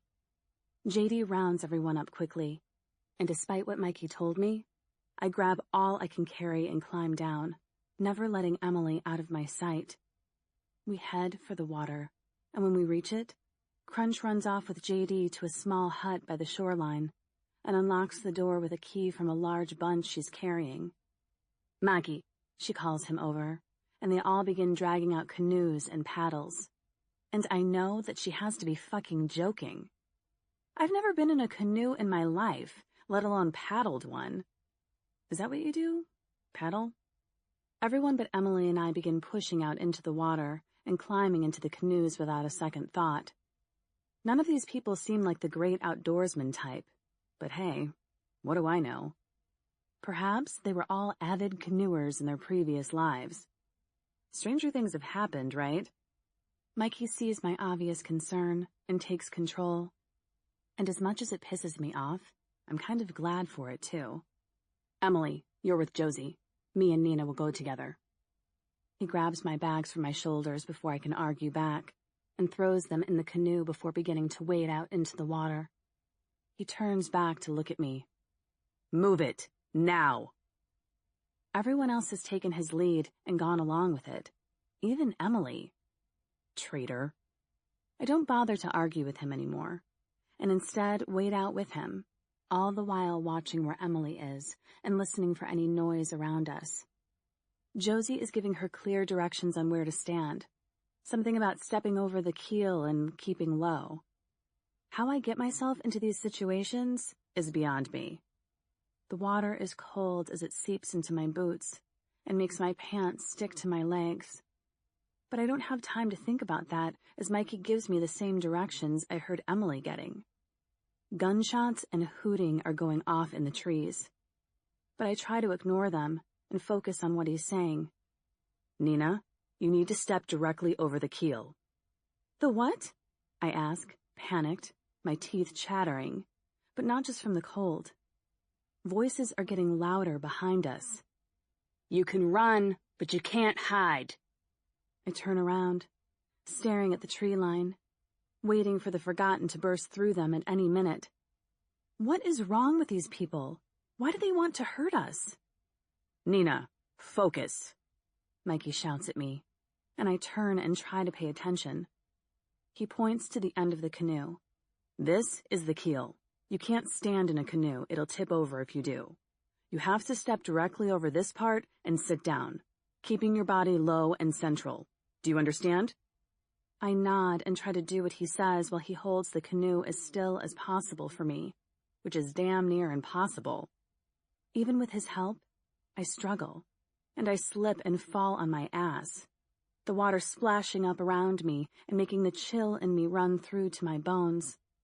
The others are just about on board now and have begun to paddle out across the lake, while I'm still floundering around trying to get in like a fucking idiot. Damn it! I can feel the panic rising, knowing that there are people in the trees behind us who would be willing to do God knows what to us if they catch us.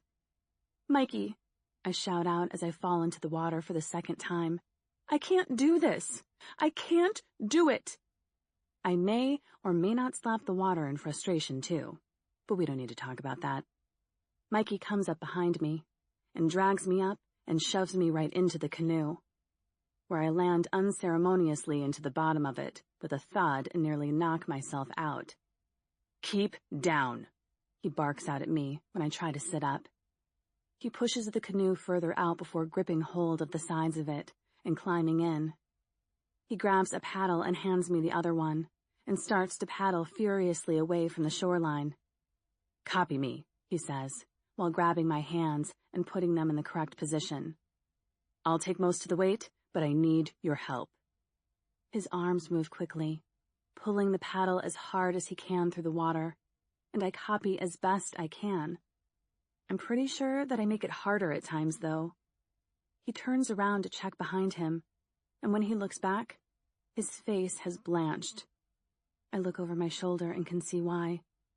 Several men have come out of the trees and are taking aim at us. Mikey's momentum increases. The muscles in his arms and shoulders strain against the movement, sweat breaking out on his forehead. The men fire their guns at us several times, shouting and laughing. Mikey shuffles down low, telling me to do the same, while we continue to paddle, and miraculously, they miss us. I peep up from my position again, making the boat rock from side to side, and watch as a couple of them run over to the hut to grab a canoe, dragging it to the shore. They push off into the water, but thankfully for us, they obviously know as much about canoeing as I do, and deftly fall in several times before seemingly giving up and beginning to shoot at us again. Mikey glances behind us, making sure to steer us in between the other canoes, and continues to keep as low as he can, but doesn't slow in his momentum to get us to the other side of the lake. We're too far away for them to hit us now, but I still panic with every shot that rings out. They're going. Mikey speaks first, and I sit up and look behind us, making the boat rock furiously again. Jesus! Careful, Nina. Sorry. I look back at him sheepishly, relieved that we are nearing halfway across now, but my heart is still going 1,000,000 miles an hour. How do you know how to canoe? I ask, looking around for Emily. She's talking with Josie, looking worried and emotional. Duncan taught us all. This was our bug-out plan. I nod and feel shame and sadness sweep through me that Duncan isn't here. He was a good man after all, seemingly thinking of everything he could to protect these people. Maybe he was trying to make up for his past mistakes and cover up his own guilt. But either way, he just saved our lives. I chance another glance behind us, but the Forgotten, or whoever they are, have definitely taken off. I breathe a sigh of relief that at least they aren't shooting at us anymore. What do you think they are going to do? Can they drive around and get to the other side? I can't help but feel sad that I've lost not one, but 2 homes in the space of a couple of hours. And Duncan's death seems like it was for nothing now, too. No, there's no way around. They'd have to go back to the road and take the long way. But I can't see them bothering. It would take hours. As for what they're going to do, well, I don't know. Maybe they won't notice the huts in the trees. Maybe they will. But if they do get up there, they won't be able to get from tree to tree, and more than likely won't stick around. A sweat has broken out on his forehead, and I lean across and wipe it away with the sleeve of my hoodie before it trickles into his eyes. I'm still mad at him, but he just saved me again. And for that, I have to be grateful. His muscles tense with every stroke of the paddle, and I'd love to be able to help out. But since I only know 2 things about canoes, squat and diddly, I don't bother to offer my help. I notice that we have way surpassed the others. I look back at them. Their faces are grim but determined. We paddle in silence for a couple of minutes before he interrupts my thoughts. Idiots. I turn to look behind us and see thick black smoke rising above the trees line. When I look back, Mikey is looking at me. He shakes his head sadly. I guess they decided to torch it. Why would they do that? I mean, what the fuck do they even want? I shout, making the others look at me. I point behind us and they stare sadly as their homes for the last couple of years burn away. Vengeance. Mikey's voice is cold as he says it, and for a moment, I wonder what our little group did to piss these people off so much. Then I realize that he means they want vengeance against the world. They were left to rot outside the wall's protection, hence the name The Forgotten, I guess. You were all the Forgotten though, right? I mean, none of you lived behind the walls, and you don't go around killing people for no reason. The Forgotten aren't just any people, Nina. They are bad people. Rapists, murderers, criminals. They call themselves the Forgotten, not us. And they think that the world, other survivors, owe them a debt. They weren't just left behind, they were refused entry. They fought and struggled and lost loved ones just to get to the walls. And when they got there, they were point-blank turned away. They weren't good enough to be allowed behind the walls. Mikey sounds more pissed off than I would have thought. I can't blame him. It's horrible to think that these people were just turned away. But that's no excuse to go around terrorizing and hurting other innocent people. In all the books I ever read, and all the movies I ever watched, it was always the same. The big and bad of society, so to speak, turn on everyone else, and kill and torture and try to control everyone and everything. But I never got it.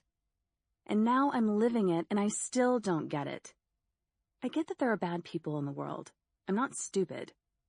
There were before all this happened, and there still are now. And I understand that people turn on each other, and some people, well, yeah, they're just fucked in the head, I guess. But at a time like this, when what you need to do is stand together to protect each other, why the hell would you decide that killing people is a better option? I think of JD. JD doesn't go around killing people. Neither do you or Crunch. Maybe he would have if he would have been free when it all happened. It's different for him, though. He was in prison when it happened.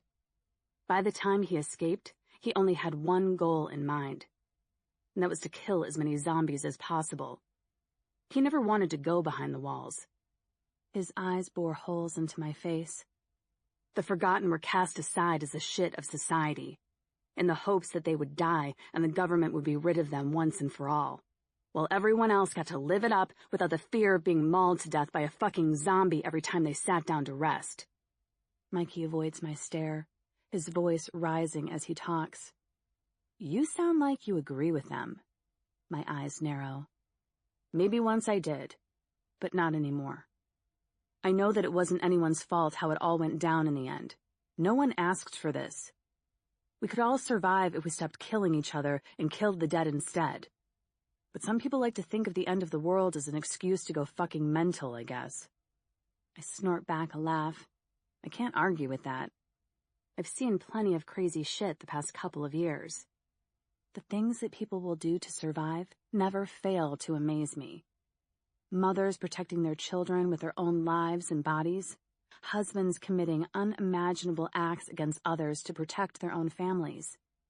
I guess now that I have Emily and this little surrogate family, I would do almost anything to protect them too. Anyway, maybe if the Forgotten knew the hell behind the walls, they wouldn't be in such a hurry to get behind them. I shudder as I think how much worse it could possibly be if the Forgotten ever did get control of one of the walled cities and their people. What are you thinking about? Did I fuck up again? Mikey's voice breaks through to me, and I glance at him, his look pained. No, I shake my head. I was just thinking about how bad it could get for the survivors behind the walls if the Forgotten ever got in. They'd tear the place apart. I nod, knowing what he's saying is true. You'd think this world was bad enough with the debtors to fear. But no, there's worse. There are human beings that will do worse to you. I bite out through gritted teeth. What people have had to do so far to protect their loved ones and survive is hard enough. But what more are they going to have to do to protect themselves? I'll protect you and Emily now. I look at him, my forehead crinkling in confusion. We're not your problem, Mikey. I can manage on my own, and I can protect Emily too. I don't need you. We have made it to the other side of the lake, thankfully, and the canoe sticks in the mud of the shoreline. He looks at me hard. I know you don't. You're as tough as old boots, Nina. But I want to. His jaw grinds hard, and he looks away so that I can't reply, and jumps out of the canoe. The hell do I say to that? We drag the boats far up into the trees, and into a hut almost identical to the one on the other side, watching the fire burning the trees and our home away on the other side of the lake.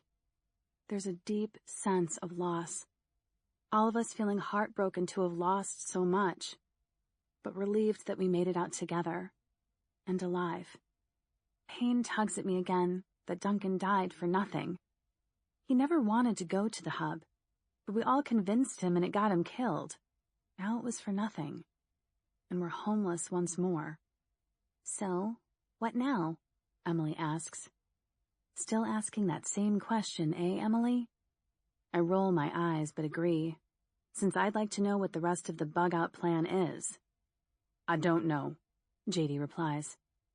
He looks almost lost and drapes his arm heavily around Josie's shoulders. What do you mean you don't know? I question.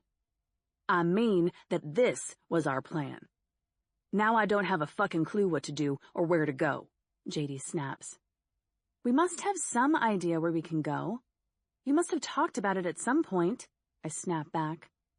We all stand and stare at each other, with blank expressions until Emily pipes up. Nina, we could go to your husband's cabin. She looks cheery that she remembered the original plan. My cheeks go warm at the mention of Ben. Or maybe it's because everyone turns to look at me.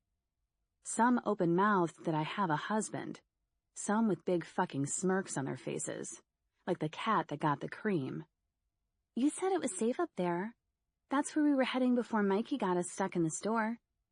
She rolls her eyes at him, oblivious to my awkwardness, Crunch's gloating, and Mikey's anger.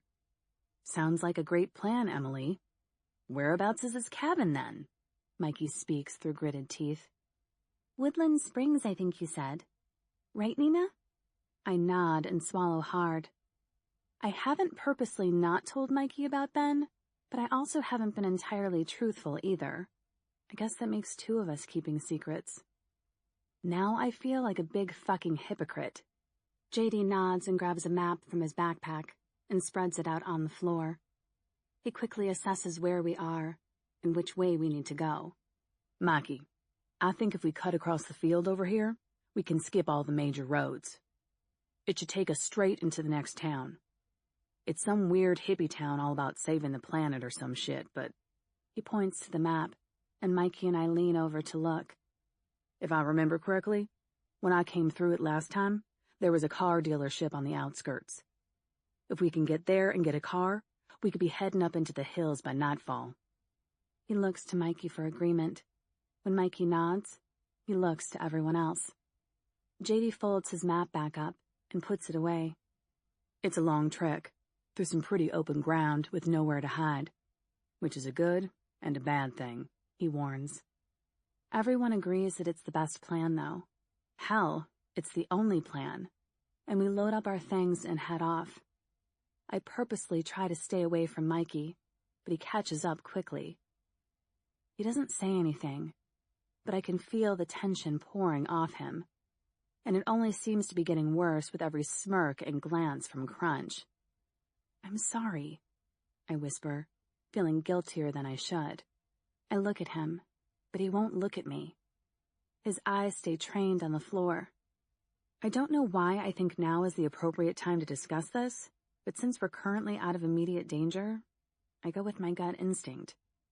I didn't purposely not tell you. You didn't tell me, though, did you? He replies. He's dead. It's not like you have anything to worry about. I choke on the words, realizing how much I actually care for Mikey, and how much I don't want to lose him. Only ghosts. I don't have an answer for that. He's right. Ben still haunts me. I just hadn't realized how much, or how obvious it was to everyone else. You fucking judged me when you were keeping your own secrets, Nina. He looks up at me now, and I realize how angry he is. He's not hurt at all. You're right, I can't defend that. But when you put it into perspective, I'm not as bad as you. So what that I didn't tell you that my husband was dead? That I killed him? That it was all my fault? So fucking what? You used Crunch and you hurt me. I spin to face him, my own anger mirroring his as I give him a hard push to his chest, making him stumble back. Don't fucking judge me. I didn't use either of you. I told her straight how it was and stopped fucking around with her as soon as I got back to camp, as soon as I realized that I had feelings for you. I cringe at the thought of him having feelings for me, but feel a little thrill at it too. Sorry, but it is what it is, Nina. I can't help it that she likes me more than I like her. He shrugs. It was mutually beneficial to both of us, and she knew from the get-go that that's what it was. He grabs my arm to stop me from walking away. But you could have told me. Warned me, even. I huff and look into the distance, watching the smoke still rising into the sky. You know what she's like, and you made me into her enemy. And I'm sorry for that. But what would it have really changed? She would still have hated you because I didn't want her anymore. I can't help how she feels. Men are so fucking clueless sometimes. We stare at each other, and I'm lost as to what else to say, which is good since we get interrupted by Britta. Guys, you need to come and see this. We have a problem. I roll my eyes at Mikey and storm off for dramatic effect, not really knowing why or who I'm angry with anymore. Maybe the whole fucking world. Chapter 27. As we break through the tree line, we see the open fields in front of us. When JD had said fields, I guess I just assumed, well, fields. The journey seems incredibly long with no end to the field in sight. But what frightens me more are the horde of zombies that are just casually strolling around, as if they didn't have a care in the world. One or two wouldn't necessarily be a problem. Don't get me wrong, it's always a problem when there are deaders around. But one or two we could handle. This many? No way. Okay, so what's the new plan? I pull my bag off my shoulders, grab my bottle of water, and take a long swig. There is no new plan. JD looks at me seriously. I look around at everyone else's faces and know that I'm not the only one who thinks this is a death trap. But once again, I am the only one willing to speak up. You can't be serious. Look at them. I nearly drop my water in anger and quickly screw the lid back on. We have to. Crunch snaps. What else are we going to do? Take a 12-mile hike around it? Or perhaps we could head back across the lake and see what those douchebags have left for us. She hates my guts, but the tension in her shoulders makes it clear that this isn't personal. She's just as worried as I am.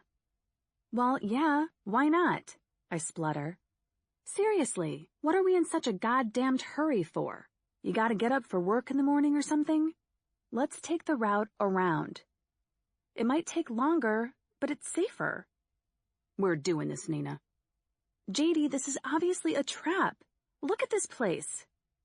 I feel Emily's hand slip into mine. Whether it's to comfort me or her, I don't know. Someone has rounded these debtors up and left them here. How else do you explain so many in one place, huh? We have to go around. You don't know what's over the next hill, Nina. He gestures wearily to the field of zombies. It could be worse than this. Besides, I have a feeling that that's what they want us to do. What? Who would do that, and why? As soon as I say it, I know. The Forgotten. God damn it. If I ever get my hands on one of them, I'll wring their stupid fucking necks. In the meantime, while you go check out the other options available to us and continue to argue with me, we're losing daylight. We need to get across this field and get to the cabin.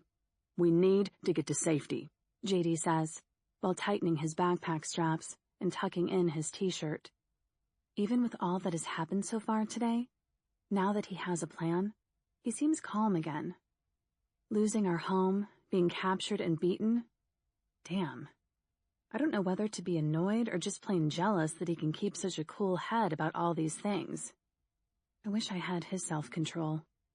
But then maybe that's all it really takes. A plan, a direction, anything to help you focus on your survival. JD, don't rest all our fates on the cabin. It might be destroyed for all I know. It might not. He pulls out a long knife to go along with a scythe in his other hand, completely ignoring my distress. Someone else might be living there for all we know. He looks at me with the raise of his eyebrow. They might not. Frustration and anger overflow from me, and I dive forward to whoop him upside the head. But Mikey grabs me around the waist, and Emily pulls my arm back. You're being an idiot. This could get us all killed, I shout. my anger flaring even more. It might not. Yes, I get it, I snap and struggle out of Mikey's grasp. I'm fine. Get off me. Look, Nina, you don't have to come with us. That's your choice. We're going. JD looks around at the others. That goes for any of you. None of you have to come. That's your choice. But these debtors have been planted here to force us to go around. And I'm not doing it. I see freedom on the other side of this field, and I'm taking it. If that isn't worth risking my life for, then I don't know what is. Freedom?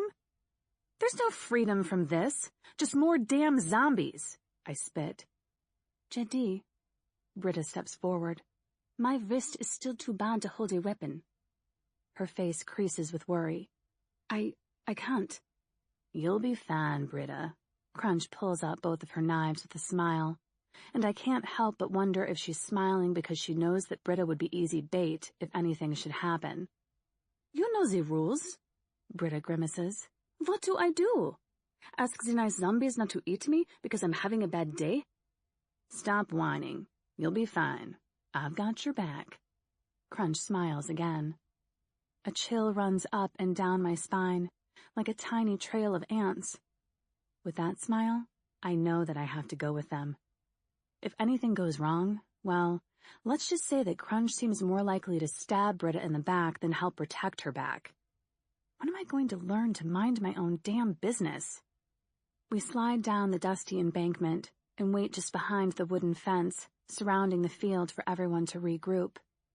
JD heads up the line with Josie behind him, then Britta, with Crunch snapping at her heels. Emily is between Crunch and me. At least I can trust that she wouldn't necessarily hurt Emily. She may not stick around to protect her if there's immediate danger, but she won't sacrifice her. Either way, I'm right behind Emily, and I'll protect her. Mikey is taking the back of the line to cover us from behind. Or to stare at my behind. I'm not sure which. No, surely it's for protection purposes. I turn around and give him a lift of my eyebrow, and he replies with a smirk. Damn him. My behind. Everybody ready? JD whispers back. We all give quiet approval and climb over the fence and into hell, trying to make as little noise as possible. Once on the other side of the fence, though, I know that it will make no difference. The horde are way off and luckily shambling in the opposite direction. But it won't take long for them to spot us on the open land, so we set off at a steady speed.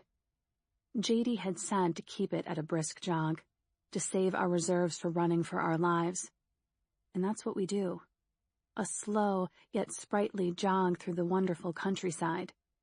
There are birds in the sky and a breeze in the air, and I'm surrounded by over 50 flesh-eating, stinking, ravenous debtors. Simply marvelous, huh? The entire field is surrounded by a waist-high wooden fence, with the exception of one area to the far left, where the fence is collapsed. This does nothing to help the debtors, though. It only seems to confuse the hell out of them as they try to escape en masse through the small opening, like they're at a bad rock concert. The ground is littered with rotting body parts and bones, and I wonder whether they are from other debtors or from other people that have attempted to cross here. I shudder and try not to look down at the death around my feet. None of us speak while we jog at our steady pace through the field, each of us lost in our own thoughts and hopes for survival and possible freedom from this nightmarish day. Emily looks behind once or twice, and I try to give her a reassuring smile, but it's lost in my own horror-filled expression as we pass another group of debtors to the right, which are moving in our direction. JD has spotted them and diverts us to a more central location, in the hopes of us getting further across the field before we're spotted by the largest group of debtors near the fallen fence. However, it's the low moan of supper time from a lone debtor that finally gives away our location. We were so intent on the horde to the left and the zombie pile to the right that we are now stuck in the middle of them all. Hey, I'm sure there's a song in here somewhere. Another couple of stragglers have seen us and are now heading in our direction. We can outrun them easily, but their groans of starvation are alerting the other debtors to our location, and a loud chorus of hunger is erupting around us like it's Christmas and they're carolers. We're about halfway across now, give or take, with a trail of zombies hot on our tail. Well, maybe not hot on our tail, since zombies are cold and slow, but I've said it once and I'll say it again. It's zombie hordes that you should fear the most.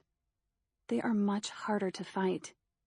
With zombies behind us, and the ones to the left moving in front of us after finally spotting their takeout lunch making a run for it, I know that we are going to have to stop and fight soon. We just need to get a little further, though. Sweat is pouring down my back in what feels like a hot trail of molten lava. And JD shouts for us to run faster, but stay in formation. I push myself harder, my leg muscles pumping faster than they've gone in a long time. Emily is getting tired, but I link my hand into hers and run alongside her, pulling her along with me. My breath's getting shallower the faster I run. The stench of death is closing in on us from all sides, each debtor shambling as quick as their rotten asses can go to catch up to us. Britta is whimpering to herself, knowing that she can't fight them off with her injured wrist if they do catch us. Panic sweeps across her face as she looks around and catches Crunch's hardened glare. The end of the field is finally in sight, but so is our impending doom as more of the debtors come out from the trees to our right. I look around, knowing our plan is falling apart, our small chance of escape looking hopeless. We're surrounded by them. Though the circle of debtors is large, they are closing it with every passing second. "Run!" JD bellows at the top of his lungs, as if he just read my thoughts, and we finally break formation, each of us striking out on our own to save ourselves. Emily is tiring, her breaths coming too rapidly, and she breaks out into a fit of coughs as she tries to catch her breath. She tugs on my hand, her eyes pleading with me. For what? I don't know. We can't slow down. Our only chance is to make it to the fence and get over it. A zombie loses its head as it gets too close to JD. His scythe strikes its neck and sprays the ground with thick, black blood. Crunch kicks out at another with a scream and slams her knee on its chest and her kukri knife into its forehead as it lands on its back. She jumps straight back up and continues to run, pushing away another that gets too close to her. Mikey's hand touches the bottom of my back as he pushes me onwards. I hadn't realized that I was slowing down until he touched me. I grip the small machete harder, readying myself to protect Emily to the death as she slows down even more. Zombies are getting nearer still, and the exit, that seemed to be getting closer, now seems to be moving further away as I tire. Britta must have been a runner in her previous life, because she seems to speed past everything and everyone without looking even a little tired. I guess since she can't fight, the only thing she can do is run. Her life literally depends on it. A noise from behind has me turning, and Mikey takes out a very ugly rotten debtor that was crawling along the ground, its long intestines dragging along the floor behind it, like Medusa's serpents. I must have run straight over the top of it without even realizing. JD has practically stopped to fight now, with Josie by his side. She fights like a demon possessed, swinging her baton around with a loud scream and smashing in the softened skulls of the dead, while JD takes their heads as prizes with a quick swoop of his scythe. They find a gap and begin to run again, just as Emily, Mikey, and I pass them by and take the lead. A debtor reaches me, and I swing my machete and slice off both its hands before kicking it to the ground and slamming my foot into its face. I can feel its mouth moving under the sole of my boot, but thankfully not finding purchase and unable to grab me, since I chopped off both of its arms like twigs. I lift my boot up and slam it back down on the debtor's face before it can move to get up. I feel bone crunching underneath my boot, but it continues to squirm. With a second rise of my foot, I steal Crunch's wonderful move and slam my machete through the debtor's forehead with a guttural cry. Blood and gore squirt up around the hole I just made, and I gag as my machete comes free and the smell wafts up to me. A scream from behind me makes me turn to see Josie landing heavily on the ground, her face slamming into the dirt and gore surrounding her. Before she can try to move to get up, zombies attack her from all sides. They launch themselves at her like vicious dogs, snarling and ripping at her flesh. She screams again, louder this time, as bony fingers pull at her skin and split it open like an overripe peach. Their rotten teeth tear holes in her flesh, and the blood that pumps out only feeds their frenzy. I grab Emily's hand, and without a second thought, we run. I glance back over my shoulder and watch JD fighting to get to Josie, slashing and stabbing at the debtors gorging on her insides. As Crunch passes, she grips him by the shoulders and begins to drag him away. He fights her, attempting to shrug her off. But as more and more debtors surround Josie, and her screams are drowned out by their angry snarls, he turns and runs in our direction, his face an image of despair, grief, and anger. Chapter 28. You fall, you die. JD's words ring through my mind, and I fear for us, and pity for him. They were his rules, his words, and that was his girlfriend. He's going to feel that guilt for a long time. I know how that feels.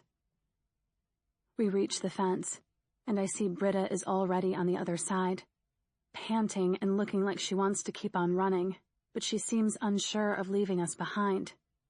"Run!" I scream, and I slice a stray debtor apart as we get close to it. Britta hesitates before turning tail and running. Fortunately, most seem to be attracted to the blood drowning the ground. Josie's blood. Mikey grips Emily's exhausted body and practically throws her over the fence as I climb up and jump down the other side. I grip her under the arms, drag her up to standing, and continue running without missing a beat, despite my raging heart. The dead are still following, though not many anymore. But I wonder if those that are would be able to push over the wooden fence, even as sturdy as it seems. They seem enraged to the point of insanity that we're escaping, and I don't want to stick around and find out. The sun has begun to get lower in the sky, the coolness of night arriving, and my feet continue to pound the ground until I think I'll throw up if I don't stop. I slow to a jog, and then a fast walk. Everyone copies me until we are far enough away that the smell of the dead still lingers in the air, but doesn't assault our senses anymore. I retch as I try to catch my breath. My legs are throbbing, my arms are burning, and my head is dizzy from lack of oxygen. I collapse to the ground. Emily falls beside me and curls her body into mine to cry. I lay an arm across her, but there's no strength to give her any comfort right now. All around me the group is panting and dry heaving. I close my eyes to stop the world from going dizzy, and only open them when the panting and wheezing quiets. I open an eye and look to my left. JD is sitting on his own, his knees pulled into his chest, tears blurring his vision. His teeth are grinding, and his hands are clenching around his weapon repeatedly. I don't know if it's anger or sadness that has taken hold. Maybe both. But when he sees me watching, it's like a veil falls across his features. He sniffs and stands up. "We need to get going." 5 more minutes. Crunch gasps and sits up, a hand clutching at her side. "No, we need to go." His face is hardened steel, but he's not immune to the running. His nostrils still flare as he takes in deep breaths. "Jesus, JD!" "Come on," I stand, pulling a crying Emily up with me, and stare at Crunch. She rolls her eyes, but nods and stands up too. I'm bleeding.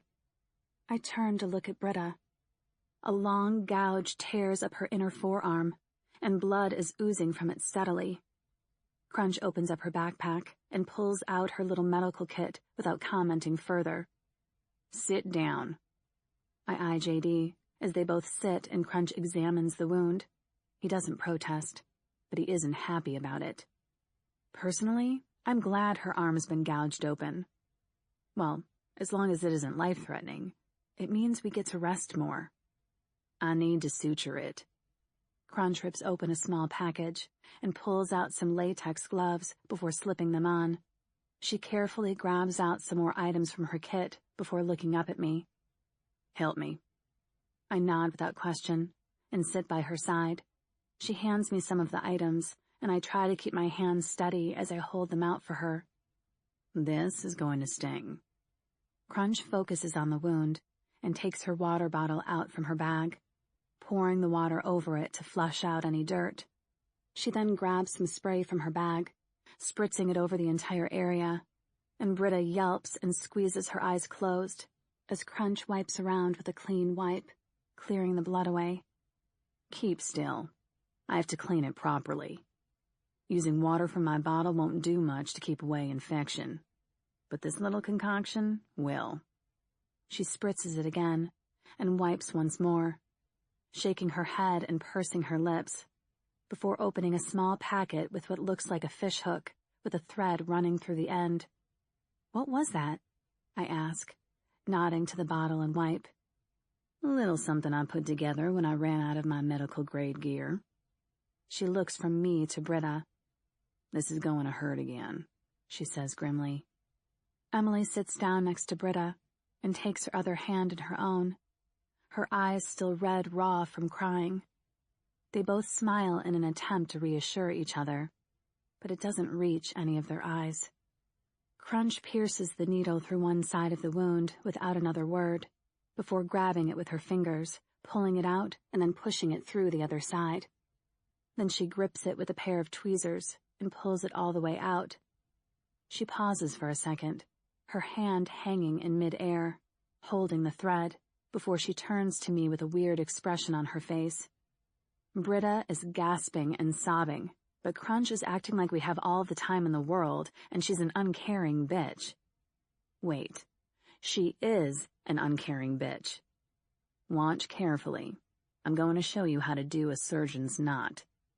Her eyes meet mine, and I swallow the large lump that has rammed its ugly head into my throat and nod with a grimace. Okay, maybe she's not that much of an uncaring bitch. You wrap it twice around the tweezers before pulling it through here. She gestures with her head. Over, under. You got that? I nod again. You should use the proper equipment for this, but I lost my suture scissors and the other stuff some time ago. These are coming up to the last of the stitches I have, too. She looks up to JD, but he's looking back the way we came, showing no interest for our mini-operation. She shakes her head and continues. I watch intently as she ties the stitches off, trying to memorize exactly what she does. I have no idea why she wants me to know this, but I figure that it's information well worth knowing. She continues doing the same thing along the full length of the wound until Britta's skin is sewed up like a prize pig at a slaughterhouse. It's crude and rough-looking, but it may just save her life. The wound looks ugly, but at least the bleeding has now stopped. I reach into my backpack, pull out my painkillers, and hand 2 of them to Britta. Crunch grabs my hand before Britta can take them from me. No aspirin, okay? It thins the blood. I nod. It's not. Crunch releases my hand, and Britta takes the painkillers, safe in the knowledge that I wasn't trying to make her bleed to death. She swallows them greedily, before thanking me profusely. Things like this are in short supply, but she's earned these bad boys. Are we done? JD hovers above, his shadow casting eerie patterns over us in the failing daylight. Yeah. Crunch gathers all her things and packs them back into her bag before standing. I stand, actually feeling a little queasy. It's been an incredibly long day. and watching someone being stitched up like this is not something I get to see every day. Nor do I want to. Mikey's hand is on my lower back again, and I'm guessing that I'm forgiven for not telling him about Ben. How could he not forgive me, though? He can't be jealous of someone who's dead. I realize that I'm happy he's forgiven me. Not that I had anything to be forgiven for, but I'm glad all the same. Once again, I'm startled by how strong my feelings are for him. I don't like it. I don't want to be attached to anyone. Today only proved that to me. I shrug away from his touch, feeling dirty somehow. We begin our hike across the remaining field. This one is how it should be, barren of life and death, and wild with flowers and nature. In a way, it's as if we are in another world, one that hasn't been touched by the evil that now roams the lands. But I can't take away any happiness from the beauty. We lost Josie today. She was a good woman, kind, strong, and beautiful, and her sudden loss will leave a huge impact on the group, especially with JD.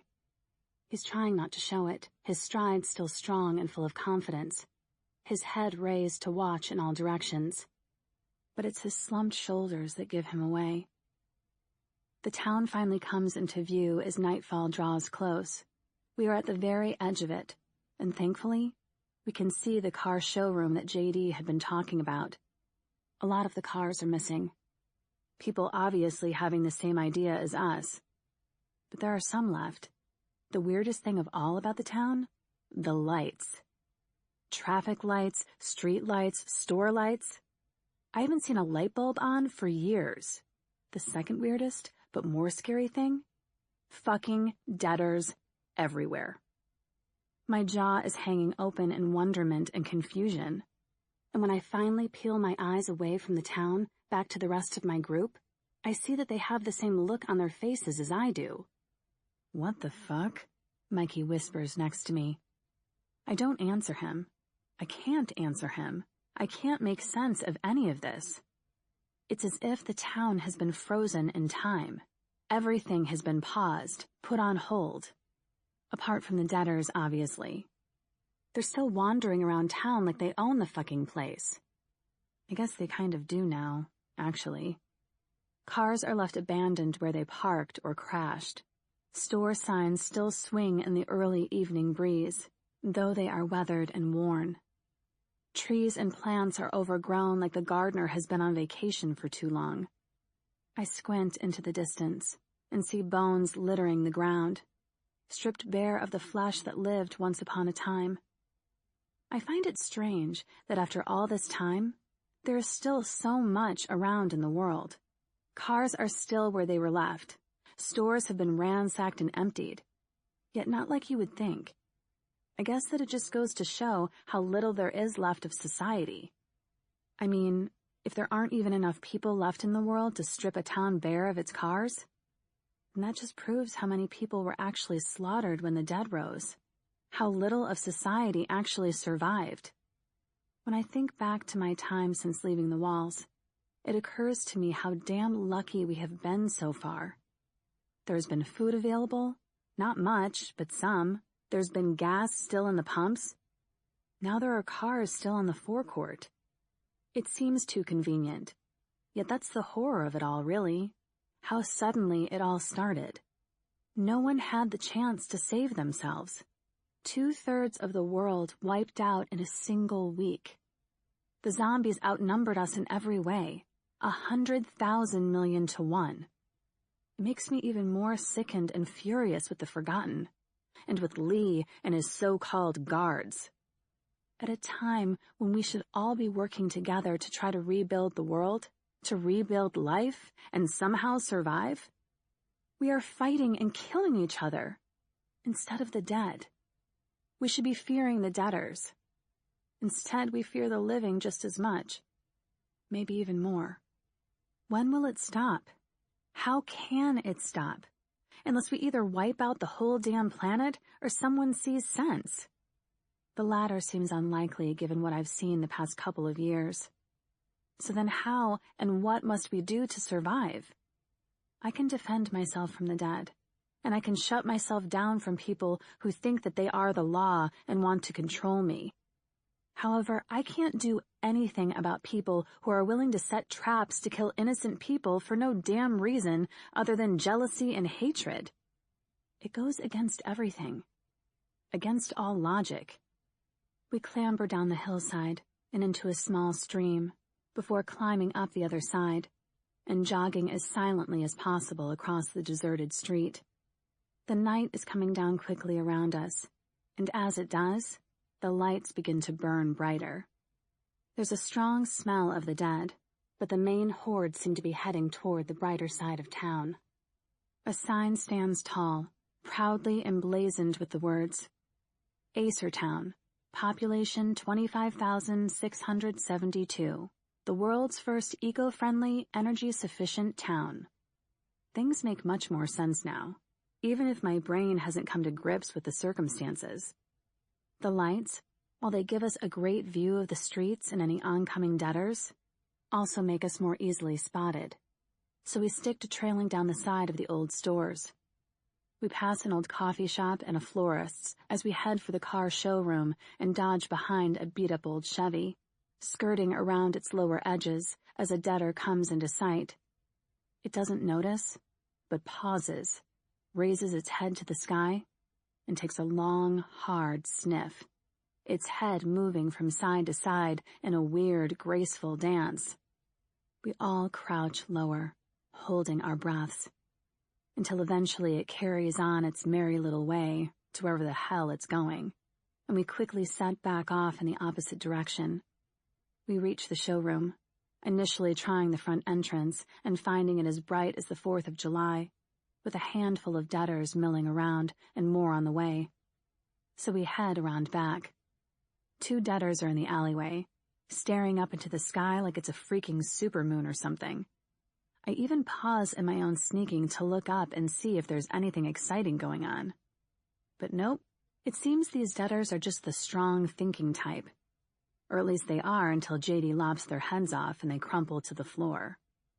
He tries the back door, which is also locked. The alley is dark, seemingly pitch black after the bright lights of the town, and I wonder how the hell anyone can even see anything. Mikey, get your ass over here. Mikey goes to the door and pulls out some little screwdriver-type things, fiddles around for a couple of minutes, and manages to get the door unlocked. Impressive. I look at Emily, who looks exhausted and about to collapse at any moment, but she still smiles up at me.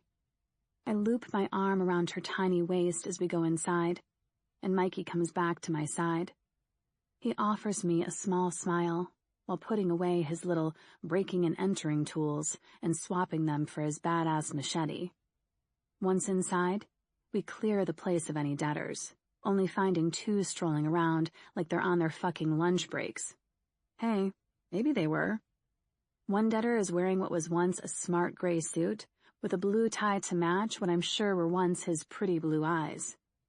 These days, they're more milky-colored and opaque, every bit the unfocused and confused debtor. I realize that even a zombie car salesman has an arrogant air about him, as he dodges us several times before we finally whisk up his brain with a knife to the head. My limbs feel like jelly, aching and weak from the exertion of the day. All I want to do is curl up and sleep for the next year. Actually, what I'd really like to do is take a long hot shower, have a nice 4-course meal complete with chocolate fudge cake and ice cream, followed up with a nice cold beer. But I'll take sleep over nothing. We pass the light switches and Britta reaches for them. She looks to us and we all nod, shrug, and grunt in agreement. She flips the switch and the place is swathed in darkness. I swallow hard, the darkness making the noise seem louder than it actually is. Electricity? Crunch speaks first, and I nod, but then realize that she can't see me. The temporary light and now darkness has made spots flash in front of my eyes. Britta flips a couple more lights, and the forecourt lights thankfully go out. Let's deal with this tomorrow. We need to rest. JD leads us into a dark room. with a small window letting in only a glimpse of moonlight from the outside. There's an old couch in there, which I think Crunch is going to nab, but she doesn't. She pulls the cushions off it and hands them round for us all to rest our heads on. When she's nice like this, I feel even shittier that I stole her... what? Fuck buddy? At least when she's being a bitch, I can hate her for it. None of us speak as we nestle down into our makeshift beds. We're all either too heartbroken or too exhausted. I guess there are just no words left to describe the horror and loss of the day. Emily lies as physically close to me as she can get before passing out into her own personal oblivion. I, however, struggle to stop thinking about the day's events. It's been non-stop since we woke up, and while my body is aching, sore, and tired from all the exertions, my mind is still active. I lie there for a while, staring up at the ceiling, listening to Emily's soft breathing and feeling her warm breath on my neck. Every time my eyes close, an image of death flashes in front of me. Josie's tortured face as she screamed at us to help her while being torn apart. The echoing of the dead's groans, the gunshots from the forgotten. It all seems too much to take in. How the fuck is this my life now? I force my eyes to stay open for as long as I can, the constant images battering my brain every time the weight of my eyelids becomes too much. The last time I close them, I think I hear JD sobbing. I feel guilty that I'm awake. This is meant to be a private moment for him, so I keep my eyes squeezed closed.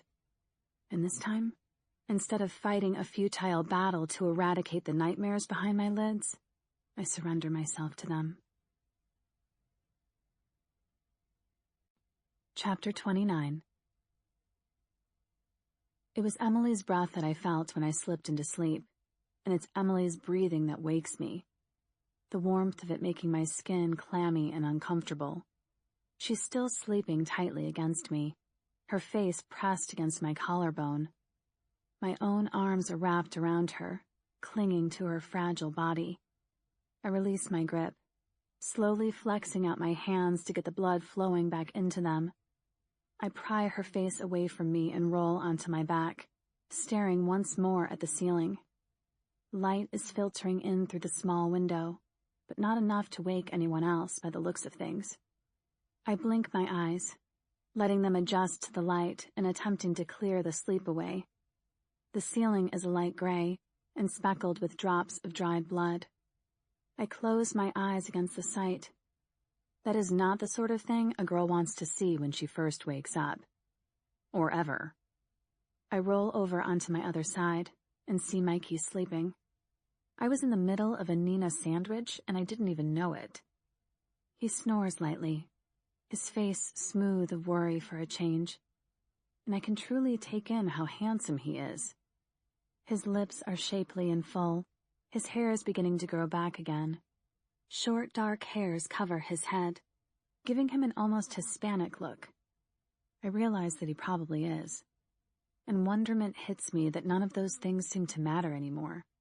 Color, race, creed, it's all the same to the dead. I close my eyes and try to get back to sleep. Who knows when we'll get the chance to rest like this again? But the urge to pee is rapidly growing, and I know that I'm going to have to get up soon. I ignore it for as long as possible, but after a few minutes, the urgency is too much to bear, and I get up and creep out into the hallway. I know that we cleared this place last night, and I know it's safe, but it still gives me the chills walking around somewhere I don't know. It doesn't help that the place is gloomy as hell. I pass the light switches and give them a little flick, freaking myself out when they come on. I quickly turn them off and hunt down the toilets. The smell of the toilets makes me gag when I enter, and once again my hand strays to the light switch. I flick it and the lights blink twice before staying on. I stare up at the fluorescent tubing in confusion. This just isn't fucking possible. My bladder nudges me, and I only just make it to the toilet in time, breathing a sigh of relief that I chose a toilet only half filled with Well, you get the idea. I finish my business, and when I come out, I automatically turn to wash my hands. The soap dispenser is still there, half filled with dried-up pink gloop, and the towels are on the wall. I hesitantly turn the tap. There's silence, and then a groaning. The tap splutters, and eventually water splashes out of it and into the basin. I stare for a few minutes, amazed by the sight of running water. My eyes transfixed on it. I place my hands under the steady stream, biting down on my lip as the water runs between my fingers, and I smile. I press the soap dispenser a couple of times, until eventually a hard lump of pink soap drops out of the bottom. This was once in liquid form, no doubt, but over the years it has hardened and solidified. However, after rubbing it between my palms under the water, bubbles finally form, and I relish in the feel of having clean, floral-smelling hands. I shrug out of my black hoodie and stare at my reflection, my tired eyes looking straight back at me. I look older than I should, worn down and exhausted. The yellow fluorescent tubes do nothing for my complexion either. Most of all, though, I look frightened. Fear settled in me the first day of the outbreak and has been there ever since, but it somehow seems more prominent today. My hair is a mass of dark tangles on my head, my skin pasty white and covered in dried blood and grime. My body is too skinny for my height. The image makes me want to cry. Not because I'm vain and give a shit anymore about image and beauty, but because I feel like I've been dying on the inside for the past few years, and now it's finally showing up on the outside. A tear slides down my cheek, and I watch it making a little path down my dirty face, my eyes following its journey in the mirror. Down past my nose, around the corner of my mouth, down my chin, and drip off the end. You're beautiful. My eyes flick up to Mikey, and I stare at his reflection behind my own. His eyes are soft and full of concern. You should know me better than that, Mikey. I don't give a shit about my looks. I shrug, the words coming out half-choked. I know you don't, he replies, coming forward and placing his hands on my shoulders, his face close to mine. But I wanted you to know anyway. I think you're beautiful. Since I first met you, I can't seem to get you out of my head. He buries his face in my neck, and for a minute I think he's going to kiss it, but he doesn't. Instead, he smells me, taking in a deep lungful of my scent. You smell like home to me. He breathes against my neck. My body quivers against the action, embarrassed. Because let's face it, I most likely stink. But surprisingly, my heart contracts at his words. Home. You know what they say about getting attached to people, Mikey. I sigh under his touch. No. What? He glances up at me. Don't. Because we all die in the end. I swallow down my bitter pill. We have no home, and we'll never be safe. His fingers trail up and down my arm, drawing lazy circles across my flesh and giving me goose pimples. Don't talk like that. We'll be okay, Nina. I make an agreeing noise, but don't reply. He continues to stare at me in the mirror, and I feel self-conscious and finally shrug away from him. I told you I'd look after you both, and I meant it, Nina. Mikey puts his hand on my shoulder and turns me to look at him, his eyes pleading with me to say something, wanting me to say anything other than just, but I've got nothing.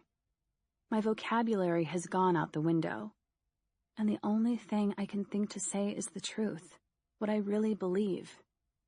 Mikey, we're all going to die. I'm good with that. I accepted it a long time ago. Mikey pauses for a moment before his hand covers mine. His eyes search my face for something, but he comes away unsatisfied. I pull away from him again. His forehead scrunches up. I know he's not confused. I mean, deep down he believes that we're going to die too. We all know it. We just don't want to admit it. But you can't escape this Armageddon. This is forever. I grab my hoodie and slip it back over my head like the cloak of death. Come on, let's get back to the others. Crunch will have a fit if she finds us. I smile half-heartedly and hope that he will let it drop. Don't do that. Mikey grabs my hand. Don't try to change the subject. This is important, Nina. I want you to know that we're going to be okay, that we'll be safe. I roll my eyes. Don't do that either, he snaps. What do you want me to say, Mikey? Everything's going to be all right? I don't believe that it is, and you shouldn't either. We're all going to die. Maybe not today, maybe not tomorrow, but it will happen. That's a fact. So let's not pretend any differently. The undead always win. And as if that wasn't enough to contend with, now I find that we have more goddamn humans to fear as well. I thought I escaped all that when I left, but I didn't. We're doomed, so get over it. I don't believe that. Well, you're stupid then. You weren't behind the walls. You don't know the horror I escaped from. And for what? This? I gesture around us. What do you do when hell comes upon the world? Run and hide, or stand and fight? He looks confused for a moment before answering. Stand and fight, of course. Ha! I scoff. Why? To survive. He looks even more confused. To survive? For what purpose? There's nothing left, Mikey. How do you survive hell? There's no escaping hell. I'll stand and fight by your side every day, but I still don't know what we're doing it for. He stands and pulls his shirt over his head. It doesn't have to be all doom and gloom. He comes forward, his hand brushing my arm. Doesn't it? I shrug him off. Josie died yesterday. That could have been any one of us. You, me, Emily. But it wasn't. You go out there and tell that to JD and see if you still feel as high and mighty about it. Don't turn this around on me, like I'm the bad guy because I'm glad it was her and not you. Does that make me an asshole? Maybe. But I am glad it wasn't you. His lips pinch together as he moves to touch me again. Look, I care about you. That's all I was trying to say. I don't want to fight with you. No, you don't even know me, Mikey. What you want to do is to play happy families like this shit is just going to go away. Like we're going to wake up tomorrow and have 2.4 children, work for the government, and bring home a nice fat paycheck. Well, understand this. That's never going to happen. The government abandoned us. Years later, and the dead still rise. They surround us every step of the way. There is no happily ever after. Not now, not ever. Nina. Mikey looks hurt, and I know that I should shut my mouth now. But I don't. I can't. I don't want him to get attached to me. That only leads to more pain. What? You think I'm a bitch, right? So what? That's me. My arms cross over my chest so tight I'm struggling to breathe. Mikey shakes his head at me and throws his hands up in the air. I give up, Nina. I can't win with you. He stalks away from me. That's right, Mikey. You go on back to Crunch. She has less baggage than I do. I spit after him. He stops in the doorway and looks at me, his jaw grinding at his teeth as he tries to come back with a retort. You are such a fucking bitch sometimes, Nina. Didn't I just say that? I shout after him. The door slams shut behind him, and I'm left feeling empty once more. I can't even cry. I feel that sorry for myself. Sad, pathetic little me. I get back to the room as some of the others are stirring. Emily is still fast asleep, but Britta is awake, though she isn't looking too good. But hey, she's not dead, so that's a small victory. Still, after what happened with Duncan, I'm keeping her away from Emily and keeping my eye on her. Mikey has gone and sat with Crunch, but I refuse to acknowledge his presence, even though I long to go over and apologize. JD has emptied out most of his pack and is sorting through his supplies, while munching on another delicious ration pack. My stomach gurgles in response, as if sensing the injustice of another stomach but itself being filled. I root through my bag and pull out some of the cereal bars from Old Man Riley's house. Damn, that seems like a lifetime ago. My head is pounding from dehydration. I don't remember the last time I actually had a drink. Emily is going to be thirsty when she wakes up too, I realize. I should have gone looking for a drink while I was up and about. Yesterday was too much for her. She's still just a child. I think that we all keep forgetting that. I stroke a hand across her brow. How had she survived all this time on her own with no one to look after her? I care for her deeply. I suppose like a mother would feel toward a child, though I'm not her mother, and a huge part of me doesn't want her to think of me as one. I want to be able to leave her here with the others and strike out on my own. I know that they will protect her.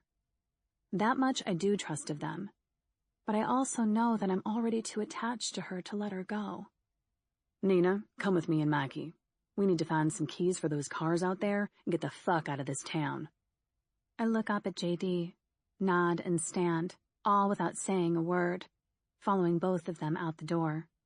Crunch moves over to take a look at Britta's arm as I leave, giving me a barely concealed glare as she does. I don't care. She should be glad that I'm out of the picture, not even more resentful. We creep through the darkened corridors of the showroom and toward the front, keeping low and out of sight. Debtors are milling around outside, doing their usual debtor thing of moaning and shambling and just being generally stinky. I wonder why no one has mentioned what happened to Josie. Why no one is talking about the elephant in the room. When I look at JD's face, his grim and determined expression tells me everything I need to know. A small piece of him died with her yesterday. His guilt for leaving her is eating away at him. I feel his pain. But it's human nature to want to survive at any cost, and deep down he knows that he couldn't have saved her anyway. I've been there. Worse, though, is that no one is talking about her, and I can't help but wonder if this is what it will be like for me. When I die, will no one speak of me? Mourn me? Chapter 30. Lucky for us, we find a small cupboard full of car keys in the Dead Sale Zombies office, and we pick through them all until we get several sets that look like they could be a good shot. Walking to the front of the showroom, though, we realize that that's where our luck ends. The car yard is still full of debtors. Old debtors, new debtors, stripper debtors by the looks of some of them. Though most debtors could be strippers by their lack of decent clothing these days. I shudder. They all look hungry and eager for a feast on some flesh, their emaciated frames withering away. Marvelous. Just fucking marvelous. We shuffle through the keys, choosing which ones supposedly go with certain cars. The keys all look the same to me, but JD and Mikey have gone all macho men on me, and it's like the most ridiculous thing in the world. Jesus, woman, how can you not see the difference? JD snaps, exasperatedly at me, with a shake of his head, and continues to go through the pile. I shrug non-committally. There seems no point in arguing, since they do all seem the same to me. Well, apart from the symbols on some of the fobs. I'm not completely stupid. I know that they're the car logos, but Ben was the car man in our house. I just drove the damn thing and never really paid attention to this stuff. I always wanted a Ford Mustang for some reason, though, but it doesn't seem like the time or the place to bring that up. There's nothing amazing in the lot, but thank God there's something at least half-decent there. I don't know what we would have done if all we had to choose from were convertibles. Can you imagine anything more horrendous than driving through a zombie-infested land with a drop-top? Jesus. The smell alone would be enough to kill you. never mind the mindless zombies that would rip through your roof in seconds. We pick 2 cars that we like from our vantage point and work out a strategy of getting to them. Just press the fob and see what happens. Mikey reaches for the fob in JD's hand. Don't be an idiot. As soon as anything out there moves or makes a sound, those, what do you call them, Nina? Deaders. Those deaders are going to be all over the car. Okay, so set off a car alarm to one of the other cars, one on the other side of the lot, and distract them. Mikey roots through the pile, pulls out a key and examines the cars in the lot. Wait. My mind stumbles over a thought. What if the noise attracts the attention of all the deaders in the area? I mean, what if they all freaking come? That sign last night said 20-something thousand. I bet every one of those people are dead, or deader. Or maybe we do get out to the cars in time. But think about this. We don't know if they even have gas in them, right? The 2 men stare at me in silence. What? Did I say something stupid again? No, you're actually right. I can't help but feel a shiny little glow of pride. Okay, so, I prompt. We need to find the workshop. If they have a workshop, then they might have some jiffy cans of gas in there. We get some gas, regroup, distract the deaders, and make a run for it. JD, for the first time since I've known him, seems unsure. Right? I look at Mikey, who painfully ignores my stare, but replies to JD all the same. Sounds about right. Let's do this. We all stand and move to the back of the showroom again. There's a door marked Employee Break Room, and we push it open. It leads to a long corridor with several doors on either side. JD flips the switch, and we all blink as most of the long tubes flare to life above us. The corridor is painted in a light green, which Mikey seems disgusted with. What's got your panties in a bunch? I dare to speak, and try to patch up our differences. Mikey still refuses to look at me, but surprisingly replies, I hate the color green. It reminds me of my mother's pea soup that she used to force me to eat as a kid. I snort out a laugh. Mother issues. Figures. He finally looks at me. I do not have mother issues. Her pea soup was my fucking issue, if you must know. I hold my hands up. Okay, sorry. I'm silent a beat before I continue. It's been proven that green is a calming color, you know. He raises an eyebrow at me. I'm serious. I laugh. JD joins in the conversation, much to the exasperation of Mikey, who's still trying to be pissed off. She's right. There was a study done on how color affects your mood, and they found that green, a particular shade anyway, had a calming and therapeutic effect on people. I snigger but can't hide the surprised expression on my face from the fact that JD knows this stuff too. I decide to drop the topic, since I'm only poking the flames of Mikey's annoyance with me. There's a framed map on the wall showing the showroom and all the other parts of the car lot. We find our bearings, which really isn't difficult, and head off in the direction of the workshop. So, what about other colors? Mikey asks after a couple of minutes, surprising both me and JD. JD turns to glower at us. Excuse me? I smirk, playing dumb. You know, like, what do other colors do? JD huffs as he walks, clearly unimpressed with our unimportant conversation about paint colors, and not saving our asses. But you know, sometimes you have to take a break from the serious things in life. Especially after my morbid conversation with Mikey earlier. I look at Mikey's profile, and he turns to look at me too. His mouth quirks at the side as he tries to stop himself from smiling. And my stomach does a little flip. What the fuck is it with this guy? I can't seem to shake him no matter what I do. We're like magnets that are attracted to each other. We keep springing back no matter how much I force us apart.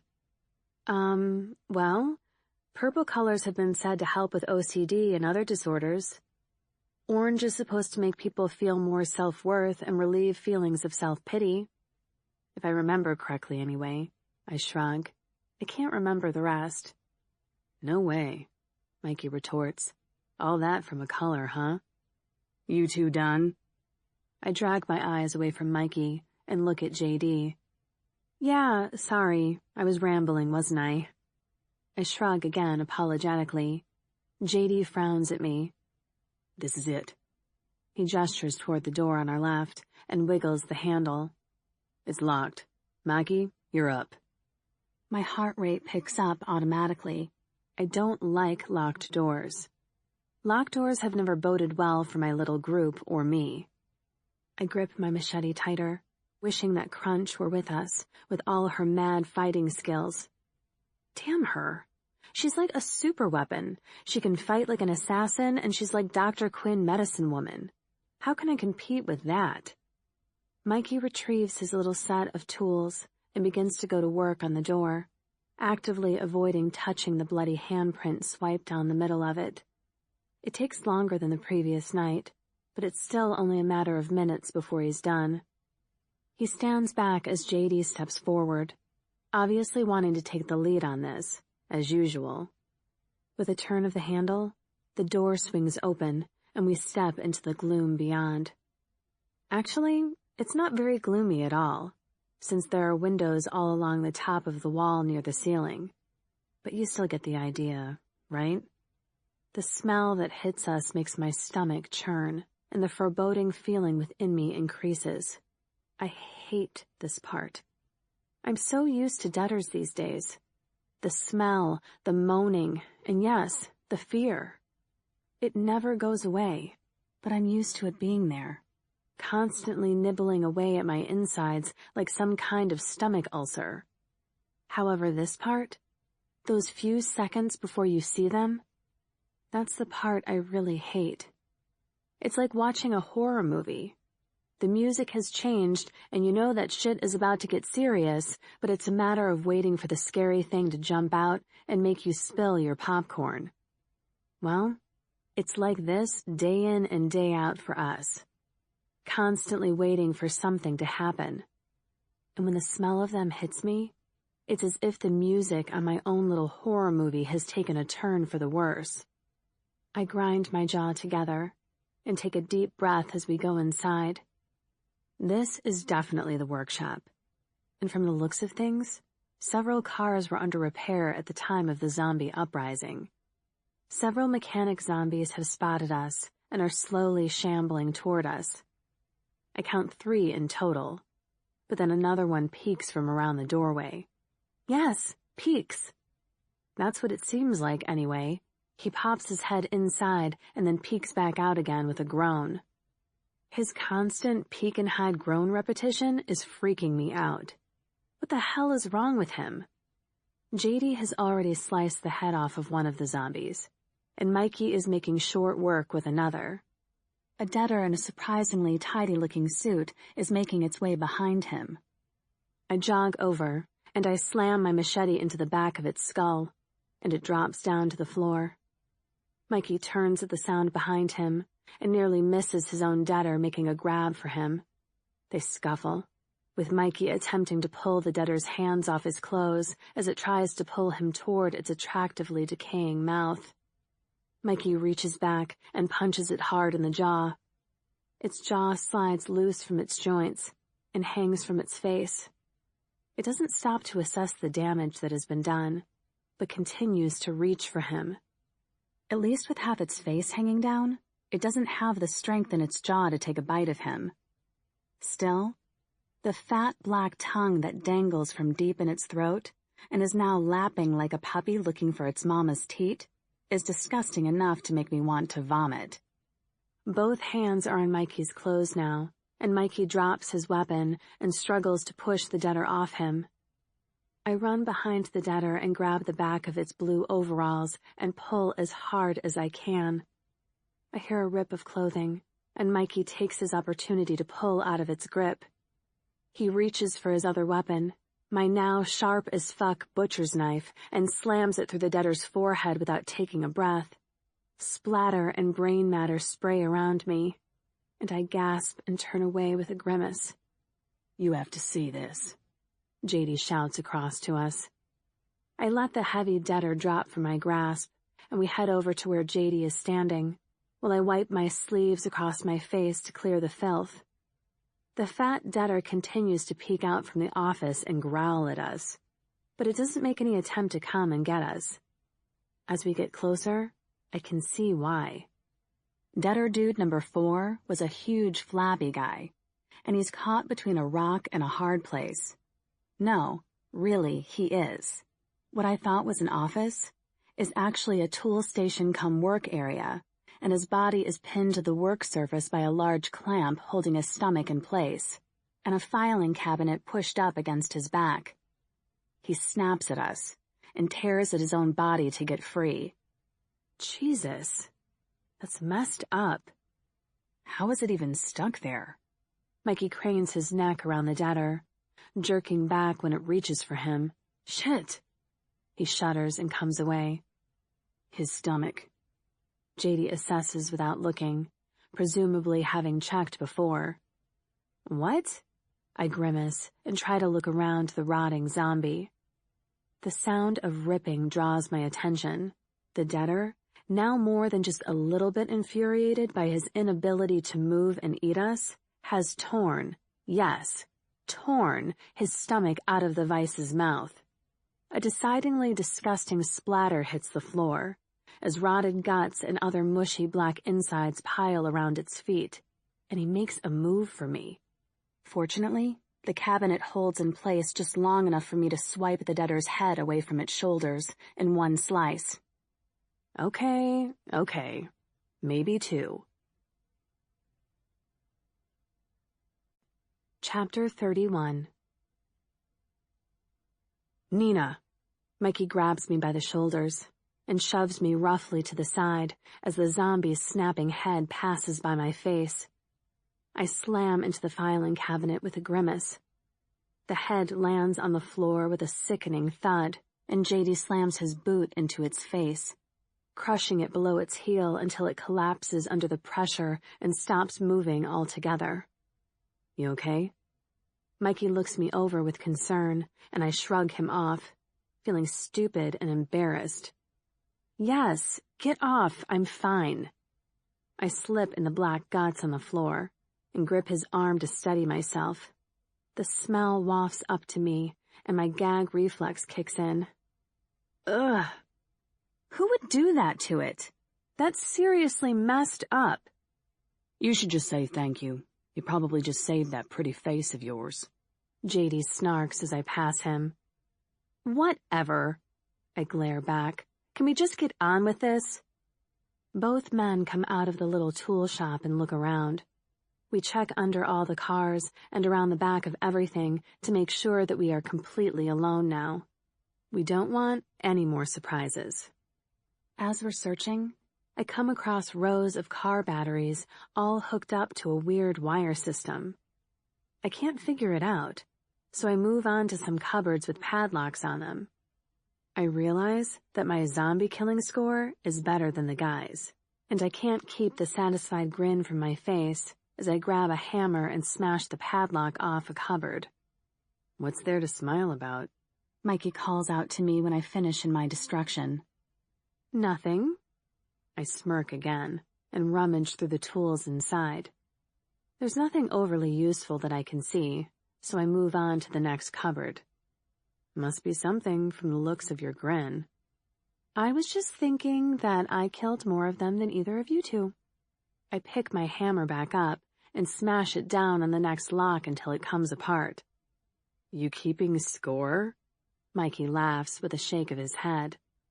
No, it's just that you treat me like a little girl, acting like I can't look after myself, and then I manage to prove you wrong and take 2 of them out to your 1.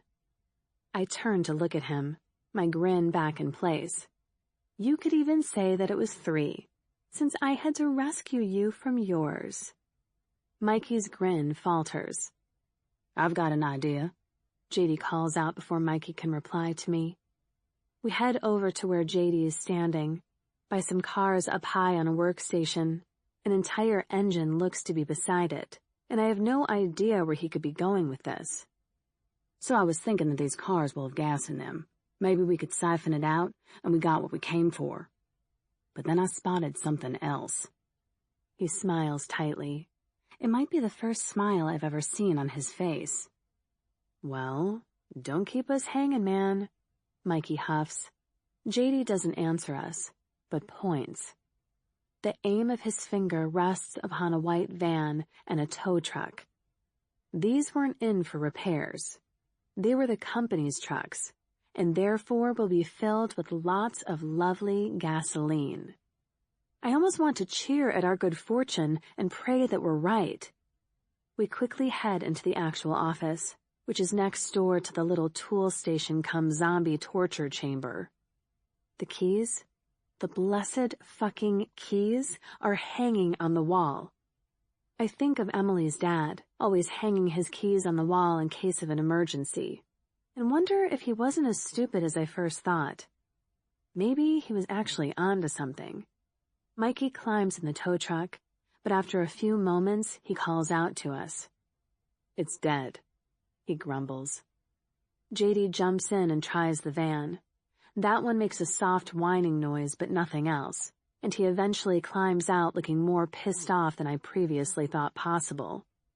"This one's dead, too," JD snaps. "New plan, I guess."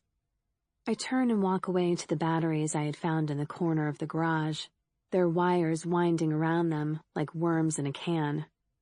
"Guys?" JD and Mikey come over, and I don't even have to say anything else. JD puts his arm around my waist and hugs me close. "Sometimes you're not a total pain in my ass, Nina." I can't help but blush and smile at his backhanded compliment. Half an hour later, and Mikey and JD have swapped the batteries out of the vehicles for the new ones, and they both climb in and try them. Both vehicles whine and then start up with a happy roar, which fills the enclosed space. Fucking energy-saving solar panels. Both men climb down from the vehicles, with huge happy faces, and I actually do a little cheer. There's no way to keep it inside me any longer. Both men laugh, and for once, I don't feel embarrassed. Just thankful that I have them on my side. "Let's get the others and get the fuck out of Dodge," JD hollers, sounding almost cheery as he leaves the room. "Why can't we stay here?" Emily whines at me. "It's not safe here, Em. No place this big is. You know that. It's Zombie 101. She twirls around on the chair twice more before I stick my foot out to stop her. The twirling is making me nauseous. "But we have electricity, lights, a refrigerator. We could do so much here." She whines at me again. "First off, we shouldn't be using the lights if we can help it. It attracts the debtors. And secondly, I'll refer to point 1, where there are a shit ton of debtors everywhere." I get down on my knees so I can catch her eye. "Emily, this place is crawling with them. In fact, this place is actually going to continue to attract debtors from everywhere. The lights and noise are what bring them. And unless we turn everything off, they're just going to keep coming, therefore making your point about staying pointless. We're going. So let's get our stuff together and get gone." I stand back up. "What if I don't come with you?" She raises an eyebrow at me, just daring me to take her on. "Don't pull the rebellious teenager card with me. You are coming. I can't make you, but JD and Mikey will. We're sure as shit not leaving you here to die like the rest of this town." I storm out of the room before she can argue with me anymore. Britta is standing in the hallway, seemingly waiting for me to come out. "What's up, Britta?" I continue down the hallway, with her falling into step beside me. "I just wanted to say thank you, really." I stop and look at her, dragging her into a side room before anyone sees us. Turns out we're in a janitor's closet of some sort. Jackpot! There's toilet paper, disinfectant, car polish, and lots of other things. No problem, you don't need to thank me.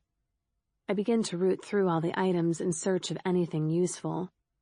Yes, there is. She would have killed me if it came down to that. Britta touches a hand to my shoulder to get my attention. You're right and wrong, I say as I grab a bottle of what should be the pink liquid soap. I give it a shake, but it's completely solidified, so I put it back. She wouldn't have killed you as such, but if it came down to you or her, I'm pretty sure she would have tripped you and left you for dead. I offer her a small shrug. Sorry, that sounds harsh, but... No, I know that you're right. Crunch will be your best friend until it comes to a choice between you or her. And then you're, how do you say, Toast? I offer. toast? She looks confused. Yeah, you know, like, you're toast. Kaput. Kaput? She looks even more confused. I don't understand that, but you would be dead. For that, I am sure. I need to get strong and be able to fight again, and quickly. I nod. Yes. Until then, stay close to me. Before I can say or do anything else, though, Britta leans over and gives me a big hug. I try to resist, but as the saying goes, resistance is futile, and I feel myself melt into the gesture. I don't know what, if anything, I could do to defend Britta against Crunch. Crunch is a badass, and I'm, heck, I don't know, determined? Yeah, real scary, right? Chapter 32. We pack up our stuff and split into 2 groups, about which there is a massive discussion. It seems that there is trouble in paradise, and the harmony is gone from our group since Josie got killed. Britta doesn't want to stay with Crunch, but I won't let Emily out of my sight. Similarly, Mikey wants to stay with me. I'd be annoyed that he was treating me like a weak woman, but to be fair to him, he's clearly getting the short straw since my little group is weak. Eventually, JD decides he and Crunch will take the tow truck, and the rest of us will go in the van. I know that both JD and Crunch wouldn't give a second thought to leaving us behind, but I'm okay with that. If I was going to be stuck with any of this group, I wouldn't want it to be them anyway. Mikey and I ride up front and let Britta and Emily rest up in the back. Both of them could do with building up their strength again. Hell, we all could, but they are the weakest of us right now. Britta has 2 weak arms, one from the deaders yesterday and the other from when we were living up in the treetops. Both seem to be healing nicely, though, and I think a couple more days and she'll be ready to fight again. We find quite a few useful things in the garage. Flashlights, radios, walkie-talkies, that sort of thing. And pack everything we can get our hands on. We even managed to raid the vending machines of the last of their chocolate bars, bags of stale chips, and flat sodas. The amazing thing is that because the electricity still works here, the drinks are still cold. I've never tasted something so good in my whole damn life. It's like the amber nectar of life as it pours down my throat, the elixir of the gods that... well, you get the idea. It's damn refreshing is what it is, and I can't help but count down the minutes until I can have another one. I notice the lack of internal handles on the van as the girls climb in. I guess bang if you need anything? I shrug apologetically. We check out the windows for any stray deaders before we lift the garage door and drive away into the sunset. There aren't any there, but in the daylight, we can see that the entire town is crawling with them. No, really. There's a ton of them that don't have any legs anymore and are just crawling around like fucking snakes in a desert. It seems that I was completely accurate when I told Emily that the lights and noise attract the dead. By my estimations, every night that the lights come on, more and more deaders head for this town. I simply cannot wait to leave this place. I hit the garage door button and get it to open up, and JD heads out first, leading our convoy. I wait until Mikey pulls all the way out before I press the close button behind me and quickly climb into our little white repair van. As we follow JD out of the side alley, we come upon a bunch of deaders. JD heads straight for them, but Mikey goes around the bodies littering the street. Well, as much as he can, anyway. It's not so easy to do when arms and legs are flying all over the damn place. A hand flicks from under JD's tire and onto the hood of our van with a thud. I can see Crunch turn around to look and start laughing. Bitch. Thankfully, since we were already at the edge of town, we don't have far to go before we are out onto the open road and waving bye-bye to the environmentally friendly Acer town. Thank the fucking gods for that. I sit back in my chair and watch the landscape passing us by as we follow JD. I feel a strange sort of longing to get to Ben's parents' cabin, now that we're so close. It's still another couple of days' drive, but we could possibly do this with very limited stopping now. And that thought spurs on my giddiness. JD and Mikey seem to think that the place could be relatively untouched, safe even. Jesus, if it is, that would be... A bubble of happiness builds in my chest. Maybe we could settle down for a while again. We could build defenses from the debtors. The Forgotten, stupid name, don't know where we are, so we would be off their radar. We could maybe find some peace, some happiness. It feels ironic after my little speech with Mikey this morning. I'm sorry, Mikey. I shouldn't have been so cold with you today. I look at him. His eyes never leave the road. I mean, I still believe those things, but in a way, I guess you're right. Maybe there can be some happiness in this world. Maybe it doesn't have to be all doom and gloom. I wait for him to say something, give me a smile. Shit, anything at this point? But what I get is a sidelong look and a shrug of the shoulders. Don't be like that, I plead. I don't want to fight with you anymore. I was wrong, you were right. Well, maybe not right, but there may be some truth to what you say. I look at him again and see his mouth quirk up, so I continue. What can I say? Tell me that you like me, he replies. What? Tell me that you like me, Nina. No more bullshit. I tried to tell you how I felt this morning. I mean, Jesus, woman, I'm not an emotional guy, so that shit is hard. But whatever, it's done now. And now I want to hear you tell me you like me. I know that you do. But do you know that you do? And what if I don't? Don't feel the same or don't tell me. Both, I snap. I don't know. He pauses. I didn't think about that. I smirk, playing him at his own game, and don't say anything. Woman, he grabs my thigh and squeezes it. Tell me or so help you I'll... I crack up laughing. Fine, fine. I like you, okay? Does that make you feel better? I snigger. Is that a nice ego boost for you? Yes. But now what are you going to do about it? He asks. What do you mean? I ask, confused. Do about what? To make it up to me. You made me feel like a total dick this morning. I think, since you're going to be my girlfriend, that you should be, trying to make me feel better somehow. He looks at me and gives me his award-winning smile. I'm not making anything up to you. And who said I was your girlfriend? I splutter. Jeez, you tell a guy you like him in these apocalypse times, and he goes all stalker on your ass. Maybe you should try to get me to be your girlfriend, instead of just presuming. Like with a foot rub or a trip to the movies or something. He looks at me, and we both crack up laughing at the stupidity of it all. The movies? Ha! Now wouldn't that be a nice treat? Let's just get to the making up part. He smiles when our laughing calms down. That's my favorite part of having a girlfriend. I roll my eyes at him. Isn't it for all men? We drive in silence for a while before Mikey breaks it. Tell me about your husband. Jesus, mood breaker. I look at him, trying to keep my annoyance from showing.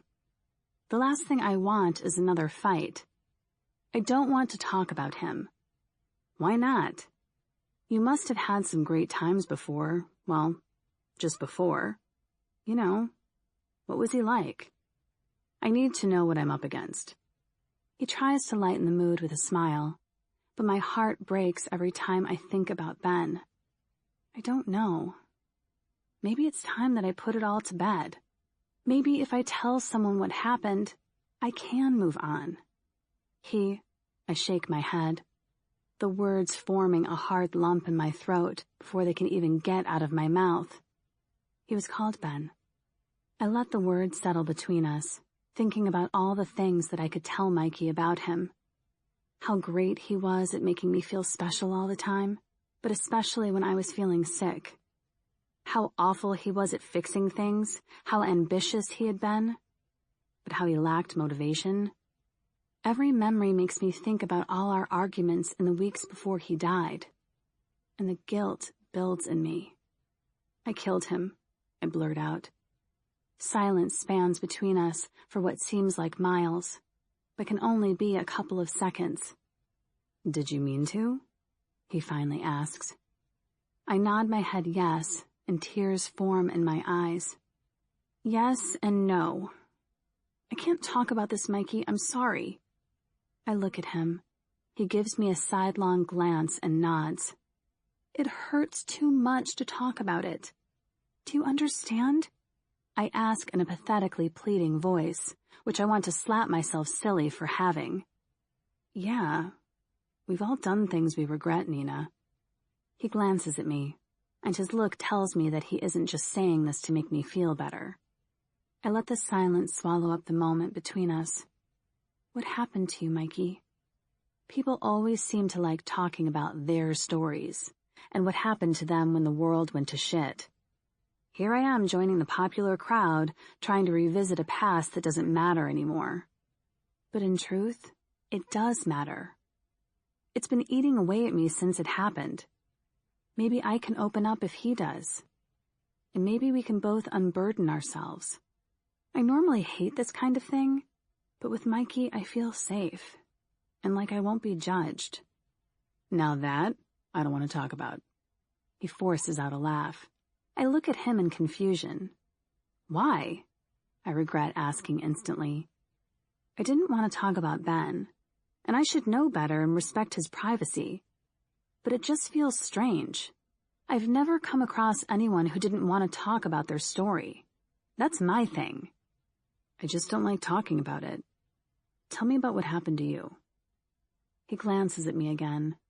Shit. I don't want to talk about that. I half snort out. Okay. He furrows his brow at me, but lets it slide, since I did the same for him.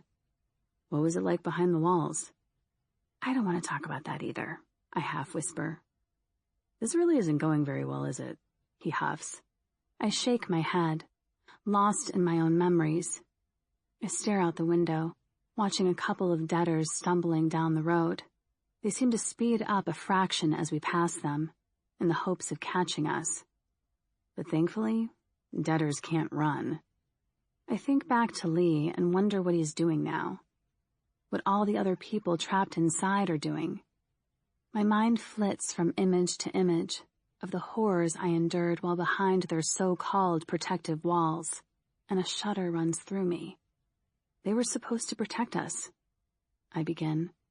They were supposed to protect us from the dead, from the evil on the outside, and they did. They just didn't protect us from the evil within. I swallow down the lump, which has appeared again. The people in charge, they changed once the help stopped, once the government collapsed, I guess.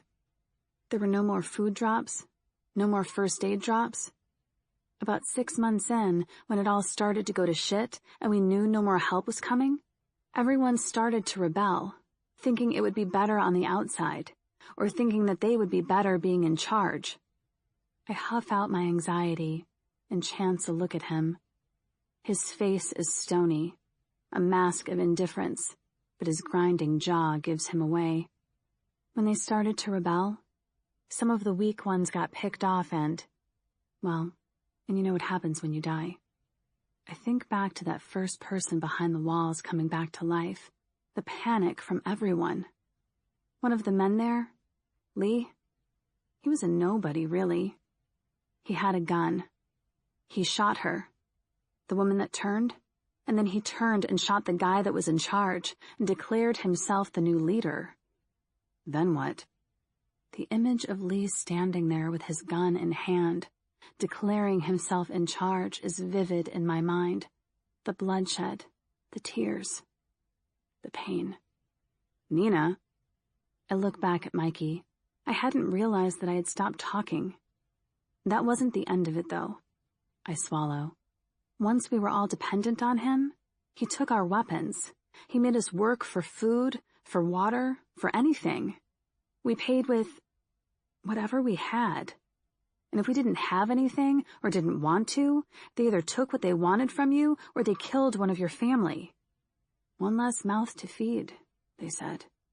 I hear Mikey suck in a breath through his teeth. This is the part I hate. What did they do to you, Nina? I can practically hear his teeth crunching away. I didn't have any family. I look at him. What do you think happened? I can't keep the bitter edge from my voice. That wasn't even the worst of it, I huff. The worst was watching everyone else. Watching them suffer every day. Slowly becoming people that they hated. I hated that place. And for a while I hated everyone in there. But it wasn't their fault that they didn't help each other. They had their own families to protect. You just couldn't risk trying to help anyone else, for fear of what would happen to you. Shit.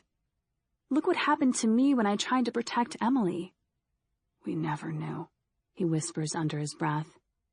What? What didn't you know? I choke back my tears. I will not cry. I've cried enough for a lifetime because of those assholes. Mikey shakes his head. Nothing. Doesn't matter now. Chapter 33. The day draws on, and the sun rises higher in the sky. One of the girls bangs from the back of the van, and I use the walkie-talkie to get JD to pull over, since it seems clear. Mikey starts to pull to the side of the road, but I place my hand on top of his and give it a little squeeze. Stay in the middle. We can see all around us then.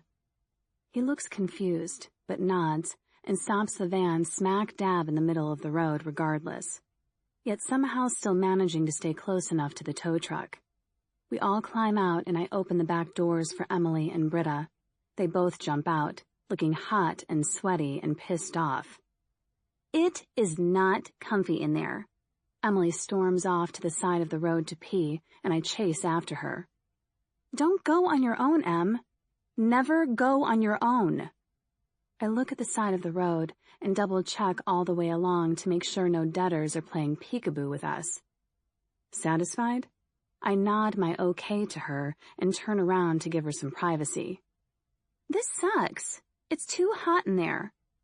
I listen to her pee, kind of satisfied that she must be getting enough fluids, since it goes on for what seems like forever, and then realize that's kind of gross. I know, but what can we do? I shrug, only half listening. It's true, it sucks, but there really isn't anything I can do about it. I would kill to be able to just sleep for half the day. Maybe I can come up front with you and Mikey. Emily comes up beside me and offers me a smile. You can't leave Britta back there on her own, I tut. Maybe she could squeeze in the front too. We won't all fit. Don't be stupid. We make our way over to the rest of the group. I can still hear Emily pleading to come in the front with me, but I'm not really listening to her. I'm getting hungry and my thoughts stray to the chips and sodas we snagged earlier. I want to ration them, make them last, but I'm a weak, weak woman. And I grab my bag from the front seat and pull out one of the cans. My hand moves over the bottle of vodka, and I can't help but smile. What's got you so happy? Crunch snaps, half glancing at Mikey. I pull out my bottle of vodka with a grin. I think a celebration is in order when we get to the cabin. I pull out one of the cans and everyone smiles. What's not to like about vodka and Coke? I glance down at the can of pop in my hand, seeing that it's orangeade, and shrug. What's not to like about vodka and orangeade? It reminds me of a time before all this crap. Shooting and killing, the dead always on the hunt for fresh brains. Yes, a nice cool drink to take the edge off in the evening is just what the doctor ordered. Ah, normality. Sweet, blessed normality. Getting drunk is not an option, JD snaps. Crunch digs him in the ribs. Shut the fuck up, Grumpy. This is the first good idea this chick has had since I met her. See, the doctor has literally just ordered it. I can't help but laugh. And now I'm really eager to get going and get to the cabin. Let's get going then. Mikey, you want me to drive for a little bit? I ask as we head back to the van. That be okay? He scratches the back of his neck like he does when he's unsure. Yeah, you can take over when night hits. I look at Emily's pouty teenage face. In fact, why don't you get in the back and have a sleep? The rest will do you good. Are you trying to get me in your bed, Nina? He smirks. No, I'm trying to get you in a bed. There's a difference. I snigger. Fine, sounds good. You sure you'll be okay? Yeah, I can take care of myself, you know. I push him playfully. Jesus, where did this girliness come from? Good Lord, I found my femininity again. Em, you're up front with me. Emily runs over and hugs me, and I shrug her off with a laugh. Now Britta looks pretty pissed off. Can I not get a break? You jumping up front too, Brits? I cut in before she can moan at me too. She smiles and grabs her stuff from the back. We climb in the front, and Mikey climbs in the back. JD beeps at us to hurry up, which I think is not only fucking rude, to be honest, but it's also dangerous. I give him the finger to show him my appreciation, and we set off again. So, Britta, where are you originally from? I ask as we pass a group of 3 or 4 debtors chowing down on a horse. Or I think it's a horse. There's not much left of it anymore. Just stringy, dried-out skin and a near-hollow carcass. One debtor is gnawing on what looks like a leg bone, but drops it and stands when it catches sight of our car. I watch it in my rearview mirror. It takes a couple of shaky steps before lifting its head to the sky and taking a deep sniff. It smells the horse and turns back to it, seemingly losing interest in us. I breathe a sigh of relief and turn my attention back to Britta. Germany, but I've lived over here for a long time now. That explains the accent then. Yes, I wonder if I still have it sometimes, you know? She laughs. I nod. You do. I smile. Emily smiles happily at me and then at Britta, her big saucer eyes staring widely at us. Britta was telling me that she used to study graphic design before. Well, before all this. That's what I wanted to do when I grew up. She turns excitedly in her seat so that she can see us both easier. I feel like I'm in a freak show, and me and Britta are the main attraction. But then, I guess Emily doesn't really have anyone to look up to anymore. No parents, no family, no damn celebrities gracing the cover of whatever trashy magazine they decided to go topless on. Still, it's unnerving to feel so idolized when I haven't done anything to deserve it. That's cool. Were you here on a student visa or something? Or did you have family living here? Nosy me. I internally scold myself. No family. They are all back in Germany. They were, I guess. Her voice trails off. I don't know what happened to them. Communications went down, and the last I heard was that they were locking down the house. Way to go, Nina. No news is good news, right? I offer a smile, but it fails miserably, since in this world, no news is neither a good nor a bad thing. It's just no news. I let the van lapse back into silence. We drive for a couple of miles, either staring at the crazy overgrown landscape or watching JD's car in front of us. He keeps to a steady 50 miles per hour, no more, no less, and keeps his truck in the middle of the road. There's a shape a mile or so down the road, and I begin to make out that it's a car. There are 4 or 5 debtors surrounding it, all groaning loudly and banging on the glass. There are definitely people inside, but how many, I just don't know.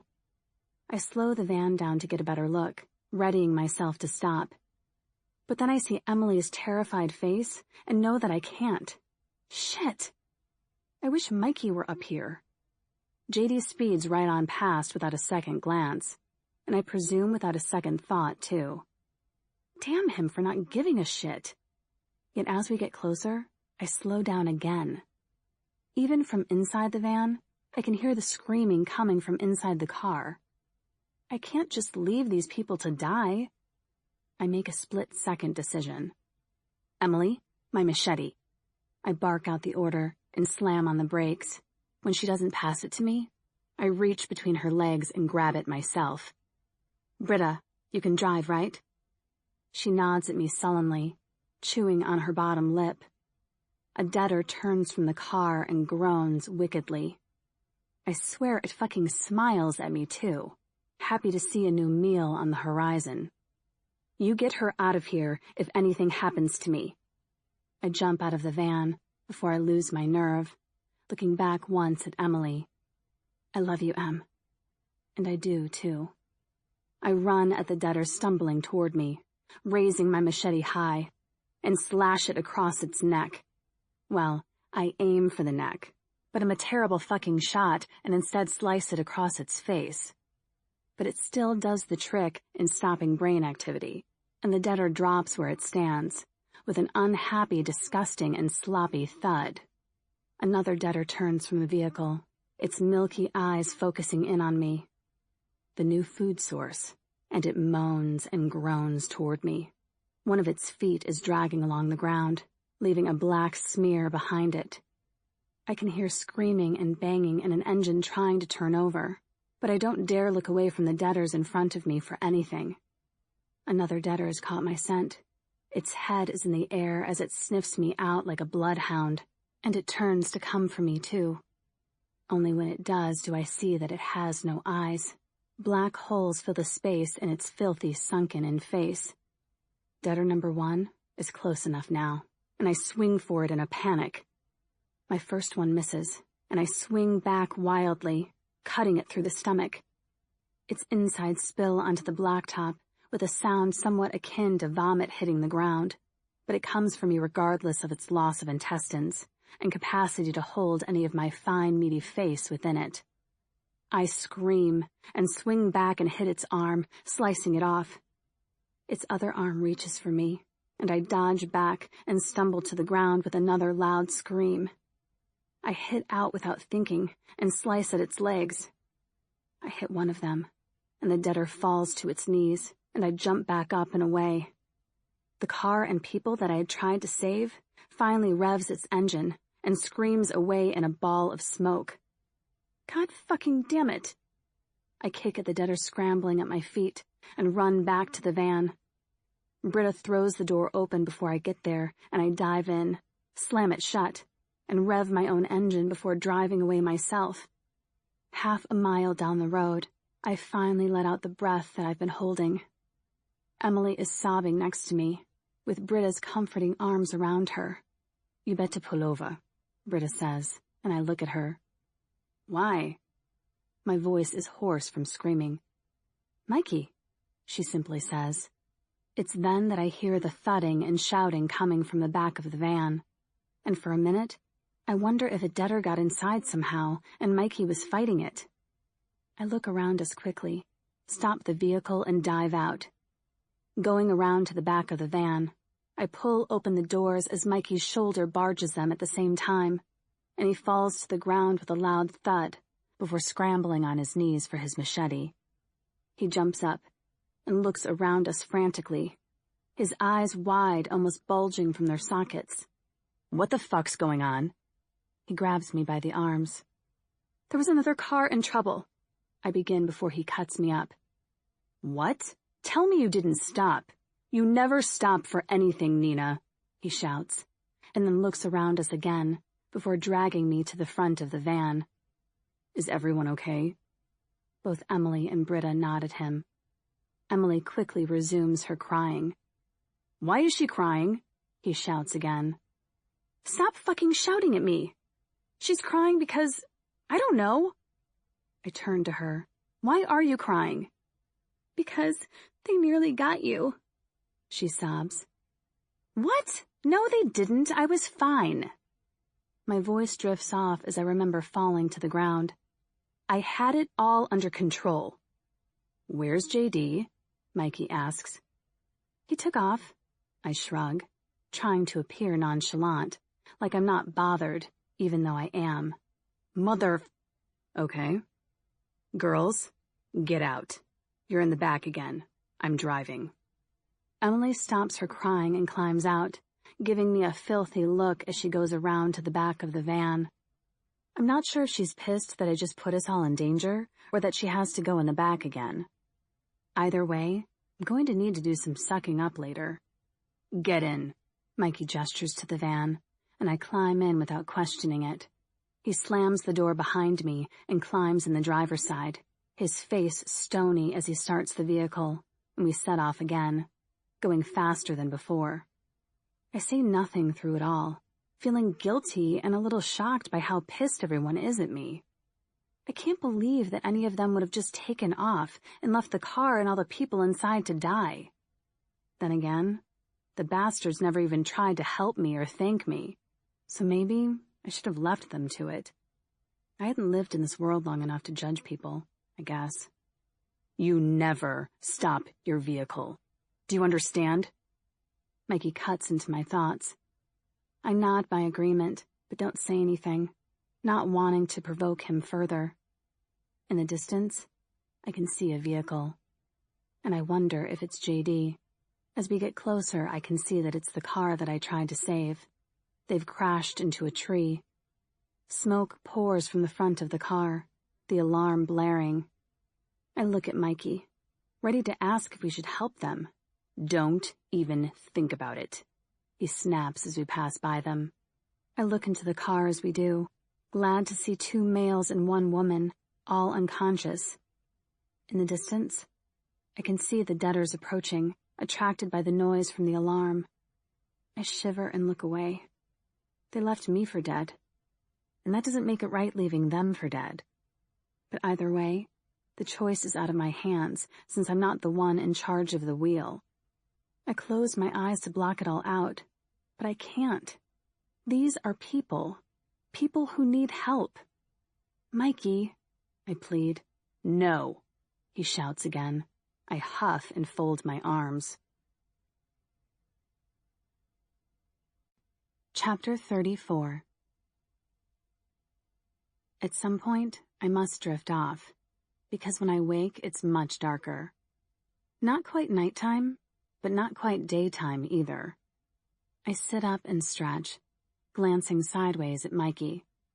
"Hey," I offer, with a bite of my lip. I'm unsure of how he's going to be after our previous argument. "Hey, you sleep okay?" "Yeah, thanks." I breathe out a sigh of relief that he's being okay with me. "Have you seen JD's truck anywhere?" I ask, still feeling annoyed at him for bailing on me. "Yeah, they're behind us. I caught up to them and took the lead. I think JD knew how pissed off I was at him. Plus, I know these roads better than he does." I'm dying to know what was said between them, but since he isn't offering the information, I refuse to ask for it. My mouth feels dry and scratchy, and I'm going to need to pee at some point soon. That's one of the positives of being dehydrated, that I don't need to go as often. My stomach grumbles in protest that I left it out of my equation, but I'm not sure I can get any food into it without peeing first. "I'm hungry," I say, more to myself than Mikey. "We're stopping pretty soon for the night. I'm beat." Mikey yawns after his statement as if to prove a point, but he didn't need to. The thick black rings under his eyes give him away. "Have you heard anything from Britta or Emily?" I ask. He shakes his head no. "Guess they went back to sleep." I realize that we're driving uphill and wonder whereabouts we are now. The road is rocky and bumpy, and I'm glad that there is at least a little daylight left, so that we can avoid hitting any trees that are now towering all around us. Where are we going? I ask as I grip the handle of my door when we hit a particularly bumpy part of the path and we rock side to side. I feel guilty about Emily and Britta being in the back of the van, and simultaneously worry about how much shit Emily is going to give me when she gets out. Up into the hills? He replies, turning on his high beams as the trees get even more condensed around us. Is that safe? He looks at me briefly. Not scared, are you? Yeah. What are you, stupid? I laugh in exasperation. We'd be hard-pressed to get any zombies up here. It's uphill for starters, which makes us up current or some shit like that. Our smell shouldn't pass down the mountain to them. And this road is really steep, making it incredibly hard for them to get up here. That's not to say they can't or won't, but it's the safest place for now at least. He shrugs. I hate to admit it, but in all honesty, it sounds like pretty sound logic. It's not long until the road flattens out, and we finally pull to a stop. Mikey gets out first, and I wait until he tells me it's clear before getting out myself and letting the girls out of the back of the van. They groan loudly as they stretch themselves out. Emily still seems pretty pissed off at me, but not as much as before. And I wonder if I have Britta to thank for that, or just her nature. JD pulls up a couple of minutes after us, and he and Crunch jump out, both looking tired. I decide right then that I'm not going to say anything to either of them. I can tell that Crunch is waiting for me to, and I'll be damned if I'm going to let her know that she got the better of me or got under my skin in any way. The air smells clean and fresh, not a hint of deader smell around, and it takes all my concentration not to let my guard down. There's a light over there. Emily grips my hand and points further through the trees. Sure enough, she's right. There is a light. My hand grips my machete as I quickly scan the area. Everyone has had the same thought and is brandishing some sort of deadly weapon. Even Britta is trying desperately to get a firm grip on her machete. We creep toward the light, and as we get closer, we see that it's actually a small green RV nestled between the trees. It's seen better days too, if I'm honest. No sound is coming from inside, but a dim light is glowing in each of its little windows. The people inside must either be stupid to have the lights on, or know the area as well as, if not better than Mikey. We tiptoe toward the door, with Crunch trying to peer in through the windows. Standing outside the door, my heart races and I hold my breath. JD clasps the doorknob, and on a whispered count of 3, flings the door wide open. What we see is not, let me repeat that, not what we expect to see. Zombies? Yep, that I would expect. Blood? The stench of death? Yep, that works too. However, what we see is a large man who looks to be completely smashed and is slowly sliding off a little sofa and down to the floor. His eyes are fogged over and rimmed with red, and he flinches when he sees us all standing there gawking in at him. He gives a jump and a little scream and then passes out, all in one swift action. His body finishes its descent to the floor and sits propped up against the camper's little sofa. None of us say anything as we stand there, open-mouthed and waiting for him to move, wake, or dive up and attack us where we stand. Instead, his chest rises as he takes in a deep breath and lets out an almighty snore. Emily bursts out laughing, and I snort back a laugh myself. Hell, even JD gives a smirk. Jesus, the Iceman is finally thawing out. Deciding that the dude is just drunk and not about to turn into one of the undead, we all climb inside the little camper and shut the door firmly behind us. Stepping around the inebriated man, we help ourselves to some of his rations. Totally not proud of that, I'll admit it. Stealing someone else's food is a shitty thing to do. But to be fair, it didn't look like the poor guy had eaten anything in weeks and was just slowly drinking himself to death.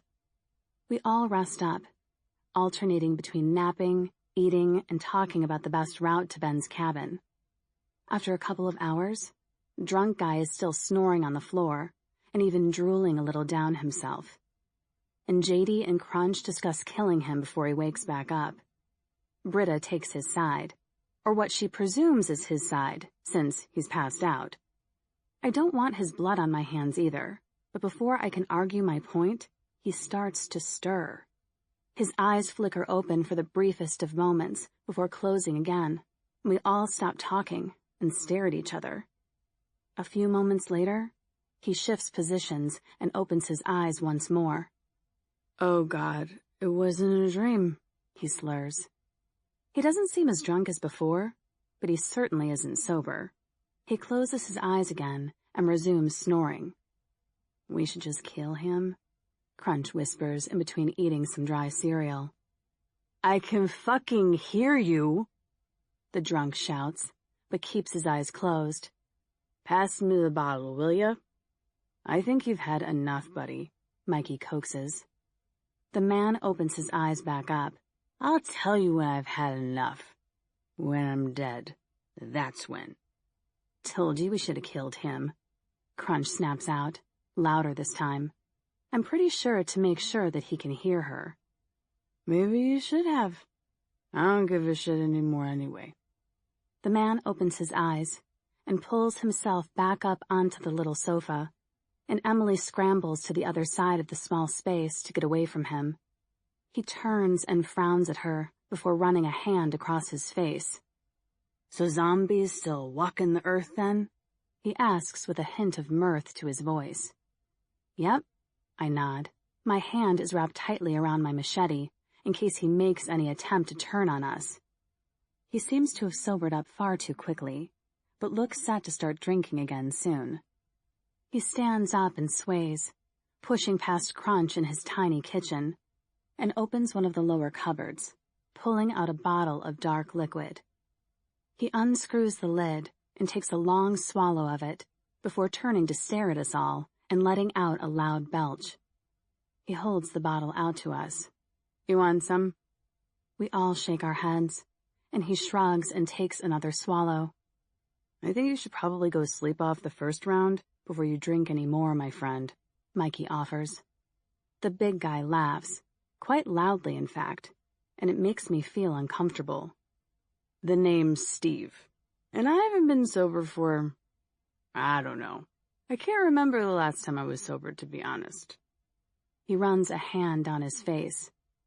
"Okay, Steve. Mind telling us why?" I ask. "Not really. It's none of your fucking business," he snaps at me. I flinch at his tone, but try not to show it. I've been spoken to worse than that before. He shakes his head. "I'm sorry. That was rude of me. I'm a little more rattled today than usual." Steve heads back over to his sofa and takes a seat, slipping the bottle between his knees. "You're right. I probably shouldn't drink anymore. But I've been alone for a long time now. Makes you a little cuckoo after a while, you know?" He makes a whirly gesture at his head and sniggers, but there's no amusement in his voice or his face. He looks sad and lonely, and he smells of stale alcohol, sweat, and something else I'd rather not think about too much. I nod, but I don't know how he feels actually. I've been constantly surrounded by people for as long as I can remember. Some days, I'd do anything for a little alone time, but that isn't safe. "So, what's the deal then?" Crunch asks, making it blatantly obvious that she's eating his food, almost egging him on to snap at her. She leans on the counter and crunches the cereal with an open mouth and a smile. "It's a long story." "We've got time," she snarks back. "It's not a happy story." He clears his throat, the words getting stuck. "I hate happy stories," she smiles back. I roll my eyes and glare at her, but she pays me no attention, merely continues to crunch through his stale cereal. I'm surprised it actually still crunches, now that I'm thinking about it. "My wife and I were headed up here. This was our vacation home of sorts, a long time ago anyway. When everything went to hell, this was supposed to be our hideout. is way off the road, hidden up in the trees. There's a spring just behind the RV, and we have our own little allotment to grow food. It was the perfect plan. But the damn woman can't navigate for shit. He rolls his eyes. We got attacked down by the road before the turnoff. Some crazy guys looking for trouble and wanted to take whatever they wanted. So we took off into the woods with them chasing after us. Managed to lose them and all. But at some point, me and the wife got separated too. I headed up here thinking she'd be doing the same thing, but she never showed up. Steve shakes his head sadly and takes another long swig from his bottle.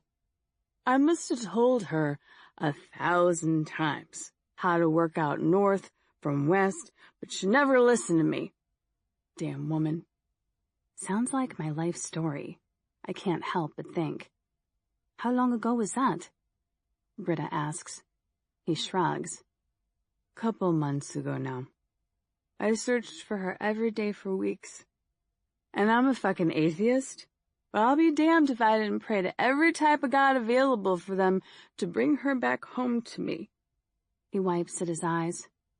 Never worked, though. My baby's gone. And I don't see much reason for living without her. What was her name?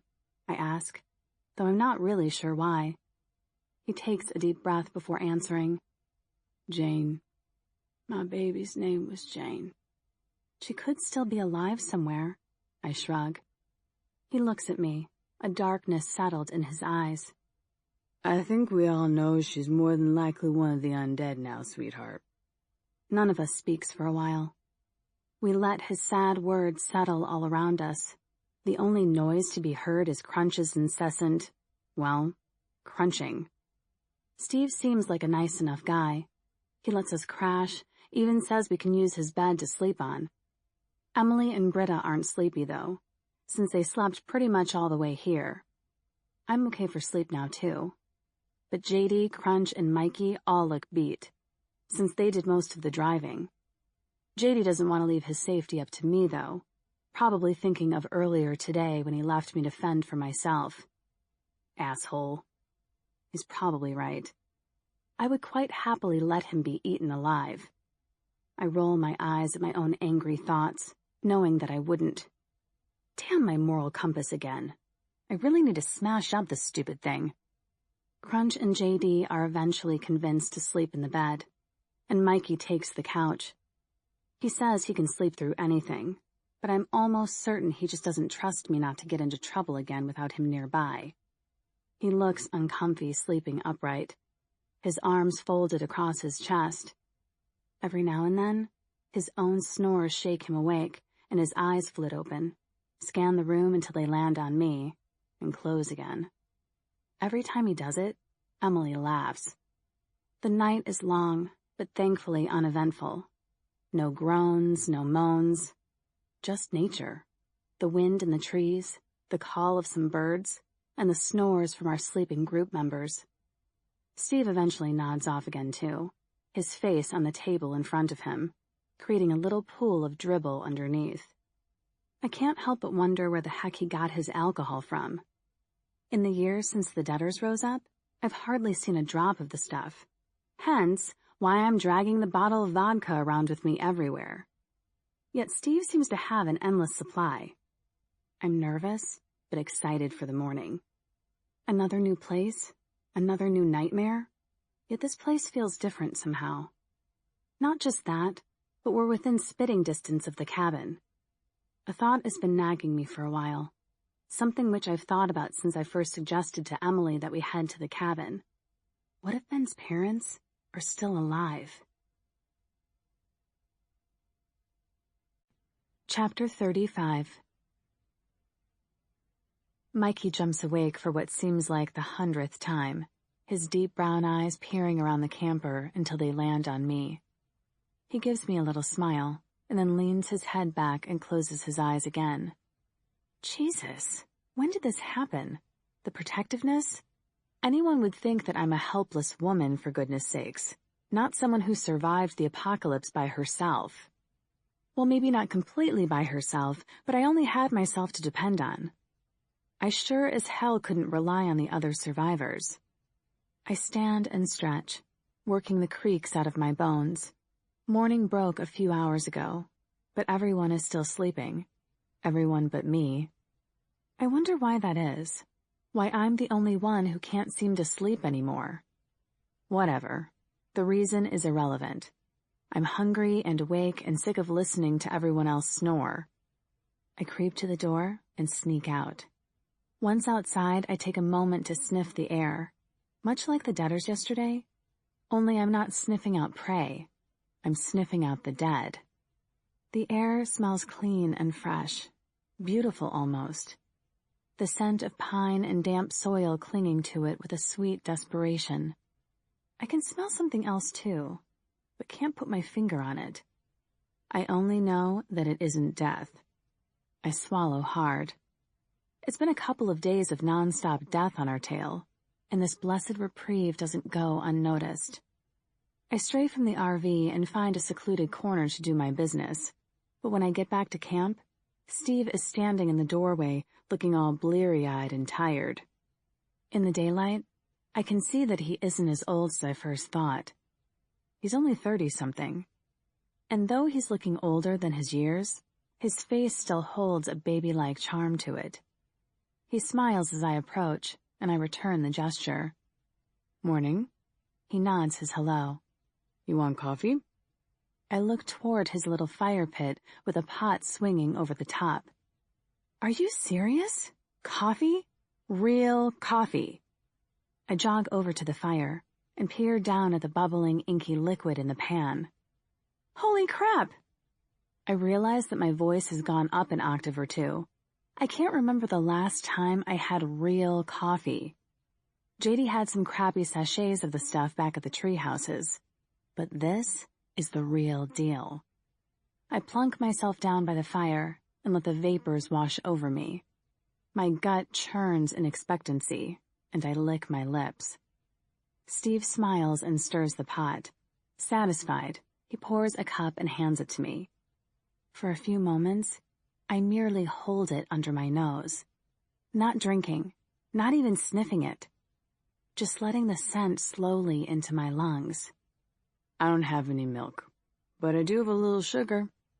He holds out a little brown wooden box to me, and I pop the lid and see a quarter full of sugar that has seen better days. I don't even care, though, as I grab a pinch between my thumb and forefinger and sprinkle it into my coffee. I grab a spoon that's handed to me and stir, and only then do I sniff for all my life is worth. This has got to be the single greatest day of my life. The door to the RV opens as I'm about to take my first swallow, and JD steps out, his eyes bulging as he strides toward us. Is that coffee? He barks out, his stride never faltering. I nod frantically, wondering how the hell he smelled it from inside the camper, and take a tentative sip. All the while with JD watching me. I let the hot liquid settle on my tongue before I swallow, basking in the glory of the bitter and the sweetness of it. My senses come alive, and I all but groan out loud with the pleasure of it. Is it good? JD licks his lips, still staring at me. I nod and grin. Can I? JD begins, before Steve shoves a steaming cup under his nose with a chuckle. JD takes the cup and lifts it to his face, breathing it in before turning around and trapping Steve in a great big man sandwich. Thank you, brother. I owe you big time. I would choke on my coffee laughing if it weren't for the fact that at that moment I was in pure, unadulterated, spine-tingling pleasure. I look up as Mikey comes out of the camper, closely followed by Crunch, Britta, and Emily Rose. Mikey's eyes go wide as he gets closer and smells the coffee. Is that? He begins, before Steve hands him a cup. Life offers such little pleasure these days, and coffee is a long-forgotten luxury of the past. How often did we used to take things like this for granted? How many times did you say to yourself, I can't even think straight in the morning before I've had my third cup of coffee? Christ. If only we knew back then to cherish every little thing. When I think back now to all the food wasted, drinks not drunk, items bought and shoved into the back of my closet and never worn, well, it makes you realize what a wasteful life we truly led. I appreciate everything these days. Food, drinks, clothes. I look down at my well-worn Doc Marten boots and smile. There is no summer wardrobe and winter wardrobe. There is only a whatever you can get your hands on wardrobe. I appreciate my life and everything in it now.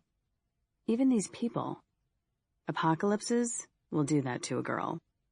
We sit around jovially chatting for the first time in a long time, feeling somewhat safe, relaxed, and sated from the coffee.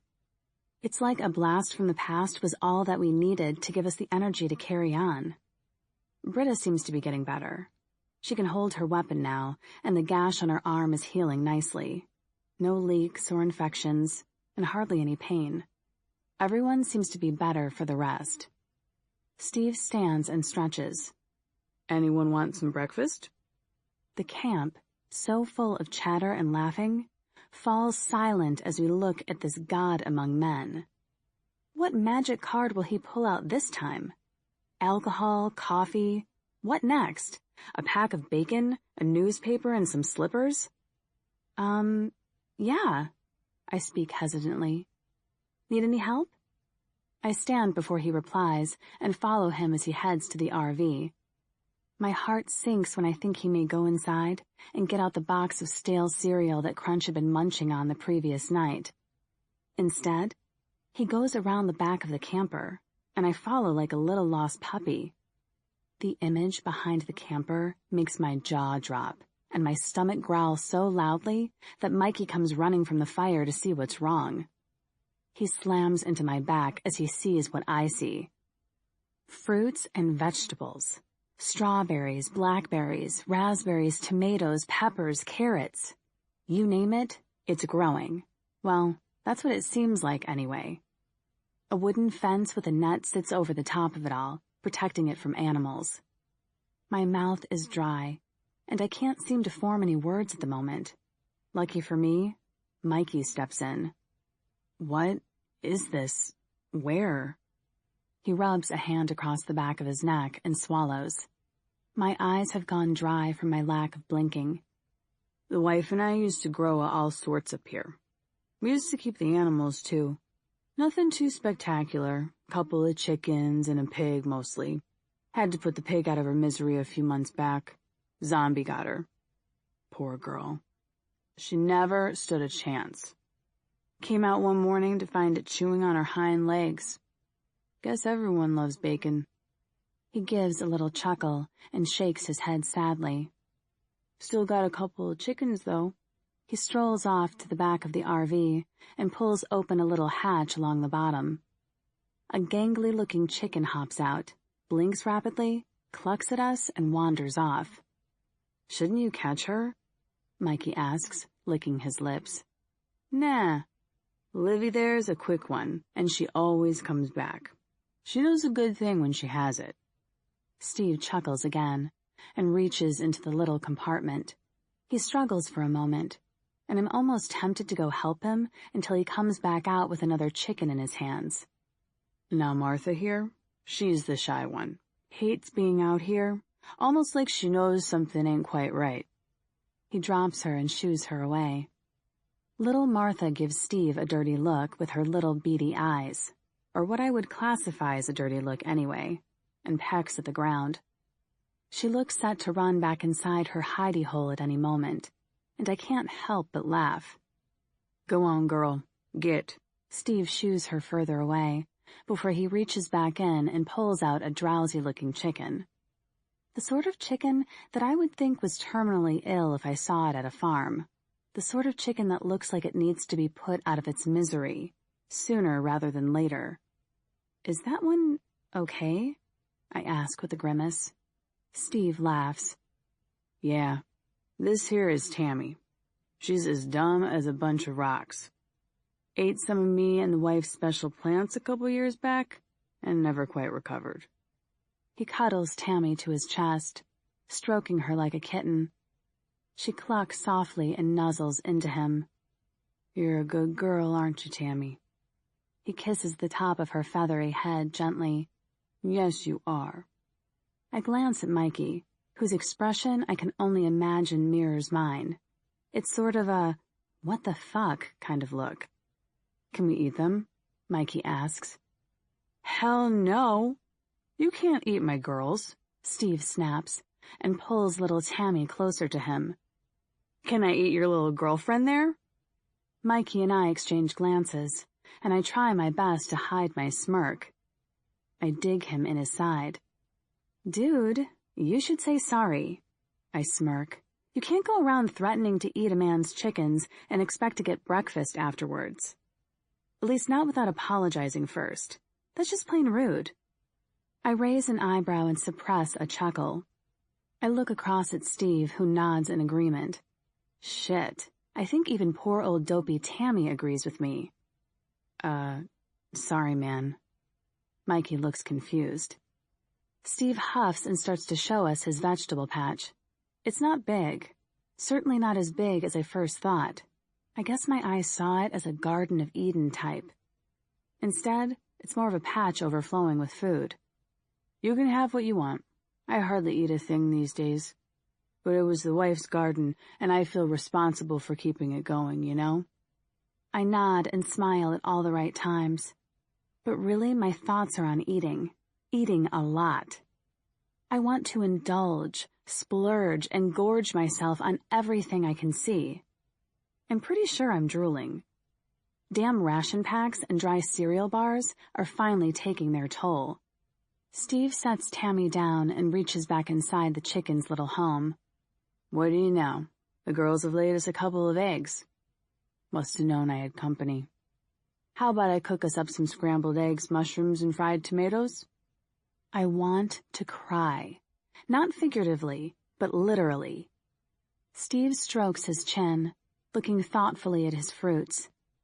Bet I could throw together a nice fruit salad or something with the rest of this stuff, too. He grabs the little basket and hands it to me. You two pick the fruit, and I'll go grab some mushrooms.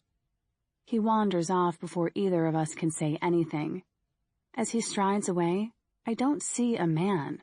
I see a magical being, a king among kings, a sorcerer. Okay, well, I'm pretty damn impressed anyway. Coffee and eggs? If I'm dreaming, you better be damn sure not to wake me up. If I thought that things were jovial before, it's bordering on hysterics for the rest of the day. It's funny how things can change so suddenly. One minute you think you're going to die, and the next you're playing charades around a campfire while eating a fruit salad and drinking home-brewed wine. I would have loved to have met Steve's wife. He talks about her a lot as we all get to know one another. They had met just out of high school, and had been together ever since. I felt sad that they weren't together anymore, and I hoped that whatever had happened to her had been quick. The day passes in a blur, and as the sun begins to set, most of us make our way back inside the camper. I stay behind to help tidy up and put the chickens to bed. I seem strangely attached to Livy, Martha, and Tammy now. They fed me and gave me some much-needed protein, and as I pick up Tammy and she nestles into the crook of my arm, I feel a weird rush of affection for them all. It's hard not to care about something so innocent, isn't it? Steve speaks without looking at me. Yeah, especially this little gangly one.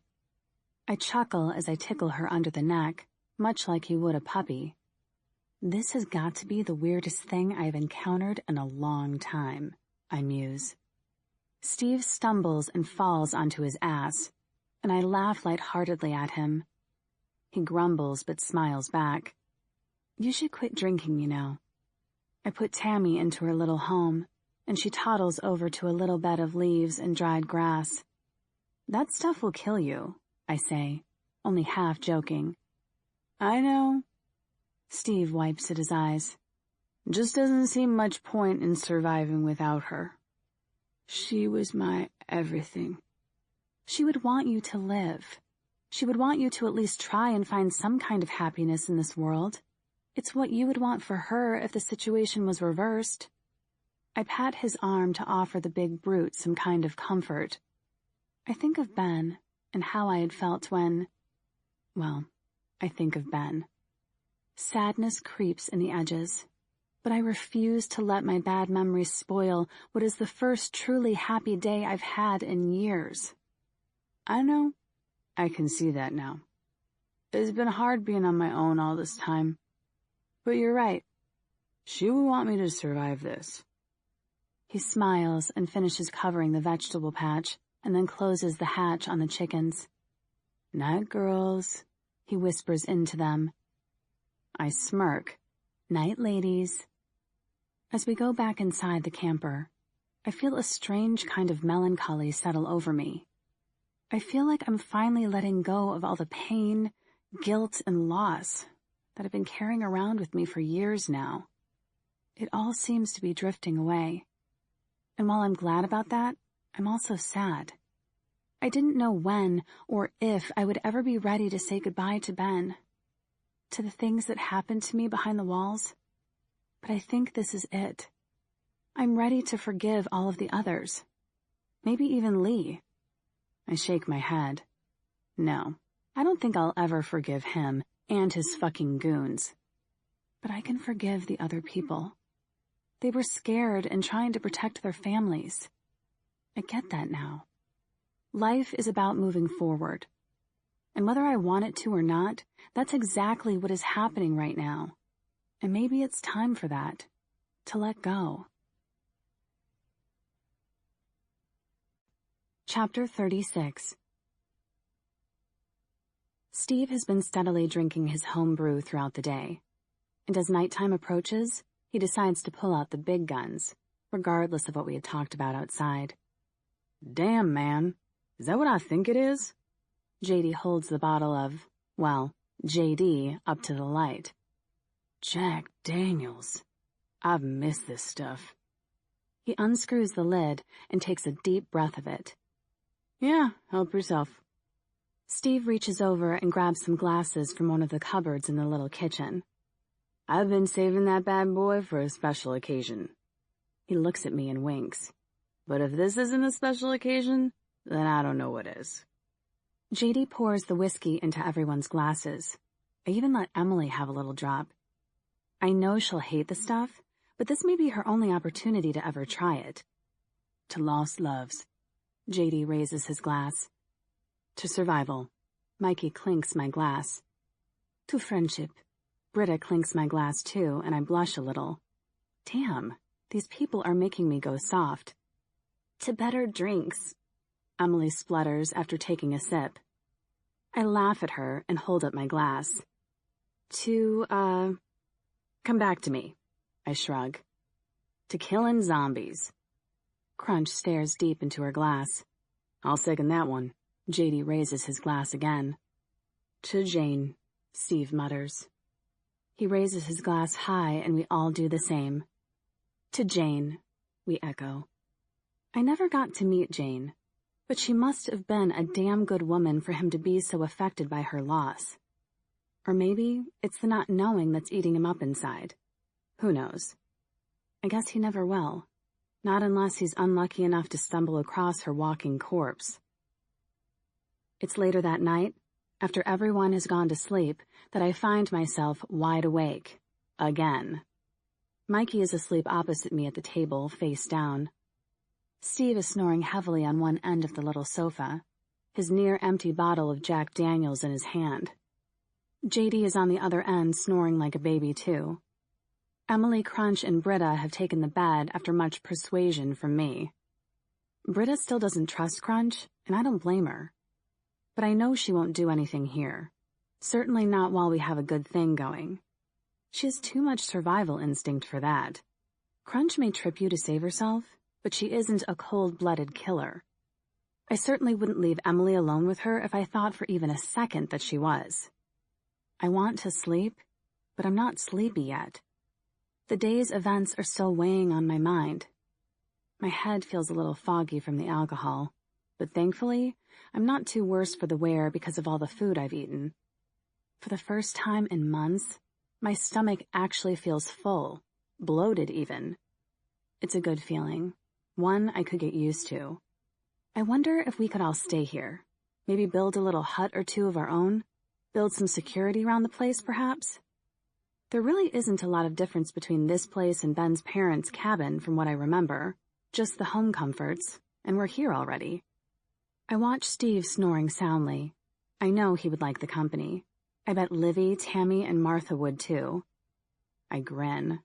I decide I'm going to suggest it to everyone tomorrow after speaking with Steve. I'm tired of running, tired of moving from one place to another. I just want to stay somewhere for a while. Since I left the city from behind the walls, I've done nothing but run. Maybe this is where we should stay now. Build a life here even. I feel content in my surroundings as I lean back and stretch out my shoulders, finally feeling sleepy. I decide to go check the perimeter once more before calling it a night, maybe grab my bag from the car before it gets too late. It's only a little way down the hill anyway. I know what you're thinking, that this is the part where the stupid woman goes out into the night alone and gets caught and eaten by zombies. Well, I'm not stupid. Mikey, I whisper, and kick him under the table. He looks up at me with groggy, alcohol-drenched eyes. What? I'm doing a perimeter check before I go to sleep. Come with me. It'll be fine. We haven't seen a thing all day. Just go to sleep, Nina. He rests his head back on the table with a thud. I count to 3 in my head, and when he doesn't look back up at me, I kick him again. Dude, seriously, come with me. I want to go get my bag from the car, I plead. Mikey makes a weird, groany, growly noise, but still doesn't look up at me. Go to sleep, woman. Fine, I stand with a huff. I'll go myself. I am so not going by myself.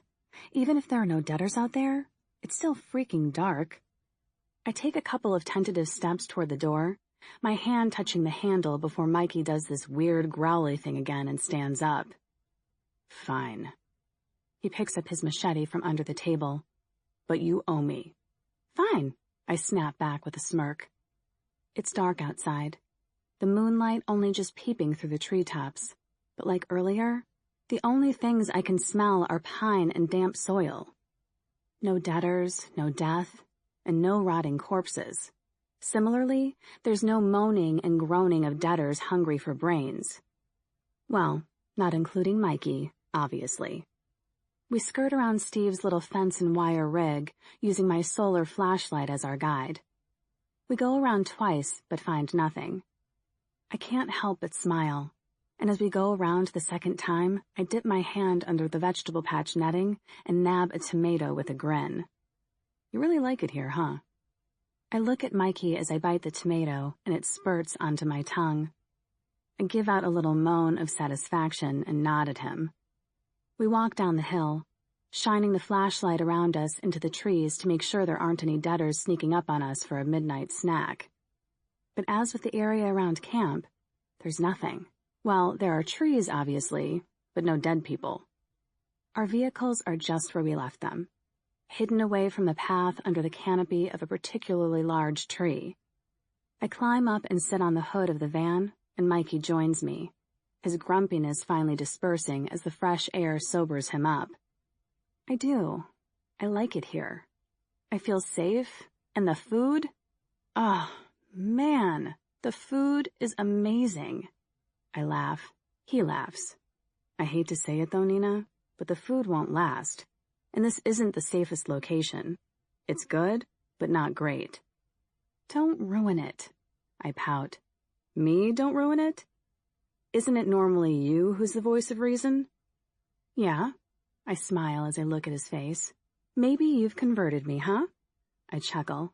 Maybe it isn't all doom and gloom after all. I smirk. He leans over suddenly, his hand touching the side of my face. And before I can stop him, he pulls me into a kiss. I falter for a second or two, before I give in to him and kiss him back hard. Our tongues dance over one another's, and his fingers make their way to my hair, grip it, and tug me closer to him. I moan into his mouth, my hands finding his waist, tugging up his shirt, and touching the hot skin underneath. He pulls back slowly and smiles at me. Jesus, I feel almost girly under his stare, and I blush furiously, my mind working to think of something else to say. My feelings for him have been growing, and I'm finally learning to trust again.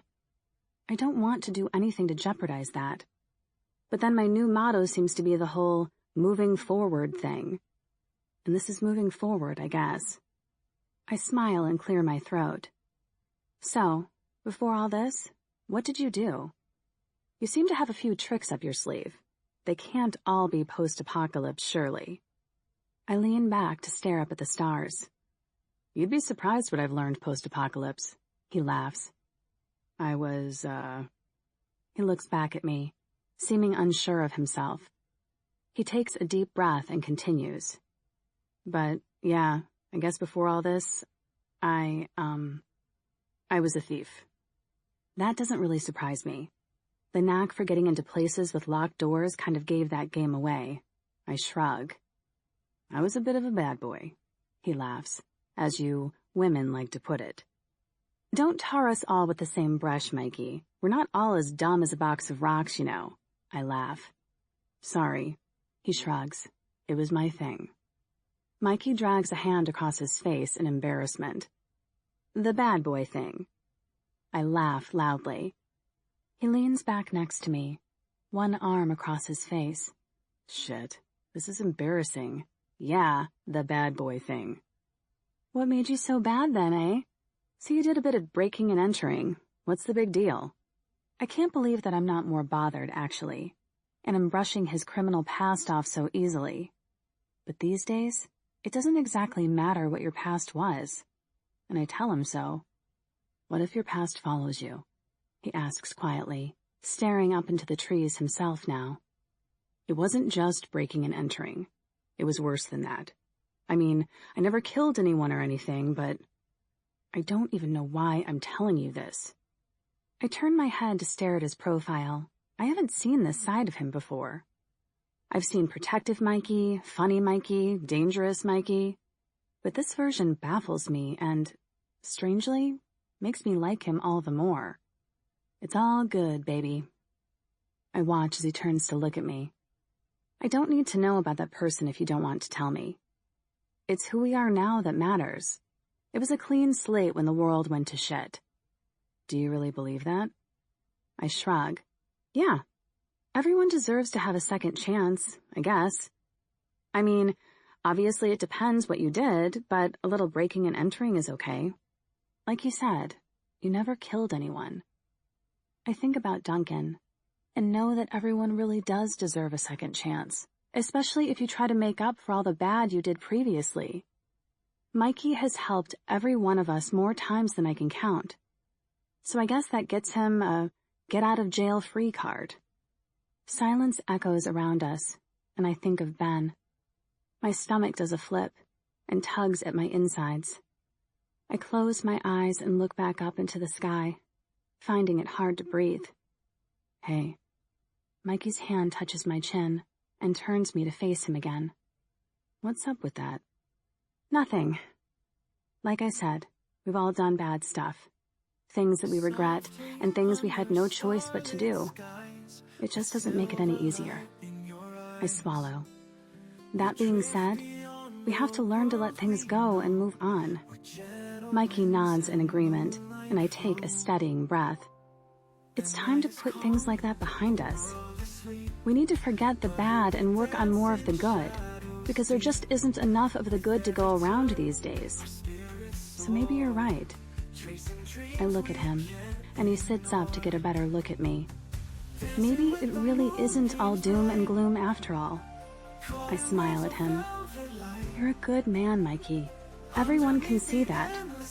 So whatever you did before the world collapsed, it doesn't matter anymore. He looks panicked, but smiles to cover it. And when he goes to say something, I press a finger to his lips. Will you just kiss me already? He stares at me for a second, looking sweetly unsure of himself, before he finally leans down and presses his lips against mine. His strong hands cup my face, and his tongue moves against mine. slowly at first, and then faster when I reciprocate, and he realizes that I'm not going to kick his ass anytime soon. His body shifts until he's on top of me, his strong arms pinning me in place as he grinds against me, and I moan into his mouth. It feels right. No, he feels right. The wanting, the desire, the giving and taking. I want him and me, and all of that other crazy shit. He pulls away, looking into my face, his thumb stroking my lower lip, seemingly trying to decide on his next move.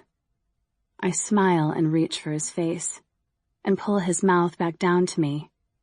His hand paws at my breast through my shirt, his mouth leaving mine and moving to my throat, trailing soft, wet kisses down to my chest, until it meets material and he pulls it to one side to access my naked flesh. He lifts up my shirt, pulling my bra to one side as he takes my breast in his mouth, and I moan even louder at the sweet satisfaction. His other hand moves to his jeans, and he fumbles for a minute with the button before nearly falling off the hood, and I laugh loudly. He looks up at me with a grin, and I shove him off me into one side. He looks hurt and confused, and I smile again as I slide off the hood of the van with a soft thud.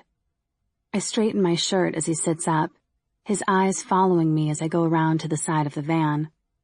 I open up the back doors and climb inside. "Are you coming or what?" I call out to him. "It's now or never, bad boy." I laugh. I hear his feet hit the ground, and a couple of seconds later his face looks in through the doorway with a big grin, before he climbs in and shuts the doors behind him. In the dark, we are Nina and Mikey. We are the people we were, not the people we've been forced to become. And it's good.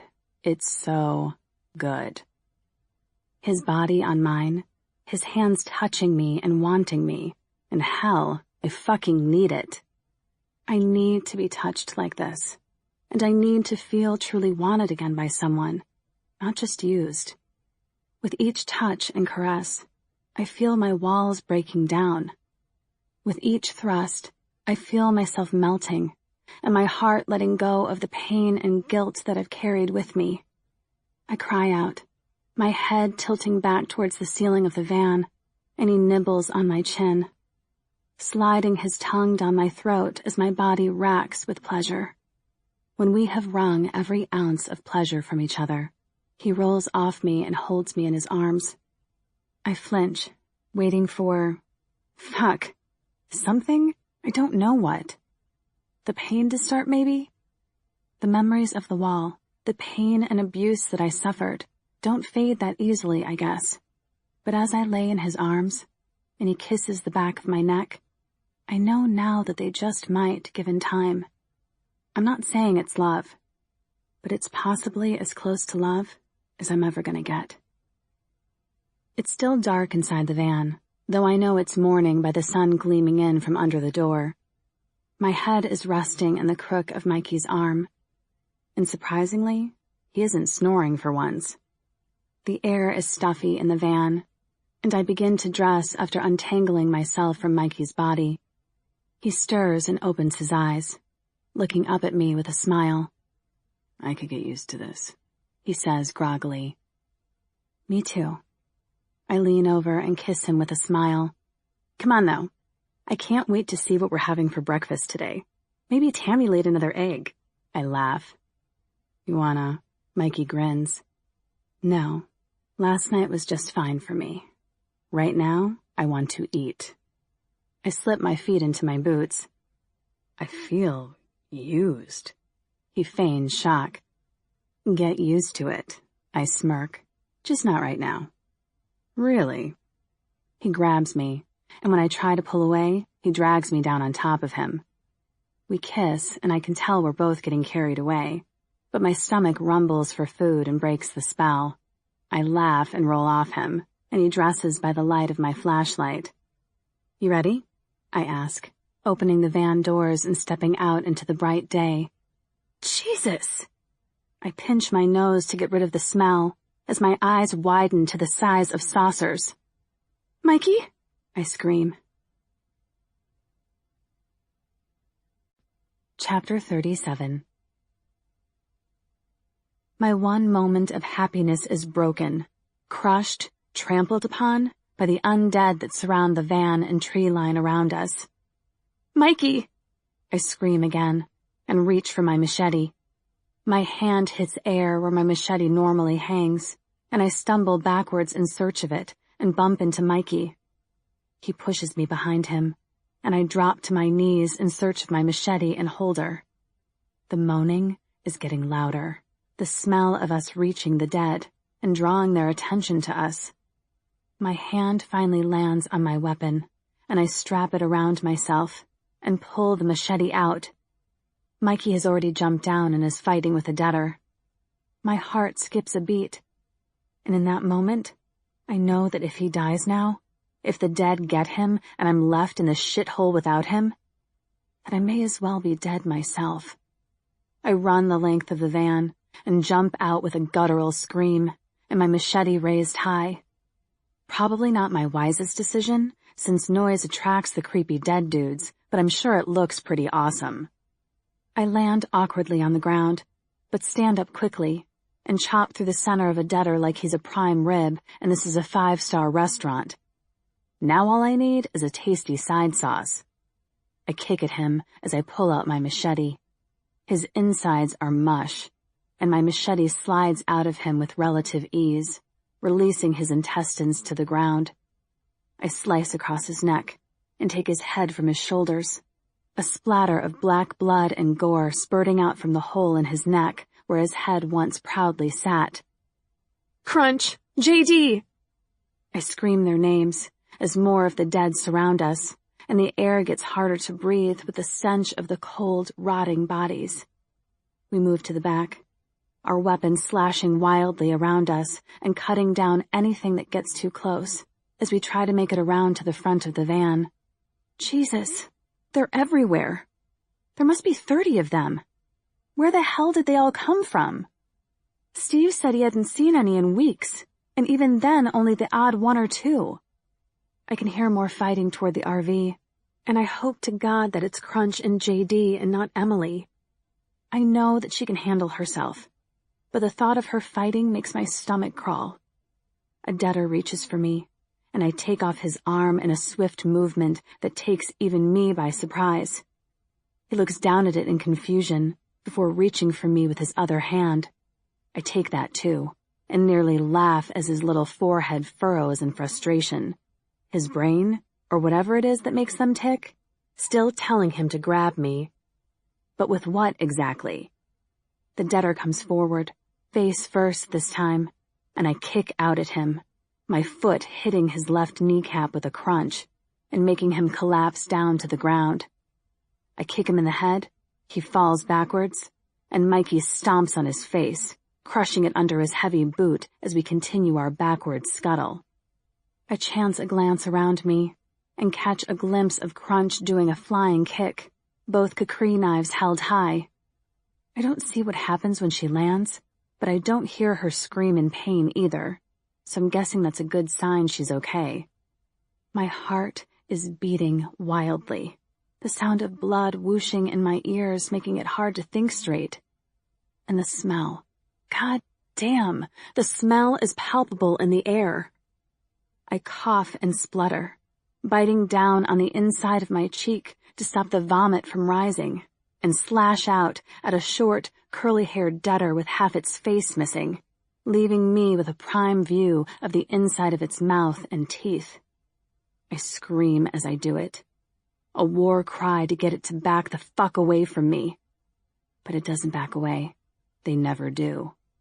They don't care about limbs and missing faces.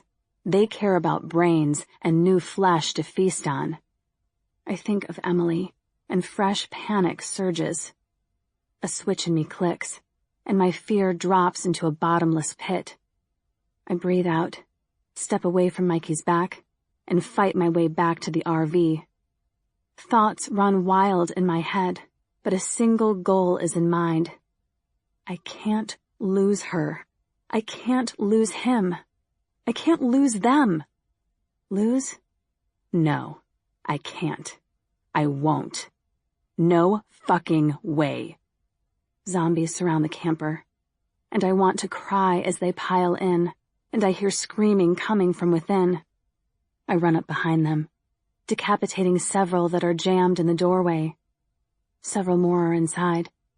But when I look toward the source of the screaming, I see that it's Steve and not Emily. Our eyes meet and he stops screaming, possibly through embarrassment, possibly because he knows that his number is up. He reaches for his bottle of Jack Daniels and chugs it back as zombies surround him and dive in on the feast. Steve a la carte. I step up and into the RV, grab the nearest deader and drag it backwards and off Steve. Its hands reach back for me, attempting to claw at me, but I swat them away and use the deader as a zombie shield as another one stops its slow execution of Steve, stands up, and makes a grab for me too. Meaty intestines hang from his dried-out lips, the blood trailing down its chin like spittle. My little zombie shield is still reaching backwards for me, and I grip it firmly under the jaw, tilting its chin up to expose the soft tissue of its neck while avoiding its blackened teeth, and drag my machete across its throat. Gunk pours down, and I push harder until I feel my weapon slice through the bones and tendons, holding its head in place. Deader guy comes forward, and I duck out of his way as I drop my now re-dead deader and send him flying toward the floor. He sprawls out and then pushes his arms under him, attempting to push himself upwards. I stomp on him and slam my machete through his back and out through his ribcage. Somehow between kicking, stabbing him, and narrowly avoiding his neck and head, I manage to shuffle him into the doorway of the RV. I reach for the handle and pull the door closed on his face. I don't hear the crack, but I know that the impact of the little door on his softened skull does damage. And I'm about to slam it again when Mikey makes it to me and thrusts his machete through dead guy's eye socket just as he looks up. Bad timing for the deader, I guess. Or not. This sack of rotting meat was going to die again today, one way or another. I duck out of the way as another deader reaches for me. He grips me by the shoulder and tries to bite me, and I yelp and pull with everything I have to get away from him. But I only seem to manage to bring him possibly even closer to me as he trips on the deader on the floor and slams into my back. I scream and slap at him in a frantic attempt to shake him off, feeling every bit like a female cliché. Down. Mikey's voice rings loudly in my left ear, and I drop to my knees and out of his way without a second thought. I feel something cold splash across my back, and when I look back, Mr. Zombie is no more. Mikey grips the front of my jacket and pulls me out of the camper as another one of the zombies turns to me, smacking its lips together in what appears to be sheer zombie delight. I struggle to get out of Mikey's grip and scream at him to let me go. Steve is still in there. I can't just leave him. I look past the deader coming toward me and see Steve. He's drinking from his prized bottle of whiskey. A grimace is on his face as the two deaders bite down on various parts of him, his insides tumbling to the floor and a splash of hot red blood and cold dead hands. Steve's hand is shaky as he tips his favorite golden drink down his throat. It spills down his chin, splashing across the head of the zombie chewing on his stomach. He coughs and splutters back out the liquid, now mixed with his own blood, before the bottle slips from his hands. His eyes go wider as the deader growls into the cavernous hole it just made, and his hand unintentionally pats away the face chewing on him. He makes a gurgled scream as he loses the fingers on that hand for his trouble. "He's gone," Mikey shouts, and drags me backwards again. This time, I don't fight him on it. This time I can hear Emily screaming from somewhere outside. I take one last look at Steve, saying a final goodbye to our brief friendship, and turn away from him, knowing that Mikey is right. Steve's gone. But Emily isn't, and she needs me. I scan our surroundings. More deaders are coming from the tree line. How the fuck did they find us? Mikey grabs my hand, and we run toward the screaming.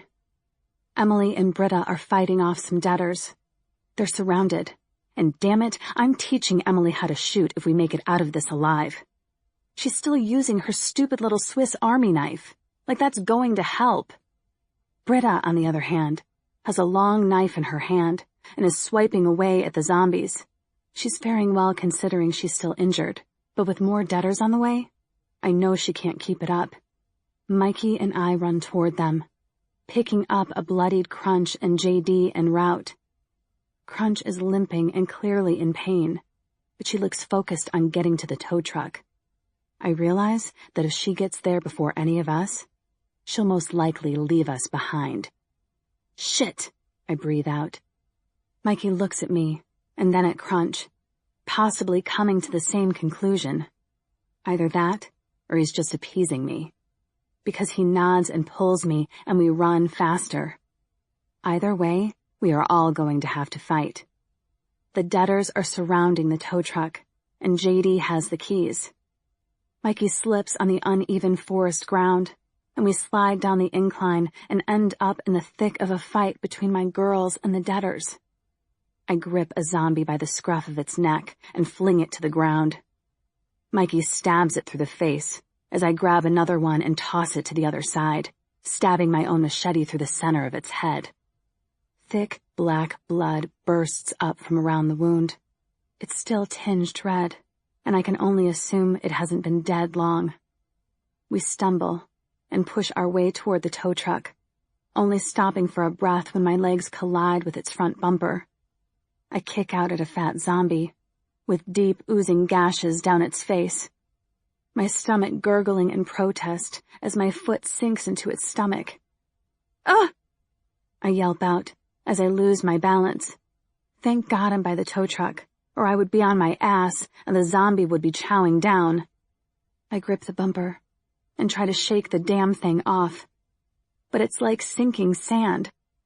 And the more I struggle, the more my foot sinks in. Emily reaches out to grab my leg and pull it out, but the zombie lurches for her, and she screams and steps back.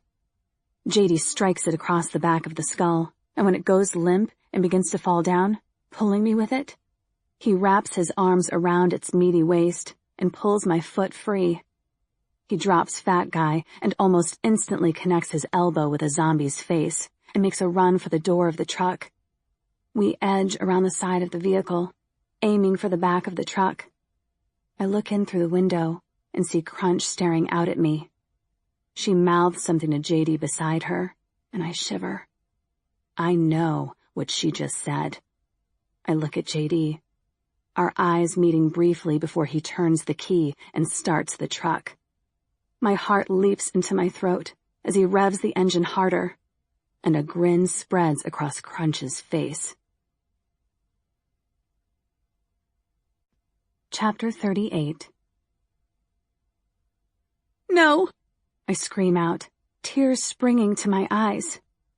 I grip Emily's hand in mine, ready to thrust her forward in the hopes he will at least take mercy on her. JD looks back at me, his eyes flicking to Emily and then Mikey. "Hurry the fuck up then," he shouts. Crunch turns to stare at him. She doesn't say anything, but she's pissed off without a doubt, her lip turned up in an angry snarl. Her arm is pumping with blood, and there's a deep gash across her face. All of us run to the back of the truck before JD can change his mind. I grab Emily, hoist her up, and pretty much throw her in the back, finding the strength from somewhere to climb up and in myself. There's virtually no room as Britta and then Mikey climb in. But at least there's plenty to hold onto, with all the equipment that normally hoists the cars up in the center of the truck. I grip the rigging with one hand, and my other chops off the fingers of a deader that's holding on to the side of the truck. JD shifts the truck into reverse, and we begin to back down the hill. Zombies follow us as quickly as their bodies can go, which, to be fair, isn't very quick at all. but there are more coming from all angles. They slip on the decline and fall over, bumping and tripping on one another. More are on their way up the hill, and we all, barring Emily, who I warn with the threat of a serious ass-whooping if she goes anywhere near the side of the truck, swing our weapons as the debtors get too close to the truck. The path widens, and JD swings the truck around to face the right way before putting his foot down and heading off down the hill even faster. I just managed to keep myself in the truck, hanging on with both hands and still gripping my machete. I keep hold of the rusty metal rigging with a death grip as we go over bumps, debtors, and just general forest stuff. We squeeze the truck back through the gap in the trees that we had originally come through, and the truck crashes back onto the road. JD seems to speed up even more, which I didn't think was actually possible in this old truck. The road flashes past us in a blur, but I don't watch too much. I look at Mikey and Emily, shocked by the realization of my own feelings for them both. I'm relieved that they are both alive. I swore I wouldn't feel like this again. Reliant on other people, and actually giving a shit whether they live or die. Yet here I am. When I left the walls with Emily, I did it for selfish reasons. She was just my get-out card, my excuse to leave. I feel dirty admitting it, but I guess I used this vulnerable young girl. However, I never in a million years thought I would actually learn to love and care for her. I blink back the tears that are building, but when I look at Emily, her face contorted in misery, I let the sobs escape. I half hug her with one of my arms, trying to offer her some condolence for what she just had to go through. I feel like her mother, her friend, her rescuer, all wrapped up in one. And Mikey? Jesus, what the fuck is that all about? How have my feelings grown so much for him? I look at him grimly, watching the road pass by, his jaw grinding in that way it does when he's deep in thought with worry. A single scratch tears down one cheek, leaving a small trickle of blood in its wake. What would I have done if I had lost him back there? My chest tugs in pain at the thought, and I hug Emily harder to me. I feel his eyes on me, but I can't look at him, knowing that it would just set me off even more. I've spent the past couple of years building up my own wall, my own protective barrier to block out the pain. And between these two people, they have managed to full-out annihilate it. Damn them. An hour or so later, JD pulls the truck to the side of the road. I slowly release my death grip and flex my fingers. Sensation runs back through into my arms, and I grab Emily and pull her into a fierce bear hug. She starts up her sobbing again, if only just for a few minutes, before we separate and I kiss her forehead. You're fine, Em. I got you. Okay? She nods and wipes the tears away with the back of her hand. JD steps out of the truck, looking pissed off and, well, just pissed off, really. Crunch, however, looks in pain. It dawns on me then that we don't have any of our things. We lost everything. My stomach twists in on itself under the realization. All that time collecting, saving, rationing, for nothing. I feel like I've been punched in the gut. My eyes stray to Emily and Mikey. My friends. Well, Britta and the other two. I guess we should look on the bright side that we are all just safe. For now, at least. I swallow down my anger, climb down from the truck, and go over to check Crunch's arm and face, since I'm the next nurse in training after her. But she shrugs away from me. I hear Mikey, Britta, and Emily climb down too, and make their way over to us. Let me look, damn you. I grab her arm, and a fresh spurt of blood pumps out of the wound. I'm fine. Go do your girlfriend routine with Loverboy over there. I don't need your help, she snaps. Calm down, Crunch, JD barks out. Even he seems to be tiring of her drama queen act. What is your problem? I rip a strip of cloth from my shirt. I know you would have left us all to die up there if it hadn't been for JD, but I don't know what it is that I've done to piss you off so much in the first place. What makes it okay that you would willingly let me die? I wrap the material tightly around her bleeding arm to stem the blood. Please, go do your sane act somewhere else, Nina. She snatches her arm back from me and tries to stare me down. But for once, with her at least, I stand my ground. I'm fucking serious, Crunch. With everything else that is going on around here, the last thing I need is your emotional baggage because you can't handle the fact that Mikey likes me more than you. Get a fucking grip, woman. You're becoming an embarrassment. I turn to walk away when I feel Crunch grab both my arms. Her grip tightens, and she slams me to the ground, her weight collapsing onto the back of me as she holds my face into the dirt. Is that really what you think this is about, little girl? Please, you don't even know him.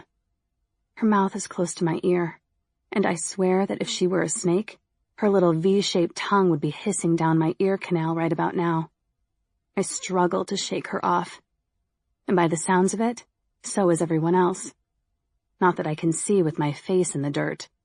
Crunch, get the fuck off her. Mikey's voice is above me, and I feel her weight shift as he finally drags her off my body.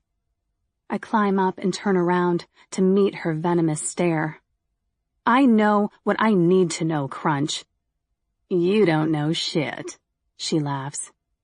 What, you think he's some good little boy that's come to save you and your kid? He's just like me. She looks at JD. Just like you. In fact, he's probably worse than both of us put together. Crunch, please. Mikey begs. The sound of his whiny voice releases a whole new set of anger, and I reach back with all my strength and land a punch square on her jaw. She flies backwards and lands on her ass. He's nothing like you. I turn and walk away from her. You have no idea who or what he is, she screams after me. Crunch, shut the fuck up, Mikey shouts louder to drown her out. I hear her voice as she stands back up and comes toward me. But when I turn, JD is holding her back. He's one of them, Nina. Crunch, shut up, Mikey pleads again. I look at them all. Only Crunch and Mikey seem to know what she's talking about. Britta and JD look just as confused as I am. One of who? I ask warily. He's one of them. One of the forgotten. Your perfect guy used to murder and torture innocent people. So you see, Nina, that's why he's better off with me than he'll ever be with you. We'll always share something you won't. JD has let go of Crunch, and we all stare at Mikey, who looks devastated. But I can't believe that he was ever with the Forgotten. She has to be lying. I can't believe that he ever did any of those things. Mikey? Is the only word I manage to get out, my eyebrows furrowing together in confusion. My hand reaches for him, but he steps back from my touch. He looks at the ground, at the sky, anywhere but at me. My hand goes to my mouth to hold in the horror. But you said... I begin, but I can't finish the sentence. The sickening feeling in my gut keeps on growing. It's not like you think, he mumbles. I wait for his apology, his explanation, anything. But he offers me nothing but silence and a look filled with shame. My head swims. I trusted him. I thought he could protect us. And all along he was the bad guy. As soon as we can get our own truck, we're leaving. I grab Emily and pull her close to me. See why it would never work between you two? I look up at Crunch and see her smirk, but I can't even come back with a witty, smart-ass retort. I'm too shell-shocked that the man I have fallen in love with would do such horrible things. He told me what the Forgotten did to people, innocent people. And to find out that he was a part of it all along makes me sick to my stomach. Nina, Emily whispers my name. I look down at her and see my nails are digging into her flesh. Sorry. I let her go, feeling numb and broken. I don't know what to do with myself. Where do we go from here now? I still intend on going up to Ben's parents' cabin, but there's no way I want Mikey there, or Crunch. But what sway do I hold with these people? There's surely no way that JD is going to listen to anything I have to say. There's someone coming. Britta's voice breaks through the uncomfortable silence that surrounds the group. I look back the way we've just come and see what looks like a small freaking army headed our way. But these guys don't look like they are here to help us. I swallow the hard lump in my throat and reach for my machete, feeling almost dirty and traitorous to all the innocent people that Mikey more than likely killed with this very weapon. A fresh burst of anger surges through me. Should we go? Crunch asks, her voice actually sounding a little worried. Good, is all I can think. There's nowhere to go. We ran out of gas. JD speaks, coming forward and standing next to me with a grimace.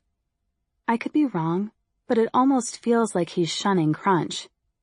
I turn to look at her, but my eyes stray to behind her. She catches my eye and turns to look. Debtors are on their way now, too. Just to top off my fabulous day all the more.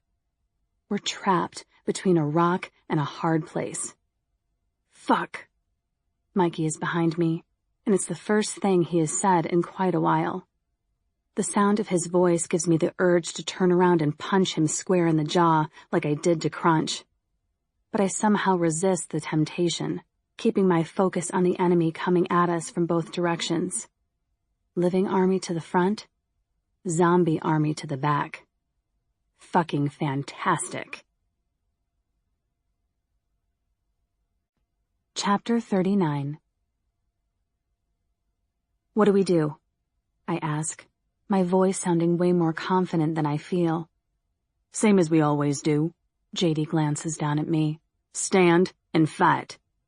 He looks at all of us, making his intentions clear. Together. What about him? Britta looks at Mikey. What about him? He's one of us. Crunch snaps back. Is he? Britta replies. Yeah? You got a problem with that? Crunch steps up to Britta, seemingly forgetting that we're about to be either A, eaten to death, or B, shot to death. I turn away from the approaching enemy to look at Crunch. We've all got a problem with that. I narrow my eyes at her. But we'll deal with that, and you, later. Now can we please focus, or there may not be a later for any of us. I turn away from her, my anger bubbling to the surface. Crunch groans, but drops back into formation with a few cursory words. There's not a chance in hell I'm letting her near Ben's cabin if we make it out of here alive. I grind my teeth together. Fucking bitch burst my happy bubble.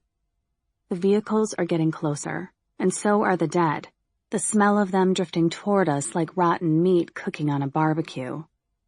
Okay, so maybe it wasn't just Crunch that burst my happy bubble. The debtors and the psychotic forgotten had their share in it too. The trucks stop about 100 meters in front of us, and someone stands up on the back of one, raising a megaphone to his mouth before speaking. Yo, Mikey. How you doing, bro? All our eyes go to Mikey. To be fair to him, though, he looks ready to explode with rage. The guy on top of the truck speaks again. What? No welcome party? We've been chasing your ass down for weeks. Least you could do is give us a wave. He laughs heartedly into the megaphone and looks around at the other men with him. A lot of them have gotten out of their trucks to watch. The groaning from behind draws my attention. The debtors are getting closer, spurred on by all the noise the dude with the megaphone is making. What are we going to do? I ask quietly. Kill these fuckers, JD growls. No, they want me. Let me see if I can sort this out. They might let you go. He looks at JD and then me.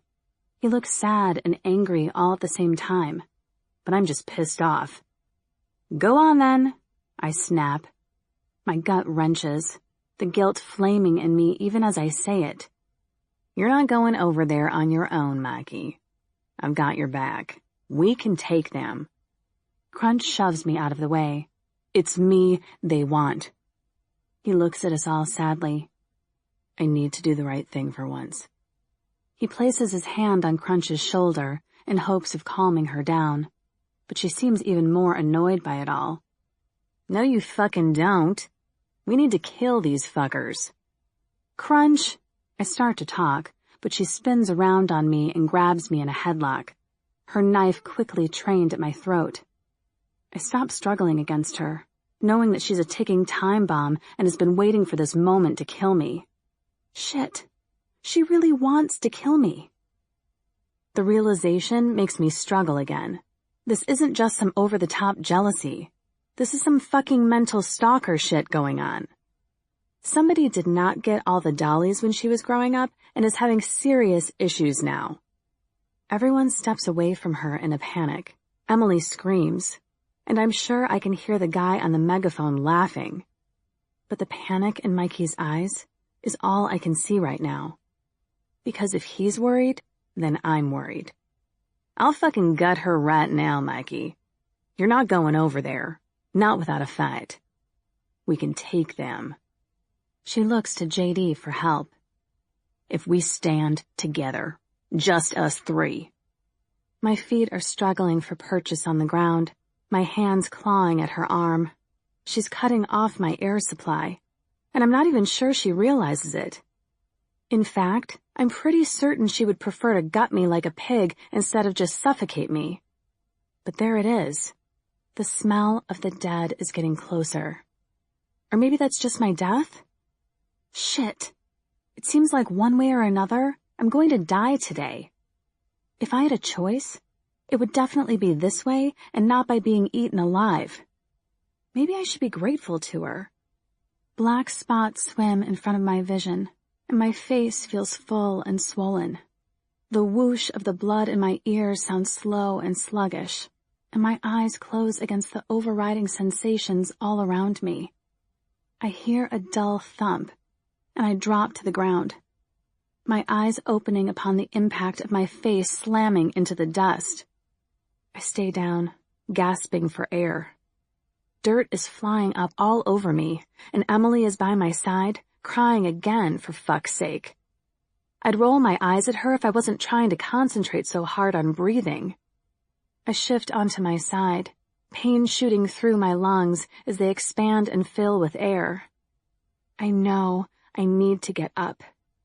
I know that the dead are going to be here any second, and that I'm in line for their next meal if I don't move my sorry ass. I squeeze my eyes shut, still feeling the dirt flying up around me and wondering what the hell is going on. And laughing. I can hear the goddamn guy with the megaphone, still laughing. I groan and finally open my eyes, but I can't understand what I see when things come into focus.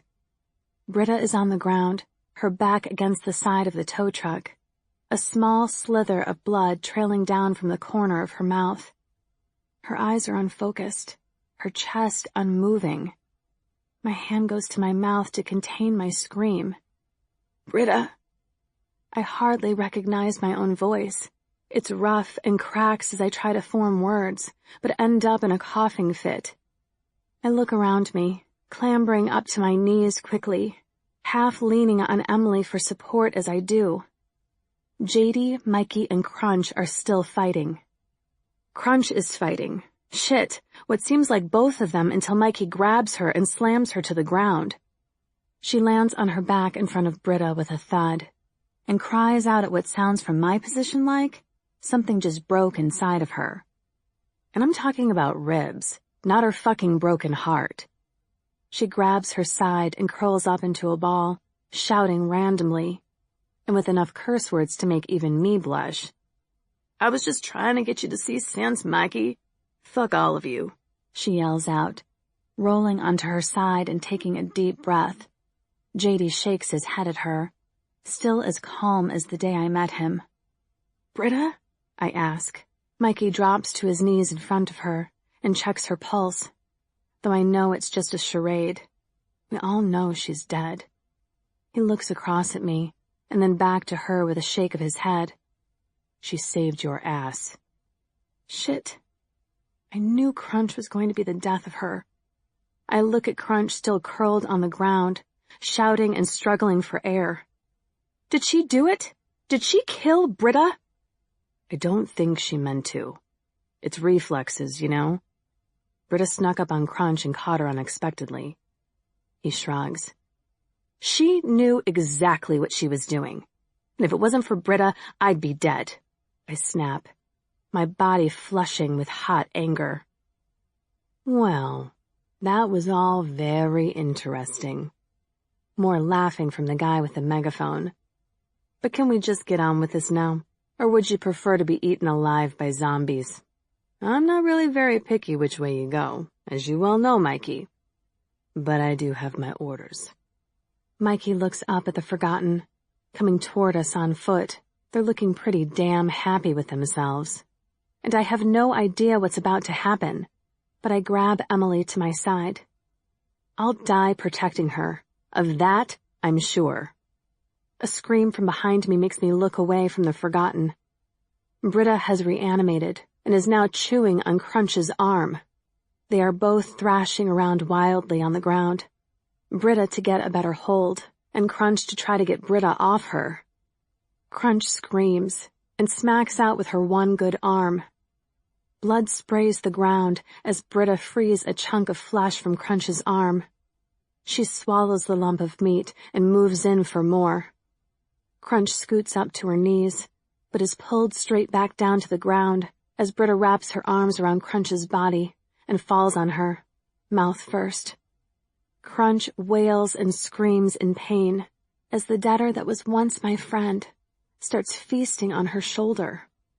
Her fingernails dig into Crunch's face, and the skin breaks, releasing a fresh torrent of blood. I feel sick to my stomach at what is happening, but I'm immobile and unable to do anything to stop it. Emily is curled into my side, her body shaking with tears and cries. "Shit!"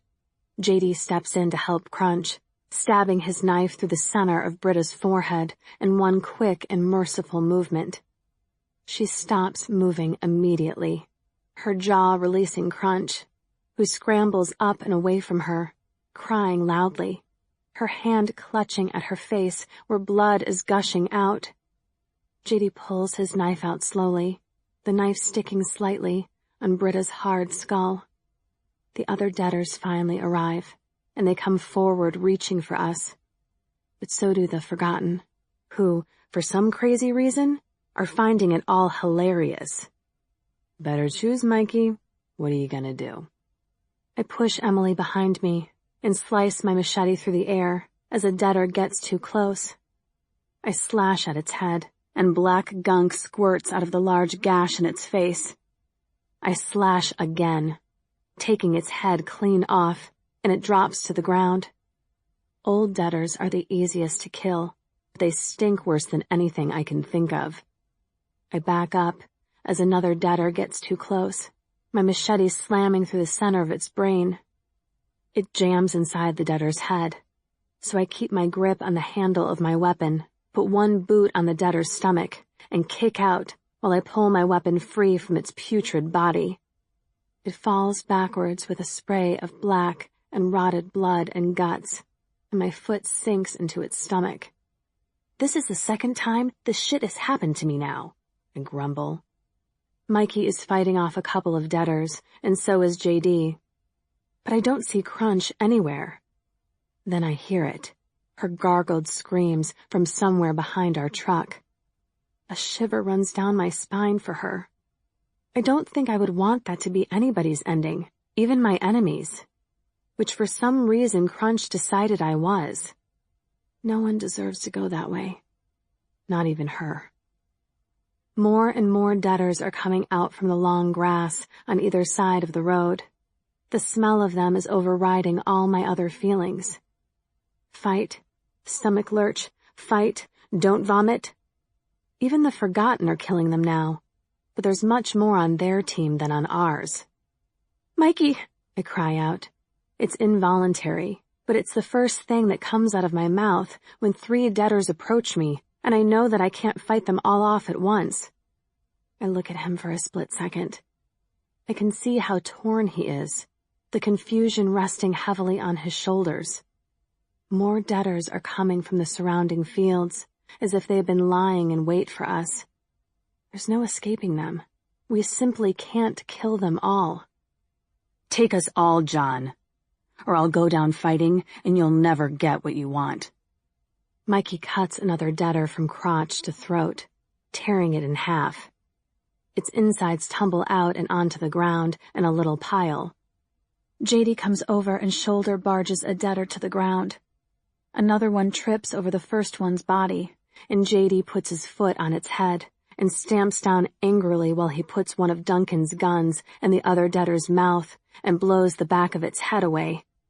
Brown brain matter sprays the face of another Deader directly behind the first, making the sight even more disgusting. The sound echoes around us. All the Deaders seem attracted by the noise, but JD has more than enough bullets for all of them. Shame he doesn't have enough for the Forgotten, too. I can't help but think bitterly. A Deader drags its body along the ground, its intestines trailing behind it like a length of red rope. I step away from its hands, which are reaching up for me. Its teeth are covered in blood, and it's foaming at the mouth like a rabid dog. My hand clutches at my mouth when I realize that it's Crunch. "Oh shit," I sob. I hated the bitch, but I never wanted this for her. The Deader's eyes search mine for something. Recognition? Mercy, maybe? I'm not sure, but my arm won't move. It seems frozen to my side, my weapon hanging limply between my fingers. I need to take her out, but she's still so human, so Crunch. Jesus! Mikey steps over and puts his machete in the back of her skull. She doesn't flinch from the impact, or even when it exits through the front and tears her mouth open into a gruesome caricature. "John, come on, man!"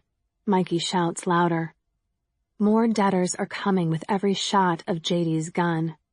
I chance a glance behind me and see that in fact, most of them are ignoring the Forgotten and heading our way. The guy with the megaphone isn't laughing anymore, but he has a massive grin on his face, probably knowing that we have no choice anymore anyway. He could leave us all here to die if he wanted, but for some reason, he wants Mikey.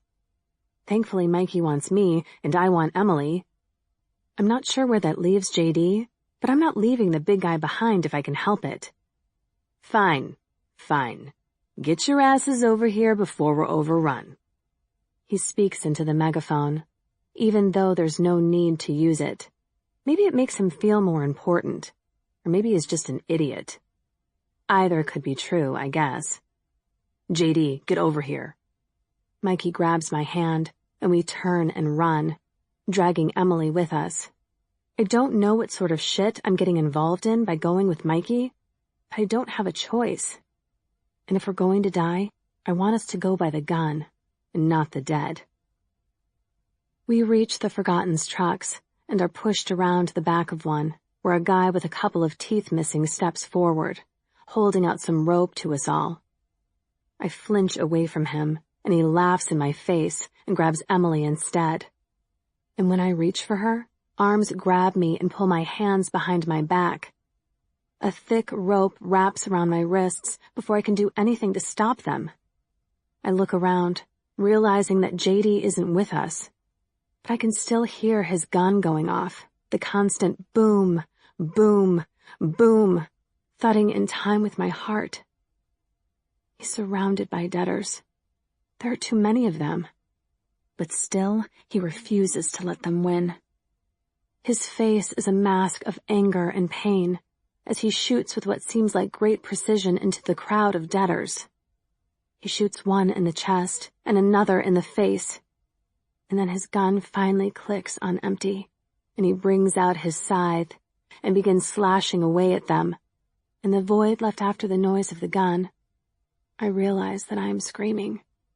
I'm screaming for someone to help him. I kick out, struggling against my bonds as JD drops to his knees. Still, his arms slash out at anything and everything, and still the debtors come. Their hungry mouths biting down on any part of him that they can get their rotten teeth into. Mikey is thrown to the ground in front of me, his face slamming into the dirt as John puts his boot against the side of his face, forcing him to watch as JD fights for his life, fights for everything and everyone that he has lost. His girlfriend, his baby, Duncan, Josie, and perhaps even Britta and Crunch too. We all know there is no point. He can't win. But still, he fights. For the first time since meeting him, John isn't laughing or smiling. His lips are pulled up into a crude snarl, his mouth moving, speaking words that I can't hear for my own crying. I pull on my ropes as JD finally falls and the debtors surround him, leaping on him like wolves on a lamb, growling and snapping. The blood seems to be everywhere, the puddle growing bigger as I watch. I continue to scream until my throat burns, and the river of JD's blood gets so close that I can almost smell the iron in it. Chapter 40. The floor of the van vibrates against my cheek, hot and cold at the same time. Hot blood flowing from somewhere on the back of my painful skull, and cold metal floor of the van. Silence fills the space between my ears. Well, silence and a low rumble. Okay, so I guess it's not exactly silent, but it's really quiet, apart from the low rumble of the van's engine, and the pounding from my head. Shit. This is bad. I open my eyes, but the world spins and I shut them again quickly, feeling sick and dizzy, a metallic taste in my mouth. God, I hope I'm not a zombie, and that's my blood and not the taste of brain. Wouldn't that just fucking suck? Is she okay? A voice. Mikey's maybe? Nice to hear he sounds concerned. Fucker. She's fine. You should try worrying about yourself. Another voice. Not Mikey. That John guy maybe? Okay, the sound of their voices isn't making me hungry in the slightest. Human it is, I surmise with relief. I don't give a shit about me. Definitely Mikey. I can tell. The boss man is really pissed off at you. You know that, right? Jesus. There is worse than John? Another boss? I groan and move my head, the thumping getting worse when I do. Emily! I haven't heard her voice since I woke, and I don't recognize mine either when I speak her name. Maybe I am a zombie after all. Can I go check on her? Sit your ass down. Lex, you go check on her. I'm about to open my eyes again and try for another peek around the van when a hand grabs my eyelid and pushes one, then the other open. The light is glaringly bright, and I squeal and pull back from the hand. Keep still. The hand grabs for my eyelids again, but I roll away. Get off me! I groan and curl up into a ball. Ugh! What are you doing to her? Mikey's voice again, louder this time. She's fine. Lex will take care of her. A laugh, deep and throaty. I can hear scuffling around and more shouting. Jesus! Fuck! Shut up! I peel my eyes open and kick out at the infamous Lex as he makes another grab for me. And back the fuck away. I look up as John laughs again, and I scowl. I scoot myself backwards until my back hits something hard, and I push myself up to a sitting position. My expression must be something hilarious since John is still laughing. To be fair, it's pretty damn puzzling seeing Mikey pretty much strapped to the wall of the van by a series of ropes. My eyes flit from Mikey to John, back to Mikey again. What the hell? I look around the small cavity for Emily and realize that she's not here. Where's Emily? If I were a dog, I swear you would be able to see my fur bristling along the back of my neck. As it is, I'm just one very pissed-off woman tied up and sitting on the really uncomfy floor in the back of a van, with a numb ass and a busted skull. Regardless, the outcome is the same, and John stops laughing abruptly. She's in a different vehicle, he replies, tucking his long brown hair behind his ears. If you hurt one hair on her head, she'll be fine, as long as your boyfriend here keeps up his end of the bargain anyway. He smiles, but doesn't laugh this time, and my eyes flit to Mikey. He's not my boyfriend, I snark. And will someone tell me what the hell is going on? I ask through pursed lips. Your boyfriend here skipped out on his end of a very important deal. John glances at Mikey, but he refuses to look back. Now, I've spent 6 months hunting him down, and I intend to take you back to the boss man so you can fulfill the deal. What deal? John turns back to me. Don't worry your pretty little head about that. Mikey's going to make things right, and then you can all be on your merry little way. He smiles, tucking his lank hair behind his ears again. And if he doesn't? I don't even know why I give a shit what Mikey does. The man seems to have turned into a damn mute since we've been back in contact with these guys. I'll cut off your arms, let you bleed out, turn into a zombie and watch you eat your daughter. He stares at me, his expression surprisingly blank considering what he just said. My heart jumps to my throat.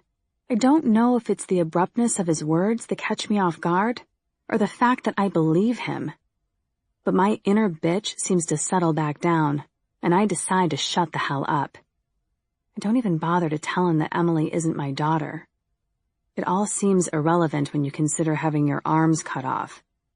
I don't know how long we travel for, but my ass has lost all feeling in it, and I have to continually shift from cheek to even out the numbness.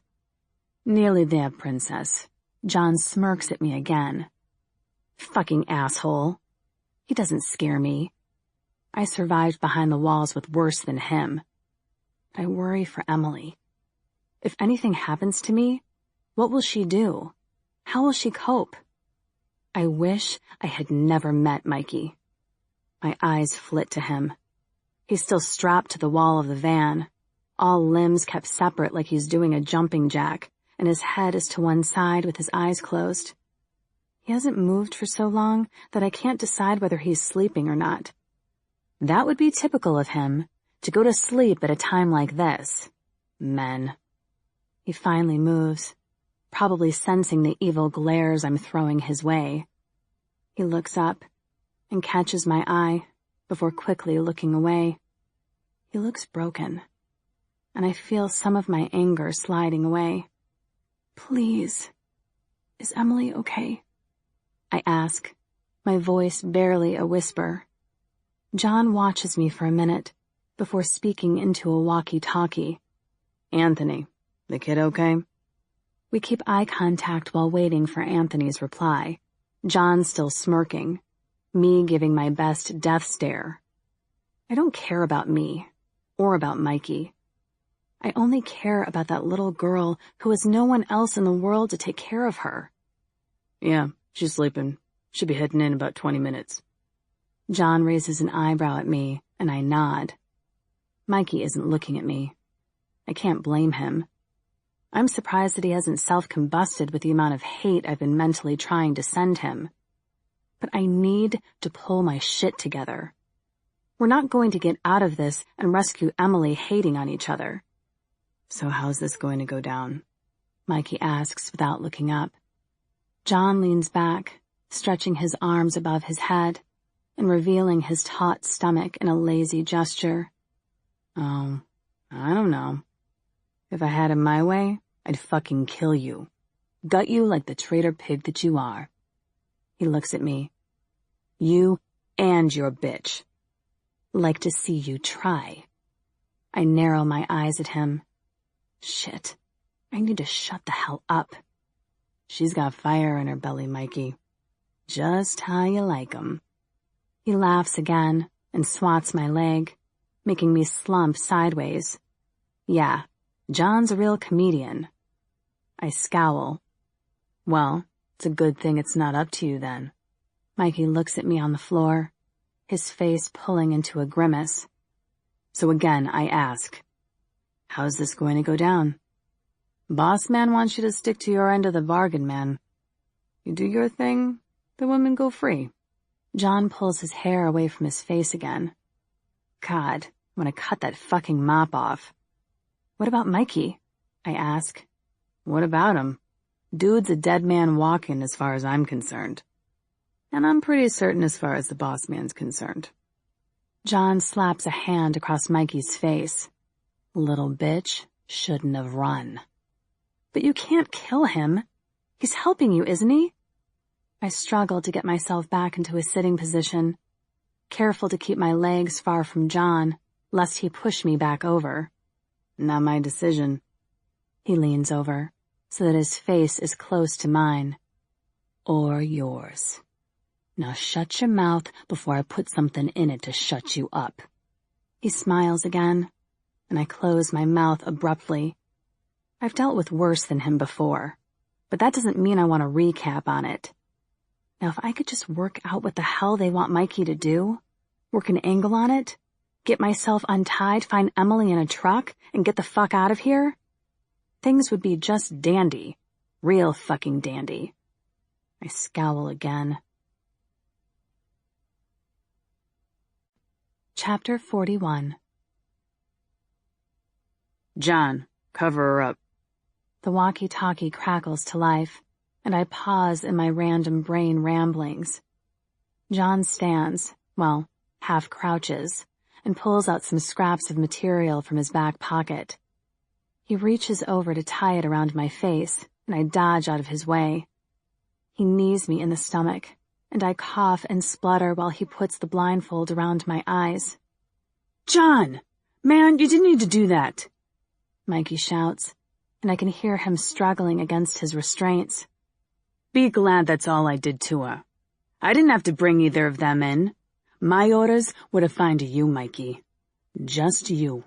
These are just a bonus for the guys. John lightly slaps the side of my face, but I can't help it. I whimper, sounding like a little fucking girl. If you touch her. You'll what? John laughs. You don't hold any cards here, Mikey. Yes, I do. You hurt her, or Emily, and I won't help you. You'll have nothing over me and no way to make me do it. Now get away from her. I can hear Mikey's jaw grinding away angrily. John doesn't say anything, but I hear him sit back down. When this is over, Mikey? When this is over, you'll be letting these two go. You can do whatever you want with me, but those two go free. I wish I could see his face. I'm so confused. I hate him for ever being with these guys. After everything he told me about them, everything they did. I still find it hard to believe that he was ever one of them. But there it is. I want to ask him what they want with him, why he left, and why he lied to me. But John doesn't seem the chatty type, and I don't want another knee to the ribs. I feel the truck going over more bumpy ground.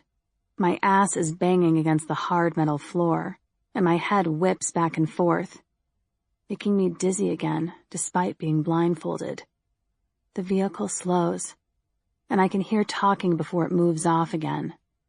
A fresh trickle of blood seeps from the wound on my head, just as another drop falls between my shoulder blades.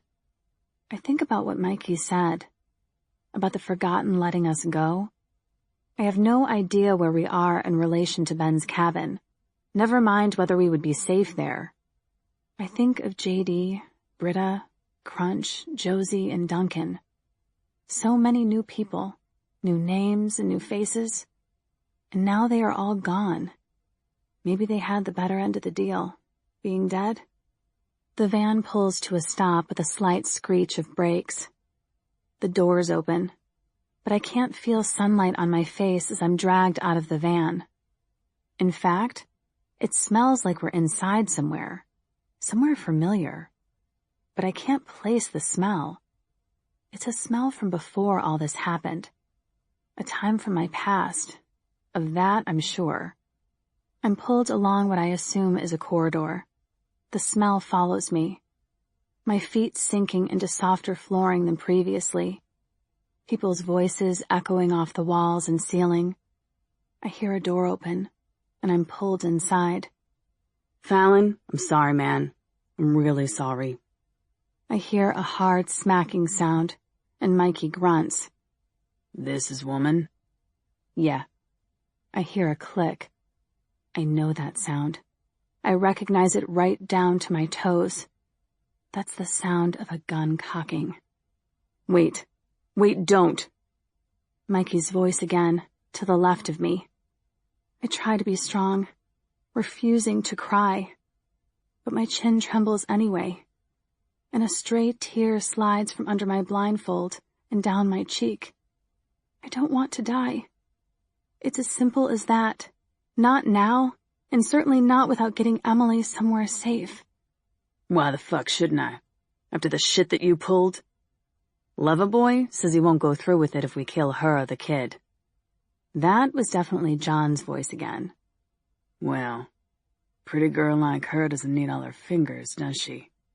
The voice next to my ear sends shivers down my spine. He grabs my hand, bending my fingers back, and I scream. Sure, I've lived through this type of shit before, but this is worse. I'm helpless, bound and blindfolded, and about to lose my fingers. I scream again and receive a slap for it. Be strong, Nina. Be strong. I take some deep breaths to calm myself. You hurt her in any way? Her or Emily? And I won't do a fucking thing to help you. Mikey's voice is sounding gruff and raw, strained even. I'll help you get behind the walls. But you have to promise me that you'll let them go afterwards. Unharmed, and with all their fucking fingers. Wait, what? The walls? What have they got to do with it? Mikey? I whisper in confusion. Silence. Mikey, what's going on? I think of the innocent people trapped behind the walls, under the control of Lee and all his men. I know the other walled cities are the same, from what Lee had said. Pieces are starting to fall into place. The Forgotten hated everyone behind the walls. They are deeply jealous of those living inside, but they don't know what it's like in there. Would they even care? What are you going to do with everyone? We're gonna kill every last one of them, princess. The voice next to my ear wasn't John. It was the other man's. Fallon, the boss man. I can feel him untying my blindfold, but I'm not sure I want to look into the face of this man. This man who would slaughter innocent women and children. The blindfold falls to the floor, and I blink for a second, letting my eyes adjust. When I can focus them, I see John is to the left of me, grinning as usual. Mikey is on the floor, bleeding from a cut lip, and from behind me steps Fallon. He's not so tough looking. Ordinary face, medium height, well built. But there's something in his eyes that screams, crazy bastard. Well, there's that, and when he turns away from me, I see he has R.I.P. tattooed onto the back of his shiny bald head. I swallow hard. It's not like you think in there. It's horrible. Shut up! Mikey all but screams at me. I look at him, confused, before looking back to Fallon. He stops mid-step and turns back to me. What did you just say?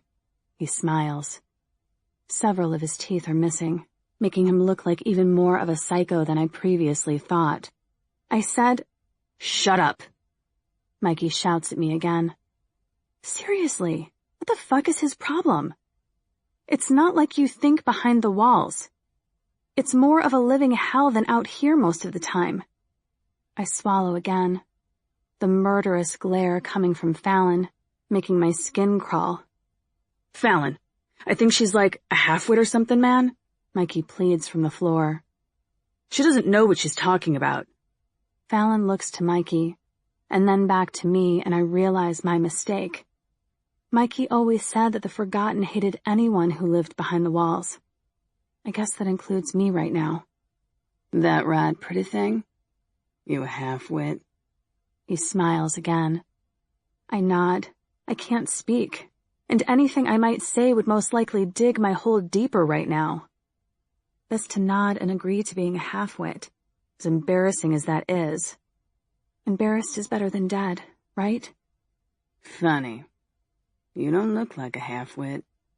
He stands toe-to-toe with me, watching me intently, and I swallow loudly again. What did he expect from a half-wit? A wonky eye and a gammy leg? Should I start mumbling my words and screaming out that I can see dead people or something? I chance a glance at Mikey, and the panic on his face, not to mention the swollen and bloody eye, all make my stomach twist and roll. And I'm tempted to pee myself just to prove my half-wittedness. Fallon, however, doesn't give me a chance to. Gripping my arm, he drags me over to his desk and pushes me into a chair, retrieving a pair of handcuffs from his back pocket. He slips one end around my wrist and attaches the other to a hook on the table. What are you doing, Fallon? I told you. I won't do anything unless you promise me the women won't come to any harm. Mikey looks up at me from the floor and attempts to stand, but is pushed back down to the ground. I mean it. You're fucked without me. I'm the only one that can get you in there. My mind reels. I don't want the Forgotten to get into the walled city. Any of them. The people there, they might be cowards. And they may have sat back and watched other innocents being tortured and sent to their deaths. But they are innocent too. None of them want this. But you do what you have to do to protect your family. I get that now. I guess after being on my own for so long, I forgot. I look up at Fallon by my side. A long curved knife is in his hand. His intent is clear, and I scream. Fallon, get away from her. Mikey scrambles up from the floor and is punched and kicked back down by two other men. My eyes flit from him to Fallon and back again as the knife gets closer to my throat. So you're one of the lucky ones, eh? Hardly. I choke on my words, my throat too dry and too tight. Luckier than my girls, my wife, my children. They were denied, told the cities were full, told them to get away before they attracted too much attention. His voice is rough like gravel. Told them they weren't good enough. But you were good enough, huh? The knife tip dips into my cheek, just below my cheekbone. I feel the sting and burn from it, feel the blood trail down my cheek to my neck. I don't move, don't cry out, though tears run from my eyes as he drags the blade downwards, carving a path of pain in my face. No, Fallon, no, please. My eyes lock on Mikey, and I release the sob which has been building inside me. My body screams in pain, screams in fright from what is happening. After all this time, after everything I have lived through, this is the way I am going to die? Some crazy nutbag is going to slice me open like a piñata? You figure that you're better than the others, huh? That you deserve to be there more than us? His face comes into view, and I blink back into the hatred in those eyes. You figure that your life is more important than someone else's? His lip lifts in a snarl. No. I sob again, my face stinging even more from the movement. I was just there. My tears slide into the gash along my face, making it sting even more. Right time, right place, huh? He asks again, his features never softening. Like the others in there? All those other people that have lived in safety for so long? Well, time to move on and ship out people. I'm going in there, and I'm going to kill every last one of them. And then me and my boys can live in safety for a change. You can't do that. They don't deserve that. The people there, they were just... In the right place at the right time. He interrupts, finishing my sentence. You said that already. I nod. Yes. My voice comes out a squeak, and he presses the knife into the other side of my face. So you figure that you're lucky? I nod again, and then change my mind and shake my head and try to speak, but the words won't come out. It seems like I'm damned if I do and damned if I don't, regardless of what I say. Besides, my current predicament begs to differ that I'm lucky. In fact, the past couple of years beg to differ on whether I'm lucky or not. He stands and turns to look at Mikey, whose eyes go wide when he sees my face. The knife didn't slice my other cheek, but it did cut into it. There's blood running down both my cheeks now, a free flow of blood trailing down my face. What do you think, Mikey? You think she's lucky? Fallon laughs. Despite the situation being completely unfunny, he laughs a full-on belly laugh, the sound echoing around the walls of the room. It only adds insult to my injury, and despite the pain, despite the humiliation, I feel anger more than anything else. Anger that this piece of shit man could take his anger and vengeance out on me, and on so many people, for something that was beyond their control. We didn't stop him from getting behind the walls. We didn't turn his family away. Yet we're being punished all the same. And for what? For the deep fucking joy of being allowed to live in the so-called sanctuary of the walled city? In the peace and serenity they provided us with? He has no fucking idea the hell we all lived through on a daily basis. It's bad out here, but at least you know who your enemies are. Inside, everyone turned on you. Thinking about it now, maybe it would serve them all right to die. Fucking rot in the hell they helped make. All it would have taken was for us to stand as one and say no. When I think of all those guards, with their greedy hands on my skin, their fingers prying and pawing at my flesh, the beatings, the starvation, the lies and fear, tortures and humiliation, I could just as well turn my back on all of them for never helping me. I think of Lee's face, his fake regret, as he dished out his punishment to people, to his so-called citizens. I grit my teeth. I'll tell you who's lucky, I whisper. Fallon turns to look at me with a huge grin. Yeah? You. Me? How so? He stops smiling and seems genuinely confused, like a dog chasing a ball that was never thrown in the first place. Yeah, you. All of you. You're all fucking lucky that I'm handcuffed to this chair and don't have my machete, because if I did... I look up at him through my wet lashes, the anger burning a cesspit of hate in my stomach lining. If I did, I'd cut your ugly fucking head off and feed it to the debtors. He stops smiling, a rage glowing behind his eyes. I look down at my legs. The blood from my face is dripping off the end of my chin and onto my skirt. I can feel the burn of the knife wound as I flex my face, testing out my mouth's movements. Who do you think you are? I look up at him.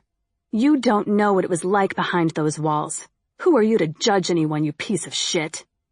Sweet mother of God. You have a death wish. He whistles through his teeth. I grin, hiding a wince of pain from my cheek. Nope, I just don't care anymore.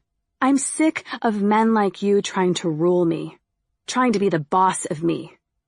I control me and my fate. So if you're going to kill me, get on with it. This isn't a James Bond movie, and I don't give a shit about your sick plan to destroy the walled city and the people inside it.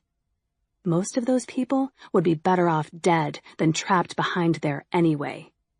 Your family was a hell of a lot better off out here than in there. So you go right ahead and do what you have to.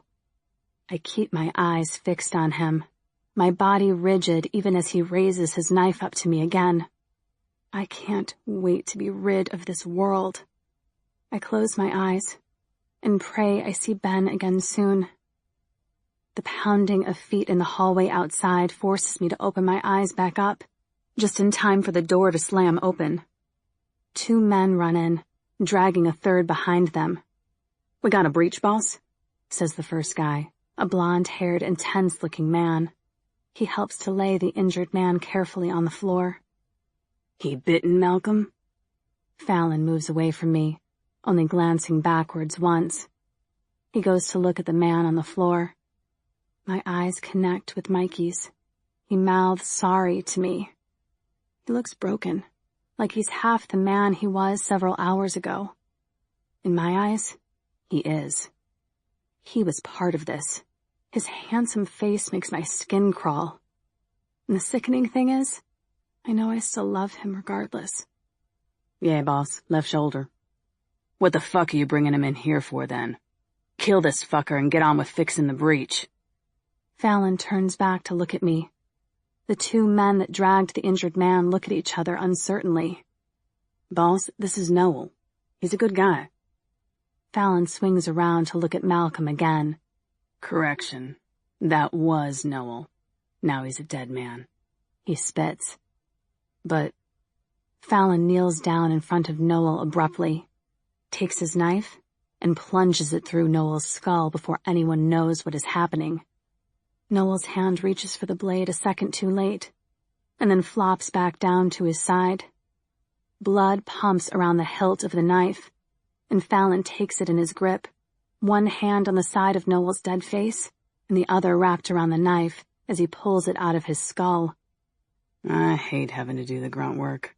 He stands, wiping the knife on the side of his pants, and walking toward me in one easy, fluid motion. "Now, where were we?" Chapter 42. "Fallon, man, you know I won't help you if you hurt her anymore. I'm done." Mikey's voice goes up a notch, which is good, since my voice has deserted me. My badass attitude has up and fled for the day. "I mean it." "I mean it? What is he, like 5? Fallon keeps walking toward me, regardless of Mikey's words. And I think my heart might hammer a hole in my chest at any time. At least it'll save Fallon from having to do it. "Please. Please don't. God, I'll do anything. Fucking anything. But please, don't hurt her," Mikey begs.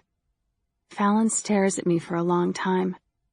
I don't know if he's actually considering what Mikey has said, trying to frighten me some more, or if he's actually zoned out and gone off to La La Land. Either way, I'm about ready to pee myself in fear. Okay, I just need to pee, as usual. "Take her to holding." He continues to stare at me while he talks to someone else in the room. I'm lost in La La Land with him now, and can't seem to drag myself away, even as someone is unlocking my cuffs. Emily is crying continuously when they lock me in an empty, dark room with her.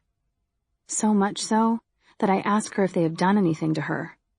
But she assures me that no, they haven't laid a finger on her. She was just worried about me and Mikey.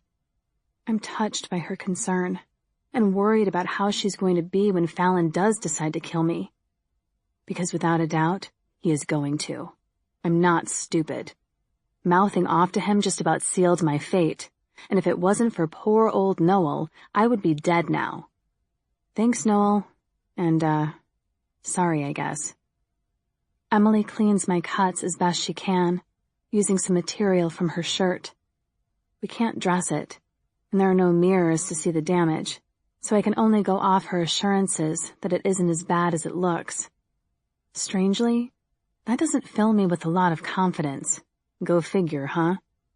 We curl up together on the cold, bare floor, our arms wrapped tightly around one another, and for the first time in a long time, I realize that I'm frightened. Not just zombie frightened, but the fear of the unknown frightened. These are not good people. They are angry, bitter, and messed up in the head people, and I have no idea what is going to happen to us. I worry for the people in the walled city. I worry for Mikey and what they are going to do to him, and I think of the friends we have lost. You can't tell anyone that you're from behind the walls. I mean it, Em. You don't breathe a word of that to anybody ever again. You survived by pure luck, if anyone asks. You recount our journey, only I found you at Old Man Riley's house in his air raid shelter.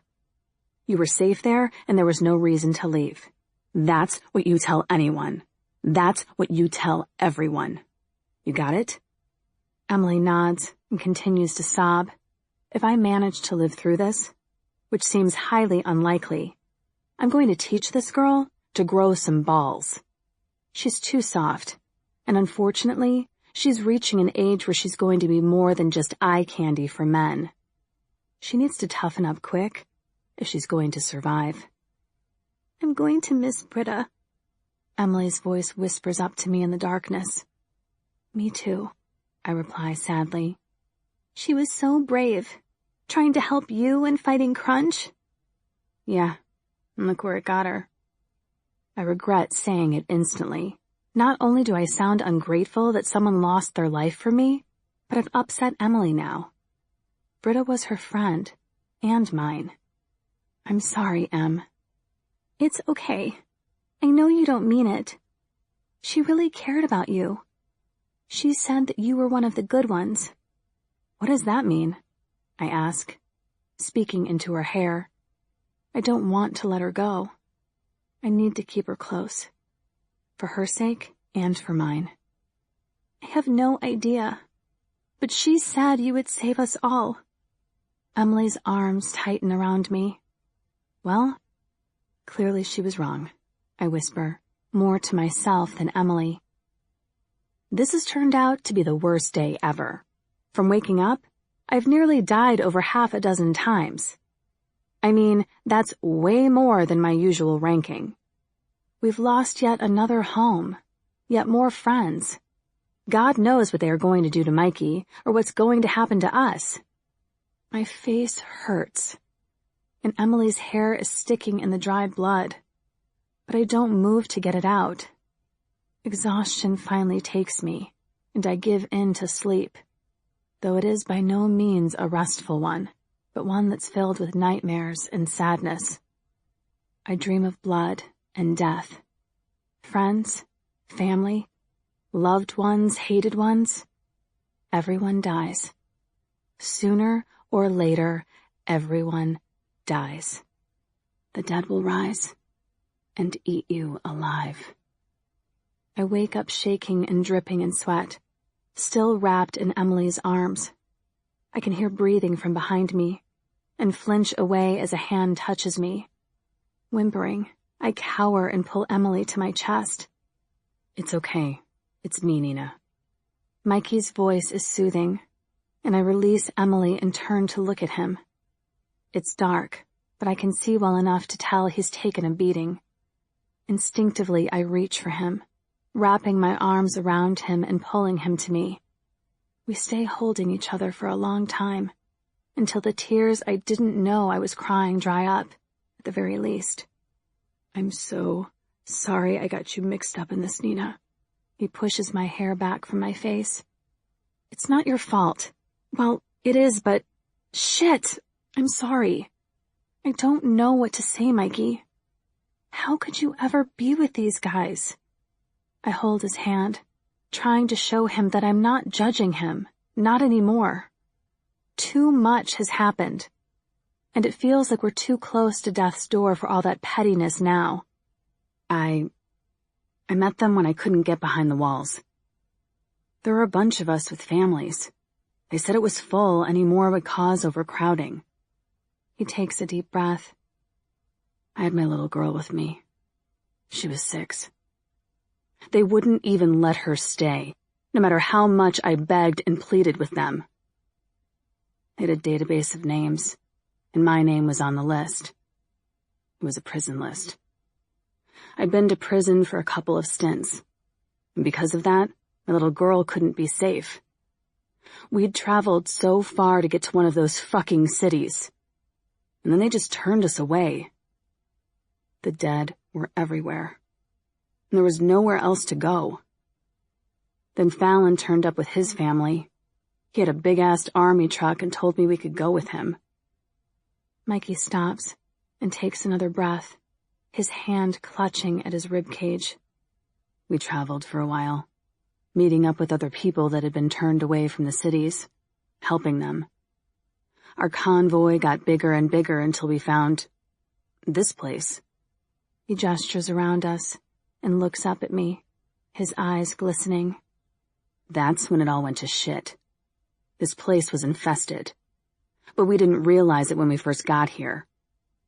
We staked out the place as best we could when we arrived. It seemed secure and pretty clear for a small town. We moved everyone in, all of our families. And one night, we were overrun by debtors. I don't know what attracted them, the noise or what, but one minute it was all fine, and the next there were hundreds of them. Like in the woods? I ask, thinking of poor Steve and his chickens. Yeah, he nods his head. Just like that. It seems like they're attracted to noise and smell. They must have heard us all pulling up. The smell of us all attracted them and brought them right to us. They killed over half our group. Most of the children and wives. Mikey swallows and clears his throat. Even in the dim light, I can see the tears trail down his cheeks. I lost my daughter, Rosie. I was out fighting. Left her with one of the other mothers and her kids, and when I got back, she was... I throw my arms around his shoulders and hug him as tight as I can before he winces, and I loosen my hold. I'm so sorry, baby. I'm so sorry. I kiss him and hug him hard again, finally letting him go. It's okay. I've made some sort of peace with it now. He shrugs, and I know he's lying. So what happened next? I ask. Fallon went berserk. He lost his wife and 3 kids that day. Sent him over the edge. He started blaming all the lucky ones for being able to get behind the walls. He started wanting revenge, talking about breaking into the walled cities and killing everyone inside. Talked about taking down the government and being in control ourselves for a change. That's where you come in? I ask, already knowing the answer. I've seen Mikey's skills. I know to some degree what he can do. Yeah, he nods. That's where I come in. I made the mistake of telling him what I used to do for a living. You were just a small-town thief, though. A bad boy, you said. I half laugh at the comment and hiss as pain stings my face. I was, but I got better at it. He smirks. I started out small-time, breaking and entering, and then moved through the ranks until I got noticed and hit the big time. Seems I had a skill for it. You say it like you're proud, I say. Well, yeah, I am. I can break into anything, anytime, any place, any vault, any door. Didn't matter what the job, it was me they called. When the world went to shit, it was me who got us into safe places. All until this place. He shakes his head sadly before continuing. I was as angry as them too at first. I wanted to make them all pay. But we couldn't get near the cities. When anyone got too close, they shot them. I finished for him. Yeah, so we waited, watching and waiting for the right time. We watched the drops get less and less frequent behind the walls until they stopped altogether. And then we had to find the other way in. In the meantime, Fallon started going crazy, got more and more twisted, until all he talked about was killing. Whenever we went on scavenger hunts, if we ran into people that had been behind the walls, He'd promised to help them and then kill them. But believe me, death was the final thing for them, and they were all grateful for it by that time. He got sicker and sicker with what he was doing, and I started to realize that it wasn't anyone's fault, and I didn't want to be the one to put all those people to death. So I ran. That's when I met the others, and then you. You told me what it was really like in there. Wait, the other way in? I feel Mikey shrug the way he does. Yeah, there's more than one way in. Always has been. It's like a secret entrance. Obviously, I mutter. But then why seal up the main door if there's another way out after all? No idea. To make you all lose hope? To stop anyone from trying to break in? No one was supposed to know about the other entrance, but they had to have an escape route. It still doesn't make sense. We were all starving in there. Lee said that even he was starving. That it was too dangerous to open up the main door again and try to find food because the debtors would get in. But then if that's so, why would there be another entrance? So what now? Do you know where the secret entrance is? This could be a total game changer. If there was a way in and out, we could all have somewhere safe to go after all. Well, once we got rid of Lee. Of course I know where it is. I'm the only one who does. Which is why they needed me so much. Mikey beams, suddenly happy again. Why would Lee let us all starve instead of sending people out to find food? Lee? Mikey raises an eyebrow at me.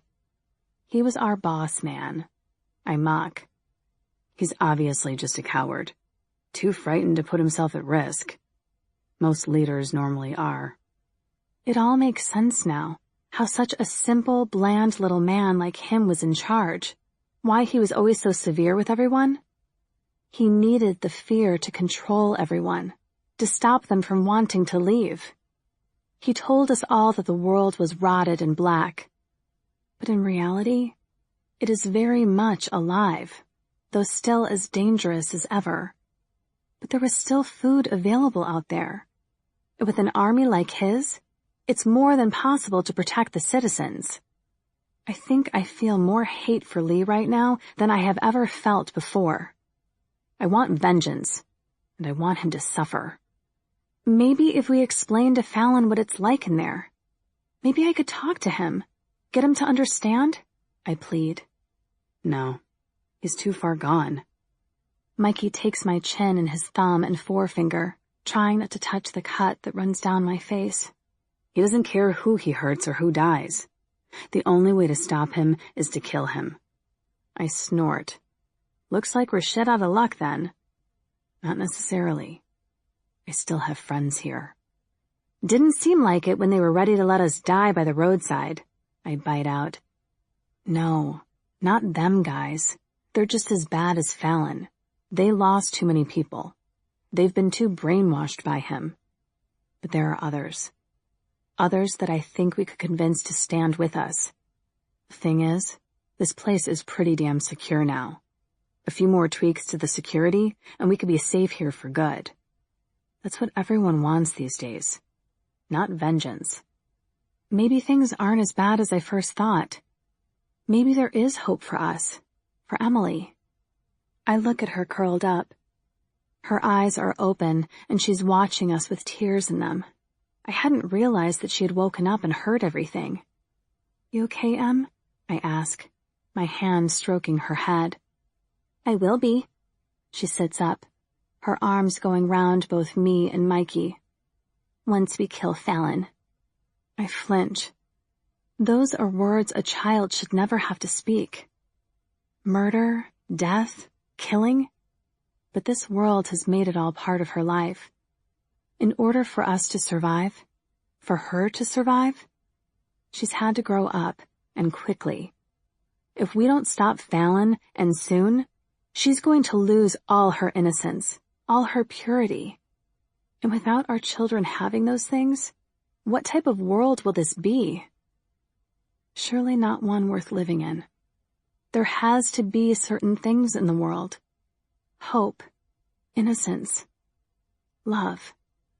And all those people, behind those walls. What about them?